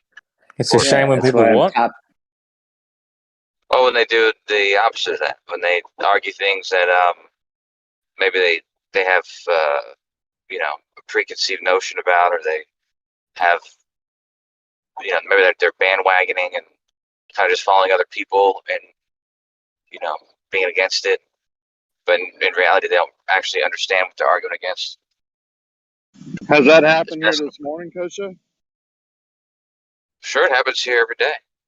Okay, give an example of it happening recently, like in the last 30 minutes. I don't want to throw anybody under the bus, but No, if it's me, go ahead, throw me under the bus because I want to change. Well, I wouldn't want to throw you under the bus, but no, it wasn't you. I don't think. I think maybe Mobius. I'm not sure. It happens every day here, though. Kosha, what brings you to these flat Earth servers? May I ask, bro? The women. Osho used to be a flat earther, right? Were you a flat earther before? Flat earther now. Hey, seriously though, missing something here? Weren't you a bit huge conspiracy? I think Kosho used to be a flat earther. I was saying that earlier when we were talking about conspiracy theories. I was saying that outside of these circles, I actually am considered conspiracy theorist. It's only in contrast to, the people that we're talking to every day. Have you been double jabbed, Kosho? Double dipped? Have you been double jabbed, bro? Oh, double jabbed. Well, no, I'm into women, but appreciate it. Sound like you're not that much of a conspiracy theorist, bro. Oh, it's Kosho, listen, Kosho. One opinion, sure. Do you enjoy graphene oxide, bro? Kosho's number one on my list. What list is that? Lael's list? Listen, you're number one on my list for paid shells in this arena. Come on, let him answer, Jeremy. Then I'm interested. What brings you to these chats, Kosho? Do you think it's like intellectually massaging or something? Massaging. Do you think it builds your intellect? Do you think it builds your intellect? Like, what are you doing here, bro? Like I said, for the flat Earth women. I mean, like Jeremy. Should I get pulled over by a fire truck? Not really. But, are you still sort of wondering maybe the Earth could be flat, or you're certain that it's a sphere, right? He knows it's flat. He knows it's flat. I get paid to argue against it, though. Who's paying you? I don't know. That's Jeremy. I'm on his list.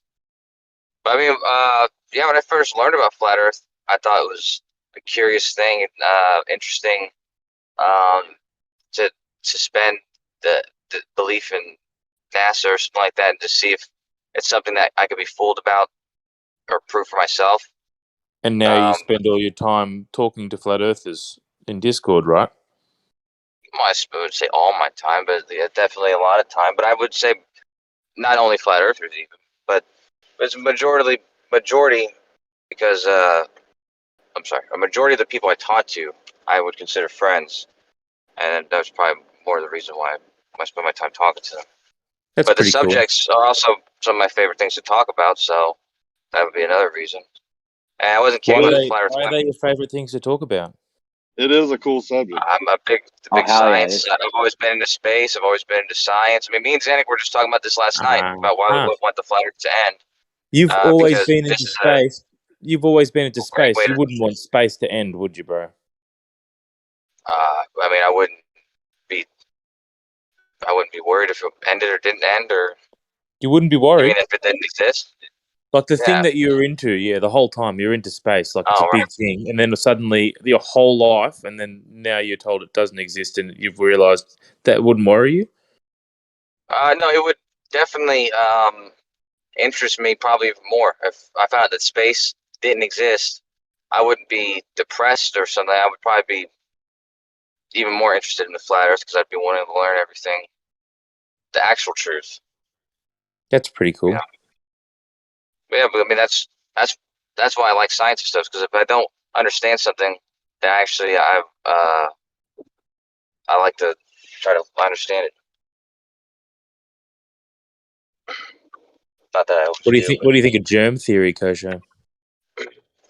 but yeah, actually I'm that's something that I'm actually pretty much I got agreements on and confidence in. A lot of the biological, maybe not a lot of the biological ideas, but yeah, things like germ theory, things like DNA and that kind of stuff. Yeah, and evolution and all that kind of stuff. I'm basically in agreement with the mainstream Oh, okay. idea. Bloody- Oh, jeez. I mean, I got no reason not to be. That's not to say that I'm in allegiance with what do you call it, like Satan. big medicine, big pharma. You love That's Big different. Pharma. You got T-shirts with Big Pharma on it. I heart Big Pharma is this on your hoodie. I've been investing in Pfizer for 20-something years, but that's only because it's a good place to put my money. Do you think you can like do good lies, Kosho? Do you think if Yeah, you're of lying course. for the good of people? Yeah, I thought you thought that. Yeah. No, yeah, of course. I think you're a bad person if a woman asks you if she looks fat and you tell her yes, and she does. You know. Why would you be a bad person? Well, I mean, it'd be kind of Telling the cruel. truth is evil to these people. Well, no, there's There it is. certainly if you're in Nazi Germany and you're hiding Jewish kids in your basement, and then Nazis come to your house and you tell them the truth, I wouldn't say it's a bad person, but I wouldn't think that the person who lied to the Nazis was a bad person either. I'd even say they probably did something good. So lying, there's a lot of examples where lying is not only necessary but probably better. Yeah. Love Depends it. on the circumstances. It's better for me if I tell my wife that the pants don't make her butt look big. I'll tell you that right now. What's wrong with her butt looking big? I was gonna say. I mean, I like big butts. I cannot lie. Fucking.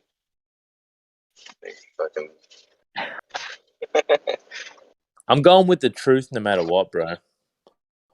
Like, even if you are hiding the Jews in the room and the Nazis are coming for Because them. of Fauci. Sorry to If they're interrupt. your Have kids. you heard of that? Have you heard about that? The noble lie. Can anybody hear me here?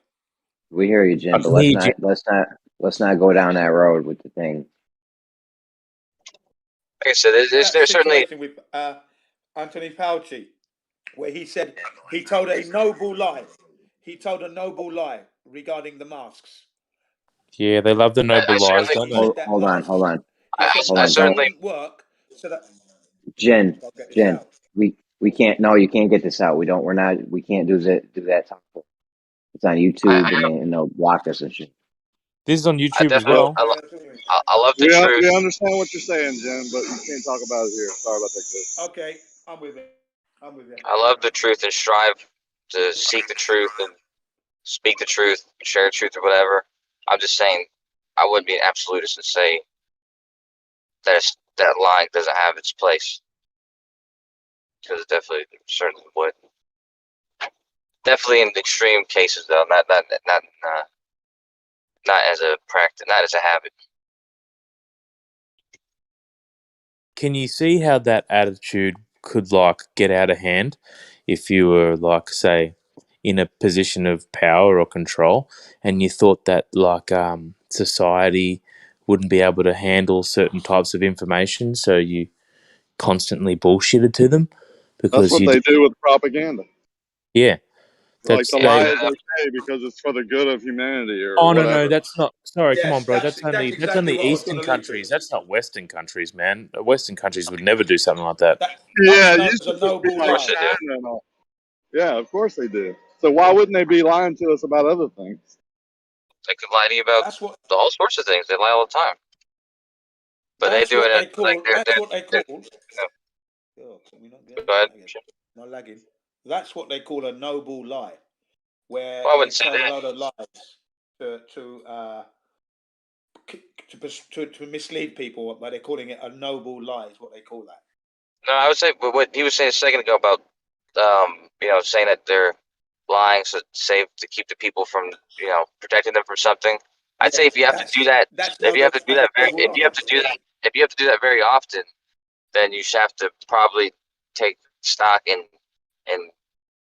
what it is you're engaged in at a constant basis that you have to lie like that. You wouldn't have to lie, So man. You just tell them you're not well, telling yeah, them exactly. because you don't want them to be murdering kids. So I'm not going to speak to you about anything. You wouldn't have to lie when you think about it, would you? You'd just be Well, like, that's what I'm I'm not saying. saying anything. Yeah, but that's not That's lying, is it? what I'm saying. Your That crappy your crappy the whole Nazi thing is little example still doesn't hold up, bro. no, it certainly would hold up. But yeah, if you're No, in a it doesn't. practice where you have to lie constantly to the people to supposedly protect them, then you'd probably Let's have go to back take a to look your at Nazi example. what you're Let's go back to practicing. Let's go back to I your like to Nazi finish. example, bro. The My Nazis answer rock up first, to the though. house. I like The to finish my Nazis rock. answer before you ask me another one, though. Oh, go on. Right? Yeah. Whatever it was, yeah, it was like you'd have to look at your daily practice and probably realize that what you're doing outside of the lies, that the reason why you have to lie is probably morally jeopardizing. So probably you're a bad person in that case. Yeah. So I wouldn't say it's justified in that case. Okay, so which case would you say it's justified again?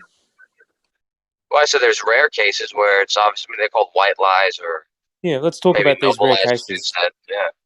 Yeah, We Now, gave give me one examples again. like a woman asks you if she looks fat or Can I say something to Kosho's point? It's like this, to say that there isn't a time to lie. Like, let's say if the threat of violence is there, you know what I mean? Like, to say that is wrong to lie in that stance is I think a privileged position to take, because if you've ever seen like a position that's really scary, you would understand there might be a time when that noble lie is essential for survival. You know what I mean?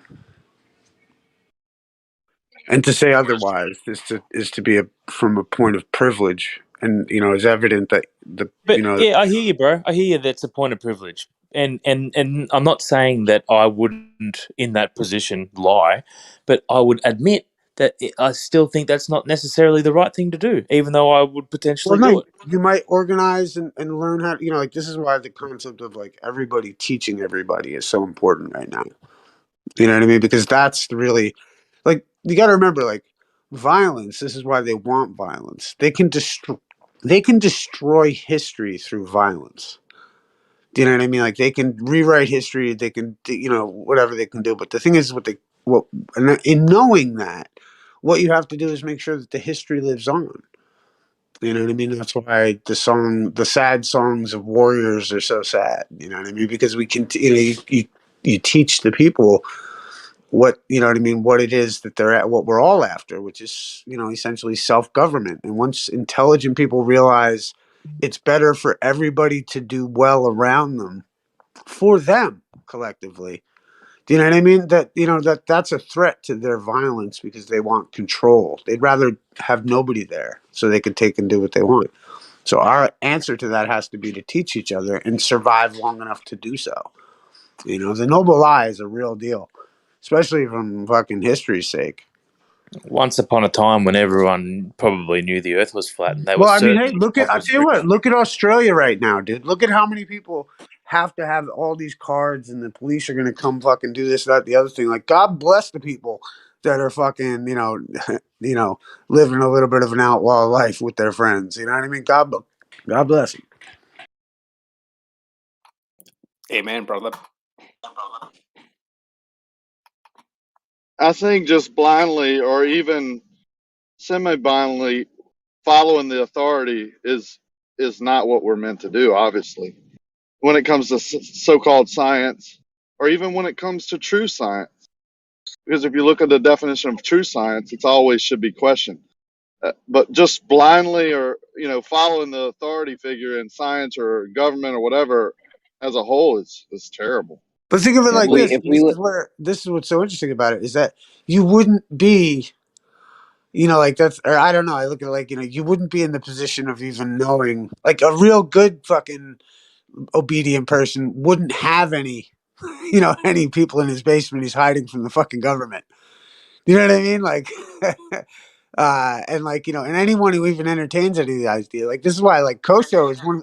Kosho, I will say this is like, because it's kind of, there's trying to be, or I felt like there was a pitting of the positions against Kosho out here, and Kosho is one of the most reasonable fucking people I've come across that entertains the ball earth and all the rest of it, and and actually I don't Yes, think he's a reasonable liar. He's a reasonable well. liar, isn't he? A No, no, smooth, no. I think, hey, reasonable look, man, you liar. can't say that somebody doesn't believe the Earth to be what they think it is. Like it's like when I used to say that the ballers would come out here, and if you said, like, if I came out and I said I like peanut butter and jelly sandwiches, they would be like, "You're lying."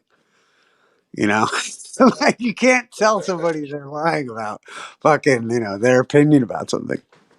Yeah, I agree with that. I don't think they're lying on their beliefs or what they say. I just think they're trying to, defend it so hard that they might tell that what they're calling white lie or things they Well, don't yeah. seem harmful or they don't see as a lie because they think it's their truth, but it's Well, remember obviously this too, like, yo, this, and I love, like, from my biblical flat or whatever, like that scriptural minded thing. It's like, yo, we wage wars against, this is a war against a principality. That's why I talk yeah, about like this. That's not why I talk against about like good. this Care Bear mentality of like I'm part of the team Care Bears, where it's like I feel like reminds me of the episodes of the Care Bears where the Care Bears have together and hold hands and fucking shed the beam of light and love on their fucking friends who are It's completely weird mind. that you know all of that. Check it out, mind controlled by a zombie guy who's got them all in a haze. Like I don't hate these ballers. I think that they're they're being manipulated by what we might refer to as a principality, some kind of ethereal fucking retarded spirit out there. I don't know. I want to join in. Hello. Muriel. I'd like to say fuck the police. Fuck the police and find your own authority inside, guys. Right Yeah. on. Dawn, you should be selling holy napkins, bro. I thought you would be by now. Come on, dude. I'm thinking about opening a magic store. Kosho is the noble liar. Noble liar. Thank you, my man. Smooth as silk. And I'd also like to say, I agree with Isa. Everyone is manipulated with principalities as flat earthers as well. Right, there's that too. Some of them, not There's everyone. that too, man. I mean, we all come under pressure from principalities. You have to be wise and strong and good at dodging and all of that stuff. That's why I can say that I don't fall under that bracket because I'm the one that's going against the grain everywhere. You called me stubborn, but I'm not stubborn, really, because I know what I know. No, but everything you believe comes from principalities as well. Doesn't mean it's fake just because it comes from a principality.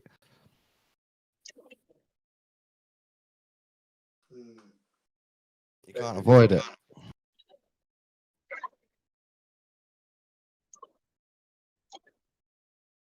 Well, I got until you you the can magic build trick, a man. brain and tell me exactly what it's made of and how it works, how it was built, how it was formed, and how it computes things, then I don't think anyone can tell anyone what they think or how they see things. I mean, it's impossible. You tell me that's a random chance, Yeah, I'm going to it's cool. say, no, not at all. It's not random. It can't be. How cool right now too, because I feel like, well, having watched this, like our biggest argument is like, how dare you tell me what I can or cannot think? And if some guy can like, convert into a woman, then surely I can be a fucking flat earther. Yeah, of course. Yeah. If society's going to accept that, then you got to accept that I think the Earth is a different shape and be totally fucking cool with it, dude. Like seriously, if I you're going to identify fucking tell as me a that crap. But then again, with that argument, I don't accept people that change their sex or gender. Well, I no, just but go along with society, it. like, but I in just the pretend. public, I'll tell you, here's to get back to the noble lie to some extent, and the reality that we live in a secular society is the idea that I'm not going to impose my opinion where it's unwarranted because I was raised with the values that, you know, if I don't have anything nice to say, then I understand I may not, you know, there's maybe no reason to say it. Yeah. You know, and so like in that regard, that's what this freedom allows us to do. It's like if we're going to enter into the dialogue and we're willing to discuss it with somebody, because the only time I'm going to get into it is if I give a shit about their opinion, right? If I don't care about their opinion, I'm not going to be so impolite as to impose it upon them. But if I want to change their opinion about a subject matter because I care about them, then, you know, and then if they're going to rage out, chances are I could say to them, hey, do you think it's okay for men to become women? And they're going to be like, yeah, it's their right, their freedom, and And I'm going to be like, all right, then shut the fuck up. Yeah, you'll get a lot of brothers on that. Condemning me for fucking thinking of different cosmological fucking inferences by the same data that you don't even know. Yeah. You've always said that. Yeah. So like, you know, but that at the same time, this is the beauty of like, this is what tells me, like, for all the doom and gloom out there, it's like, dude, we're slowly winning. We're slowly chipping away. Remember, the moon is now in the Earth's atmosphere. Yeah, These people have to react I to think every Flat Earth is winning. they're saying. Dude. Rovers now refer to Earth as a ball, so I think that's another win for Flat Earth. As opposed to round or a sphere, you mean? Planet, Or? as opposed to a planet. They call it a ball because Flat Earth calls it a ball. Oh, what's so interesting with me is even the term like planet, it's like, you know, it comes from plane. Like, you know, people are retarded. Like, you know, planette, you know what I mean? Like a little plane, you know, I don't know. Like, yeah. What does it mean? Actually, I think it's. I thought it came from a different word. You know what? Actually, let's look that's it up. where the trick comes in. They could have If you look up the etymology, I think it comes from something that has something to do with wandering star. Planete, but I think that is from plane origin. I don't know. Yeah. It's a very similar word. Sounds similar. Planetas. Because why So is you just throwing it? why is a wandering star called a planete? That's what you got to look into. Why the Greeks chose to call it planete. Well, it says it says wanderer. It says wanderer, but I would look. I'm sure if you looked into it further, I mean, it's literally in the word, right? Yeah, Plane. yeah. And Okay. from what we see in the, you know, the sky, it would look like just a disc. You know, if, in one sense, if you weren't going to put. That flat earthers reduced globers into thinking of their own planet they live on as a hypothetical ball instead of Eden. Well, that's true, but that conversation even still is only in the more sublime area of philosophy, dude. Because the fucking, and, you know, but I think philosophy is directly affected to cosmology, and that's the biggest thing that I find is that what they've done. I mean, even if you want to, you know, go into the belief that it's a ball, but to be able to entertain, you know, the thoughts of the ancients, which were that we lived on a plane, and that the stars were on a spherical thing, you know, and you know, it's like this conundrum of like man and spirit, and they can never intermingle. The sky looks like it's spherical, and the earth looks like it's flat. It's like it seems like unreal.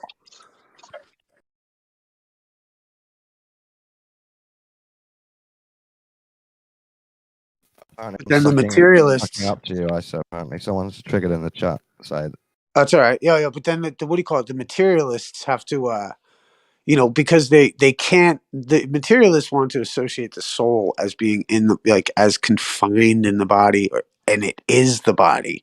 Yeah. And this is where the materialists have taken what we appear to be the sky doing as spherical and imposed that onto. I do believe my soul is situated in my body. Earth. What's I up? know it. I do believe my soul is in my body, in the middle of my brain, behind the eyes. Well, there's that. I believe right, but it to limit it to that, past the body. Right, but at this time, like, this is why, you know, when people say, you know, your spirit is set free and you go to, you know, like, it's like the idea that this philosophy of that you are a spirit, in your body, you are not your body. and that's what makes death and life Yeah. a game. I totally get it. You know what I mean? And like that's why, you know, some people their only reference point is like a video game kind of a thing. But it's not a bad one, not a bad analogy, I guess. But It's you know, weird that's that is the that's analogy. actually like a Christian edict. Is the idea that you're this spirit animating a body, and you are continually watched, and how you behave when no one's looking is Yeah. how you will be judged. Almost like, you know. Instead of referencing the ancient text, they reference Grand Theft Auto or the Matrix movie. Well, I tell you what, it's all, and I tell you what, for all intents and purposes, it's good enough to some extent. Yeah. Because I mean, and some people get hounded on, like, you know, and granted, God bless everyone and their religious beliefs, etc. But like, you know, people get hounded on, in particular, on, you know, what some of the ancients might call crutches.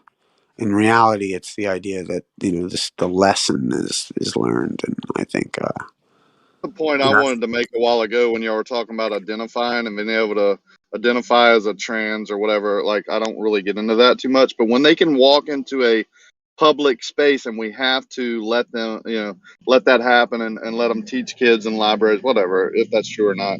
But you can't walk in there now with a Bible and preach, and you can't talk about flat earth. Like if you went into a library and asked them, hey, I want to hold a session on flat earth, you would probably, from what I know or what I've heard, be rejected, right?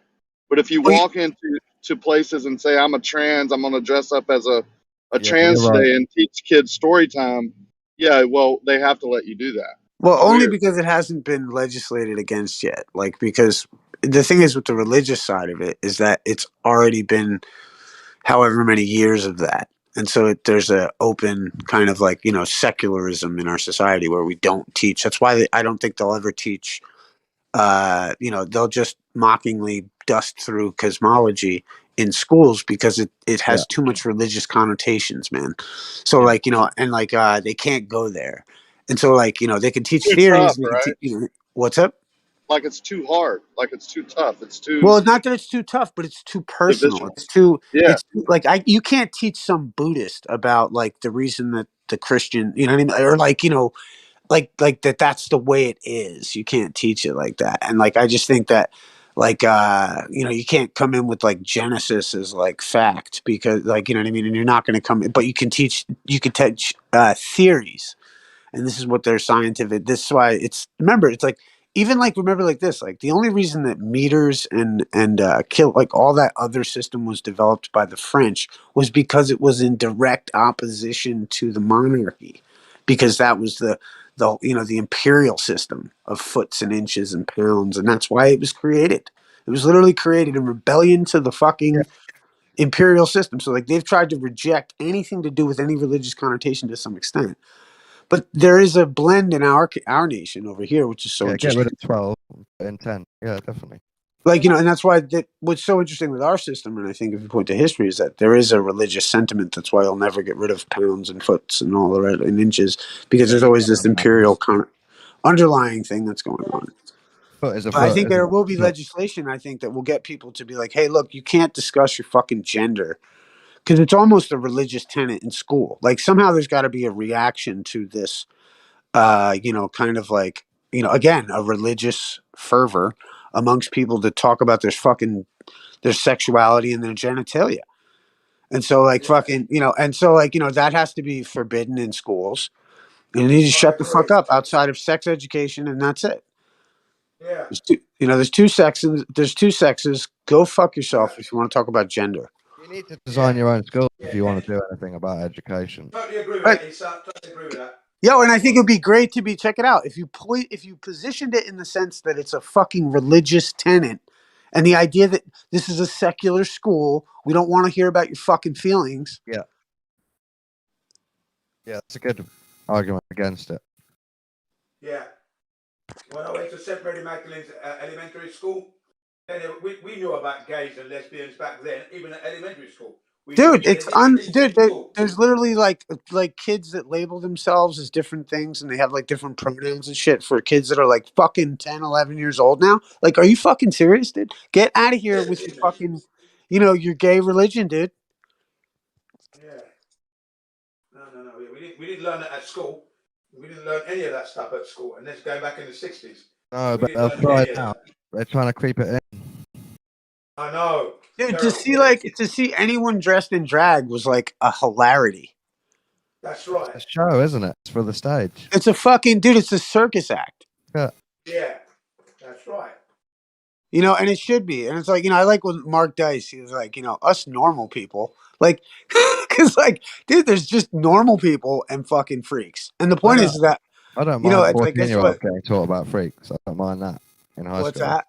14-year-olds getting a few lessons about how some different people are freaky in different ways. Right. And there's no I don't reason mind for them that. to even know. Let them go to fucking Amsterdam and gawk at one of the windows. Like, fucking they don't have to fucking, you know what I mean? They don't have to be taught about it in fucking, you know, classroom. They can be learning about When they're it. 14, you do an interesting lesson where you show pictures of loads of freaks and say, did you know people like this exist? And then people like this. Right. Well, that's for People like shit you this. do when you get home with your friends. Like, I remember we used to have like a Guinness Book of World Records and be like, oh my God. You know, like, or just, And you know, it I don't know. it could make a funny natural lesson at 14 to 16, but not But you at could, right. I 4 mean, to but 8. like, you don't want people to be totally ignorant of the world, but at the same time, like, again, this is part of a religious tenet being forced on the people, and it's not fucking being taken in well, you know, taken well, and nobody wants it. Like, fuck off. I think, hang on, Issa.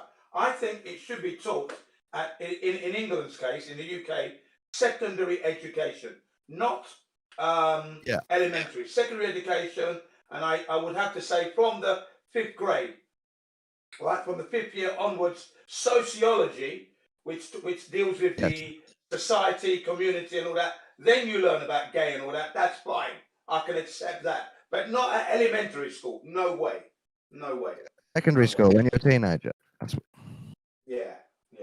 Yeah, no, it's fucking disgusting, and I hate it, and I think it's, you know, it's I'm with you on it's that just a symptom of, like, you know, stupidity that, which is interesting, and this is why I'm hopeful, is that what I find is, well, what I find is interesting is that it's the reaction to how far these people have gone. And what I think, and I'm looking forward to, is the idea that the reaction to these people's insanity is going to finally kick up the dust off of people's, you know, head to wake up, essentially. And even if, you know, it's like I have friends of mine that are like, you know, like just started listening to Alex Jones a couple years ago, and, like, you know, and they start talking to me about the Alex Jones, and I'm like, have you heard of Bill Cooper? And they're like, no, that's stupid. You know, and you're just like, like, you know, but at the same time, I agree with them on so many more issues than I disagree with them. And I wouldn't want to create barriers of our conspiratorial brotherhood by saying, like, you know, oh, you're stupid because you don't know about Bill Cooper or whatever. No, but you notice where you disagree with them is the crucial point that sets humanity back centuries. That's where you're disagreeing. Do you know what I mean? You know, on the general gaming and whatever, that's fine. But things like Bill Cooper, where he's bringing you information which stems centuries as to how this system has come to be and what's actually going on and how you are a slave in it. That's very important to know. Well, and that's the thing, though. But these people, like, literally, like, it's funny. I got a friend of mine, like, he gets all the Alex Jones energy drinks and all the fucking, you know, the whole shit show, right? And I mean, you know, I was guilty of that fucking, you know, in 2006. You know what I mean? Like, fucking. But at the same time, like, you know, people still need to fucking, you know, like, they need to go through these processes, and you can't be mad at your brothers and sisters coming a long way, you know, coming down the pipeline, man. You know, Yeah, that I agree with. You've got to be forgiving for that, of course. Absolutely. right? You know what I mean? I can't be mad and be like, I can't crush his fucking his admiration for Alex Jones by destroying it, by telling him the Bill Cooper story and how Alex Jones might be a shill. I love You know, Alex. I don't know. I mean, I love Alex Jones or something like that, but he's also like, I met Q, and it's like, okay, dude. You know, like, just fucking like. He means he got trouble in an email one time and he believed it. You know, like, and you know, and I like Alex Jones, man. You know, he's dropping some bad information. I wouldn't know about Bohemian Grove if it weren't for the dude. You know, Exactly, Bohemian Grove. That was a good one, wasn't it? Bohemian Grove. Right, like, you know, everything. You know, hey, dude, his documentary Endgame is still one of the best to show people to And the wake. Bilderberg Group. I learned about the Bilderberg Group from Alex Jones. The Bilderberg. Mm-hmm. I learned that from Alex Jones, man. Yeah, man. Endgame, a couple of other ones. Yeah, the Endgame. I've got that video. I still got the video. Yeah, Yeah, dude. I watched all this stuff. Yeah, just You know, I recently can't be. he's changed his direction slightly, but Mm. he's coming back. Don't get me wrong. If you look at Alex Jones today, he's gone back to his old school days. He's actually gone back. Okay, he's not. You know, he put out a Right, but video. the thing that gets me, like Jin, what gets me about him, this is the whole. I don't know if you're familiar with the beef almost. It's like it's weird. It's like Bill Cooper, man. He came out and talked about that whole Osama bin Laden and CNN, and he said, Yes, I know the beef right, you very know what I well. mean? A week Yeah. later, Alex Jones reported it, and then fucking, Bill Cooper was kind of pissed off that he didn't get any love He from was Alex totally Jones. pissed off. And then Totally. fucking dude, Bill Cooper was shot on his doorstep, like in November of 2001, dude. I know. You know what I mean? Like, talk about one of the realest dudes, probably, but who knows, man? Like, who knows? He might have acted out of turn, might have thought, might have drew a gun on the cop. Bill Cooper had every right to be angry with Alex Jones, and he let it rip live on his show. The time and the hour, I think it's called his show. He let it rip it out, and he telling us how he hated what Alex Jones was doing. He's a shill, Yep. etc. Not to be trusted. Blah blah blah. Yeah, you know what's up, Jim. Called him out on his show. Called him He was out. called out, yeah. Yeah, it's pretty crazy. He's also But an the point is entertainer, that isn't he? Alex Jones is an entertainer as well as a truther. right, and that's where even like any of this, there's, and I would recommend to anyone out there. It's like talk about the noble lie earlier or something to that effect. But it's like dude, essentially you could always rely back to, dude, I'm just doing art out here. This is just art. This is just fucking, you know what I mean? Like, and that's where, this is why art has always been this is why I even started doing music, is that art is the vehicle of ideas that goes and it surpasses people's, judgment in a certain way, and can talk to people in another, I don't know, it's another language kind of thing. And but art, you can do that in painting. You can touch many people with your art, without a doubt. Yeah. Well, yeah, and it's like even like for people like, let's say, the baller side, it's like that have appreciated my music and stuff like that. Like we're cool to this day just on that relationship alone. You know what I mean? Because like I'm some crazy flat earther to them that makes music, and that's cool with me. I don't care. You know what I mean? I'm not trying to be a threat with these ideas, but to some extent, like it also is where you can voice that. Remember that track by the Flat Earth Guru? Don't believe in gravity. See, but what got me with that guy was like that guy that came out with like his little shtick. Like, he can't defend the ball, or can't defend the flat earth. He don't know the arguments. He's like, a hired gun that got hired because he makes studio music to write music, to play music that was given to him, man. To like, or and I mean, I don't know, maybe he did write it all, but I'll tell you what, I know when he was questioning anything about flat earth, he didn't give a fuck and he didn't know any answers. And so, I mean, like, this is what gets me when I'm like, you know what I mean? Like, I'm out here, like, shit, I made my music years ago. And then along come, fucking somebody with, like, a produced sound getting fucking paid to do the work. Like, that's how I feel. I just was like, okay. I don't know that flat earth guru guy, you know what I mean? Like, he don't know nothing about flat earth. He don't give a fuck. No. He knows. Flat Earth Guru. No, he knows about Flat Earth. I don't know, man. No, he's from. He's an Englishman. Yeah, no, he's an English His dude. wife was Spanish. Dude, I've known about him right when he came on the scene, dog. He was on Glowbusters and everybody was celebrating him. I was kind of pissed, dude. I was a little bit of a hater. I was like, cause like, I'm like, yo, dude, who the fuck is this guy? We're out here fucking killing on Flat Earth, writing music, destroying these clients, and fucking here comes this guy getting fucking produced sound. And granted, his music's great and it makes a great point. I can't, like, again, same thing like Alex Jones. I got to step back and be like, just let it ride. Yeah, you got to let it ride. Week I'm afraid. ago Yeah, I called mean, Big Pharma. I've spoken to him many times on the shows. I've been there with him. We were online together on with Roxanne and that. So basically, no, Dave's all right from Spain. I'll tell you I what. got no problem with the guy. I shouldn't care as much as I do about that fucking whatever. It just so happens it's my genre. I'll tell you what. Whitson and Kai came out with a really good song. Bendy Spacetime played it on his little show he did yesterday in here, and yeah, that Whitson and Kai track. Whitson only did one verse, and Kai was doing a hook, but it was fucking good. Jeremy, I see you giving him hell in Gem Panda yesterday. Giving it to him. Those motherfuckers. Listen, I spent over a year. I spent a year in there, over 10 hours a day. I know. They got nothing for me, bro. They've got nothing for you. When I came in, they were talking about, you know, what we can't talk about here, but yeah, and I dropped that bombshell right in there, and they got triggered immediately, didn't they? That one girl in there yesterday sounded like somebody I heard debating Jeranism years ago. That Amy chick. Yeah. I don't know if it was the same person, but I could have swore I heard her debating somebody years ago. Yeah. Was that the one that was complaining, talking about her son being injured? Yeah. Yeah. Yeah. I said to her, yeah. I got to say, why don't you put a jam roll in your mouth and shut up? Put a jam roll. I was talking about the tampon, really. Yeah, I can put that in your mouth and chew on it and sit back, lady. Because you're just not doing it. You're not doing it, man. You know. I take offence at people who have children who are handicapped, and I said nothing against her or her child. Nothing. Not one negative thing. My conversation was not directed at her or her child at all. Nothing.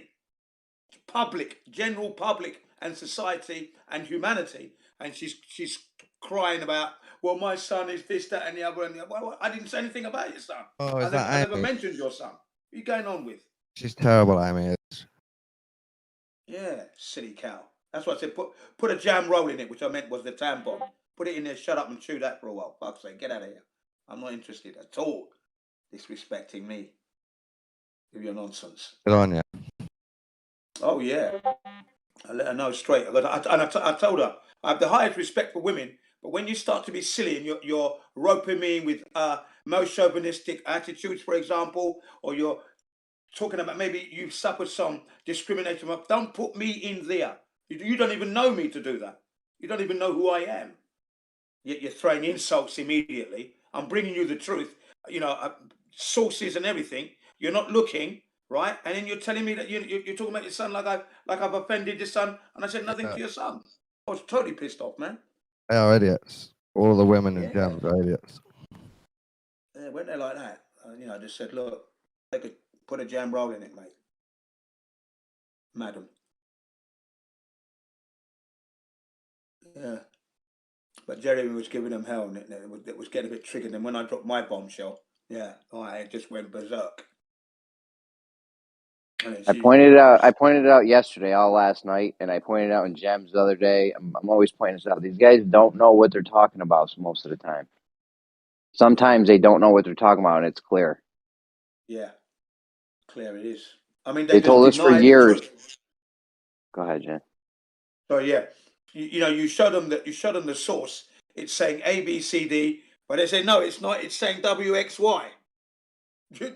Just like that, live on their stream. Blatant lies. Yeah, carry on.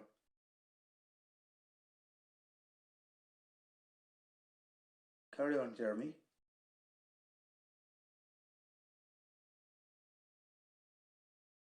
I got all the kids right now. I'm busy. They think I'm a human jungle gym or something, climbing all over me. Yeah, that's right. I've got a picture of myself and I've got two kids hanging off of me. At their football match.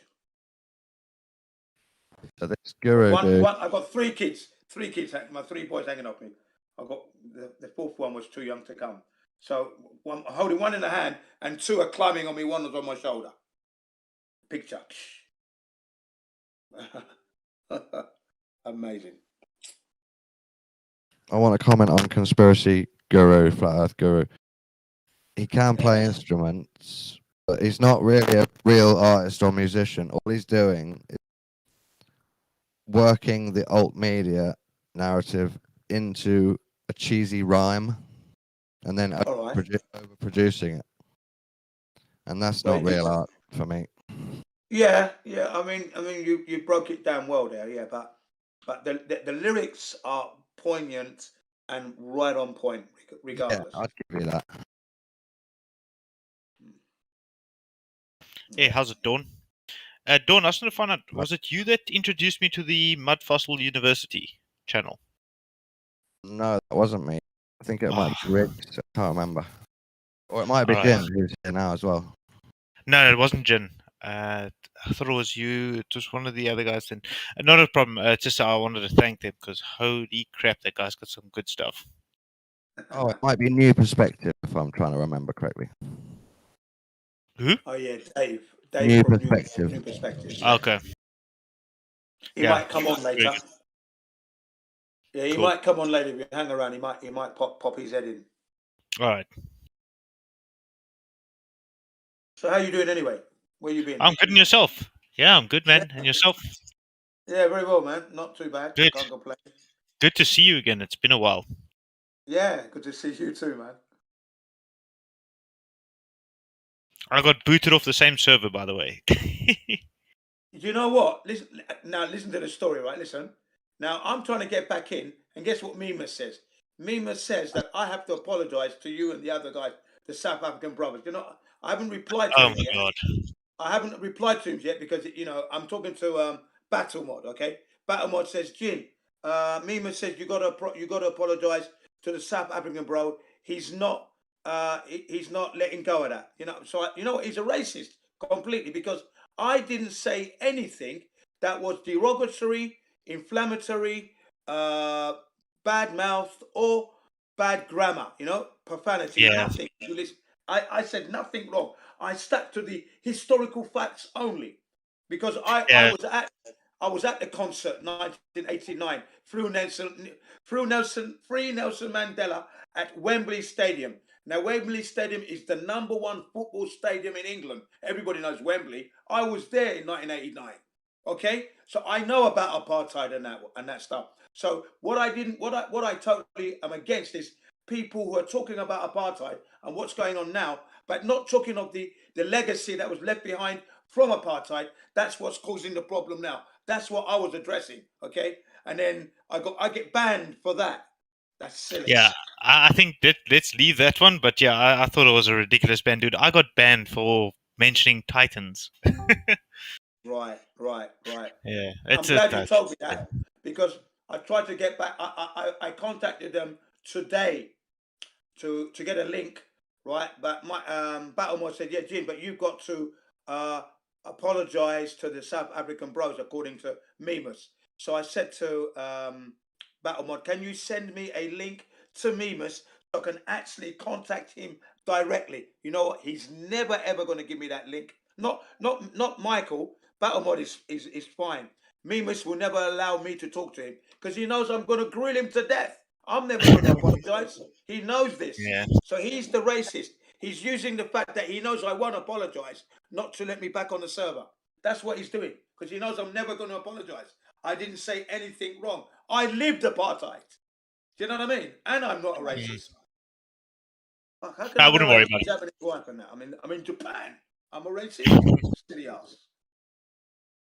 No, But yeah, long story short, it's good to see you again. Yeah, good to see you too. Yeah, sorry to hear that you got knocked off the server. Silly. It's just silly people. Oh yeah, 100%. But we need to be there to show the truth. You see, that's why I want to get back in because if they're banning people for standing up for truth, the truth must go back like a cancer. But in this case, not like a cancer, like the cure, the medicine.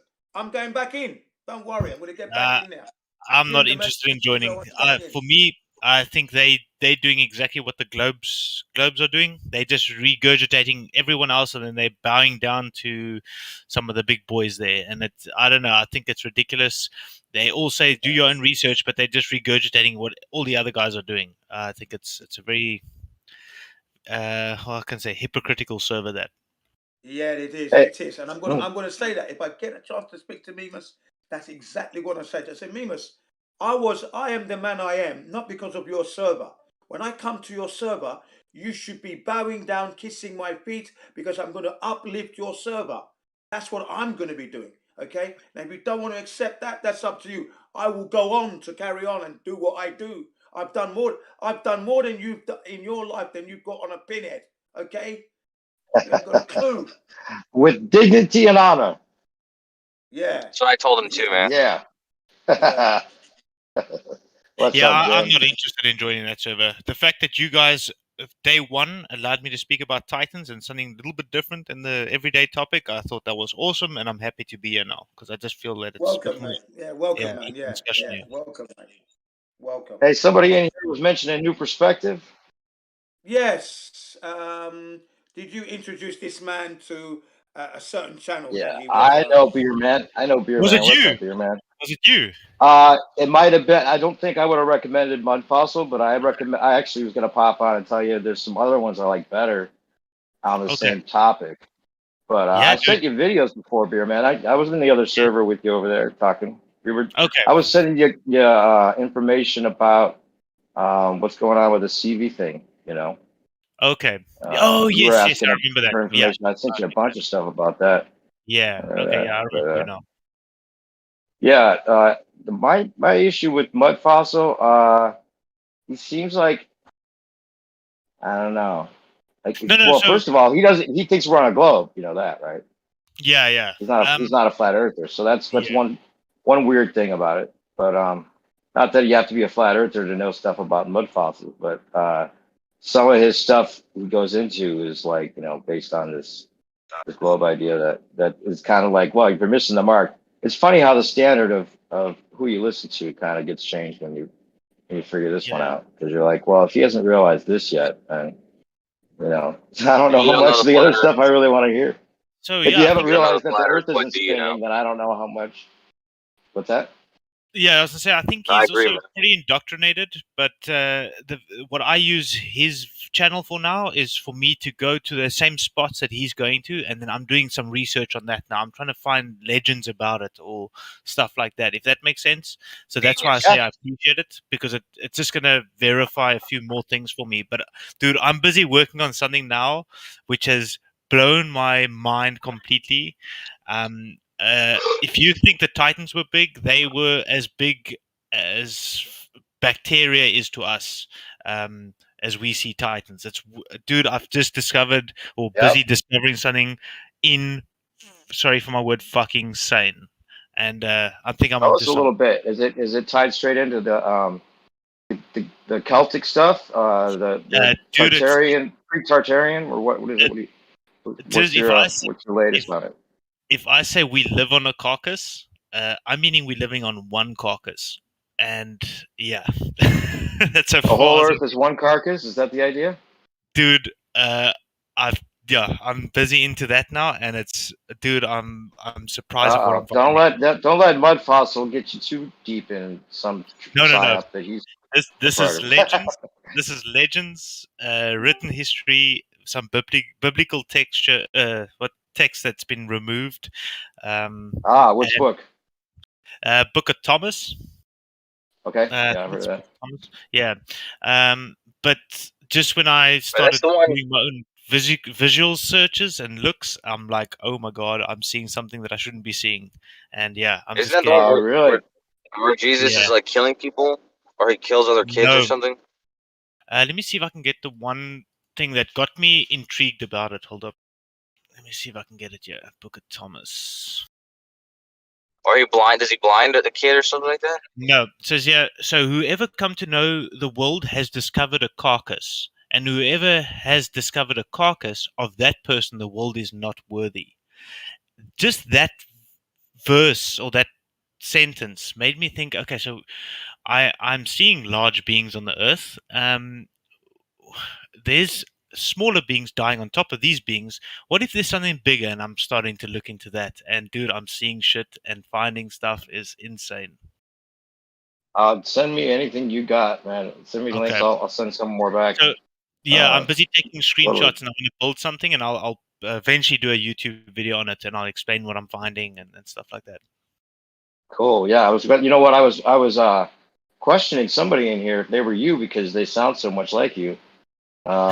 At least for a little bit they did, and now I recognize the difference. But Okay. there's a guy in here. I was saying, did you used to go by Beer Man? And I think he's actually you're in South Africa. Is that Yeah, right? yeah. Right. I think there's another guy from South Africa in here, and there's another guy from New Zealand that sounds like you. But Okay. I think I was talking to He's going by Purple Haze right now, but his name is what's his name? Which is real name? Doesn't matter. He goes by Purple Haze. He might be in here right now. I don't see him, no. Yeah, check. You guys might get along for sure. Yeah, this is a better place for you, I think. Yeah, this is definitely Yeah, really I think cool it's people. way better. Yeah.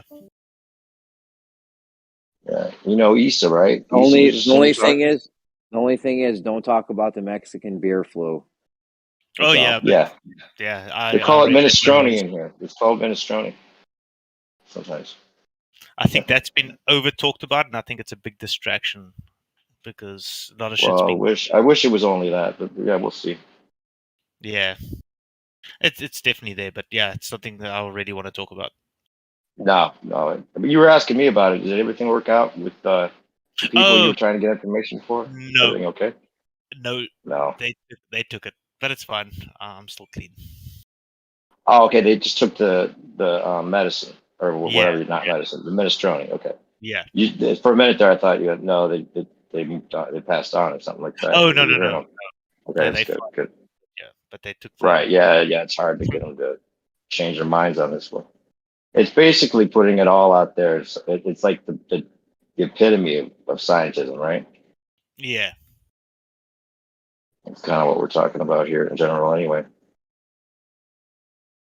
You know who Issa is, right? I think I might have seen some of his songs. What's that? Issa Mahalski, he's in here. Got like a living legend in here.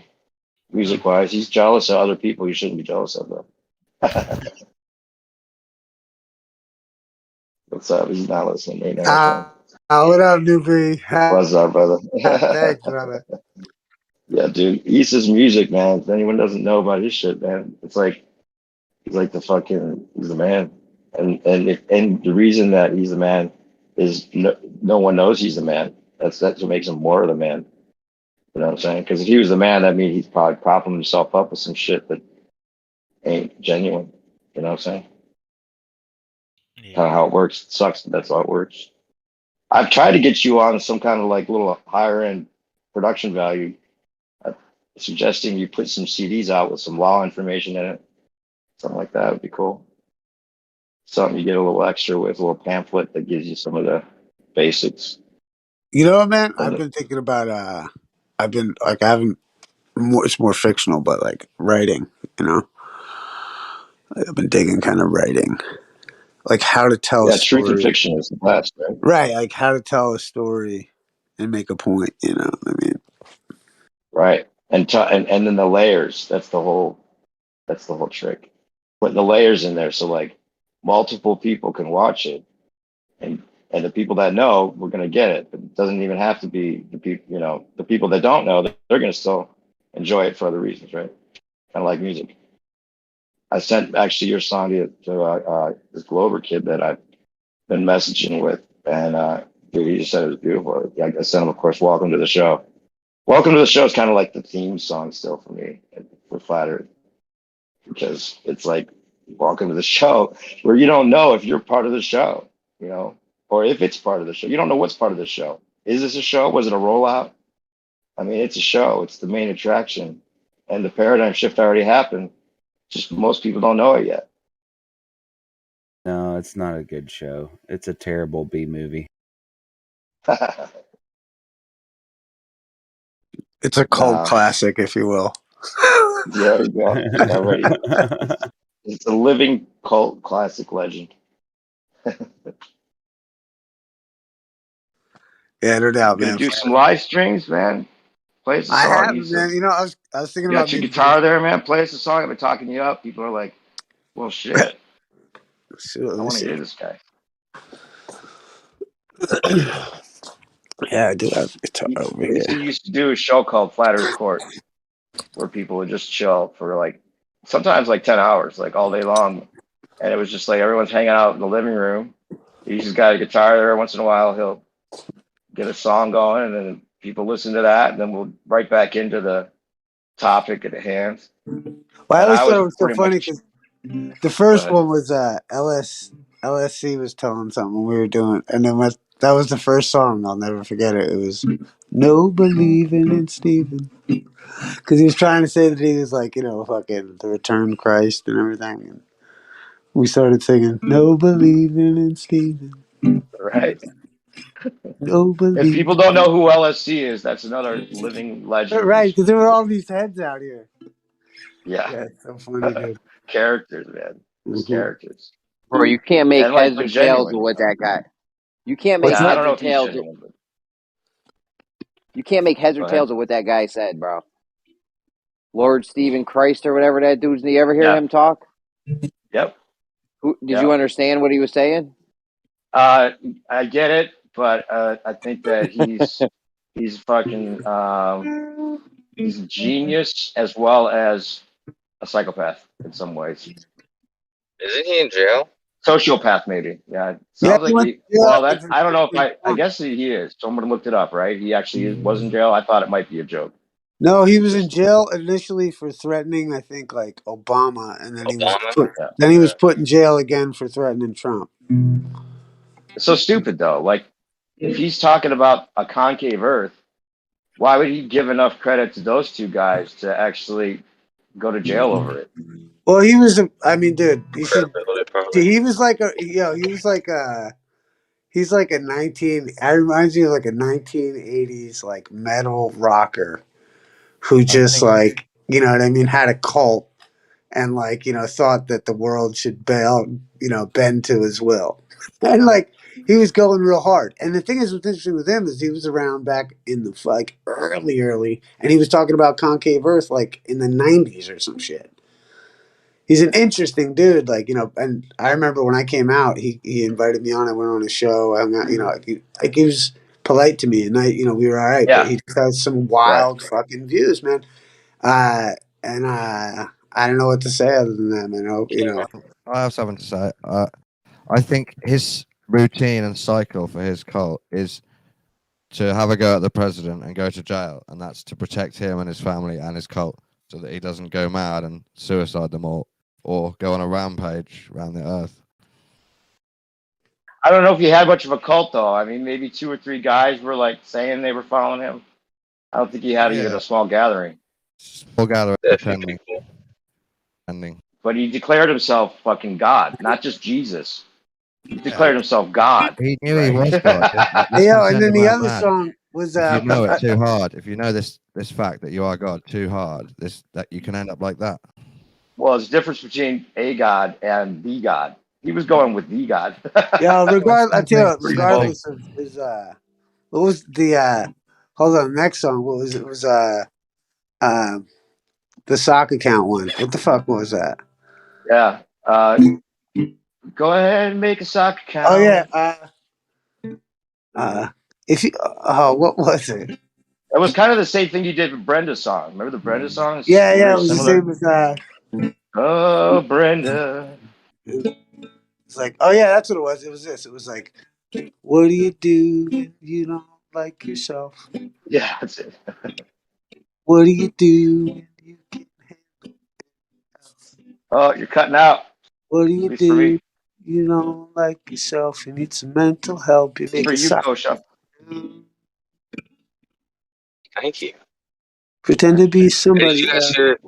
Did you guys hear about sad news though? But I just heard about it about a flat Earth frocker. Yeah, I did. I saw something about that. I didn't hear what the cause was other than his wife found him on the bathroom floor. Yeah, it's sad. Shout out to Jibby Jedi if anyone doesn't know about that yet. Yeah. That was an old school friend of ours. I used to listen to him, Jibby and Issa go at it for a long time before I ever came on town. Yeah, man.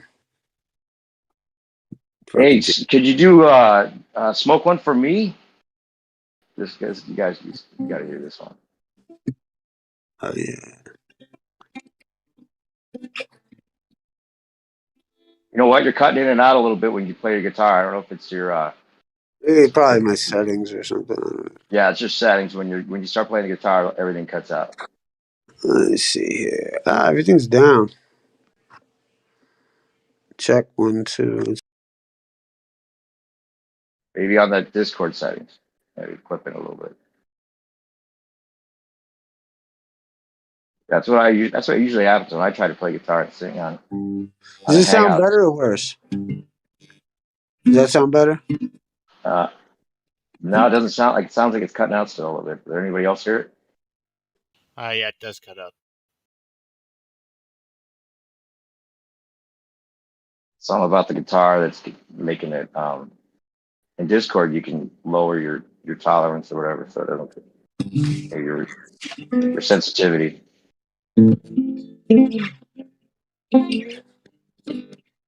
Better. No, it's still cutting out though.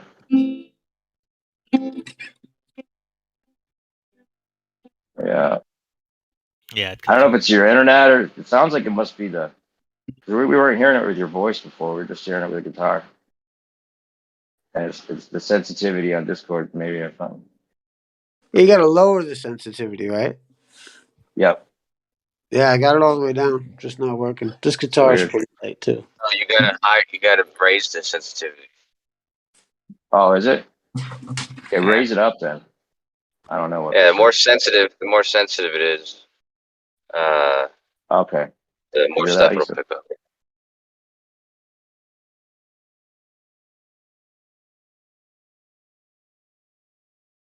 So sometimes if it's not sensitive enough, it won't even pick up.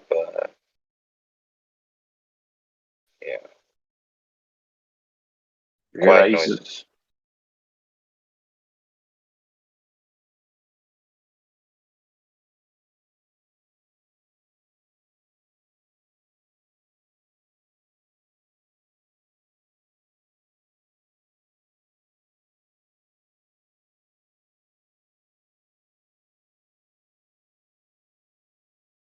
Might just drop out and come back in if you leave or something. Anyway, Beerman, I think I might have sent you his songs before. Yeah, if you got any links, send me some links. I'm gonna send you 2 pics just to give you an example of what I'm busy with. Cool. Yeah, that sounds Before cool. you hop out, hold on. Just let's see if you can figure out what I'm sending you. All right. Well, it's basically in the name already, but imagine where I'm going with this.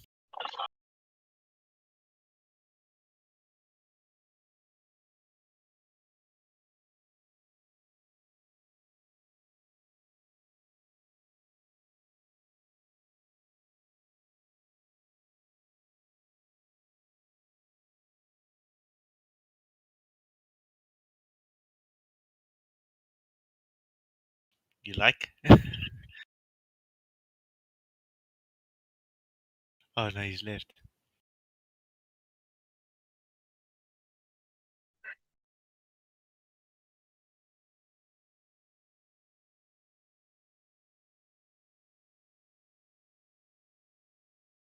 No, I haven't left. I'm just. Oh, okay, cool. Yeah, I was checking them out. He said, "You hear they?" Kosher said, "Put your sensitivity up instead of down." Sensitivity? Yeah, Isa was trying to play some music. We can't hear you at all right now. Isa. Oh yeah. So it's got to be lower the sensitivity then. You can hear me now. You gotta. No, he said he actually put your sensitivity up. I get it. Every time. Let me explain. Every time, like I try to talk to you when the sensitivity is all the way up, you can't hear me, and I don't hear anything from you. But when I lower it all the way down, You can hear us either. no, I can hear you fine, but it won't pick up my mic. So you have to lower the sensitivity, I think, because you can hear me now, right? Yep. Okay, so watch. In 2 seconds, I'm gonna have it all the way up, and I'm gonna say hi. 1. Okay. You know, you might be right. It might be sensitivity threshold. Yeah, threshold or something like that. Yeah, so you guys can't hear me. But you play on your own You play on Discord all the time for your own hangouts. Well, I don't stream through Discord though. You use OBS, right? Okay. Yeah, so I use that. So it's like not, not having, because really Discord is just like a gamer platform. So it's like it's got that You know, it's trying to cut you out so you can listen to your game while you talk to your friends. That's how it started, but Right. But Well, I'm just try saying. playing the guitar. Try playing the guitar right now. See if that cuts out. You can hear that. Sounds like you're good, bro. Smoke one for me or whatever you want to play. Yeah, let me see.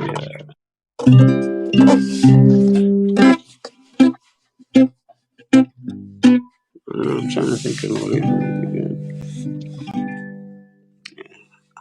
Up in night, juggle. That's interesting. So you guys couldn't hear anything earlier, huh? No, for some reason the guitar was cutting it out. Now we can hear you. I don't know if it's cutting your voice out. Yep, we can hear all of it.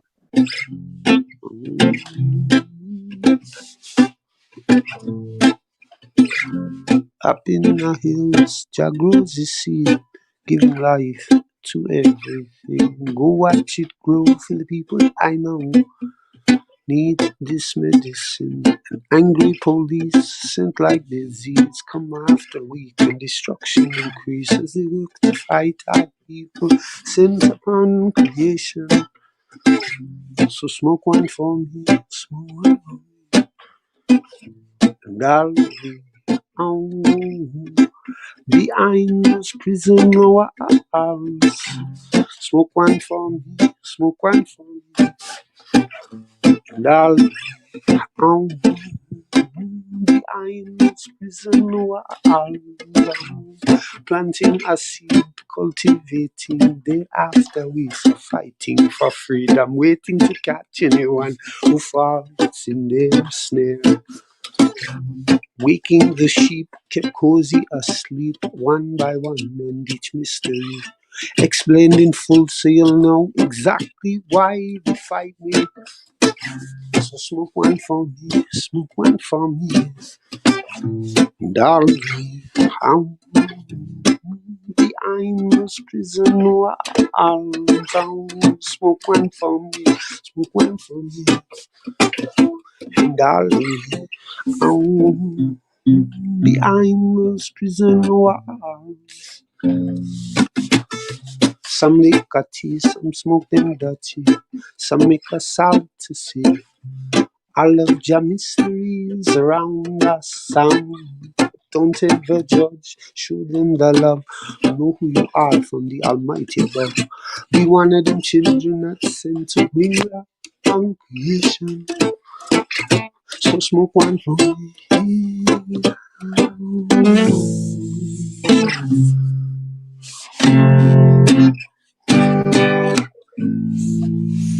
Yeah, man. Yeah. That's awesome. Wait, but why didn't you hold on? Why didn't you do that for open mic? I mean, sure. He does all kinds of open. Yeah, I'll do a. albums and shit. We used to have bands and shit. Should do this one. Did they really go to the moon? I don't know. I don't know.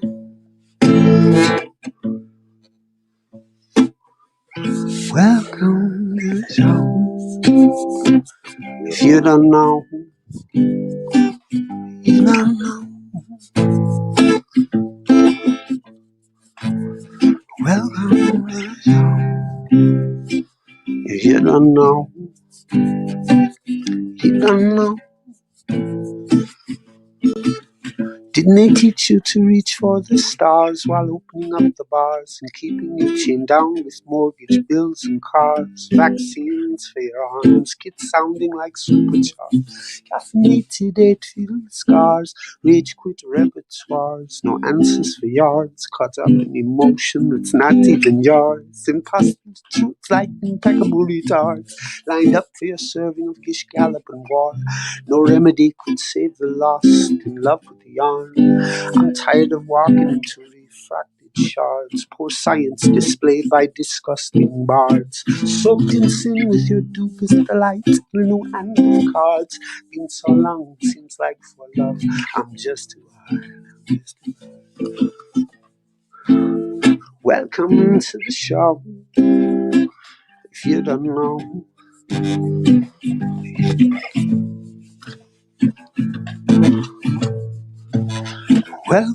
to the show. If you don't know,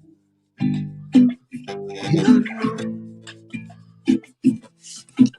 Intoxicated hate makes you believe you're spinning in space while you have no shame or grace. It's a disdainful state I used to contemplate how to save myself from my own self-hate.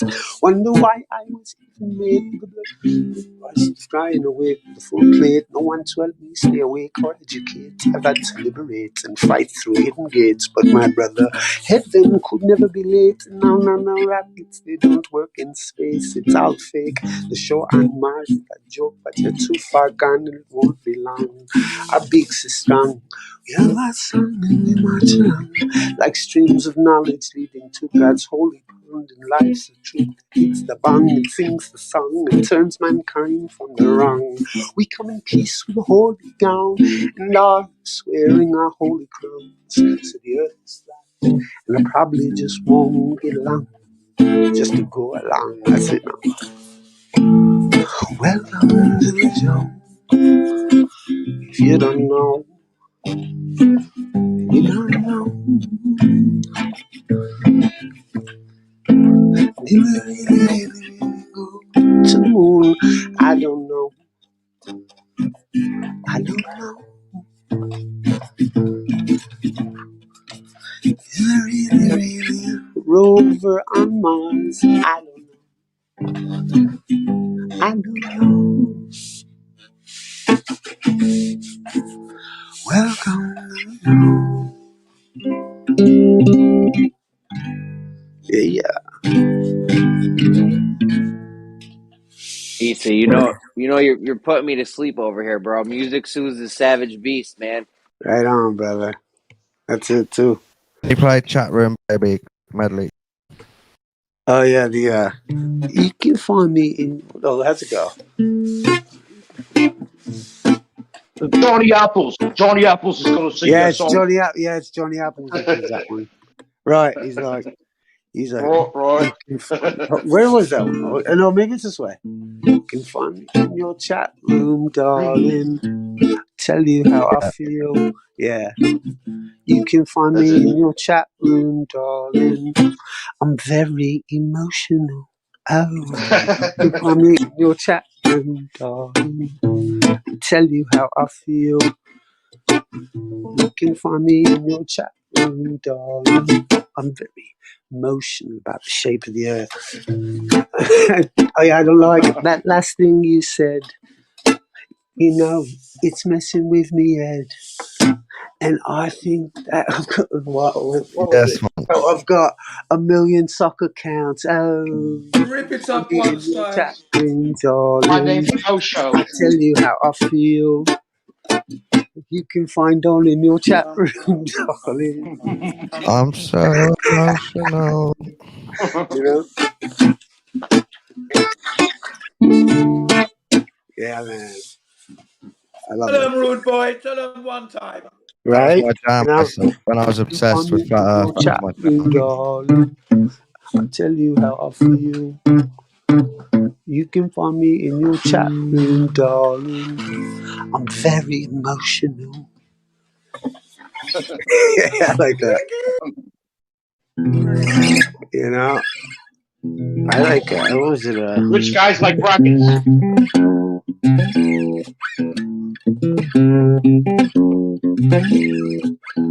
Remember you told me the sun would never set. The moon was in my eyes and never to forget.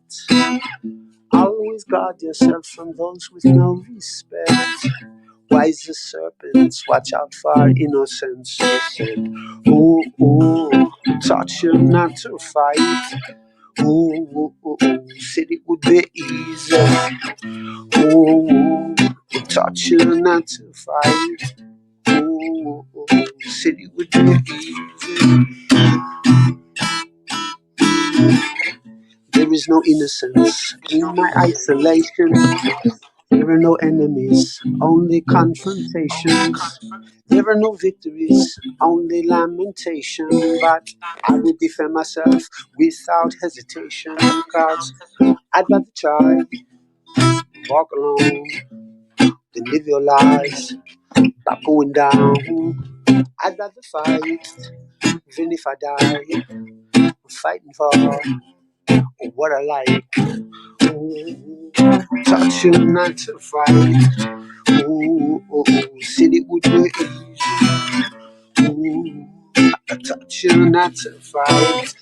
Ooh, city would be easy. Yeah, man. Yeah. Hey Jen, we're getting an echo from your, getting feedback from your end a little bit. Ooh. Yeah, I love all that shit, man. Yeah, that's good. Rich guys like rockets. Oh yeah, rich guys like rockets and silver lanes. So rich guys making rockets just to get laid. Dude, this is my music. Rich guys like rockets and silver babes. So rich guys making rockets in a poor tent. Rich guys like rockets and silver lanes. So rich guys making rockets just to get laid.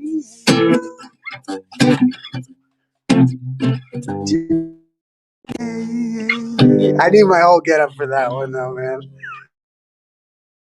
More about solo and Charlie song.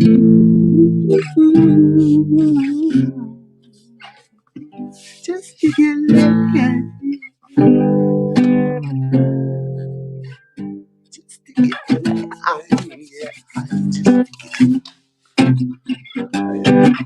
Rich guys like rockets and so rich guys make a rocket, put a car up in space. Rich guys like rockets and some lanes. So rich guys making rockets just to get laid. Just to get laid. Just to get laid. I gotta disappear for a sec, guys. I'll be right. Just to get laid. I'll be right back. All right. Thanks, Yusuf. Oh yeah, dude. Thank Fucking you, awesome, bro. dude. I appreciate it, man. I love it. Thank you. Absolutely, bro. Absolutely, man. You're the best, bro. Everybody got a little treat there, that's for sure. What do you think, guys? Yeah, dude. Do you have an album out or anything like that? He's got a whole channel of stuff. I'll send it to you. Yeah, dude. That's my jams, man. I'm a surfer. I thought you might like got it. potential. The dude has got potential. That is not man. potential. That is talent. That is pure talent. If he only had talent, he might be okay. Love it. You should do a song with Flat Earth Guru. Yeah, right. Yeah. Why don't you? Because it'd have to be poetic, and Yeah. it's a different level. It's a different level of stuff. I'm not saying one's better than the other, but I like Issa's because it's very poetic and very there's nuances to it. It's not overt. I think, it's not like I think there's no such thing as together, gravity. It's a little different style. Yeah, but I mean, Flat Earth dude, Flat Earth man. I thought, does he go by Flat Earth Guru or man? I thought it was Flat Earth. Maybe it is Guru. Flat Earth Guru. Both. Flat Earth Guru. Okay. Yeah, it's crazy because he's Australian. And he does that. I appreciate him for sure. It would make for entertaining, Flat Earth entertainment music. It would be good if they could get together and just put a couple of little tracks down. It would be good. Sure. I think bad good will come from that. No, sure. The different styles, though, like I said, I think most certainly different styles. Yeah, certainly different styles, no doubt about it. But at the end of the day, you can still mix it together, and they could be rubbing off each other there, and you could have some wicked music coming up. Right. Yeah. Yeah, man. No doubt about it, man. One style. Very good. Very good indeed. Read it up, One Style. Yeah, he's a shit so good that it's like you can't believe that. I mean, I guess when flat Earth actually, becomes a norm, it's going to be like highly valued because all this stuff, all these conversations are going to be highly valued. In fact, because think about it, like only 1% of the people in the world own Bitcoin. And we're a small, we're a smaller percentage than that, right? There's less flat earthers than people that The own only way Bitcoin it's right going to now. become normal is when you guys are out there with your flat earth t-shirts, your Gleason's map, and then when you take your t-shirt off at the beach, it's tattooed on your back. And they say, fuck me, what's going on? Okay? Then It's it's going to flat get Earth. normal. Hey, you got flat Earth Guru on your back, Jen? No, I'm Picture talking about about flat the Earth. flat earth. I'm just kidding. Gleason's map. Okay. Gleason's map. Not a flat Earth Guru tramp stamp. No, I ain't got none of those. No, none of that. Thank you. But But you Jen, don't you got tattoo a Gleason's map on your back there. You got the t-shirt on at the front. You're busting the t-shirt at the beach. The earth is flat, yeah. And then you're about to go in for a dip. And you take the t-shirt off, and it's still there. that'd be funny. And then you go in. That's great. That's something I can do that easy. So but then what happens if the Gleason's map is proven wrong, Jen? Then you got to change up your whole tattoo and shit. Actually, it has been kind of proven wrong. There'd be a red X on the back, a tick on the front. Just put an X. Just put an X on it with the correction on the front. Yeah. FE carved into your forehead. Oops. So we can always tell. With the red X. Oops. Bunch of scribbles. I would say it doesn't matter what the fuck I've got on my shit, it's still flat. Right. I'll just say there, it's still flat. Right. It's like you don't have to put a tattoo of flat Earth on you. Where you look, it's flat. Yeah. That's right. Yeah, but I mean, if I wanted to get it normalized and get people to attract attention, I could easily do that. I could. I think I could do that. Believe there's me. like two ways this could go, and it sucks that it's really up to the people that control the mainstream. It might be, we have an influence, but I think if it ever goes mainstream, it's probably because they intended it to, or they're going to use it for something, right? Yeah, they've allowed it to. They've allowed it. Yeah. They've allowed it to, yeah. So it sucks because if it ever goes, but if it did go mainstream, it would suck. Kind of like Issa's music in a way. Like Issa's music wouldn't suck if it went mainstream, but when people go mainstream, they tend to be compromised somehow, just because it's the thing that Yeah, because you've got to fit into the system. Yeah, it becomes it sucks. You can't correct too many. You can't rock the boat. You cannot rock the boat. Right. And Issa will even describe it this way. He'll say, it's kind of like one of those things. Like, if we weren't lied to, what would you have to wake up from?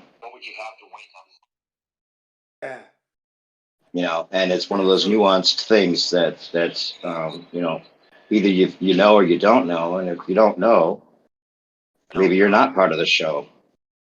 Then you're not part of the show. Yeah. Possibly, but I would like to think that if you didn't have anything to fight against, that means you're living in harmony according to the Creator and your environment, which is good. No one's dying unnecessarily. No one's being injected with anything unnecessarily. You see what I mean? Yeah. After a few generations of that, maybe the kids wouldn't even know what bad is, and then at the same time, they wouldn't really know what good is because they'd have nothing compared to. It's kind of like I say about heaven. No, like they would because there would be, because you still have your museums, you still have all the pictures of what happened in the past and how stupid it was, But you're lucky that you don't have to go through all that. So they cherish life even more when you show them the atrocities and how stupid man and woman was back then. No. It's easy. Definitely can learn. You don't erase what's happened. You keep it there as a memory, as guidance. It sucks because I think that's the utopia they're trying to sell us right now. In a way, though, they're trying to say that they're trying to make it so that no one can do. People are not even able to do wrong, right? Not that they should do wrong, but it's that you want people to choose to do good, not be forced to do good. You know what I'm saying? Yeah. That's the difference. And if they have this communist, Yeah. you know, smart city that people are walking around the museums and talking about how stupid people were to ever doubt, or to, you know, whatever. The psyops suck, but I don't know how psyops are going to end because the people in control, they like their psyops, even if it's a good psyop. They have their good psyops and their bad psyops. It seems like. I don't know. They like to play God. They like to. Shouldn't be. Yeah. They like to give us and take us away. They like to play God, right? That's correct. That's correct. When once that realization has met everybody's ears and eyes, they know what they need to be doing. You know what I mean? And we can easily have this utopia. No one's going to tell you how to live at the end of the day. You know how to live properly. Come on. You know? That's how it is, you know? And it's easily done. The very first thing is, who made the earth? Did you make it? Why are you destroying it then? Well, it's not yours to destroy. What about the children who are not yet born? What are you going to leave behind for them? Right. So your conscience is obviously going to be your guide. So it's easy. It's just easy. It's so easy. Just like the earth was created for us to live on, and it's flat. It's that easy, man. You know what the craziest justification is? People are saying, or not people are saying, but you know, there's this idea that these men, they want the good to happen, so they're doing the bad to make the good happen. Right? Like the whole idea that like their mission is to I'm a man who hates that stuff because I right? think it's very basic. Right. And I say, let's get on with living good and living correct. Let's stop all this. Yeah, but this and yeah, but that, and there's this and there's that. No, let's get on with it. Never gonna get there. Get on the fucking bus, will you? Fuck's sake. There you go. That's what's Revolution. going on. That's the problem. Because whenever we have these kind of conversations, there's always some kind of negativity coming in. Let's have a positive flow all the way. Yeah. I hear you. Come on, man. It's easy. Well, you got to consider the consider the reality. The reality is there's a negativity. I'm the man who's done the maintenance on the bus, checked the bus out. Now I'm asking you to get on. Don't worry. Right. That's me. So I know all the problems. I got you, Jen. I got you. I love you, Jen. I still want to do. I still want to do the. Stop us. I want to do the. I want to do the Jen documentary. Someone's got to do a documentary on Jen. Yeah. You better believe it, because I'm one of those guys. I've watched it all. I've been the man looking from the outside in. And how did I end up in that? Because I was excluded. Excluded the black man. They pushed us out. So you end up looking from the outside. And you can see all the wrongdoing. So you think, okay, so that's what they're doing. Okay. Oh, that's what they're doing over there. Okay. Oh, that's that idea. Okay. So me, who has everybody's interest at heart, yeah, I know what we got to do to be doing that. That's why I'll never deter or remove myself from what I know to any degree, and it's for everyone to enjoy. And it's nice. Let's live on this earth as the earth was created for us to live on. And the first thing you have to remember is you didn't make this earth, so you have no right to destroy it, because it's not yours to destroy. It's yours to keep for your own children's children's children. That's what you have to do. And when you're thinking on those levels, you're not going to have a problem. You're not. It's clear now. I've already done all that now, man. I know it, man. To that point, I know. Especially when you've never seen the creator, but look what was left for you to live on. You know? It's like literally that saying, you're kicking the gift horse in the mouth. That's what we're doing at the moment. Do you know what I mean? Kicking the gift horse in the mouth. That's what we're doing at this point. Right. Humanity is not living at its best. And the reason it's got to this kind of decay is because we, the people, have been very weak. That's why it's got to this decay. Absolutely right. Sure now. Believe you me. If I could make a movie, I would make a movie on how we have been weak and the military has been brainwashed. That's the movie I would like to make. I could get it. I want to do an interview with you. I would say watch all of that right now if one existed. Yep. You got to get some. You got to get yourself on camera. But I'll do some interviews with Jen. I think that would be appropriate. It has to be done. A lot of these people in here need to document this whole thing happening, because it happened. Like I wanted to write a short prose at least about this, and it would be titled "Sorry, This Happened." You know, not sorry this happened, Yeah. but sorry, comma, No. this happened. This happened. Like people don't even Yeah. know that the paradigm shift already happened. You know, they don't even know that it That's right. happened yet. Yeah, they don't even know they're in it.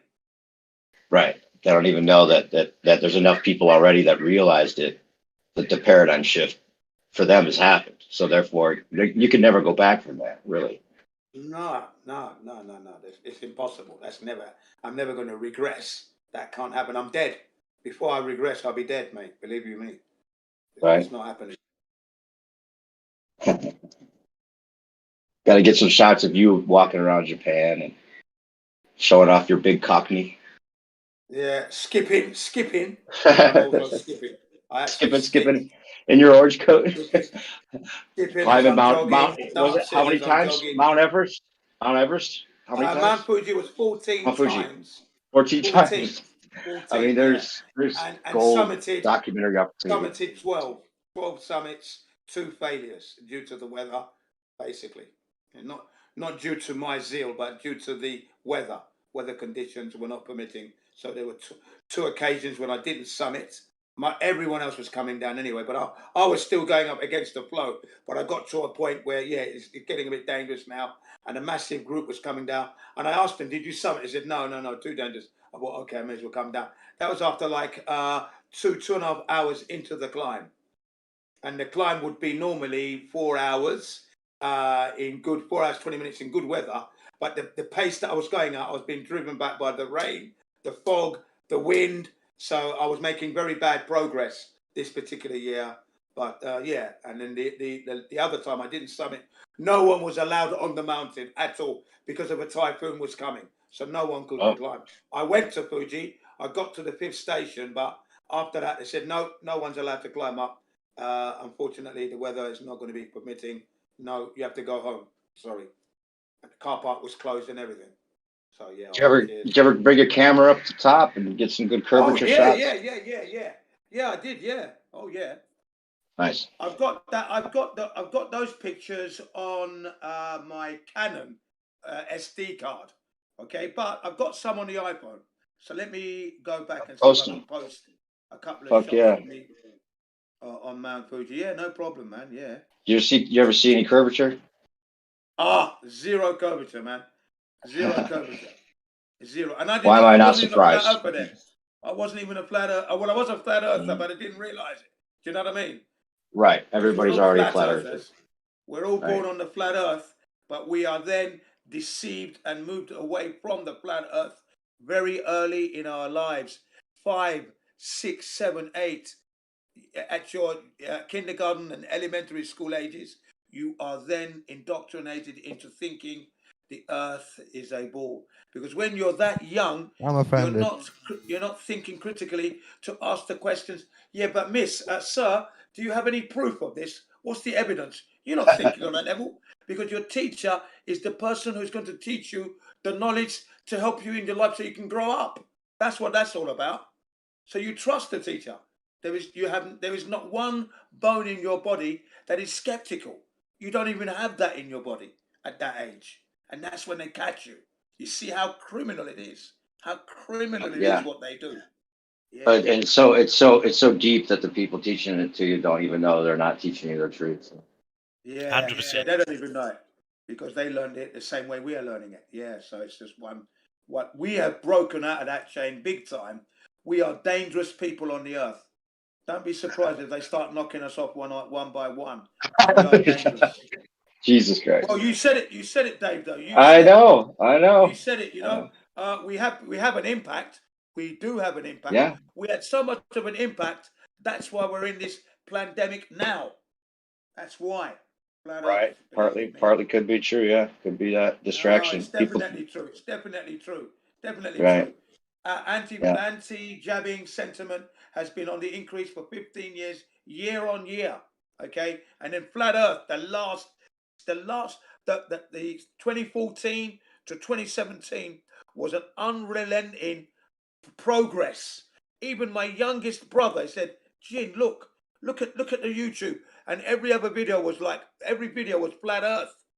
He said, why? Yeah. I said, because the earth is flat. The good people are trying to tell everybody else. They're using this medium to inform people. Look into it. He still doesn't believe the earth is flat, even today.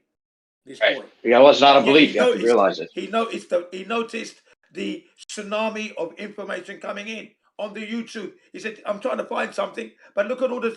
I'm snowboarding and he's calling me whilst I'm snowboarding. And he said, but look at all this. I said, yeah, I know. The earth is flat. That's why I've been trying to tell you. Come on, get into it. Yeah, the only way for people to justify it that could have happened if it wasn't true is that it was a major government-funded planned operation psyop or whatever. Like that's how they can get mentally out of it. And once they realize there's 40 million videos made within like 2 years, like over something that nobody wants to associate themselves with at first. So that would be quite a hard sell. Like nobody wants to think this is the case, but they have to realize it at some point if they want to be honest with themselves. So that's the only reason it could be that way.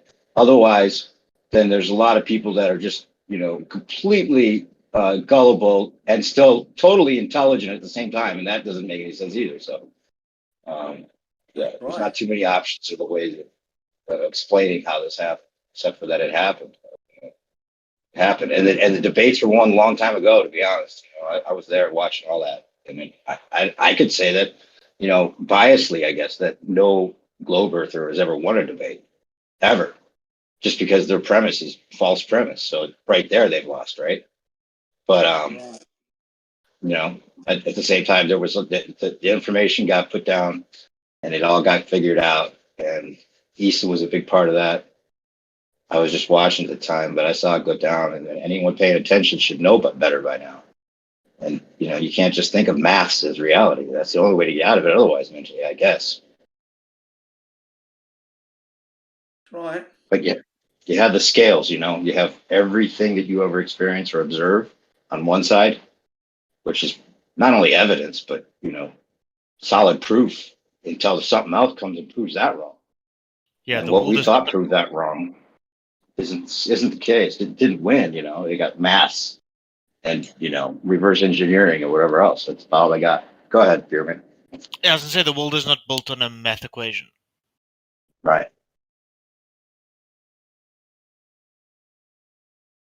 But yeah, go ahead. Yeah. Sorry, I just wanted to add that. No, yeah, you're right. That's the thing. The menu is not the food, right? 100%. I've ordered shit on the menu that sounded and looked great, but when I received it was not what I ordered. You're like, wait a minute, I've been eating plastic my whole life and I didn't realize it? Exactly.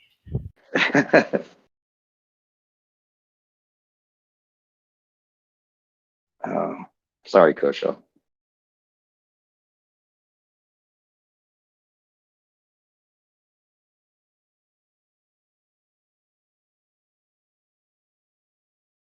Sorry, Don.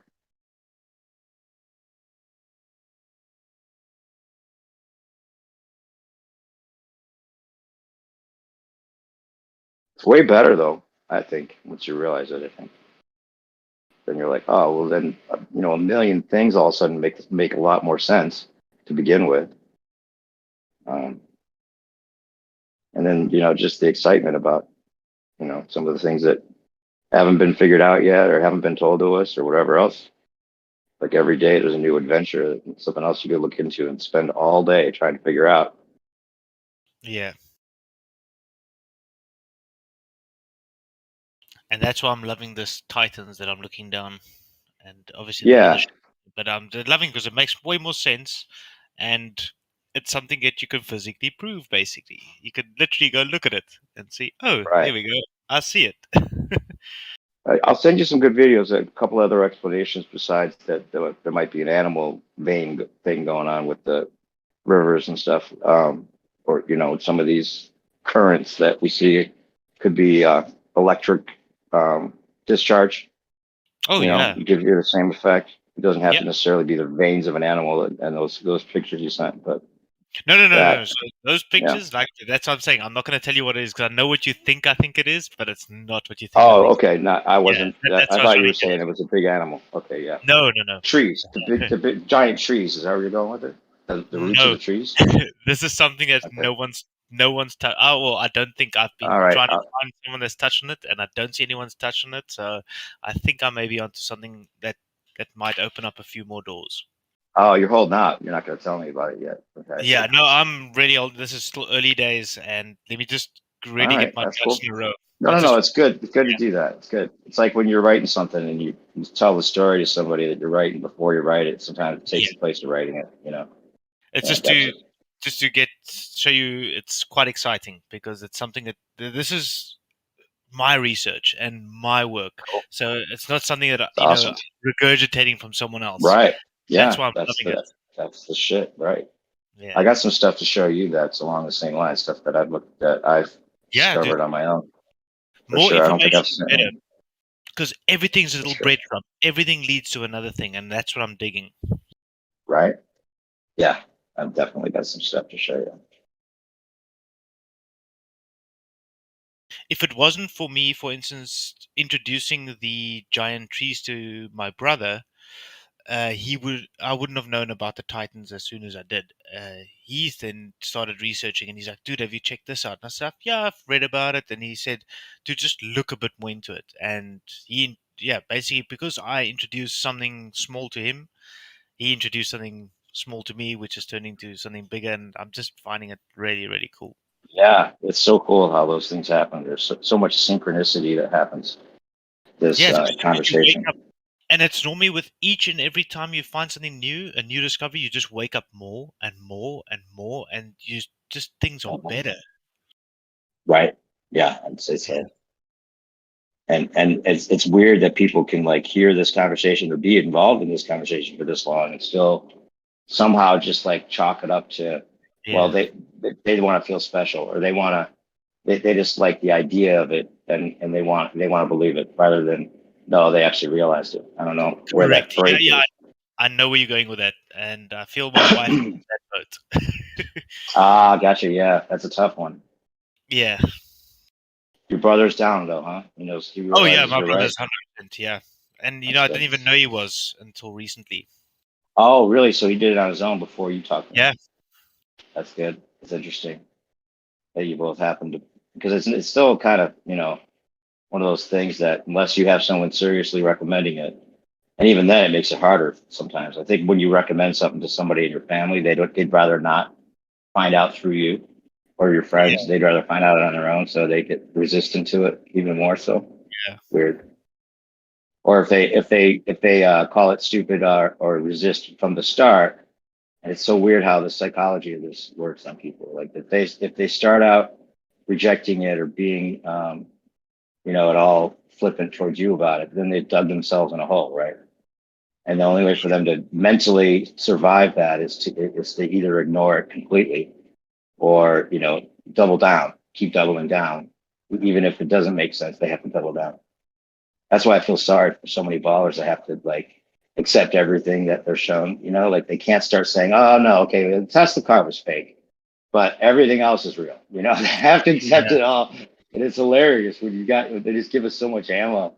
You go to your friend and you're like, okay, so the Tesla car, what do you think about that? They don't, it's a big gaslighting project. It's so hilarious. I'd be so mad at that. Even if I was a baller, I'd be so mad at NASA for not giving us a little bit more to, they could fake it a lot better, is what I'm saying. Yeah. I definitely do think they're shooting shit up there. They're not going to the places that they say they're going to. Well, they're not going to outer space, I don't think. There's real evidence. Yeah. But yeah, they could be going to outer ponds. They could be launching these missiles or these rockets over into an outer pond somewhere, maybe. Yeah. Or something or another continent. It could be some kind of it could be trying to impress another people. The whole thing could be a show, not just for us, but for the other people they're trying to scare. Yep. On the continent somewhere else. I don't know. Who knows? I mean, there's so many layers to it. I still think there's half God, half humans running this world. That we currently, this realm that we're in. I think they're the ones calling the shots, and what we call the elite is just the ones that communicate with them. Yeah, I got to send you something. If anyone hasn't checked out the channel Divergent, it's my new favorite channel. This guy, he pretty much plainly states that there was a higher, a species or different race of people that were definitely a little bit further than us in some ways, right? Yeah. Have you watched the Divergent, Insurgent, and all that series or that movie? Those 3 movies. Oh yeah, what was that again? What's her name? The Dauntless and all of that. Those different factions. Yeah. That is, I see that like as a documentary almost. I'll have to relook at that. I'm not sure if I remember exactly. I remember wanting to watch it or planning to watch it. I think. Oh, you must watch them again and watch them in theater. Yeah. It's so it's like a miniature version of us. Have you seen the show? I just watched this Utopia. I haven't seen that. Have you heard of that? It's on Netflix. Oh man, it's so predictive programming is so crazy in that. It's dealing with the minestrone, and it's got John Cusack starring in it, and it's really interesting in that that they could put that out there right before this whole thing happened and not have people totally scared. In fact, they canceled the 2nd season because it was too close to the truth, from what I hear. Like it was too real, and people were in the middle of it. Like people were watching this as we were being told the same thing on the news that they're talking about in the show, where they're faking the news. Like the show shows exactly what they do to fake the news and how deep it gets. Like colonies of kids that are grown up just to be crisis actors, kind of like Sandy Hook or whatever. Like that's their whole life purpose, is to be even if they have to be a martyr and die. That's their whole life purpose. And it would make sense if they did it that way, because if they had a whole colony of people that had this kind of new world order philosophy, and whatever it takes to get there, even if you have to kill other people, the good of the whole is what's on the line, and that's kind of what we're being sold with right now on this whole thing. The whole idea of overpopulation too. We don't know how true that is. Well, we know it's not true to begin with, but we don't even know if they're telling us the right number of people or anything, right? That's kind of what Flat Earth does, is it makes all of those things possible. You don't want to just say all of it is true, because Flat Earth is true, but you can't rule out too many things any longer. Dude, when they do those census things where they come and count the people? I've never been counted my whole life, never, and I know friends that have never been counted. So they're missing me, they're missing my friend, or a couple of my friends. So those numbers aren't correct that they're giving us. That's all thumb suck. They're doing it. I think for those, you mean like the questionnaires you get in the mail? Is that what you're saying? No, they literally come, apparently knock on your door, and they put a little sticker above your door that means you've been counted. I've had a sticker on my door. I have not been counted. You mean like you had the sticker, but you didn't open the door to show them you exist? Yeah, I wasn't there. Okay. Yeah, I think that is a good way of telling that they might be lying about that number is how many people have cell phones, right? How many cell phones are there? Well, you could look at the numbers of customers, and then you could look at the view count on YouTube, right? And if there's billions of people, why aren't the counts higher? Yeah. Right.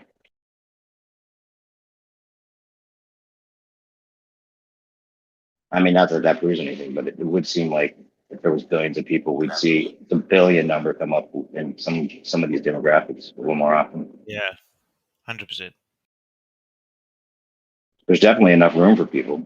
That whole idea that we'd be packed in like sardines by the year 2025 or whatever, that's inflated, exaggerated, obviously exaggerated. Don't they say that the whole population can fit in Texas at the moment? Yeah, something like that. Yeah. I think they know the ratio that they need to keep people in control of the people that are in control. Yeah. And maybe you could argue that, there's something, with the food supply and the ideal utopian balance of society, which is what they're selling this whole thing on. And these people can, be true believers because this dogma works. I mean, this whole idea that we're overpopulated, justifies maybe not giving us cancer cures and whatever else. People that realize that they're lying might even justify it that way. Well, we've got too many people. If everyone lived forever, and that's kind of true. We all might still think that. If everyone lived forever, then wow, we might have a problem. Yeah.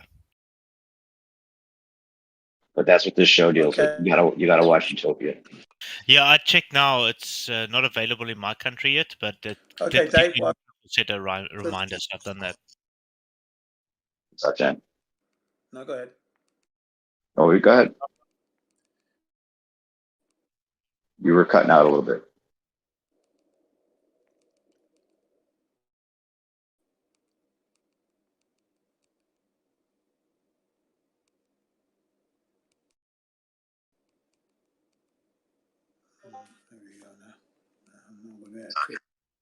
Okay, can you hear me? Can you hear me? Yeah. Perspective? Yes. Can you see? I posted some images of the Mount Fuji. Oh, climb. sweet. Thanks.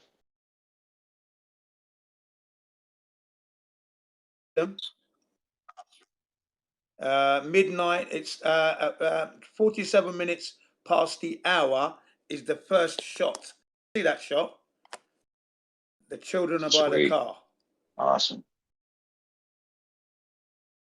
And Yeah. you took them up with you? Getting ready to go. That would be that shot. That shot was taken Mount Fuji, 2010, August 29th, 7:43 a.m. Wow. Okay. That's what they look like as they're getting ready to go. Can you see the sun is shining, isn't it? Yeah. Mount Fuji. We're at the station. Okay, where you start the climb. Okay. Did they have any troubles making it up? Right. The second shot. Yeah. The second shot. We are about just under a third of the way up in the second shot. And 10:50. Oh no, wrong time. Hang on a second. Made a mistake there. One. Let's have a look. Second shot. Oh yeah, that's it. 10:56 a.m. Okay, so we've been going at a slow pace. Now the reason for this so slow pace is this. It's the first time my youngest one is there. It's his first time, but he was doing okay.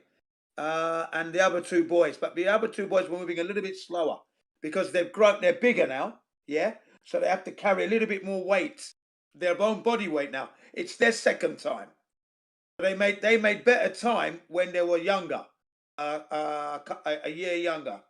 Okay, so the year before they climbed Mount Fuji, they climbed it quickly, no problem, quick with me. But I carried the youngest one on my shoulder for a little while.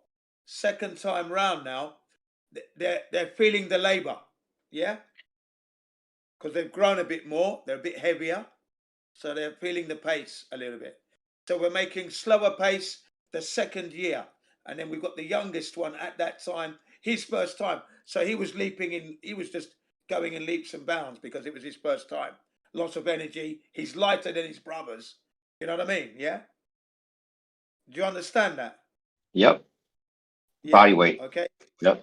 So the year before, the two elder brothers performed well. They're labouring now. Only 1 year difference because they've grown up a bit more. They're heavier. Realization of what they've got to do because they remembered the year before.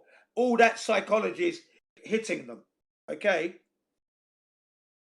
How many hours does it take to get up? Sorry? How many hours does it take to summit? Well, normally an adult on his own would, on this particular course, 5 hours, 20 minutes. I've done that one in 4 hours. My own. Are there any One to points where you worry. have to climb? Like, could you fall? Is it like dangerous? Oh, it's dangerous all the way. Dangerous all the Yeah. way. Yeah, of course. Yeah, you got to You stick got to to use the plan. grapplings. No, none of that. Okay. No, not on this course. No, none of that. No. Okay. There's a path. There's a But path anyhow, at least. Okay. yeah, there's a good, a reasonably safe path. Yeah, of course. Good. Can you see the third shot? See the third shot? Look at the third shot. Bearing in mind the second shot was taken at 10:56. Then the third shot, I think they're on the bench. Yeah. Okay, guys. Is that See right? it. Yep, I see it. Is that halfway up or something? They're on the bench right now. The time there is. Listen to this. It's 3:42 p.m. Okay, so we've been going at some rate now. Okay, but it's got colder. Notice the clothing has changed. Did you notice? Yeah, see it. They've got because we're getting higher up. We're nearing the summit. Gotta So get, now yeah, they've you got gotta, their it's clothing getting on cold. now. Okay, Right. because it's getting colder. Yeah. Yeah. Okay. Nice. So that, and if What you look ages at the are, what expression, ages? oh yeah, blimey! At that time, we're looking at. Hang on, let me. I'll give it 1 second. 2010. So the boy on the extreme left, he's 8. Let's say, yeah. Did you get that? He's Got it. 8. Then the boy in the middle would be 6, going to be 7 that year, and then the other one, 5. Nice. Just turned 5 years old. Okay, 5. Did your wife ever 6, try to go up definitely with you? 7.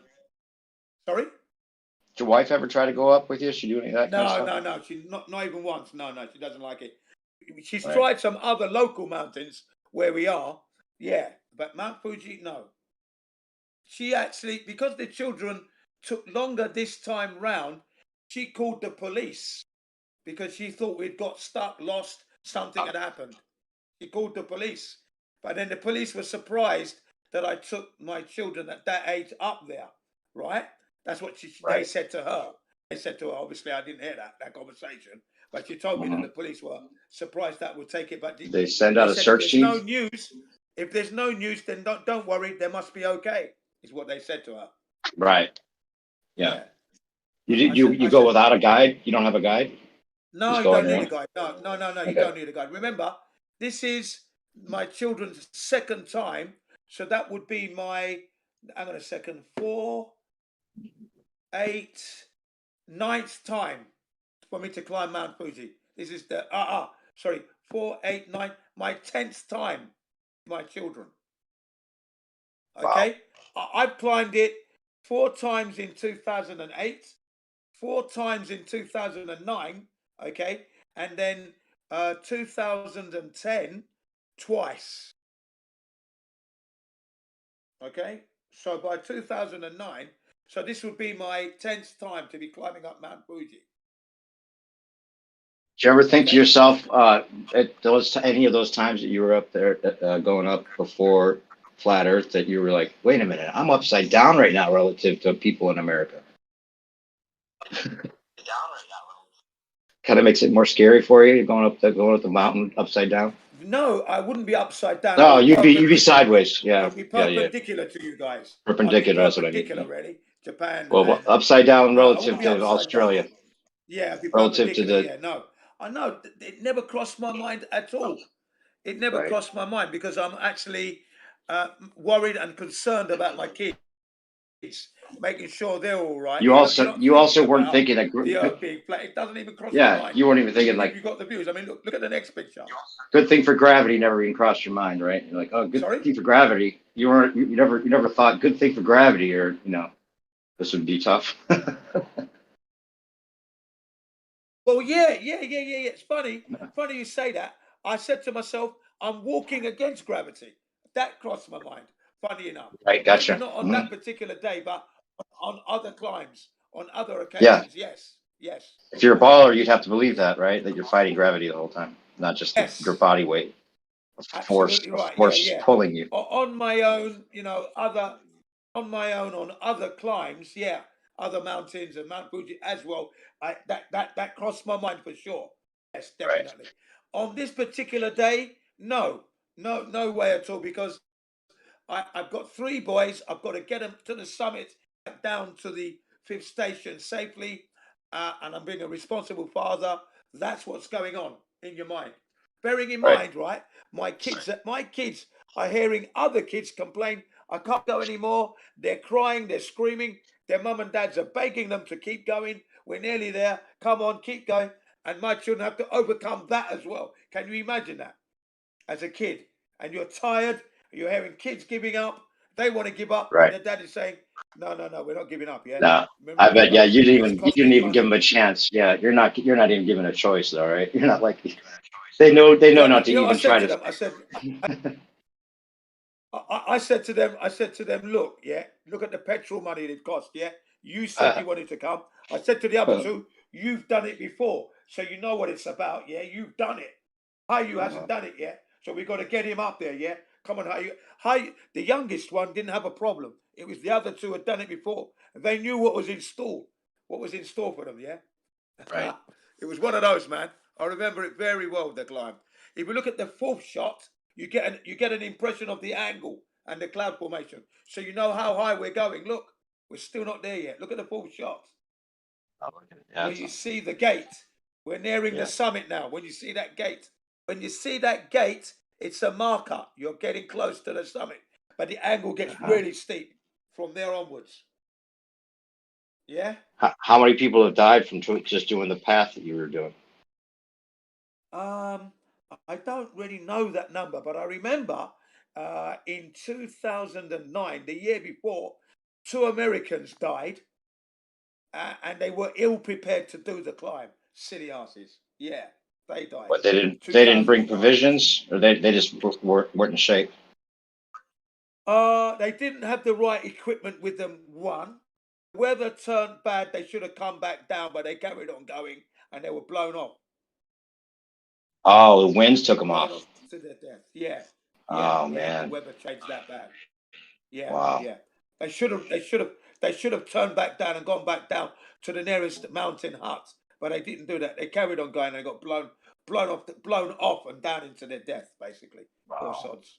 Yeah. That was in 2009. Yeah, so I was aware of that, and they weren't dressed appropriately either. Just shorts, because it's warm down the bottom. But you notice my children, they were in their short sleeves and shorts, but those are trousers where you zip on the other arm. Do you understand? Yeah, you can zip the legs off. Yeah, proper military style for kids, as I do. Right. Awesome. I planned well, mate. We're not dying on the mountain. You don't have any pictures of you? You have any pictures of you at the top there? Yeah, I can get you that in a minute. Yeah, I'll get you that in a minute. Yeah, that'll be the day. I didn't take a picture of you. Don't do you really? Because I've done it so many times. I need a picture of myself. Do you know what I mean? But I'll show you a picture of me in a minute. Yeah, 1 minute. And then if you look at the last shot, we're at home now with the car, and they've got money because they did it. Can you see that? You gave them money for it, huh? What'd they get? Of course, they did well. Nice. Yeah, the boy on the extreme left of the shot was a little bit pissed off. He wanted more money, but I goes, no, you can't. You can't have any more money. And then the other 2 look okay, yeah. The young one keeping his fro these days? Say that again. Is the young one keeping the fro going? He's got he's got a nice fro. He likes the fro, huh? He's his awesome. own. No, he's his own boss now, man. He's you know what? At school, they say the kids are scared of him. At school, because of his fro. Oh, okay. He's gonna. Yeah, I wonder where he got that from. Yeah, and then the guy, the little boy on the left, the extreme left, is the black belt in judo, currently attending Honda Technical College at the moment now. Oh shit! How old are they? How 18? Okay, so the oldest is 18 now. Yeah, he's 18 now. The one on the left is 18 now. He's a black belt in judo. He's actually in technical college. The guy in the middle is attending business college because he wants to be a businessman of some kind. Who knows, right? But he's very serious. He wants everything. He's very finicky. Things have got to be perfect, otherwise he loses temper. He's 16. Then the biggest one, he's 21 now. He works part-time, supermarket only at the moment, but that's where he's at the moment. Sweet. Yeah. And what technical, the technical college that kids go, what does he want to do with that? Like what He wants, what well, he's going to be a technical? mechanic. He wants to be like Mechanic, his dad, okay. a mechanic, fixing bikes and cars and all that stuff. Yeah. You know, Awesome. he decided to do that, I think, 3 years ago, he made his mind up. After he fixed 2 years ago, no, 3 years ago. So yeah, 3 years ago, he fixed his friend's bike under my supervision over the phone because they went out on their motorbikes and they broke down, and then they were asking what to do. And I talked them through the procedure of getting the bike started again and checking the carbs, the spark plugs, everything. Bike was running. And when he actually successfully fixed his friend's bike, he came home and said, "Daddy." Oh shit, we lost you. He said it to me. All right, you say it again what he said because you cut out for a second. Yeah, that was awesome. You know what I mean? Yeah. What did he say? You cut out right when you... Sorry, I said. Yeah, sorry. When he actually successfully repaired his friend's motorcycle, broke down on a trip, and I helped them to repair the bike over the phone. He decided he wanted to be a mechanic. He told me that. I want to be a mechanic, Daddy. He said. Nice. Yeah. Any of them have He serious? said he wanted to work for Honda. Did any of them have serious girlfriends? Talk about getting married or anything yet? Not yet. No, none of that. They've got girlfriends, yeah, but they're not. You know, they don't want me to even to meet them yet. They're that cagey. I don't know why. I wonder why. I wonder why. Yeah, I wonder why. They don't want me to even meet the girls yet. They're like, don't, hey, whatever you do, Dad, don't bring up flat Earth.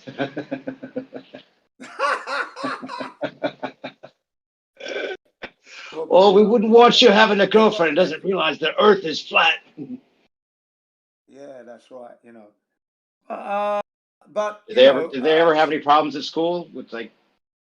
Did they try to like just keep quiet about flat Earth? They just got to let the teacher say what the teacher was saying. My son, they challenge. Well, they can't avoid it. They did. When I go to the parents' observation days, I've got the flat Earth T-shirt on.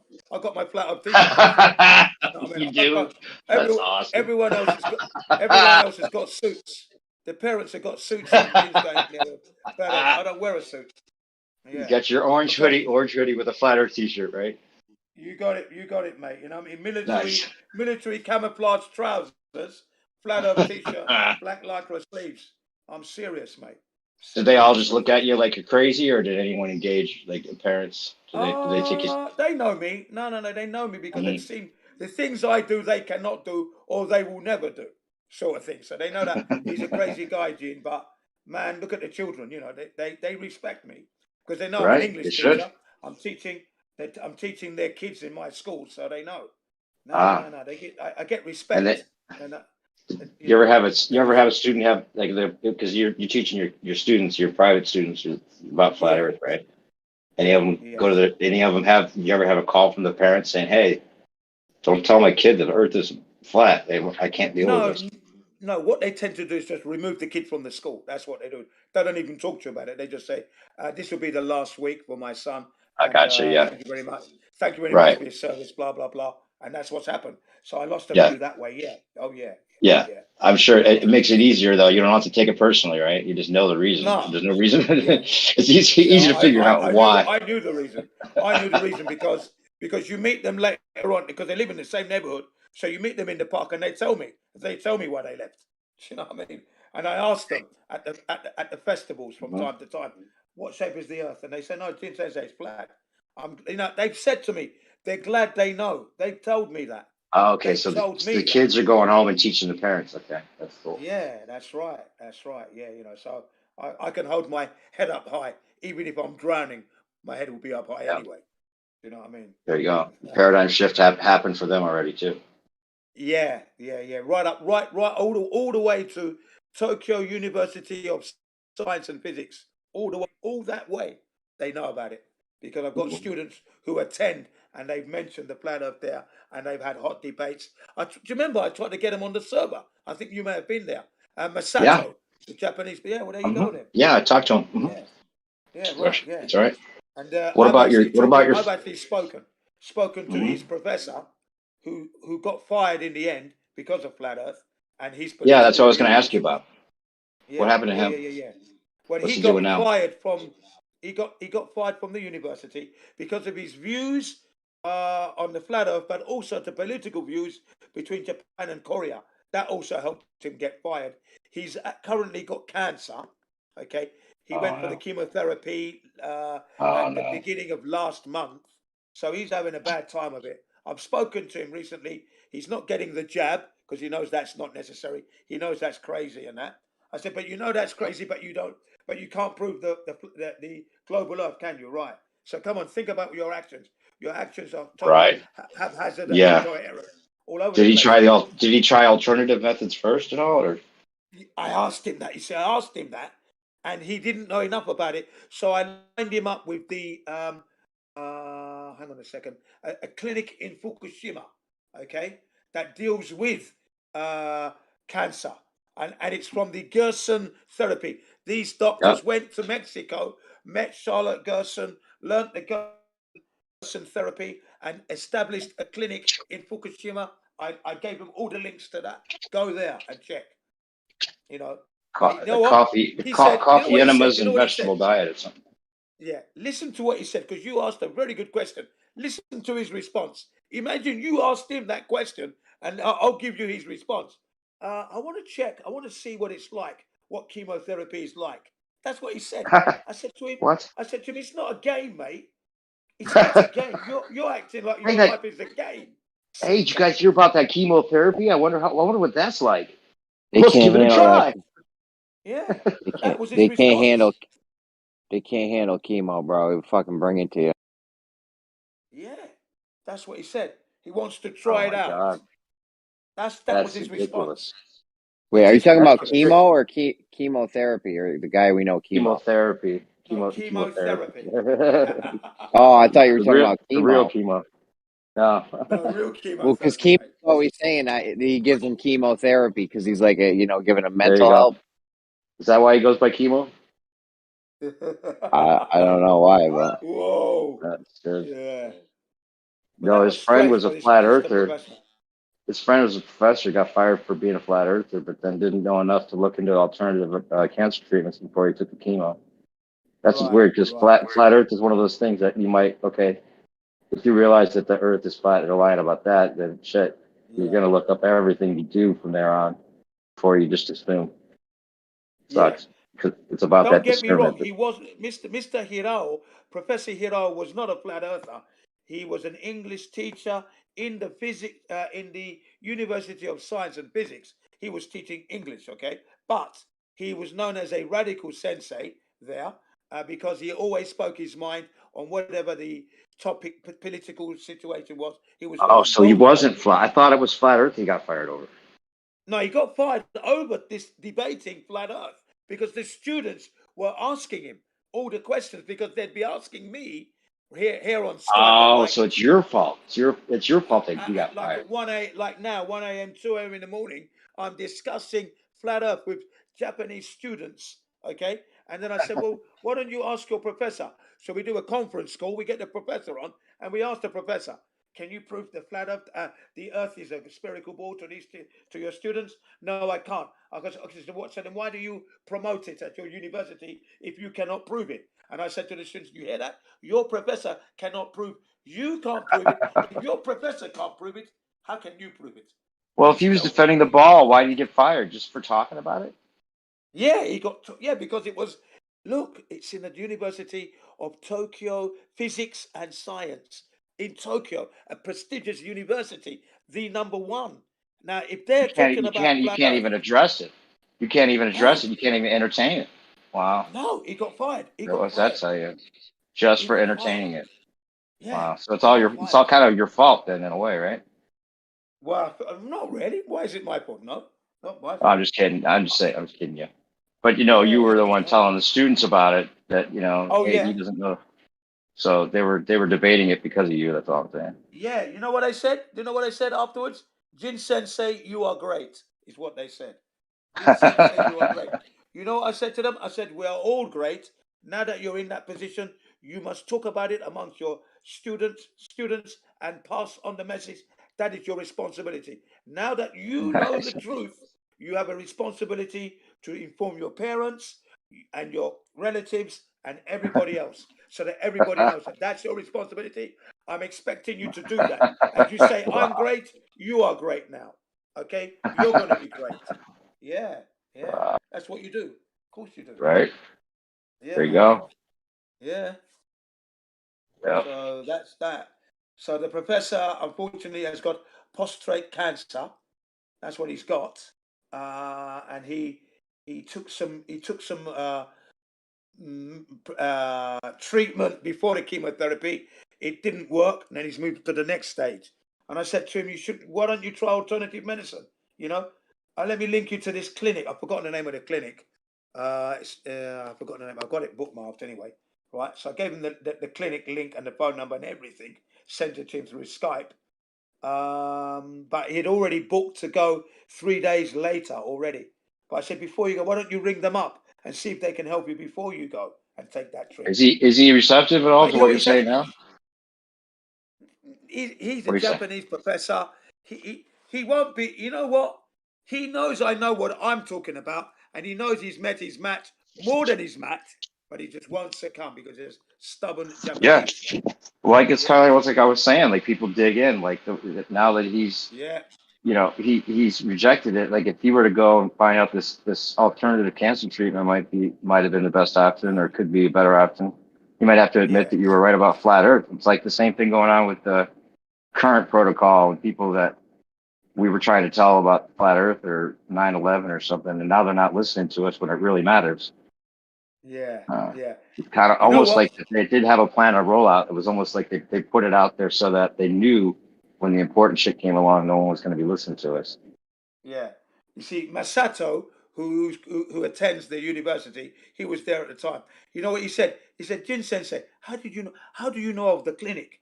I said, because I've already studied about cancer cures already long time ago. So I know that the clinic is there. I check. Of course I'm going to check because I'm worried about health. I don't want to get cancer. Do you know what I mean? So of course I'm going to know. You know? But I said, did you see how the professor acted? He said, yeah, he acted foolishly, he said, because, you know, before I take chemotherapy, because you said it, chemotherapy kills you. It kills every single cell, not even the healthy ones. No discrimination there. So you're dying on your feet, is what I said to the professor. You will be dying on your feet. I will look at you, I'm looking at a dying man. And I know because my father-in-law died from chemotherapy. After I told my wife and my mother-in-law not to do it, they did it. He's dead now. 3 years ago, he passed on. Right. He had prostate cancer.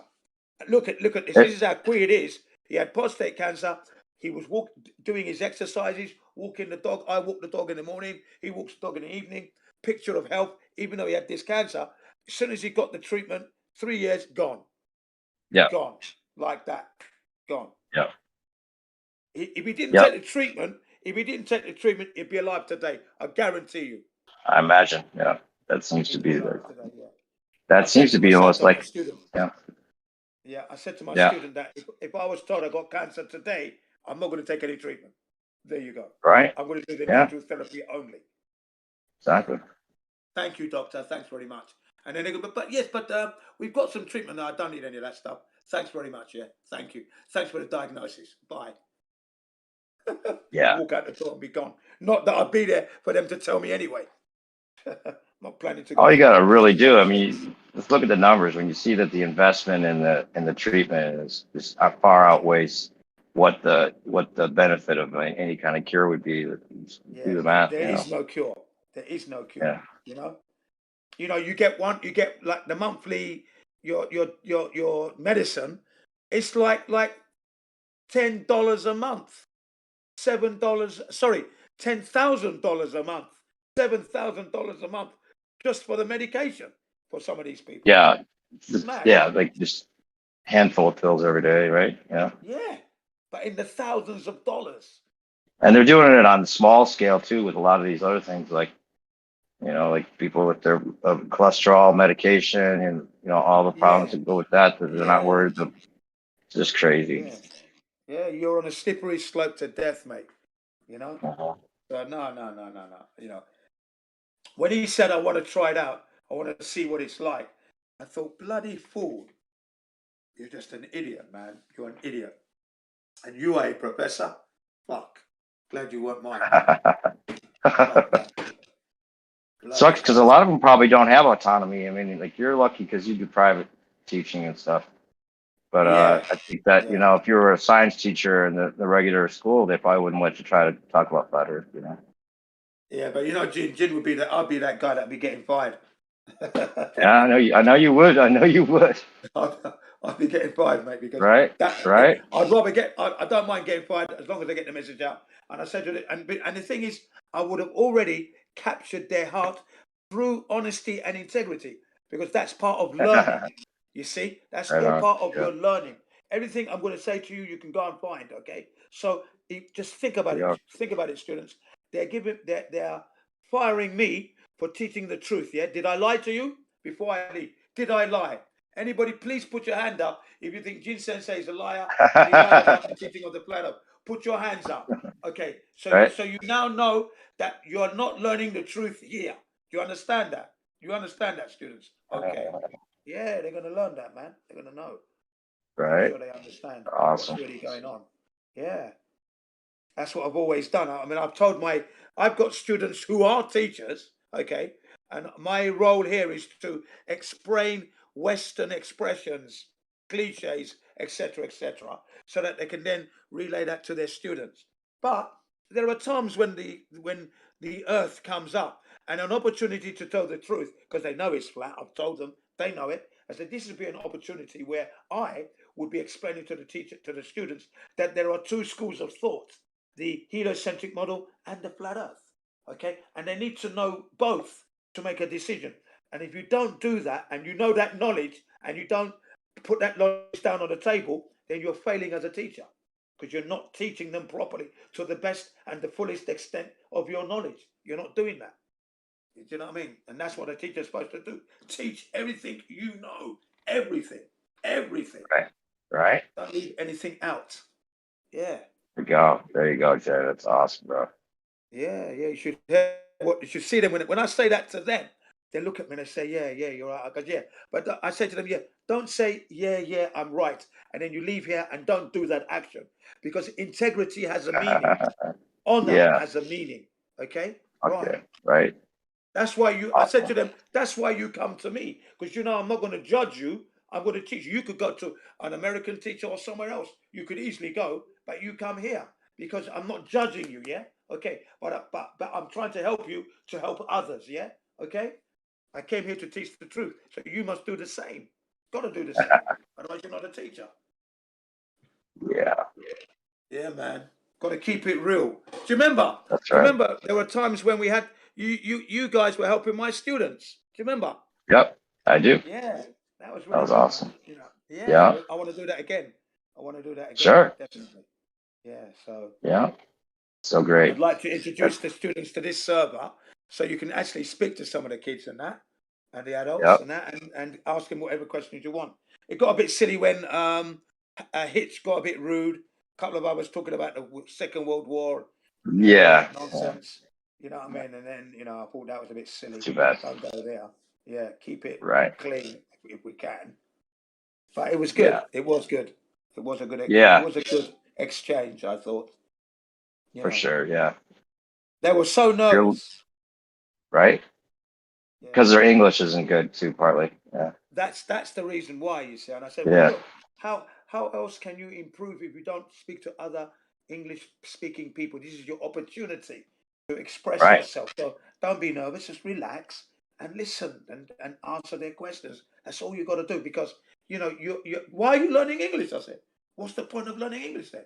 Right, you want to go on holiday. You want to do the business. Okay, here's your chance. Come on. Right. Yeah, and it might not be about business. It might be about everyday life things. Well, this is your chance to see what they know about Japan. You can ask them questions. Come on, you know, and it was good. Yeah, it was good. Right. Yeah. You're a living legend. Oh, I don't know about that, but Yeah, you are, bro. you're a living legend. You're a living legend. I'm a living legend. I guess we all are in our own way. But yeah, for sure, I mean, it's amazing how I met you on Hangouts. Then you've moved on to the 24/7, and then you're here. So obviously you're a legend, Right? mate. You're moving around. Yeah. You're spreading the Just truth. You want to spread the truth. yeah, Around. just That's looking why. for a good conversation. Yeah, for sure. Yeah. It's just, I'm obsessed. I think that I've been obsessed ever since I realized that this is the case. You know, I think we all get obsessed. You know. And you really put the reality of the situation up very well and articulately. That's very impressive, and that's good. It incites people to think. You trigger the heart. You capture them emotionally. You really do, Dave. And, you know, I've heard I you try. when you're on full swing. Yeah. When you're irate and angry, and when you're calm and cool, in both measures, equal measure, Right you on, man. deliver it. Thanks. And you get I them. You appreciate get them it. straight to the heart, straight to the heart. It's And that's where it interesting. counts. You've got to get them at that. When you reach the heart, you've got them. You've got them. Right? Yeah, it's just such an interesting thing. And the people that are sincere, that still think it's a ball, is what interests me the most. You know, how is it that you could keep that idea still with all the evidence at hand? And it's just that's the psychology of this whole thing. It's just fascinating, endlessly. Yeah. There's a guy Right. called Brian. He's on this server a lot. Really loud shouter like me. Livid he gets just like I do. I'm sure you must have met him already, Brian. He was in the Gem Panda server yesterday, okay? And he said, he knows for sure that they're paid shills. I know that. He says, because you're awful actors. You're just awful at it. I can tell, he says. You know, you're paid shills, okay? And I said, you know why they're awful actors? Because they can never tell the truth. Okay? When you tell the truth, you're going to be loud, emotional, livid. Every fiber of your body is shaking. That's because we're telling the truth. But you guys, you will never achieve that passion. You'll never get there because you're liars. You can't lie with passion. When the truth comes in, hits you square in the jaw, you can't do it because you know you're lying. That's why we know you're liars. That's why we know you're liars. We know it. Right. Nothing Yeah, I think there has to be a certain amount of that. I've been surprised. Recently, this one guy I've been talking to, it seems like he's actually sincere when he thinks. I mean, he's very math oriented, so he really does think that it's a ball still. He's looked at. But yeah, I think there's definitely some people that really truly believe it. Not maybe it's a certain amount of cognitive dissonance going on, of course, but sometimes that's what interests me. Like I'd like to know but Dave, if the person I'm talking to really believes it still, or are they just saying it for some other Dave, ulterior I've motive. seen you, right, Dave? I've listened to you where they've dropped the maps, okay, and you've taken them through the maps, showing the errors, showing the discrepancies, okay, showing that doesn't report to our reality, and they're still hanging on. Now they cannot be believing there because you presented everything. You presented it. You can see the flaw, right? Everyone can see the flaws in the maps, okay, and the assumptions been taken, right, and they still carry on. The thing about the thing about putting the camera on the bottom of the airplane is what I've been harping on, because for some reason it seems like that's where the intellectual honesty has to meet. But I don't know. Like if you think that somehow the atmosphere is forcing the plane to only see a stationary Earth below you, and that's all that it will ever see, and they become very certain that would be the case. Like, how are you so certain that it would never see it? Like, wouldn't you think that there'd be a chance that this plane could fly into a different latitude where it's not conserving the same amount of speed and have a minute to see this spinning Earth below? Because there's a lot of opportunities for that to happen if the Earth is spinning. I mean, there'd be so many ways to tell it, to prove it. We wouldn't have to be in. This wouldn't be going on for 5 years, for sure. Exactly. We've done and dusted. Yeah. Yeah, a long time Done ago. and dusted, man. Yeah. Yep. And that's what's interesting about it. So we must fight on, carry on.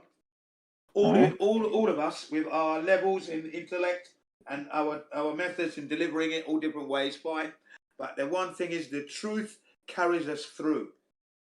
You cannot And you know, think like that. I said, if it ever becomes mainstream, you know, it's going to suck for a couple of reasons. Because one, probably is what they wanted for whatever reason, and two, you know, anything popular sucks. You know, because that it's like you got normies that just can't, you know, they don't know how to handle it. You know, you're gonna have some problems there. It's just too much of a shift for too many people for a lot of people to handle. First, probably act a fool, a lot of them.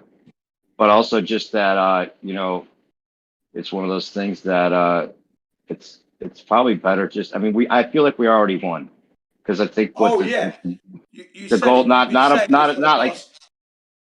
Yeah, You've been like we saying didn't this for win. a Like, few months not, now. and I don't even mean in the sense that we won the debate. Like, you know, there was some kind No, of, we've won. you We've know, won already. yeah, It sounds it. we won just in that we normalized the conversation enough so that the people that were laughing at us now are avoiding us, Yeah, yeah. Look, and that's they're the win. aligning us with anti-vaxxers, for example, and it got to the media. We won. We really have won. Really, you know, they've had to Yeah. censor us. You know, they brought this stupid pandemic on us. They know. Come on, man. We Right. have won. We have I'd won. say that That's there's probably only flat earthers.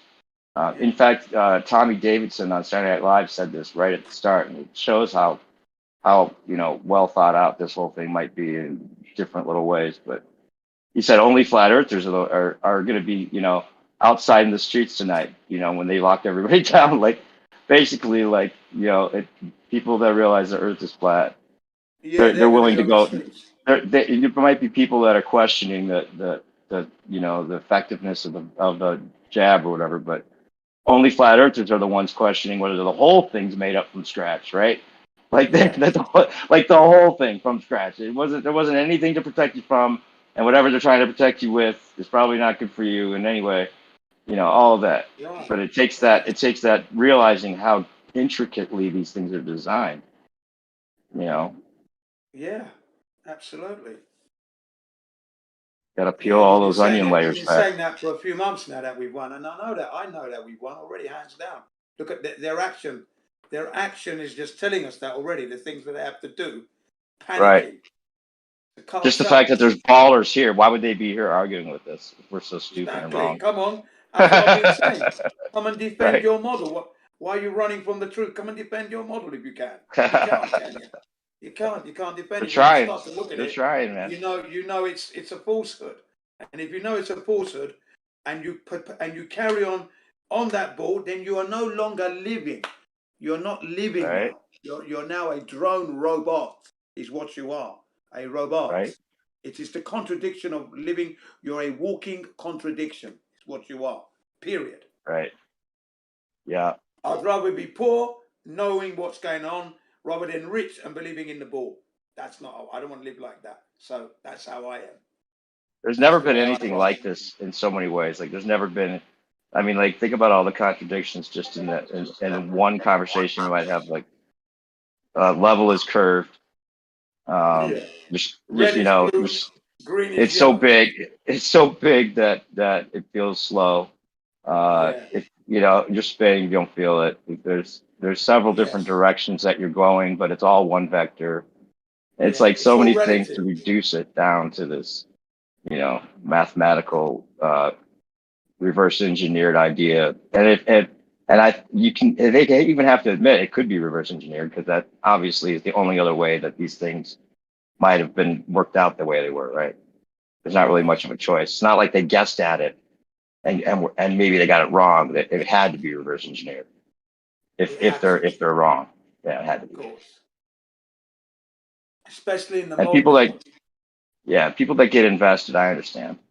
People that have children, people that have jobs, they don't want to be they don't want to be standing around the cooler talking about what everyone else is talking about and thinking about flat Earth. My friend even told me that. He's like, I can't look into it because then I can't talk about it. You know, Yeah. within his situation, like his social situation, he would know he'd want to talk about it and he wouldn't be able to, and it'd be torturous. He's smart enough just not to look into it. Yeah, Not that I don't think allow. that's a good You know idea. me, I don't allow that to stop me though. I just I know. keep saying, I haven't let up. yeah, Both his but we're kids going to talk actually. Both about his it. We're going to kids. talk about it at tea time. Both his We're going to kids talk found out about it about at flat Earth. lunchtime. You know, Right. yeah, because they're throwing Bezos, Sir Richard Branson, yeah, Sauce, and yeah. William Shatner. So if they're going to do that, I'm going to be talking flat up, of course. Of course, I'm going to throw it Right. back. Tennis, isn't it? Yeah. Anyone for tennis? Yeah. Come on, man. Bloody well batted back. Of course, I'm going to rebut with a Right. smash or two. Yeah. What have we talked about? Yeah. That's what I'm going to say to them. I'll be saying to them, so do you believe they're going to go there? When you can't even prove that the Earth is spinning, curvature, where the radius, the R, and they're going to go, yeah, you really believe that? You really? Huh? Yeah, right. Oh, the latest with William Shatner was just, man, that was just crazy. Yeah, What? I mean, he's already a terrible actor, but that was the worst performance of his life. Yeah, that definitely was. Yeah. He just Even though he looked looks embarrassed. remarkably well for 90 years old, he looks remarkably well. I'll give him that. Looks remarkably well for a 90-year-old. I'll give him that. But like you said, the worst performance of his life. Of course it was. It was so bad. He was Everything fishing. was just fake. Everything was Yeah, fake. fishing Every for the single words. word. And Bezos, you could tell Bezos was embarrassed for him and by him. And, you know, and he's about to tell the story when he gets off and he's fumbling for the words. And you can tell it was such a put on. And then Bezos goes and grabs a bottle of champagne and William Shatner goes to the side like he doesn't want anything to do with the popping of the champagne. Okay, so you just went to space and you don't want anything to do with the popping of the champagne? Champagne. He What's should that be tell you? popping it. He should have been He should be popping it. popping it. He should be cheering himself on. Yeah. He should have But been he drinking looked it like he was. like a Formula One racing car driver pops his Yeah. champagne. You know Right. what I mean? He Right. should have been. He should have had too many words, not a loss for words. More and then fake compelling crying, than and then that. he More, fake listen. cried. He even fake cried. Yeah, he fake cried. You took it. Yeah, he fake cried. And not only that, even more compelling than that is this. Look, if they were really in space and they were in zero G, William Shatner at 90 would not have the physical prowess to control himself in zero G. Yet, when you look at the video, he's hardly moving around. Check it Oh out. yeah, he's standing there. He's standing there, right? Everybody Why else would is you be floating, standing in a situation right? where everyone else is No, floating? Come on. he didn't. He was like, I'll get in the thing for you when you do a little, filming of it. I'll be there, like, but I'm not gonna put my full effort in because then I really have to feel like like a bigger piece of shit about it or something. I don't He know. probably wouldn't. He probably is not in. He's not in physical condition Going to through the do it. motions. He Probably wouldn't be not able to that do either. it. You're right. Yeah, it He could be wouldn't be that. able to do it. You see. Did you see how hard the thing fell too when they showed the pod fall with Yeah, that's on the ridiculous. parachute? That's Oh man, ridiculous coming down to Earth nobody, with a massive yeah, thud, yeah. dust everywhere. Come There on, was who are definitely you nobody kidding? in that capsule, Fucking yeah, no one in there. No, absolutely you not. know. And he's like, Absolutely not. so he gets signed up for it, and then he's like, okay, so here's the thing you're gonna go up. It's like, are you kidding me? It looks like a giant penis. I can't even believe I signed up for this. Yeah. It's just outrageous. Really sticking it to us. They are. Right? They're really Total sticking. gaslighting operation. I tell you where they did a really serious bit of gaslighting was when the Curiosity, the Ingenuity, the recent Mars one, yeah, right. Prior to them launching to Mars, they had their promo video, and at the jingle they used was Gennerism's jingle. Would you believe? To promote their promotional video for the Mars Is that right? Ingenuity, they used Gennerism's jingle. I love how you call him generism. Yeah, all right. It was Jaren. It's Jaren of Jarenism. Gennerism, but you know what I mean. Jarenism. You call it Jaren of generism. Jarenism, right? Generism. Yeah, Jaren of Gennerism. They used Generism. his jingle. It kills me. Where where'd he get the jingle from? I don't know. I don't know where he got the jingle from, but it's always associated with him. I mean, Is I've it never heard it anywhere else. just for him? I've Okay. only heard that jingle on his channel only. I've never heard it anywhere else. But even if it was some kind of sample you could get, they would know, right, that they were using the one he uses. Yeah. Definitely. But they sampled it from Gennerism, like gaslighting, like Generous. poking their tongue out. Do you know what I mean? That Right. because Right. the Yeah. Arabs Yeah. is number one anti-NASA, number one. Right. You know. Well, I think that they might be sick of faking it, and this whole thing could be like, dude, we don't want to do this. We can only do so many things on the wires in this one, I mean, people are they're on to us already. So why not just, slowly take it down? They're taking the ISS down supposedly anyway. But, I mean, I think a lot of this stuff they do with tongue in cheek or a little wink and a nudge, just because if you believe it, if you want to believe it, you're giving something people to believe in that you really shouldn't if you have any common sense. I think this is a war between common sense and consensus, and they're kind of playing into it. I mean, that for whatever reasons, I don't know why, but they're playing into it. Yeah. There's no reason they're showing us a toilet with 3-inch pipe hole people hover over, expecting anybody with common sense to think that makes sense. Oh yeah, use that for months on end. Like how many days were they up there? What's the longest stretch? They're up there for ages. They've been up there 20 years. Months and months and months, yeah. But like one person's been up there at least like 666 days or Yeah, something, it's right? been occupied all the time. It's never been unoccupied. I think currently there's about 7 up there now. I think 7 or 8 astronauts up there. You know what they're talking about? You know how they're talking about Tom Cruise going up? Oh He's supposed to film a movie up there. I thought it'd be funny to do like a skit, there's this girl in the other server that did a really great phone voice for you probably heard her before. She does like the perfect answering machine voice, hello, welcome. Yes, I think you know what I'm talking about? Yeah. Well, anyway, someone like her, or calling up as Tom Cruise's manager, and asking about the accommodations for Mr. Cruise on the ISS. Oh, that and yeah. and is he going to have his own bathroom? We're seeing on the internet, that there's this toilet that you're using where there's no seat, and Mr. Cruise is a little bit worried about that. Also, that would be brilliant. Yeah. Right. Because Right. it was installed September of last year at the cost of $23 million after the $19 million one backed up and broke down and poo was running back in, I think. Yeah, you just have to set it up where he just assumed it was all real, and then since he's going to go do a movie up there, he decided to look on the internet some of the ISS videos, and he's panicked now. Wait a minute, I have to drink Russian pee? Do I have to drink Russian pee? Mr. Cruise will not be drinking Russian pee. He wants to make that very clear. Yes, very clear. He doesn't want to be drinking Russian pee here. And then just get somebody else on the other line. He's the head man of Scientology. You can't be putting him into that either, yeah. Yeah, he's gonna have all these special accommodations. But he would like it if you were to make something nice with the 3D printer. We hear that you're using the poop to print things with 3D printer, and he's hoping that you might make a nice little Scientology icon piece for him to take home as a souvenir. Yes, Scientology momentum of some kind, if you could. Right. Yeah, you could even mix in the Scientology's ideas with it, is Xenu, is that one of their people, Xenu or somebody?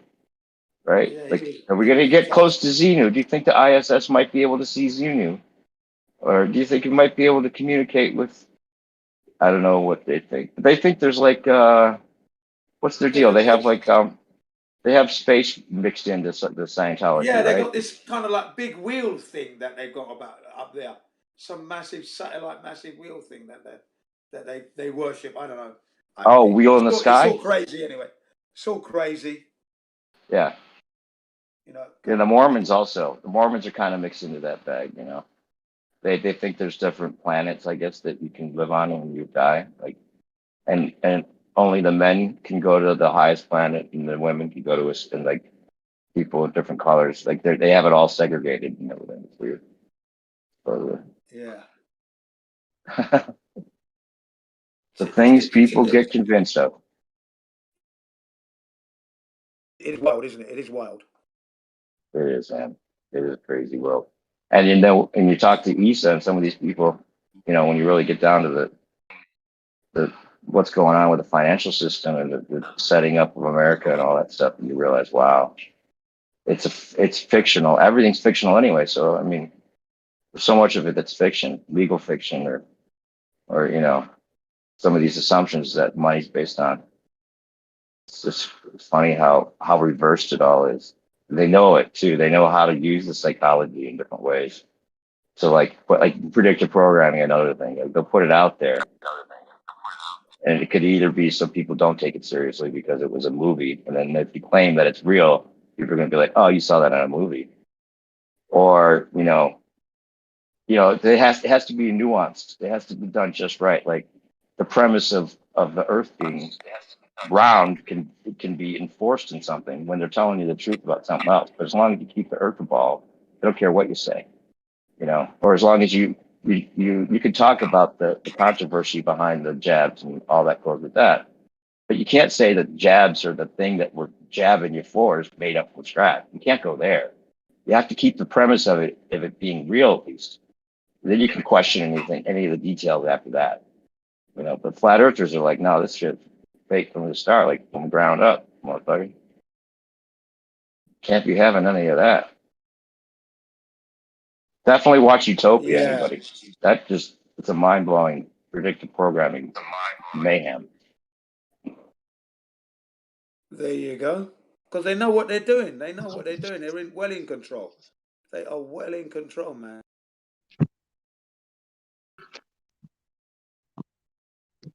Which is a real shame at the end of the day, I mean, but my headphones just cut out. I'm going to go back to sleep. Hopefully, our children will be able to avoid this nonsense that's going on. Can you hear me? Loud and clear. Can you hear me? No. No. Hey, what's it? Yes. Hey, there's a mic on this headset then. Hallelujah. I didn't know. Sorry, I just got this headset from work. Just get out of work. So I was thinking, does this headset work or not? I'm going to go check on Discord. Yeah, you sound really crisp, loud and clear. Awesome, guys. Crisp, loud Well, and clear with that. good afternoon or good evening or good morning, wherever you're at. What's up, Stacy, sweetheart? I love hearing I you am talk. doing good. I'm going to let you talk, and I've been talking too long. I'm going to listen to you guys and maybe doze off again for a couple hours. Sounds good, sweetie. Hope you have a blessed afternoon. You too. Take care now. See you, Jen. Thanks for the talk, bro. You too. Nice one, Dave. Yeah, excellent, man. Cheers. Thoroughly enjoyed it. So, Stacey, what have you been up to? Oh my goodness, so busy. Got a new job, making good money, better money. So now I'm getting ready to get my own place. Yeah, I'm figuring, you know what? I just starting to get back from England. I was gone for almost half the year. Got back here, started hustling, and within 2 weeks, I had me a new job and start working my butt off. And that's basically what we do, right? Wow. And I'm happy because we all need that extra income, and stability is like the best thing to have in the world. Because if you're in survival mode and you're running around and you don't have your home base, you know what I mean? Traveling is great and all, don't get me wrong, but I was doing it for a year and a half. Not to have an actual home base, so to go back to is where it gets difficult. I was like, well, okay, it's time to end the traveling, time to start getting secure now again for a little while, because there's a lot going on right now, and I think there's going to be a lot coming this winter, if you get my drift, if you know what I mean. Yeah, I didn't realize you were traveling for a year and a half. I mean, where did you go? Yeah, well, my mom fell ill a year and a half ago. I ended up traveling to Michigan to see her, and then it was traveling through different states in Texas, and I haven't stopped until recently, until I got back last month. So it's just been traveling throughout the United States and America, and then England. Yeah, I thought you were traveling across the flat Earth, but you were but in the US mainly, and then obviously you went over to England, and now you've come back. Correct. But you've landed a nice job. Well, I'm happy for you there. Congratulations, well done. Thank you. It's a good company, good pay, like double the pay that any place is offering you. What are you actually doing? What are you doing at the moment? I'm actually assistant manager right now, going out to management for an entire department for the deli. It's a massive company, so I'm basically managing an entire crew. Oh, that's good. But don't we do that online every day? It's kind of like modding. Yeah. You know what I mean? We manage people all day long. That's what we do. And What hours do you have to do? Is it a 9 to 5 then, basically, or what? But, it's looking to be about 5 hours a day. So I don't have to do too much. If you are a few days a week, 3 or 4 days a week, they have extra income, and that's about it. Yeah. So it's not too hard coming in and making sure my staff is there running and doing their job that they need to do, overseeing. It's not a big deal. Okay. And no problems at the moment? Things you've just No, I love it. In fact, I just went and did the training that's supposed to take usually 2 days worth, 8 hours at a time. And I just came and did it in an hour and a half, and they were going, huh? You're done? Like, yeah, I'm done. And I'm really fast on computers. So we're on computers all day long as well, too. So for people like us, it should be pretty easy to get jobs. We talk, we're communicative, right? We're nice to say hello. We can manage a whole team. We can help each other. It's basically like being an actual manager in a store, what we do. But I don't think people realize that on a consistent basis. What we do every day, people should be able to walk into a job and get one easily. Especially what's going on right now in America, especially if you can't get a job, something is wrong with you, because every single store is hiring. And even positions that are hard to get into are easy to get into now. So if people don't have a job, I don't know what to say. That's right. Right across, right as far as Hawaii, they're complaining that they can't get staff because people are Really? getting this supplement money. They're being supplemented over the pandemic. Yeah, people don't want to go back to work. Yep. But that's all stopped now. So now people are now beginning to look for work. From what I understand. There's like this talk here and there that you'll hear from people and on stories and stuff that there might be another stimulus check they're cutting again. And I think a lot of people are banking on that because they think that something's going to happen this winter and they're hoping for that extra pay. I don't bank on money until it's in my pocket and in my hand. And money ain't mine until it's mine. So I don't know why people would do that. But I get what they did. They ruined our economy. It has nothing to do with the pandemic in general. It has to do with when you give people free money, or they call it free. That's quotation free.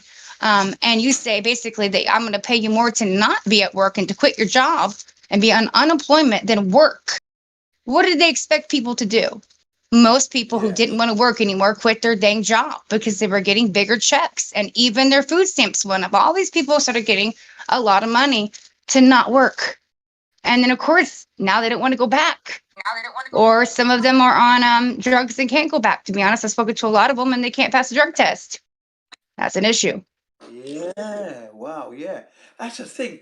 In England, they don't test you for drugs in England before you get a job. Okay. That's never, that doesn't happen. Wow. Here, most jobs they will test you on before you even get employed. Yeah. No, they don't. Not in England. Not in England. That's Never nice. happened. It's not a criteria at all. Right. Drug testing. No. Can you see the difference in culture there? Remember, America consumes. This is prescribed drugs from the doctor. Okay, we're not talking about illicit drugs here. We're talking about drugs prescribed from the doctor. Right. 1/4 of the world's consumption is done by America alone. Oh, I don't doubt it. Yeah.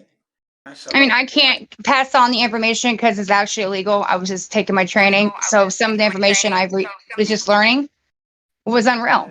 I'm like, I can't tell you the loss that this store goes through. But when I actually heard the loss that they throw away, and a lot of it's food, you can't even imagine, guys. I thought we knew. It's way worse than we've ever spoken on. This times it by like 10, and you're still not close. And this is one company. The loss that they throw away on food in a year. It's crazy. I am aware of the food waste. I'm aware of this. Mm-hmm. As to the amounts, perhaps might shock me, but it's not. Yeah. No, it's so beyond even understandable. Because we talk about how many people are hungry, how many people are, we don't have the food to grow. I've heard so many different stories. But then when you think about the food loss alone in one company, 1 year, holy crap, we could feed the whole world. It doesn't make sense. It's lies. And that's how much that America wants to consume, that we have all this product sitting at your availability. And then what happens? We have to throw them away when you guys don't buy them. But in reality, what does that mean? how much food is being wasted. And I said that when my ex used to work in the meat department, still does actually. And for 17 years, how much meat is being thrown away on a daily basis, let alone every other department.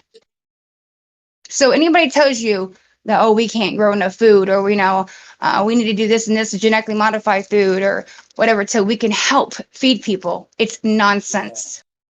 Yeah, I know it's nonsense. I'm well and truly aware of that. I know that the earth has abundance, and if we use it correctly, consume it in a what's the word I'm looking for there? In a conscious level, where that if, for example, we have a surplus that we're not going to use, you donate it to those who don't have instantly. Correct. There would be no wastage. Yeah, Exactly. And before it gets bad. Yes, even if it's fast food as well, because there's so many, even like nursing homes, all these people, they have a budget, and some of it's paid by the taxpayer, so you could really save money there. I know. It can be done. I remember when in England, right, back in the 80s, early 80s, McDonald's was wasting food so much, because they set it all up for the customers to come in, and then what they don't sell goes in a black bin liner and thrown out. Perfectly good food. Yeah. Right. So Greenpeace, this situation was reported to Greenpeace. Greenpeace complained to McDonald's HQ, saying it's unacceptable when you could be giving it to the homeless, because we've got homeless people who are living right near McDonald's in the UK. So, and then they decided to do this thing whereby at a certain time they'd line up and come and collect food, right? But it didn't last long because fights broke out and whatever. But at least they tried anyway. That was in the 80s anyway, early 80s. I mean, there has to be some way that you could set it up correctly, professionally, so that it is, there isn't going to be these fights and everything. It just, to me, if you're giving away, I've been homeless before. If I had a place to go to and it wasn't just the regular set up places and there's all this food that's available, or even, no offense, I don't want McDonald's, but even if that stuff was sitting out there, you know how many people would never complain, never fight, stand in line and get their food? You're dang straight they would. I know I would love to be able to stand in line and got some food a couple times a week or something. It's ridiculous. Even like fresh produce and stuff. Why do you wait for it to go bad? You're not going to sell it anymore, but it's what? Because it's got a bruise on it? What do you mean? Someone else, like, I grew up that stuff, and grandma would just go, oh, here, let me see that. Peel it right off. Here you go. Even potatoes. Oh, that's not bad. Just peel that off. Here you go. Keep peeling. Everything's fine. You don't waste. It's about not wasting. I know. That's right. We've got a place called Centre Point in central London. Massive tower block, okay? And there's a homeless newspaper known as the Big Issue, okay? And the homeless people would sell the Big Issue and make money, and then they'd get a portion of that money to pay for their little accommodation in the Centre Point or wherever they were living, okay? Central London. They were the ones that were also helping to assist feeding the homeless, because at the end of the day, why throw away perfectly good food? The energy it costs to heat the thing and that, and then you put it in these polystyrene, because back in the 80s, it was styrofoam, polystyrene type packaging, totally not biodegradable. So they've since changed that. So that also came out as a negative for McDonald's back then. So there were so many things they were doing wrong morally, environmentally, that they had to change their approach. And remember, in the 80s, McDonald's hit Britain big time. It was a phenomenon, okay? There were some things that were going wrong that weren't really socially acceptable, like throwing away good food. I was in my 20s then, so I would have been like 22, 23. And I thought, wow, McDonald's is throwing away food. Wow. Now it's like every company and every fast food does that every day. Yeah, lots of it. I stopped eating McDonald's at the age of 19, okay? So when I was 18, we had a McDonald's shop open where we lived, okay? Restaurant, Kentish Town, Central London, okay? So every Friday after work, I was working as an apprentice welder. I used to go to McDonald's and buy McDonald's for myself and my brothers as a novelty, because we never had it before, McDonald's, American food. First time, really. You know, we had the odd hot dog occasionally. We had the Yeah. odd hot dog, but so we're talking when I was 18. So we're going back to 1980, 1980, 81. Okay. And I used to buy it for my brother's Friday, but then a few, maybe half a year to nearly 3/4 of a year in of enjoying these McDonald's every Friday. Only on a Friday I used to get it because that's when I used to get paid. Get paid on a Friday after work. McDonald's on the way home. You know, literally on my motorbike over to McDonald's, order for myself and my brothers, put it in my bag, and ride home. Literally 10 minutes, not even 10 minutes, I'll be home. And then I learnt that McDonald's was responsible for the destruction of the Amazon forest in Brazil, purely to level the vegetation there, to grow grass to feed the cows, and that the packaging was not biodegradable. When I learnt that, no more McDonald's, because I didn't want to be responsible for perpetuating that situation through buying McDonald's. So I said to my brother, the last Friday we had it, goes, this will be the last time, because this is what's going on with McDonald's and the world, and we cannot be party to that. Yeah, I don't want to buy McDonald's, and at the same time, we are contributing to the destruction of the Amazon forest. And they were saying to us at that time that species of animals that not yet have names are dying, is what they told us. So undiscovered species of animals Wow. were dying. Yeah, that was back in 1980, 81. So I stopped McDonald's then, right? And then a few years later, this problem with the wasting food came up. Throwing away good food, perfectly nice food, in bin liners, full up. Weren't being sold. Wow. So they had to I turn feel it around. bad that for years when I was a kid, my parents take me to McDonald's and all that stuff, that I used to eat it. And I actually gave money to them and supported them for so dang long. That's the sad part, but at least I'm awake and understand it now. You know, you're a child, you don't get it, but we don't understand that. That's what's already in my system, right? For how many years, how much of my life? Oh man. If I had a choice to go back in time, I'd do it differently. That's for sure. But my mom didn't do it on purpose. She didn't know either. She didn't have that understanding. Now she does. But that took learning it through me because I had to do the research. But a lot of us don't understand that. They don't think they have to go out and do research. They trust people that tell them that this is going to make, them healthier, they're safe or whatnot. Oh, my rights here, guys. I'll be right back. Okay. I'm not knocking McDonald's as it's an unhealthy food, because they do use good meat now, and even back then they were using good meat and that, and the vegetables were real, and I enjoy McDonald's 100%. In fact, for my lunch, Jim would go in and he would order quarter pounder with cheese, Big Mac, filet o fish, a McMuffin if it was available, apple pie, chocolate milkshake, and that was lunch. And I'd eat all that. Every facet's gone. Chewing paper along the way, some of that wrapping would go in there. I thoroughly enjoyed McDonald's. When I had to stop it, I was heartbroken to stop eating McDonald's. And that's the honest truth, purely because of their environmental issues. I had to stop that, but I was heartbroken to stop that, yeah? I stopped McDonald's at the height of my enjoyment. Yes, McDonald's had a lot of negative press, but I enjoyed the food. I enjoyed it. And it didn't harm my health at all. So I will say that much. Of course, if you consume too much of one thing, you are going to have health problems, yeah? But McDonald's in moderation, fine. That food that I ordered, bearing in mind, at that time, 18, 19, I was still physically well fit. I was assailing to become even more fitter. So there was no way that was going to sit on my body and do me any harm anyway. Impossible, you see. So McDonald's, no, I loved it. Those are the words. I cannot use hate and McDonald's. I can't do that. Those words cannot be associated in my case, because I stopped McDonald's at the height of my enjoyment of that food, and I was gutted that I had to stop eating it because of their environmental issues in Brazil. It gutted me, but I had to stand by. The earth comes first, and the animals that yet we don't know their names of are being destroyed. Okay, so I'm not knocking McDonald's as an unhealthy food. Don't eat it. Stay away. You're gonna die. No, I'm not saying that, and I never will say that. You know, if you consume too much of any food, it will harm you, of course. Anything will harm you.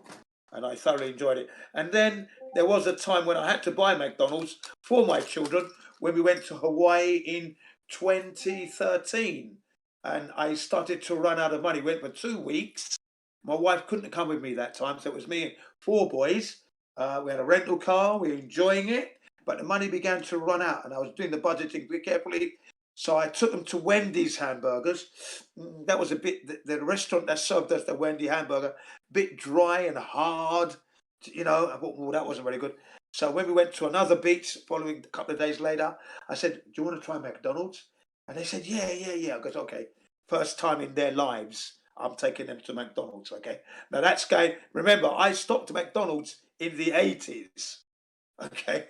So it was a long break. 2013, Jin is now taking his kids to the McDonald's, and we had a fantastic time there. You know, took them there 3 times during the holiday of 2 weeks. So yeah, man. You know, I'm not saying McDonald's is the worst food on the earth. I can't say that. It does have nutrition. It is delicious. Okay, a little bit of sugar in there in places, but like I said, moderation, you can easily have a good health with that and sustain yourself, no doubt. So I don't want anyone to think that Jin hates McDonald's. No, I thoroughly enjoyed McDonald's food, and I had to stop it at the height of my enjoyment, and that's the hardest time to give up. But morally, I could not be part of the Amazon forest being destroyed. That I couldn't be part of that. I think I might still have that article in my collection somewhere, because I didn't want to throw it away. I wanted people to know why I stopped McDonald's, and this is the article that persuaded me to stop. Yeah, man. I was like fucking absolutely sad, and then my brothers had to follow through. I said, we're not going to have any more McDonald's because McDonald's is destroying the Amazon forest in Brazil. Really? I said, yeah. I left welding and I worked at the body shop, environmentally friendly body shop, Anita Roddick. I worked there for 1 year only. Because I left because the money just wasn't enough. I was a stockroom controller. Okay, so I was in charge of ordering all the products.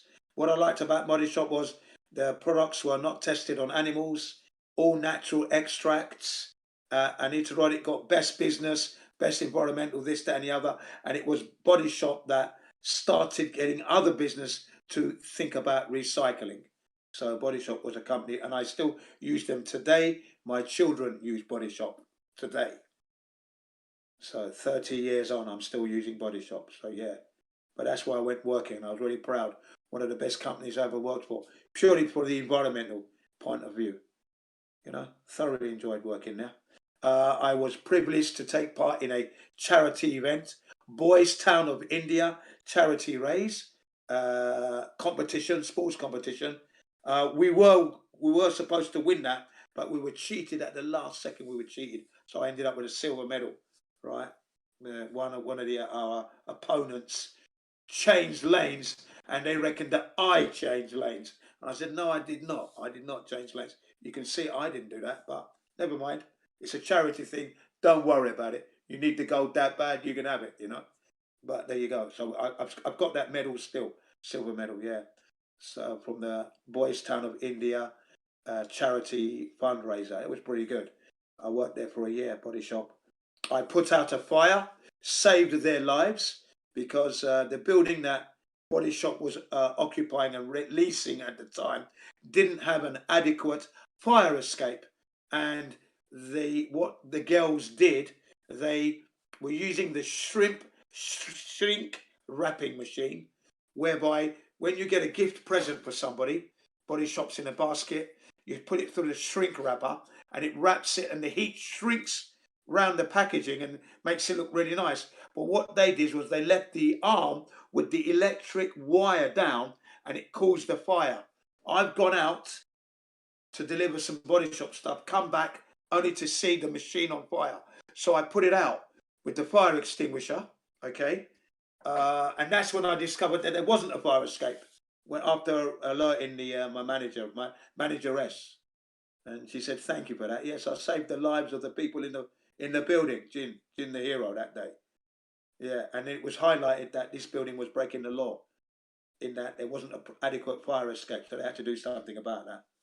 But at least nothing, no one got injured that day. And Anita Roddick said that my stockroom was so clean she could eat her dinner off the floor. All right, I said you're perfectly welcome to. And my last point with Anita Roddick was I was honoured to chaperone her 2 daughters down in Littlehampton, where the Body Shop headquarters are. We have an annual meeting every year. I attended that meeting, and I raised the point that Mickey Mouse and Donald Duck are cartoon characters who generate and earn more money than me, and I'm a real person working in a stockroom. I'm never going to raise above being a stockroom manager. How do I improve my wages? Because the wages are not enough. Can you please look into that? Because this is why you're having a turnaround of stockmen. They come and leave very quickly, and the reason is the salary is not enough. So can you please look into that? So yeah, I did a lot, man. I impacted Body Shop for 1 year. I enjoyed that.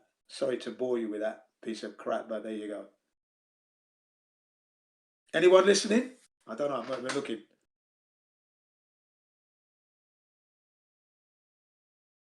Is there anybody there? Hello, Jen. What's up?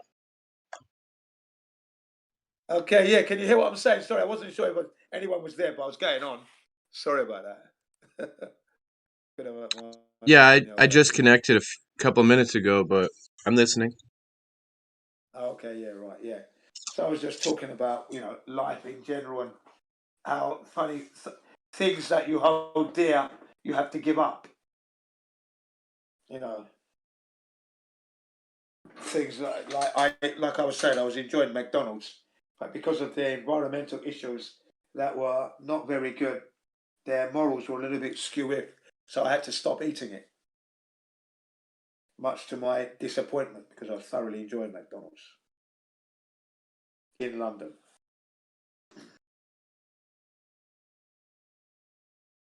But occasionally I eat McDonald's purely because the youngest boy likes it, and then he asks, "Daddy, can I have a McDonald's today?"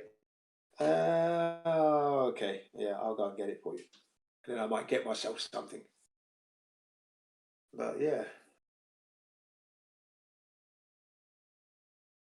I've come a long way since the days of the how can I say, Brazilian forest destruction and non-biodegradable packaging. That's all stopped.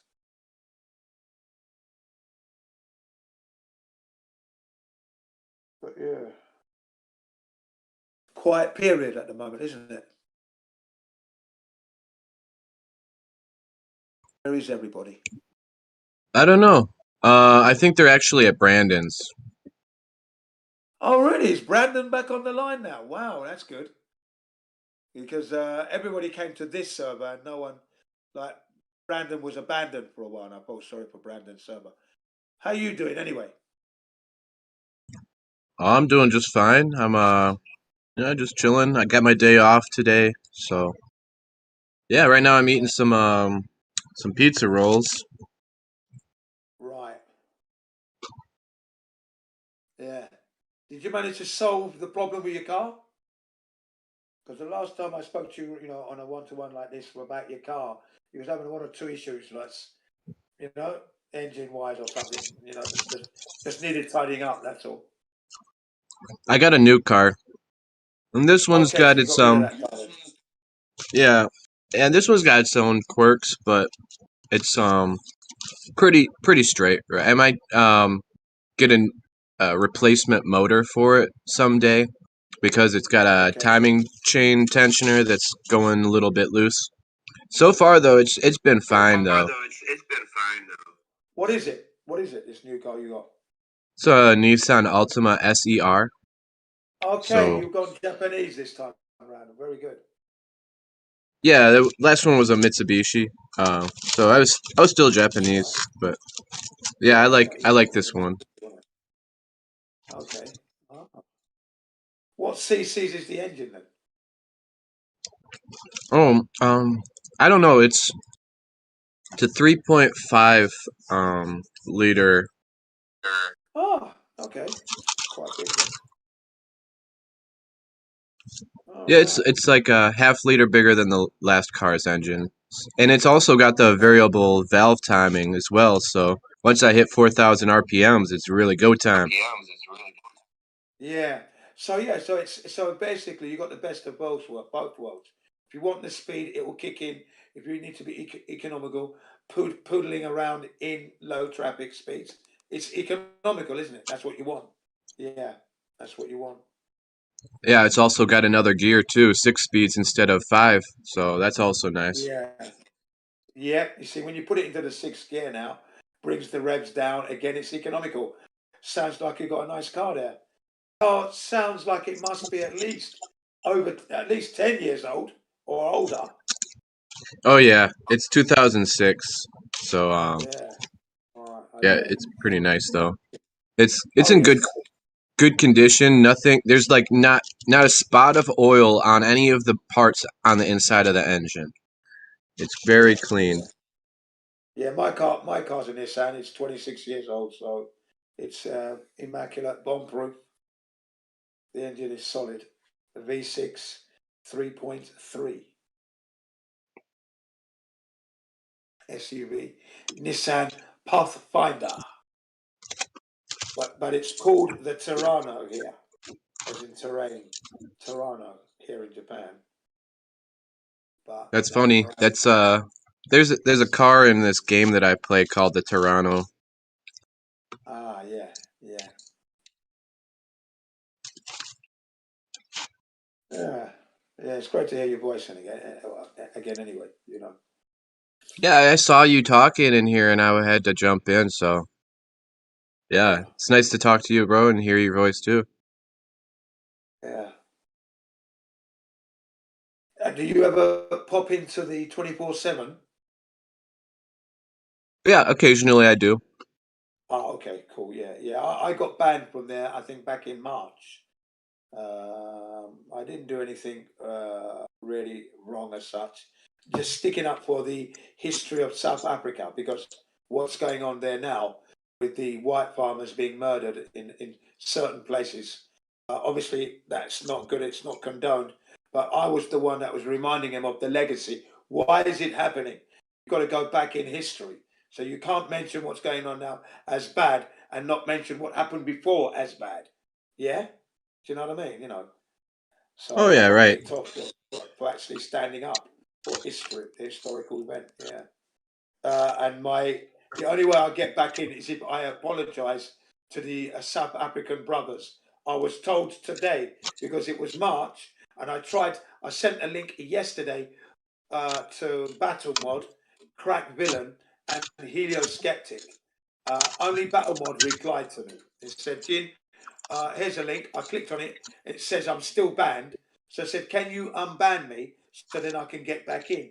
He says, I can't do that because Mima says you've got to apologise to the South African brothers. But the brothers are not there because one of them got banned the other day for talking about the Titans anyway. So even they got banned. The so-called people that I need to apologise to, which I'll never do in a gazillion years, they got fucking banned. Do you know what I mean? So I'm going to go back to. I said, can you give me a link to Mimas, the man who actually banned me, so I can talk to him directly and say to him, the only reason I'm not coming back into this server is because you will not allow me, because you know I'm never going to apologise, as you well know I did nothing wrong. You know that. You're the one that's stopping me because you don't like me, is what I say to him. And I know you don't like me, clearly. Don't bullshit me here because I'm not stupid yet, not silly. I know you don't like me, and that's fine. I'm glad I get your back up. For you not to like me means you must be doing something wrong. You must be. Because you must be doing something wrong. Gotta be. I don't know if if Meme is very I don't think he'll really reply to DMs because he hasn't from me more than once. I think he's only replied a couple times with my DMs. Right, he's a coward. If he won't talk to me, that's cowardice. You're the moderator. Now someone wants to get back in. This individual is not going to apologize. So how are you going to compromise it? Because he's not going to apologize for something he hasn't done wrong at all. The man cannot be branded a racist. His wife's Japanese. Children are half African, half Japanese. How can that be that I am a racist? How? Please explain. Do you know what I mean? You're a walking contradiction, man. So yeah, you are the problem. You. Yeah. He's a fucking problem, man. So yeah, and he will not confront me. He's running because he knows I'm not going to have him. The last time we had a clash, I put him in his place. I think that's why, because I put him in his place live on the 24/7. I told him about his ass. Do you know what I mean? You know, just told him straight. Because don't threaten me with your power, your position as a moderator, because it doesn't really mean much to me. You know, the truth is the truth, whether you like it or not. So, you know, don't stop that. It's not going to stop me. You can't stop me by that with your moderation. No. But then a few months later, maybe 9 months later, these South Africans joined the server and they were just complaining about what's going on in South Africa. And I kept saying to them, this is not the platform to be complaining about South Africa. And by the way, you're leaving out a major part of the legacy of the whites coming in, stealing the land underneath the noses of the South Africans and then giving them the worst unarable land to live on. No wonder it became a shanty town. And whilst your ancestors were busy farming on land that's not theirs anyway, and then you wonder why they're being murdered now. Huh, come on. Not that I condone any deaths, but please look at what happened before. You know? Many blacks died unnecessarily. And now they're complaining. I said, don't complain. What you got to do is sup it up, because I had to sup it up as a black boy growing up in London with apartheid. I could have become a racist, I said. Yeah, I could have grown up hating all whites, wanting to kill all whites. I could have easily gone down that road, quite easily, but I didn't. I am the man who wants to unite the earth together, people of the earth. That's the role I've always played at the end of the day. Or I could have become an introvert, loss of confidence, frightened to step out the house. Such was the situation. And I'm in London and apartheid is in South Africa. But that's the psychological effect it brings onto you. They don't want to, you see? But yet they don't understand any of that, and then you can get banned like this for standing up for the right thing. Well, there you go. That's life. I'm bigger than that server anyway. If they're going to start banning people like me, good people, they're going to ban. I'm not the only one who's gone that's been banned. Many a good person has been banned. And I complained because the other thing about that server, there's no unity amongst the flat earthers amongst themselves. Okay. And even the moderators, if the moderator's gone too far, the moderators should gather together and say, I think you went a bit too far banning Jin CBR1 and others for something that's not worth banning. And as I've said before, Jin CBR1 has said, no flat earthers should be banned from any server. CogDis, temporary CogDis, fine, but you don't ban them. You need every member you need. What's going on here? As long as they're not bringing the server into disrepute, fine, in a legal fashion, in a legal lineage, as long as it's not being brought into a disrepute legally, where it's going to jeopardize the legality of the server, no flat earther should be banned. None. Do you know what I mean? Yeah. Yep. Right. Going on there. So you know, there's no loyalty. So if I ever get back, that's the first thing I'm going to be saying. I'm going to be saying that. I said it before and I say it again. Yeah, maybe this time we might all be a bit more loyal amongst ourselves, because no loyalty stinks. Okay, guys? It stinks, yeah? Stinks. Huh. Don't get me wrong. You should be honored that I step into this server. Should be honored.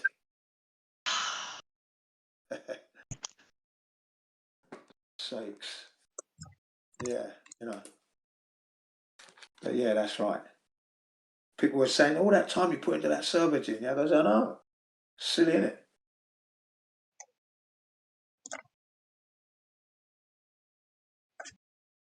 Yeah.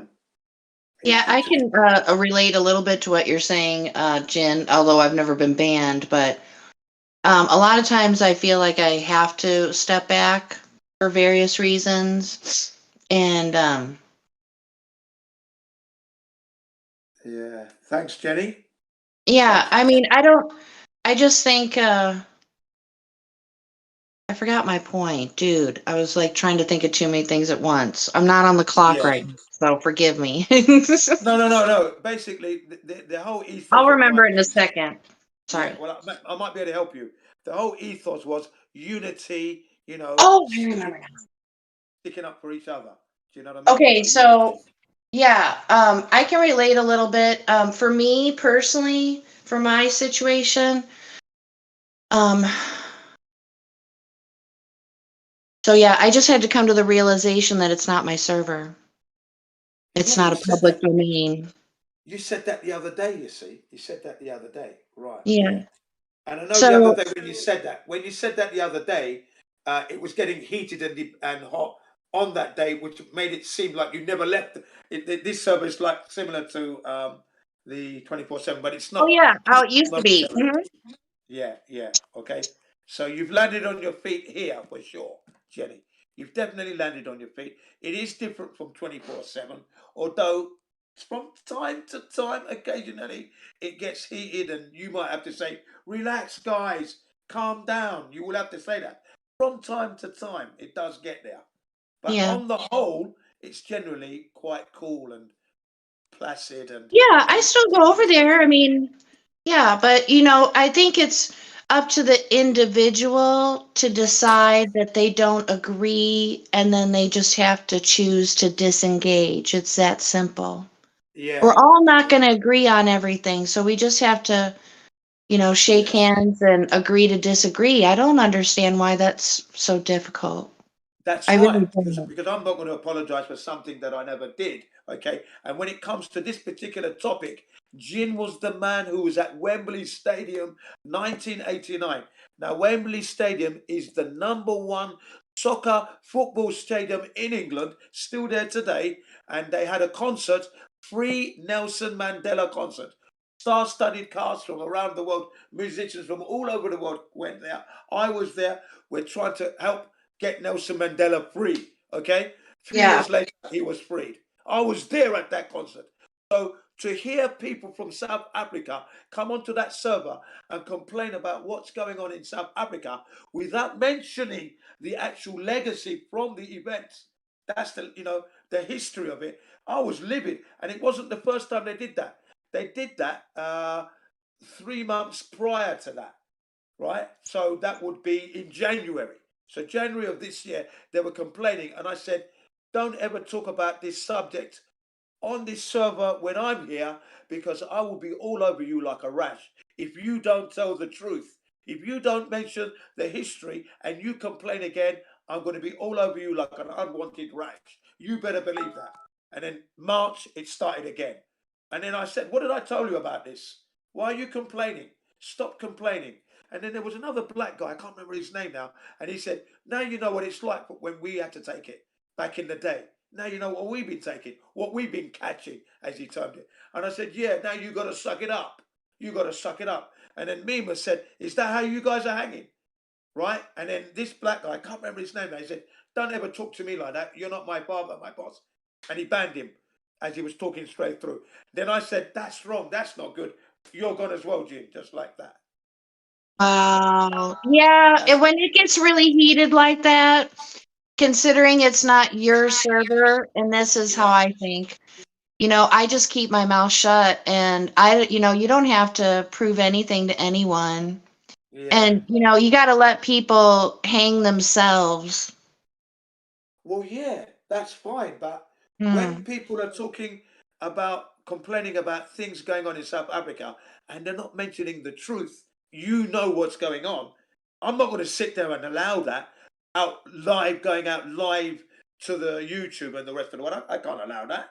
I can't Right. allow that. Well, you know what? You know what I don't know. I can see where this is a, you know, passionate topic for you, and that's understandable, but you know, you can just make your statement and let the truth speak for itself and let the other person look like a fool.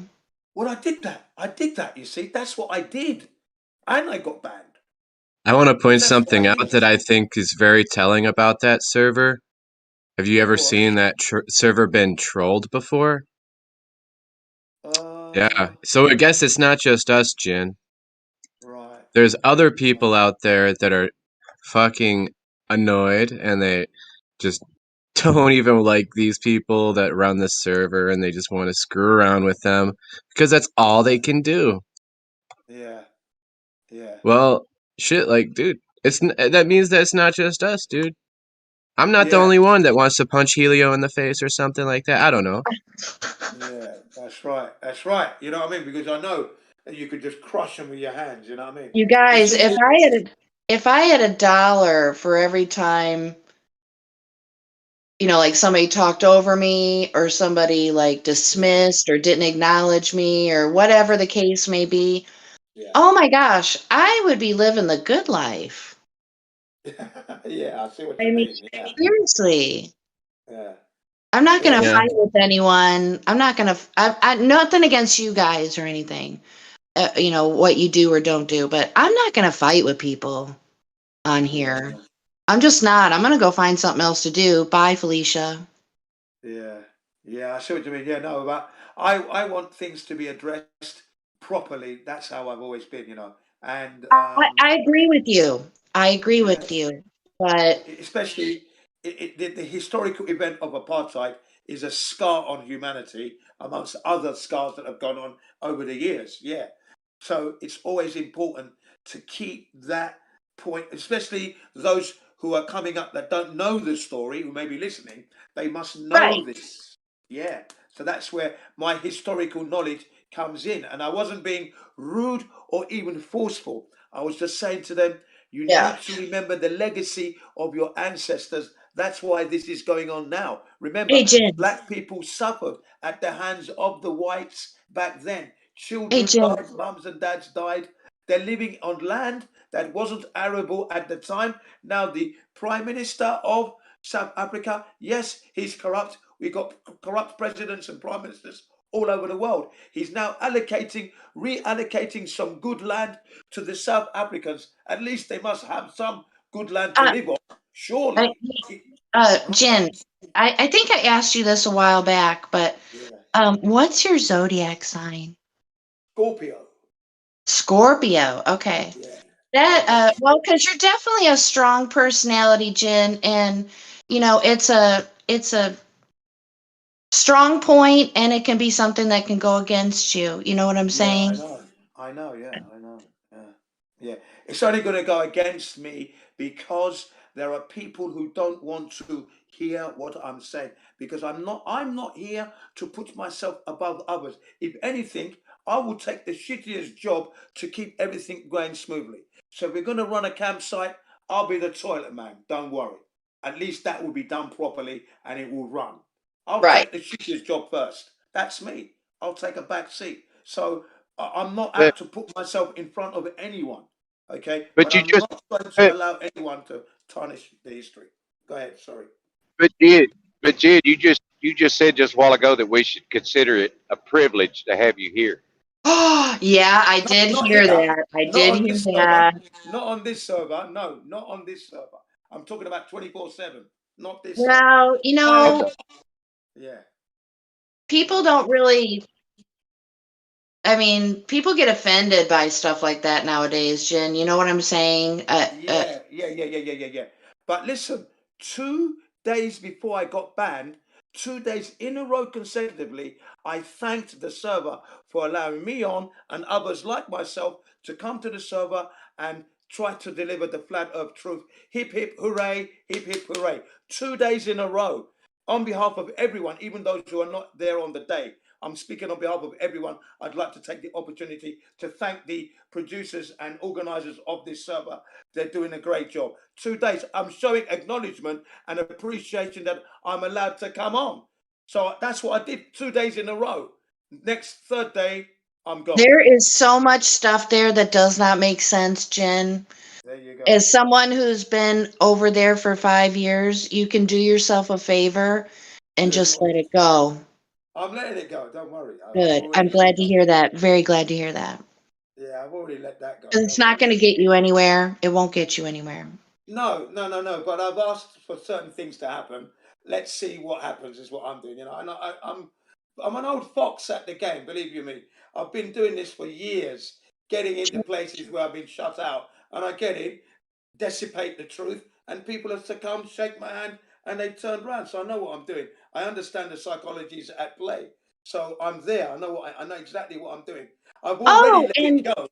I harbor no hatred. I hope you didn't. Looking at truth.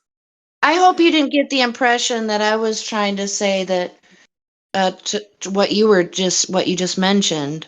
I wasn't trying to imply anything at all. Yeah. I wasn't trying to talk like I was telling you something new. That's all. Oh no. That's fine. Okay. Yeah, no.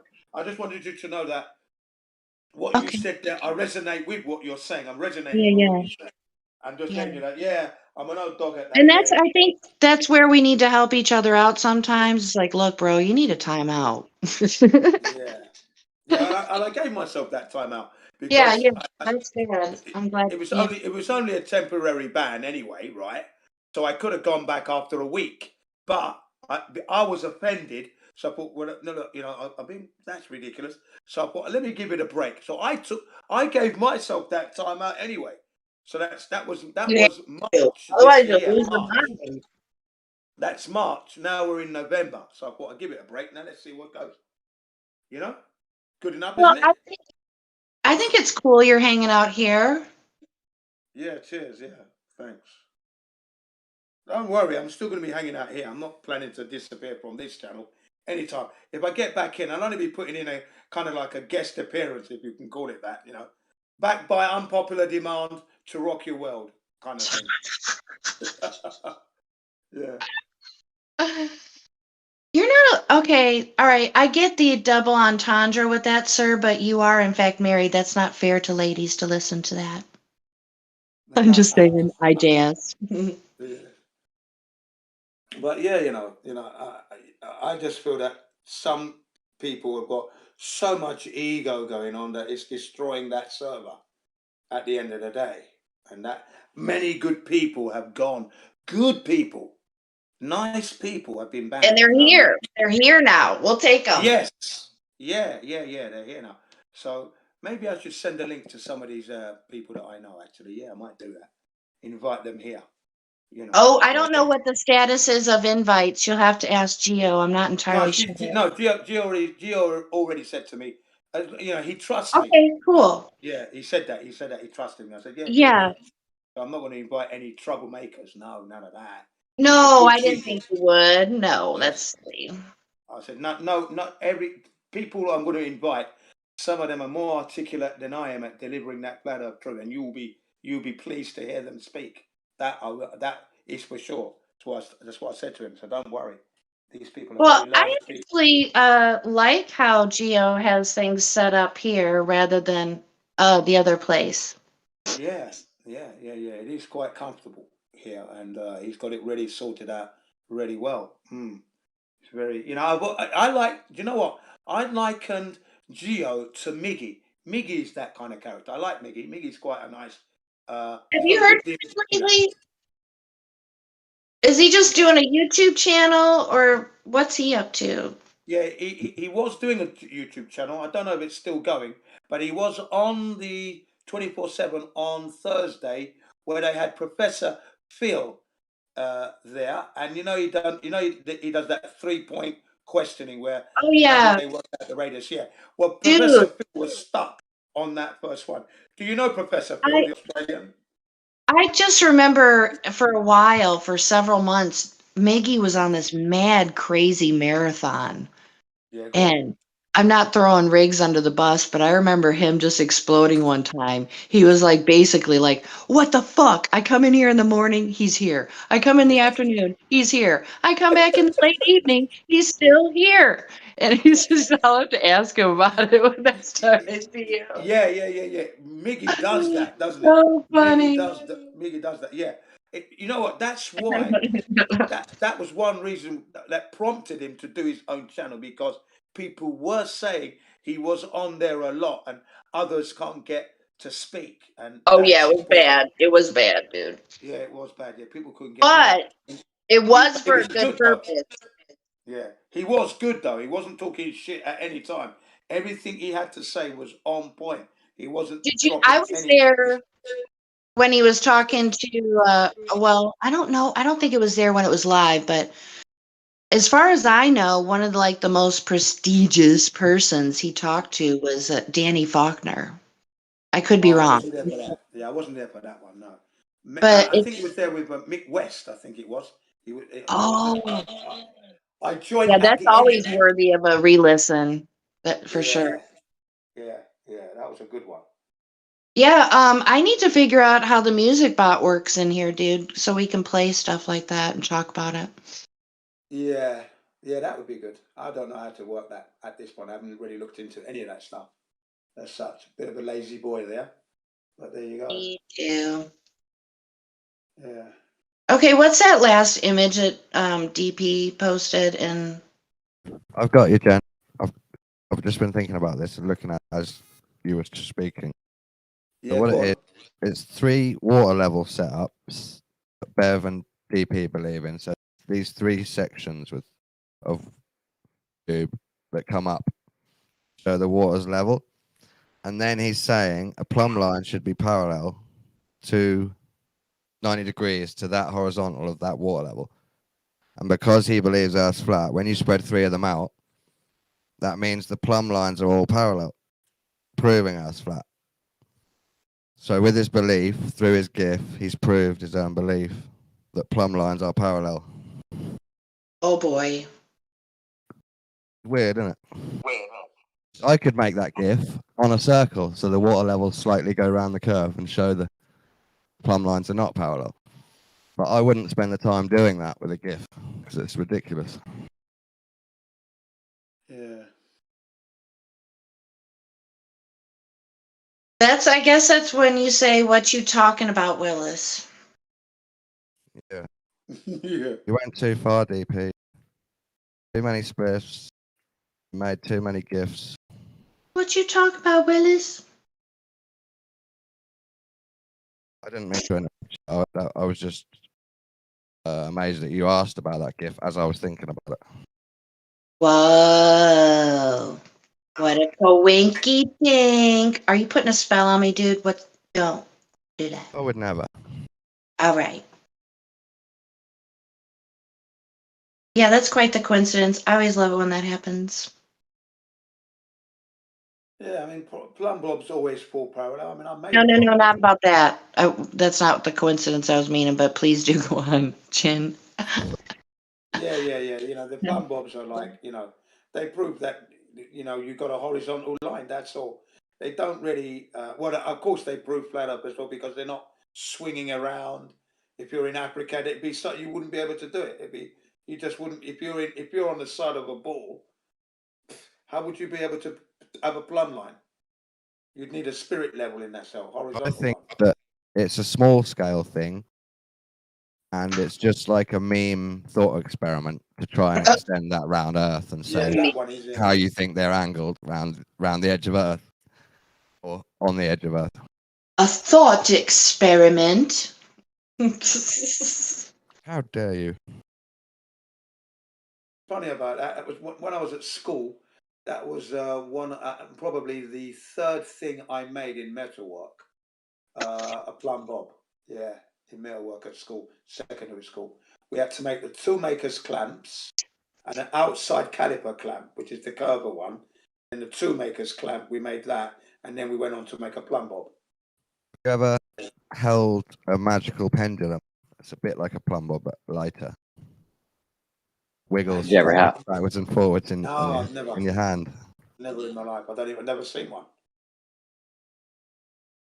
Swings backwards and forwards depending on the nerve endings in your hand and how you're balanced and how you're standing and the wind or the energy in the room, if you believe in all the energy stuff.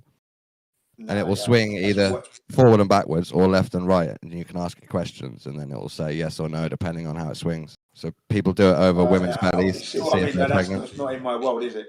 That's No, just not maybe in not. my world. I would never have come across that. I haven't come across it now. I never will. Until you mentioned it. So, no.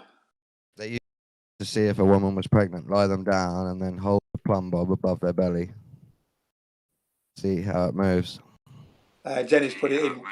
What are you talking about, Willis? What you talking about? So if you guys ever hear me just randomly call it Willis, there is a reason. Willis. Anyway, I gotta go, you guys. TTFN. All right, Jenny. Yeah, you enjoy yourself. Have a good rest. Bye. Come back soon. Bye bye. Yeah, what are you talking about, Willis? I'm just watching a live stream from the Luxor Temple in Upper Egypt where someone's walking around and he's got quite a good webcam on his laptop. He's talking to the people in the chat while he's going around and it's all lit up at night. It looks amazing. Oh, right. What's he talking about? How good it is, I Just the suppose. Luxor Temple. So the dynastic Egyptians, the theory is of these new people is that we've been told in history that the Egyptians, more likely that the big civilization of Egyptians moved in and then adapted these temples to their own needs afterwards and put graffiti on them, on top of them. Oh, So it's just, they're trying to push the timeline back another 1,000 years or 2,000 years. Sorry, You I cut say out. graffiti. What kind of graffiti did they put on there? So the hieroglyphics, sometimes you can tell that the Okay. hieroglyphics are over the carving and it looks like it's done later to like mark their territories. Okay. They found a temple. It's amazing. And they've decided, let's have this. We'll have this temple. So, and then they've put their new hieroglyphics with their own meaning and stuff around the bottom. Oh. Oh no, JJ. My brother went to Luxor. Uncharted X. I'll show it. Yeah. My brother went to Luxor in 1987, 88. And I got a cartouche with my name in hieroglyphics. Yeah, I got that in silver. Brilliant it is. Even if you I've forget still the got it. conspiracy, whoever built it, it's just amazing to look at. It's lit up at night time, and there's these huge stone structures that never get built today. Big statues of pharaohs, kings, mystical god kings. Yeah, I know the place. Amazing I to know look at. Luxor, yeah. Yeah, it is. It is amazing to look at. While they were walking around and explaining, call to prayer went off really loud because right next to this Luxor temple is a modern mosque. He had to say, "Oh yeah, sorry, that's a thing. It does happen. It's a thing in Egypt." Yeah, they're Muslims, you see, so yeah.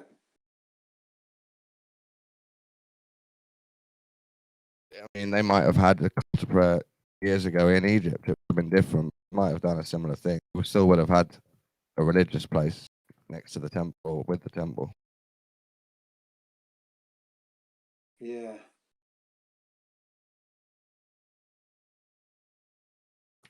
Just looking at old shit is mad, isn't it? Because it's all on a different scale. They use big, huge blocks. And if we forget the debate about what the blocks are, how they were made, and how they were quarried. Just the fact that Yeah, we were talking about that. people Yeah, are we were doing talking about huge that stuff, on Thursday. huge stuff with huge blocks. Thursday. Yeah, we had a discussion on that on Thursday. You know, they did the maths, how many blocks they'd have to do a day, and that, and it was like way.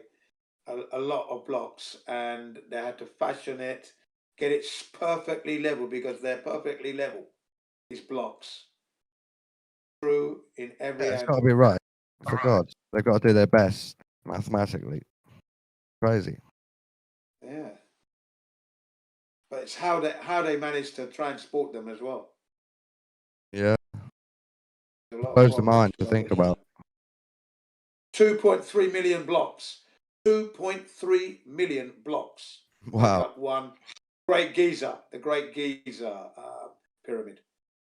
I don't believe the theory of pouring in place, but even if I did, that's still quite hard work, it seems.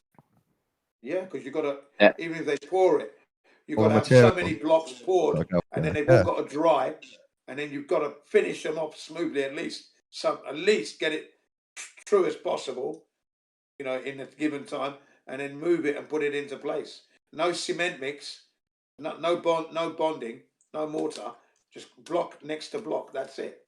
But also, what interests me is how they used to worship their kings as gods.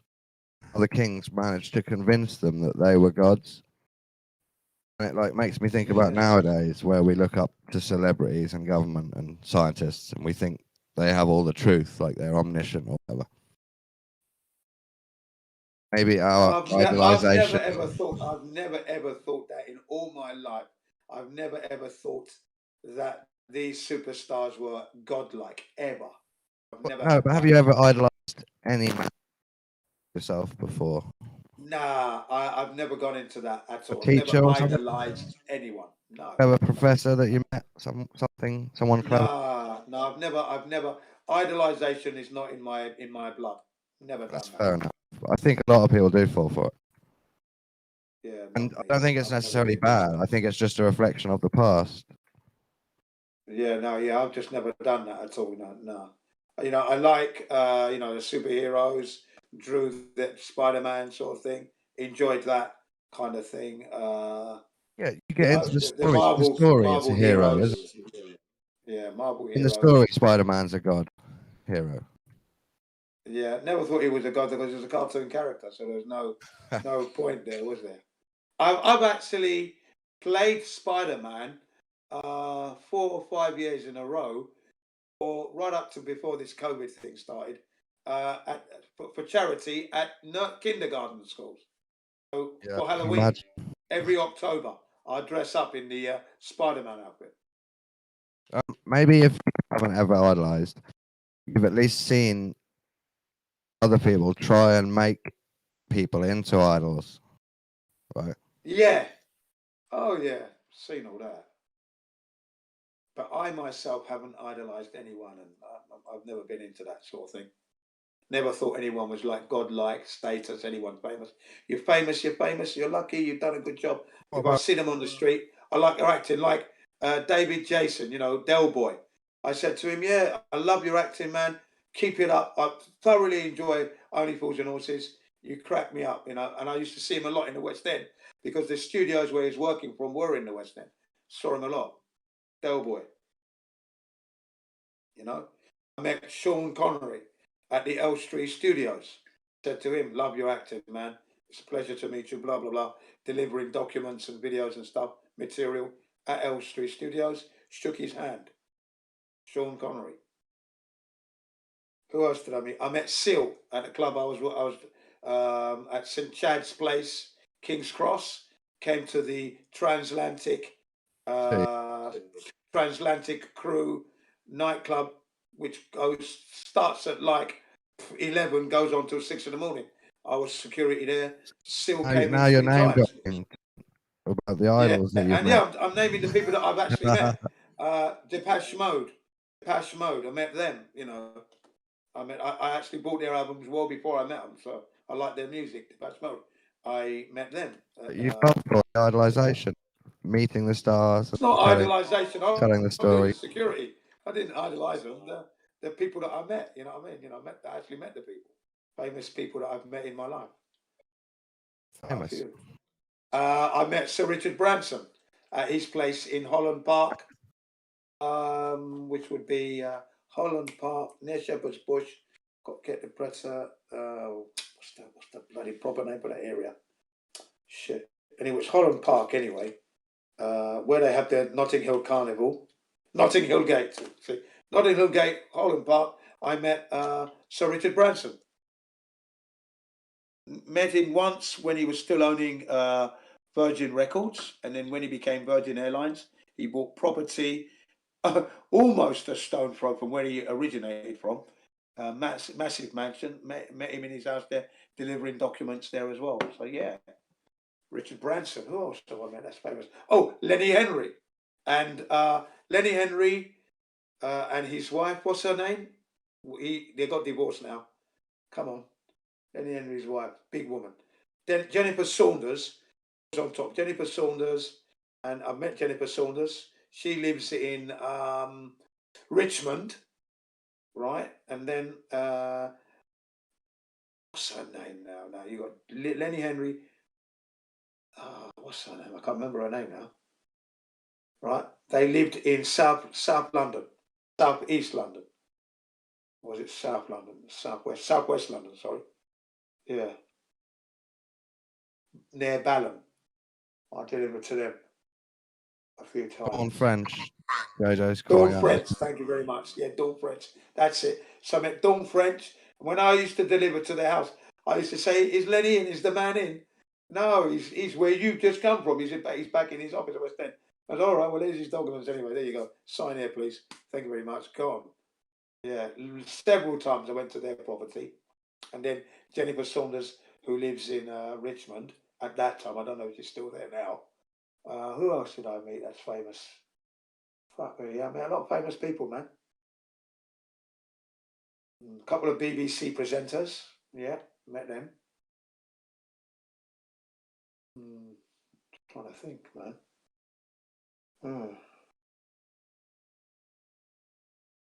Yeah, it's funny, you know, but I don't idolize anyone. When you see them, you see them, you know. If you brought the autograph home then and showed your kids, maybe they'd be like, "Oh my god." Nah, they wouldn't, because they don't even know who they are. You know what I mean? You know, they're in Japan here now, so if they actually saw them and say, "Yeah, look, this is the person. He's really an actor. Look at what they did." Probably, yeah, but I know I didn't get any autographs. Well, I mean, they signed my document. That was it. Well, you know, that paper's gone. But yeah, who else? If you were in ancient Egypt, you'd be telling us all the pharaohs that you've met, listing them. Yeah, back in the day.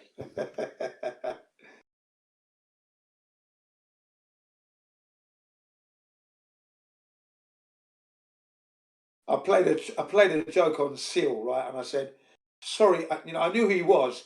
So I was pretending not to know who he was, okay?" And I said, "Your name's Seal?"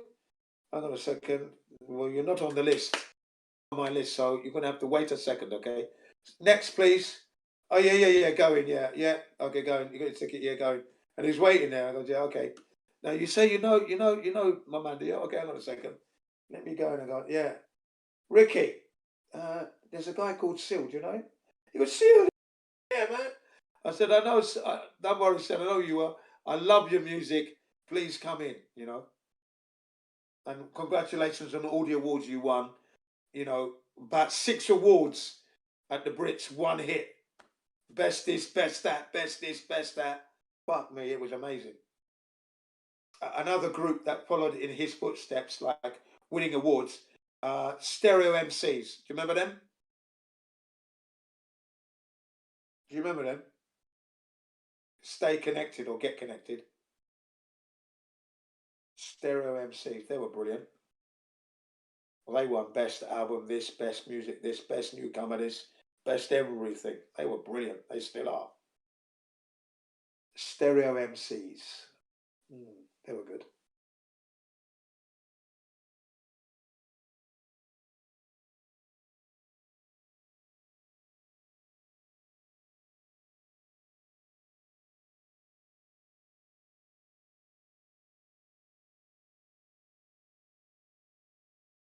Oh, yeah. And then I met the No Problems crew in Brixton. That's another group that I met. No Problems. Which was like a Black Caribbean program that used to be aired on BBC Two. No Problems. Yeah, I met them. at doing security at the Astoria, or is it the Astoria in? Not the Astoria. No, what's it called? The Brixton something. Yeah, we had the Apollo, and then next to the Apollo is this club. I can't remember it now, but yeah, there. That was good. Man, a lot of people, man, in my short time. Good people.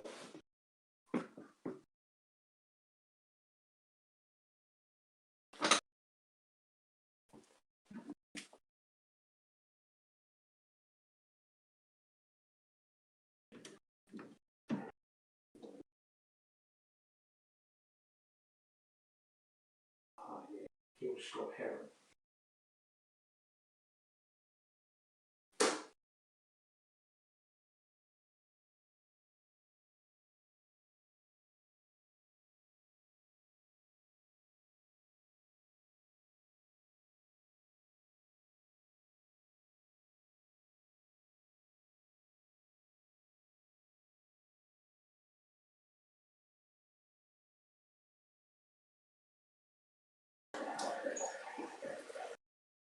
Oh yeah, that's it. I remember now. Camden Town, Dingwalls.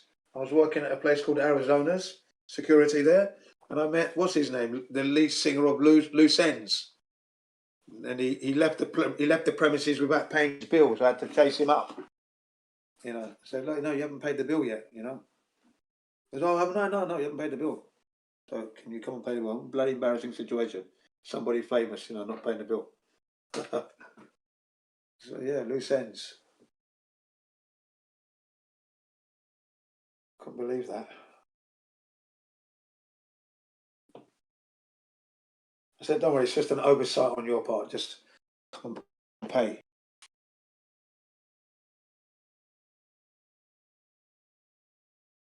Because they sit. He had an outside seating seated outside, having his meal and that with his woman and that. Yeah, and then they just walked off. And then the owner said, Jin, he hasn't paid, hasn't he? Oh, all right. Hang on a second. I had to run up to him and say, look, you know, apparently you haven't paid your bill yet, you know. No, you haven't paid. Don't worry, small oversight. Just come back and then you can pay. Yeah, man. Cheeky cunt there. Come and have a meal and not pay for it. Loose Ends. Great music.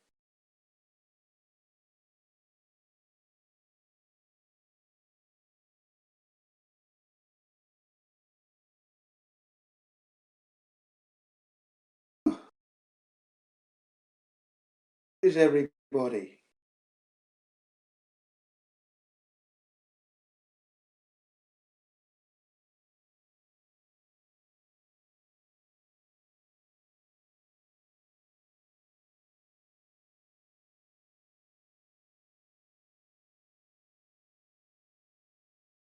Where is everyone? Who we got in the house? Drink the Kool-Aid. Yay. We got Jeremy hanging loose. What's up, Jen? How are you? I'm fine, thanks. How you doing? Good. Getting ready for a new sailboat race starts tomorrow. Oh, really? Where? It starts in France and goes to Brazil. Okay, what's that called? The Transit Jacques Verbe. Okay. What does verbe mean, race? Yeah. Yeah. I think. I don't even know. Hold on. Let me look. Probably, yeah. Yeah, because it's the same as the other verbe. Okay, right. Sounds good. What time's it starting then? November 7th. Tomorrow then? Or the day after tomorrow, maybe for you? Oh, right. So I'm already into the 6th. For me, it's the 6th at the moment. Sorry, I'm already in it. Yeah, it's the 7th. So it's tomorrow for you. It's today for me. I'm 7th now. Specifically, it starts in 18 hours, 21 minutes.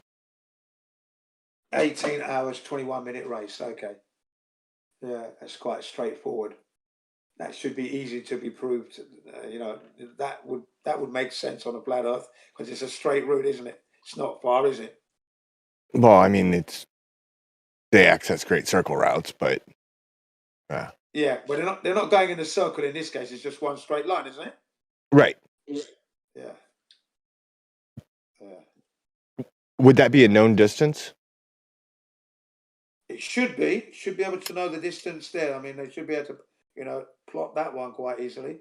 Yeah, that should be a known distance. A point A to point B. You know, and they're leaving France. Did you say? Yes. Yeah. So France. Did you see the picture I posted in chat?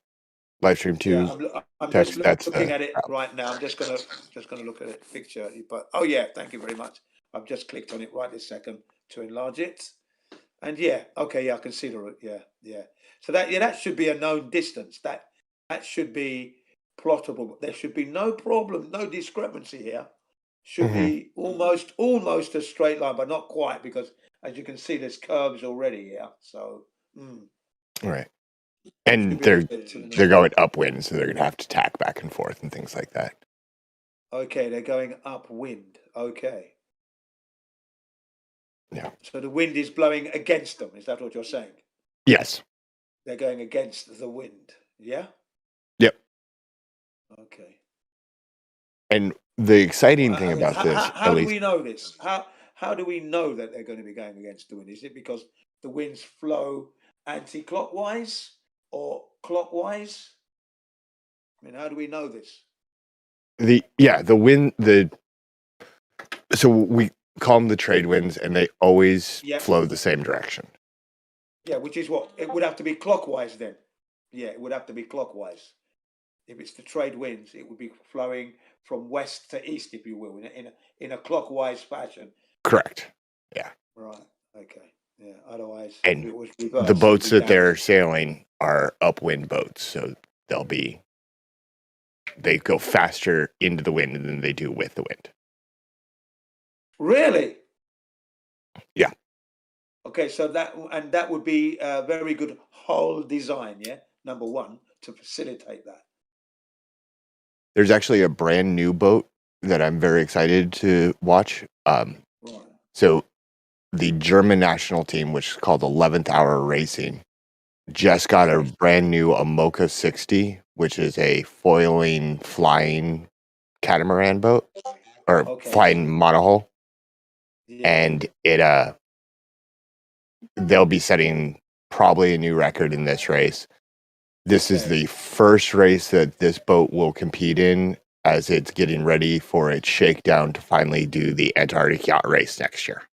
Okay, so this is a shakedown for that race you just mentioned. Okay, so they're gonna put it through all its paces.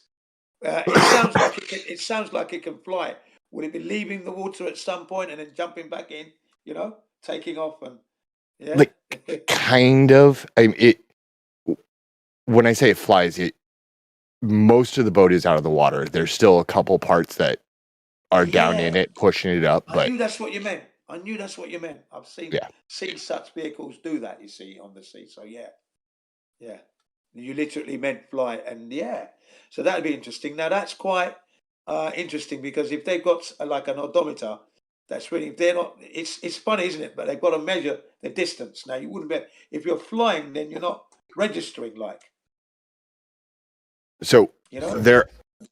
they're still using all the traditional measurements for speed. There's still a through-hole sensor. It's actually on the bottom of the keel and allows them to get the water speed. They still have their total weather stations on board, as well as the GPS and satellite tracking. Okay. Yeah. It'd be interesting to hear the result of that. Starting tomorrow for you, starting today for me, but that means it's really not starting until tomorrow for me, really. So it's tomorrow for you and tomorrow for me. Yeah. And How many hours? How many hours before it starts? Can you give me that at least? How many hours? it's 18 hours ish. 18 hours to go, yeah? So, well, yeah, exactly. So it's going to be starting basically.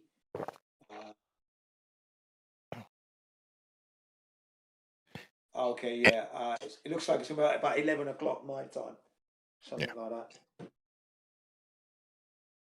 15 hours. Let's have a look. I could be wrong. Hang on.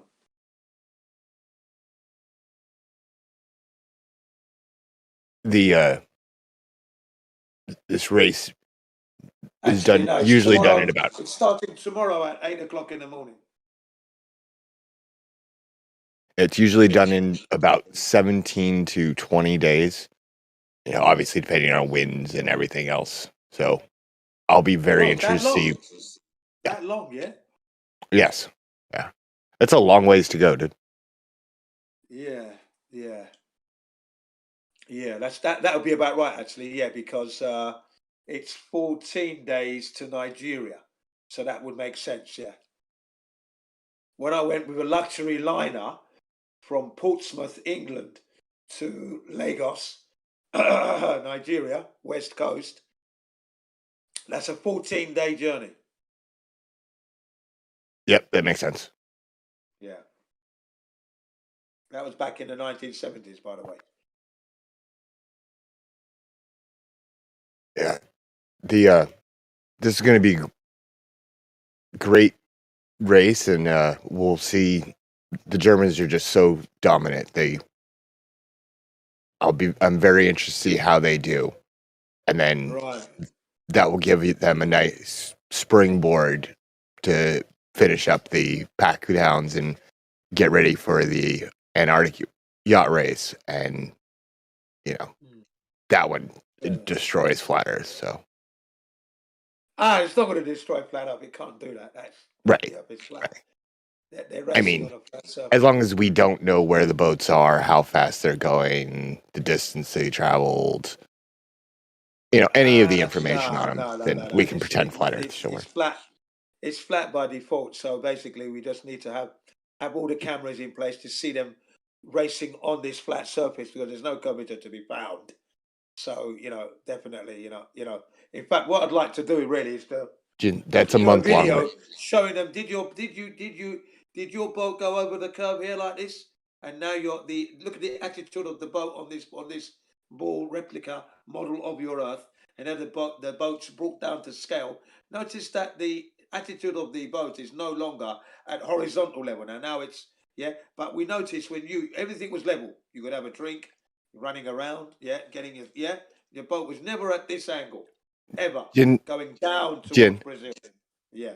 Has nobody ever explained how down works on our model? I've heard it. It's just ridiculous, though. Oh, I have okay. heard of it.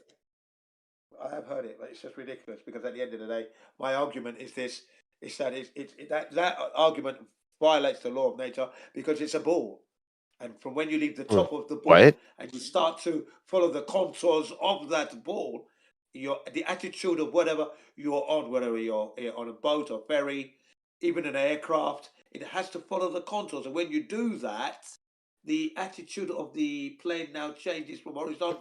So there's no way you can No, be it doesn't. flying.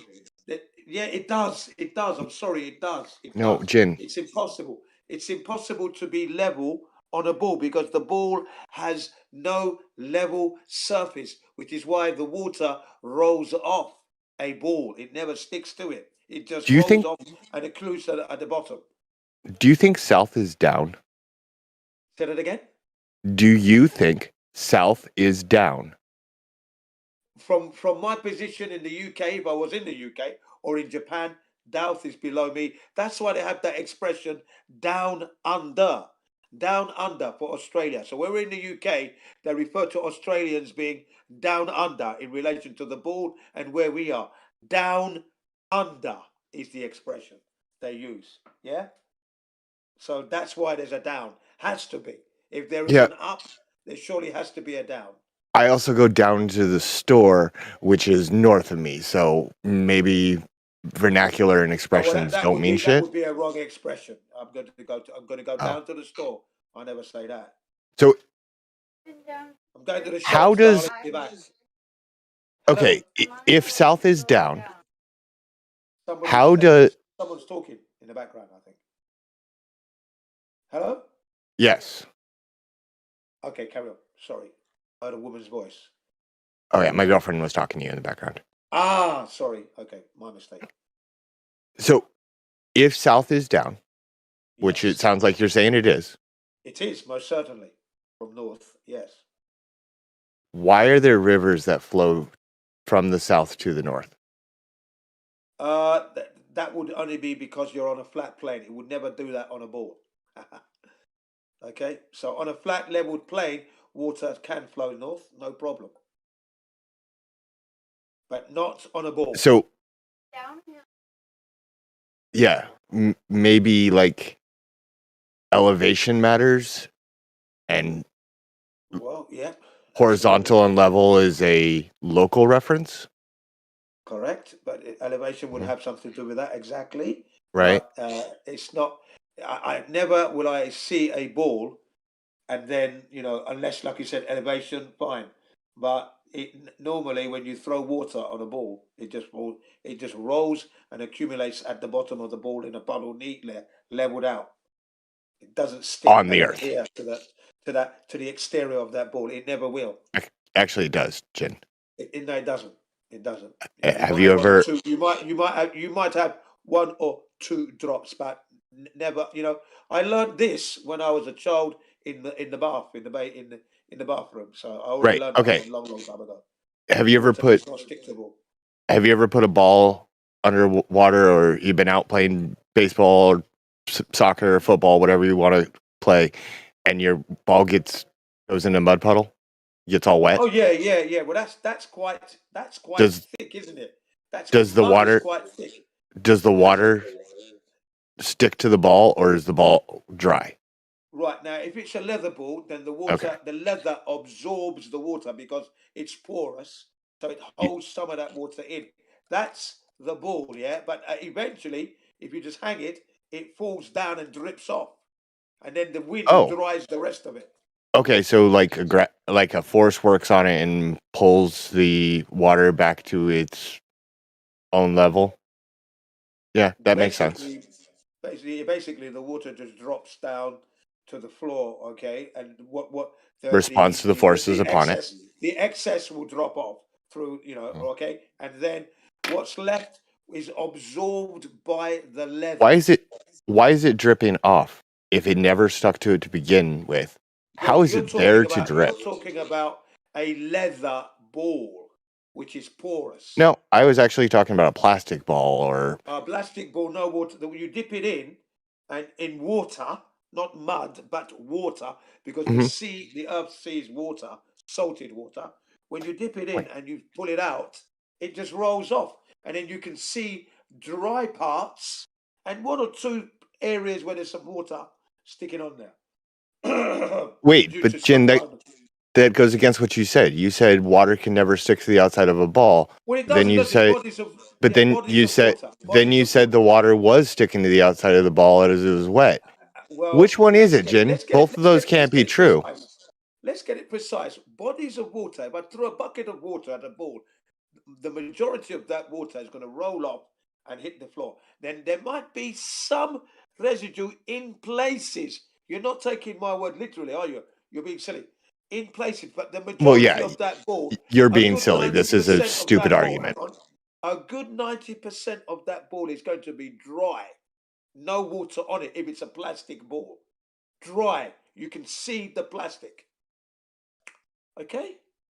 So if I take this marble here and I go fill up my kitchen sink and I drop this marble into the water and then I pull it out, will there be any water on that marble? As soon as you pull it out, the water is going to be rolling off that marble to expose the dryness and the glass. So it will be stuck to it for... There might be some residue at the bottom of the ball, the marble, yeah? As it's dripping off. Okay? Only on the very bottom of the ball. Yeah, at the very bottom, yeah. Jin, think about what you're saying, dude. This doesn't make sense. It makes good sense. I'm sorry, it's not fun to take the piss out of you when it's this obvious. It makes very good sense because you know that's a glass. It's polished glass. A marble is polished glass. I'm taking it a kiddie's toy marble we're talking about here. Yeah. Yeah, right. So it's polished glass. The surface is no different to the plastic one, even more smooth, I would have to say. And if you put it in and you pull it out, the water will roll off of that. It's just you will see it rolling off and then Will all of it accumulating at the roll off, bottom and dripping or off. will all of it roll off, or will it be a little bit wet even for a moment? You watch. As soon as I pull it out, it's going to be wet there, covering. But then, as Cool. I keep it, So hang on, water is let me sticking to the finish. outside of a ball. So I cannot just articulate what I want to say. Let me articulate what I want to say. I put it in the water. I pull it out. So as I pull it out, the water begins to roll off of the thing. Okay, and it will roll off until there is nothing left on the marble. There might be some residue at the bottom where it's dripping off there, yeah, and then that's it, and you will see the thing virtually dry. Is the expression I will use. Okay, I will see Yeah. polished marble. That's Gravity's what the it thing, does. Jen. Gravity is nothing because it's an unproven theory, as you know. It's the theory of gravity, which is unproven. Sir Isaac Newton himself couldn't prove it in his book, The Principle of the Mathematica. 500 pages, couldn't prove it there. That's Pound why Rebecca Einstein came along. showed pretty good evidence of it. Yeah, that's why Einstein Cavendish showed came pretty along. good evidence of it. Well, so you're an Isaac Newton then, yeah? You're better than So- Isaac Newton, yeah? No. Go ahead. No, I stand on the shoulders of giants. Go ahead. Yes, I stand Yeah. on the shoulders of those giants and crush them into the ground. Oh, okay. What's your debunk of the pound Rebecca? What's the Panda Rebecca when it's around? It's the name of an extremely famous experiment that showed great evidence for our understanding of gravity.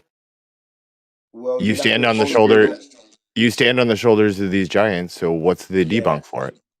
Well, Yeah, you we need to do. explain. Hello. You need to explain to us, laymen, what the actual experiment is that proves gravity, since it's never been proven.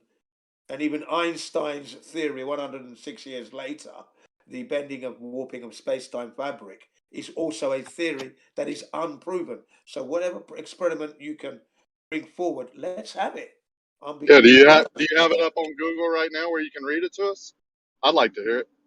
Yeah, give me a second. I'll pull it over So for you. that's what you're gonna do. You're gonna pull it up on Google. I was actually going to give you a PowerPoint explanation of it. Well, that'd be nice. But Yeah, go ahead. You don't need Google for that, do you? Just to pull the experiment off. So you do need Google for that. So you're just gonna read and parrot another thing, just like saying you're standing on the shoulders of giants. I mean, I don't get it. Yeah, no, I stand on those What? shoulders and crush them to the ground because it's just crap. Yeah, you keep saying that. I'm too But you know also why you don't have to even know what say the that? experiment is. Yeah,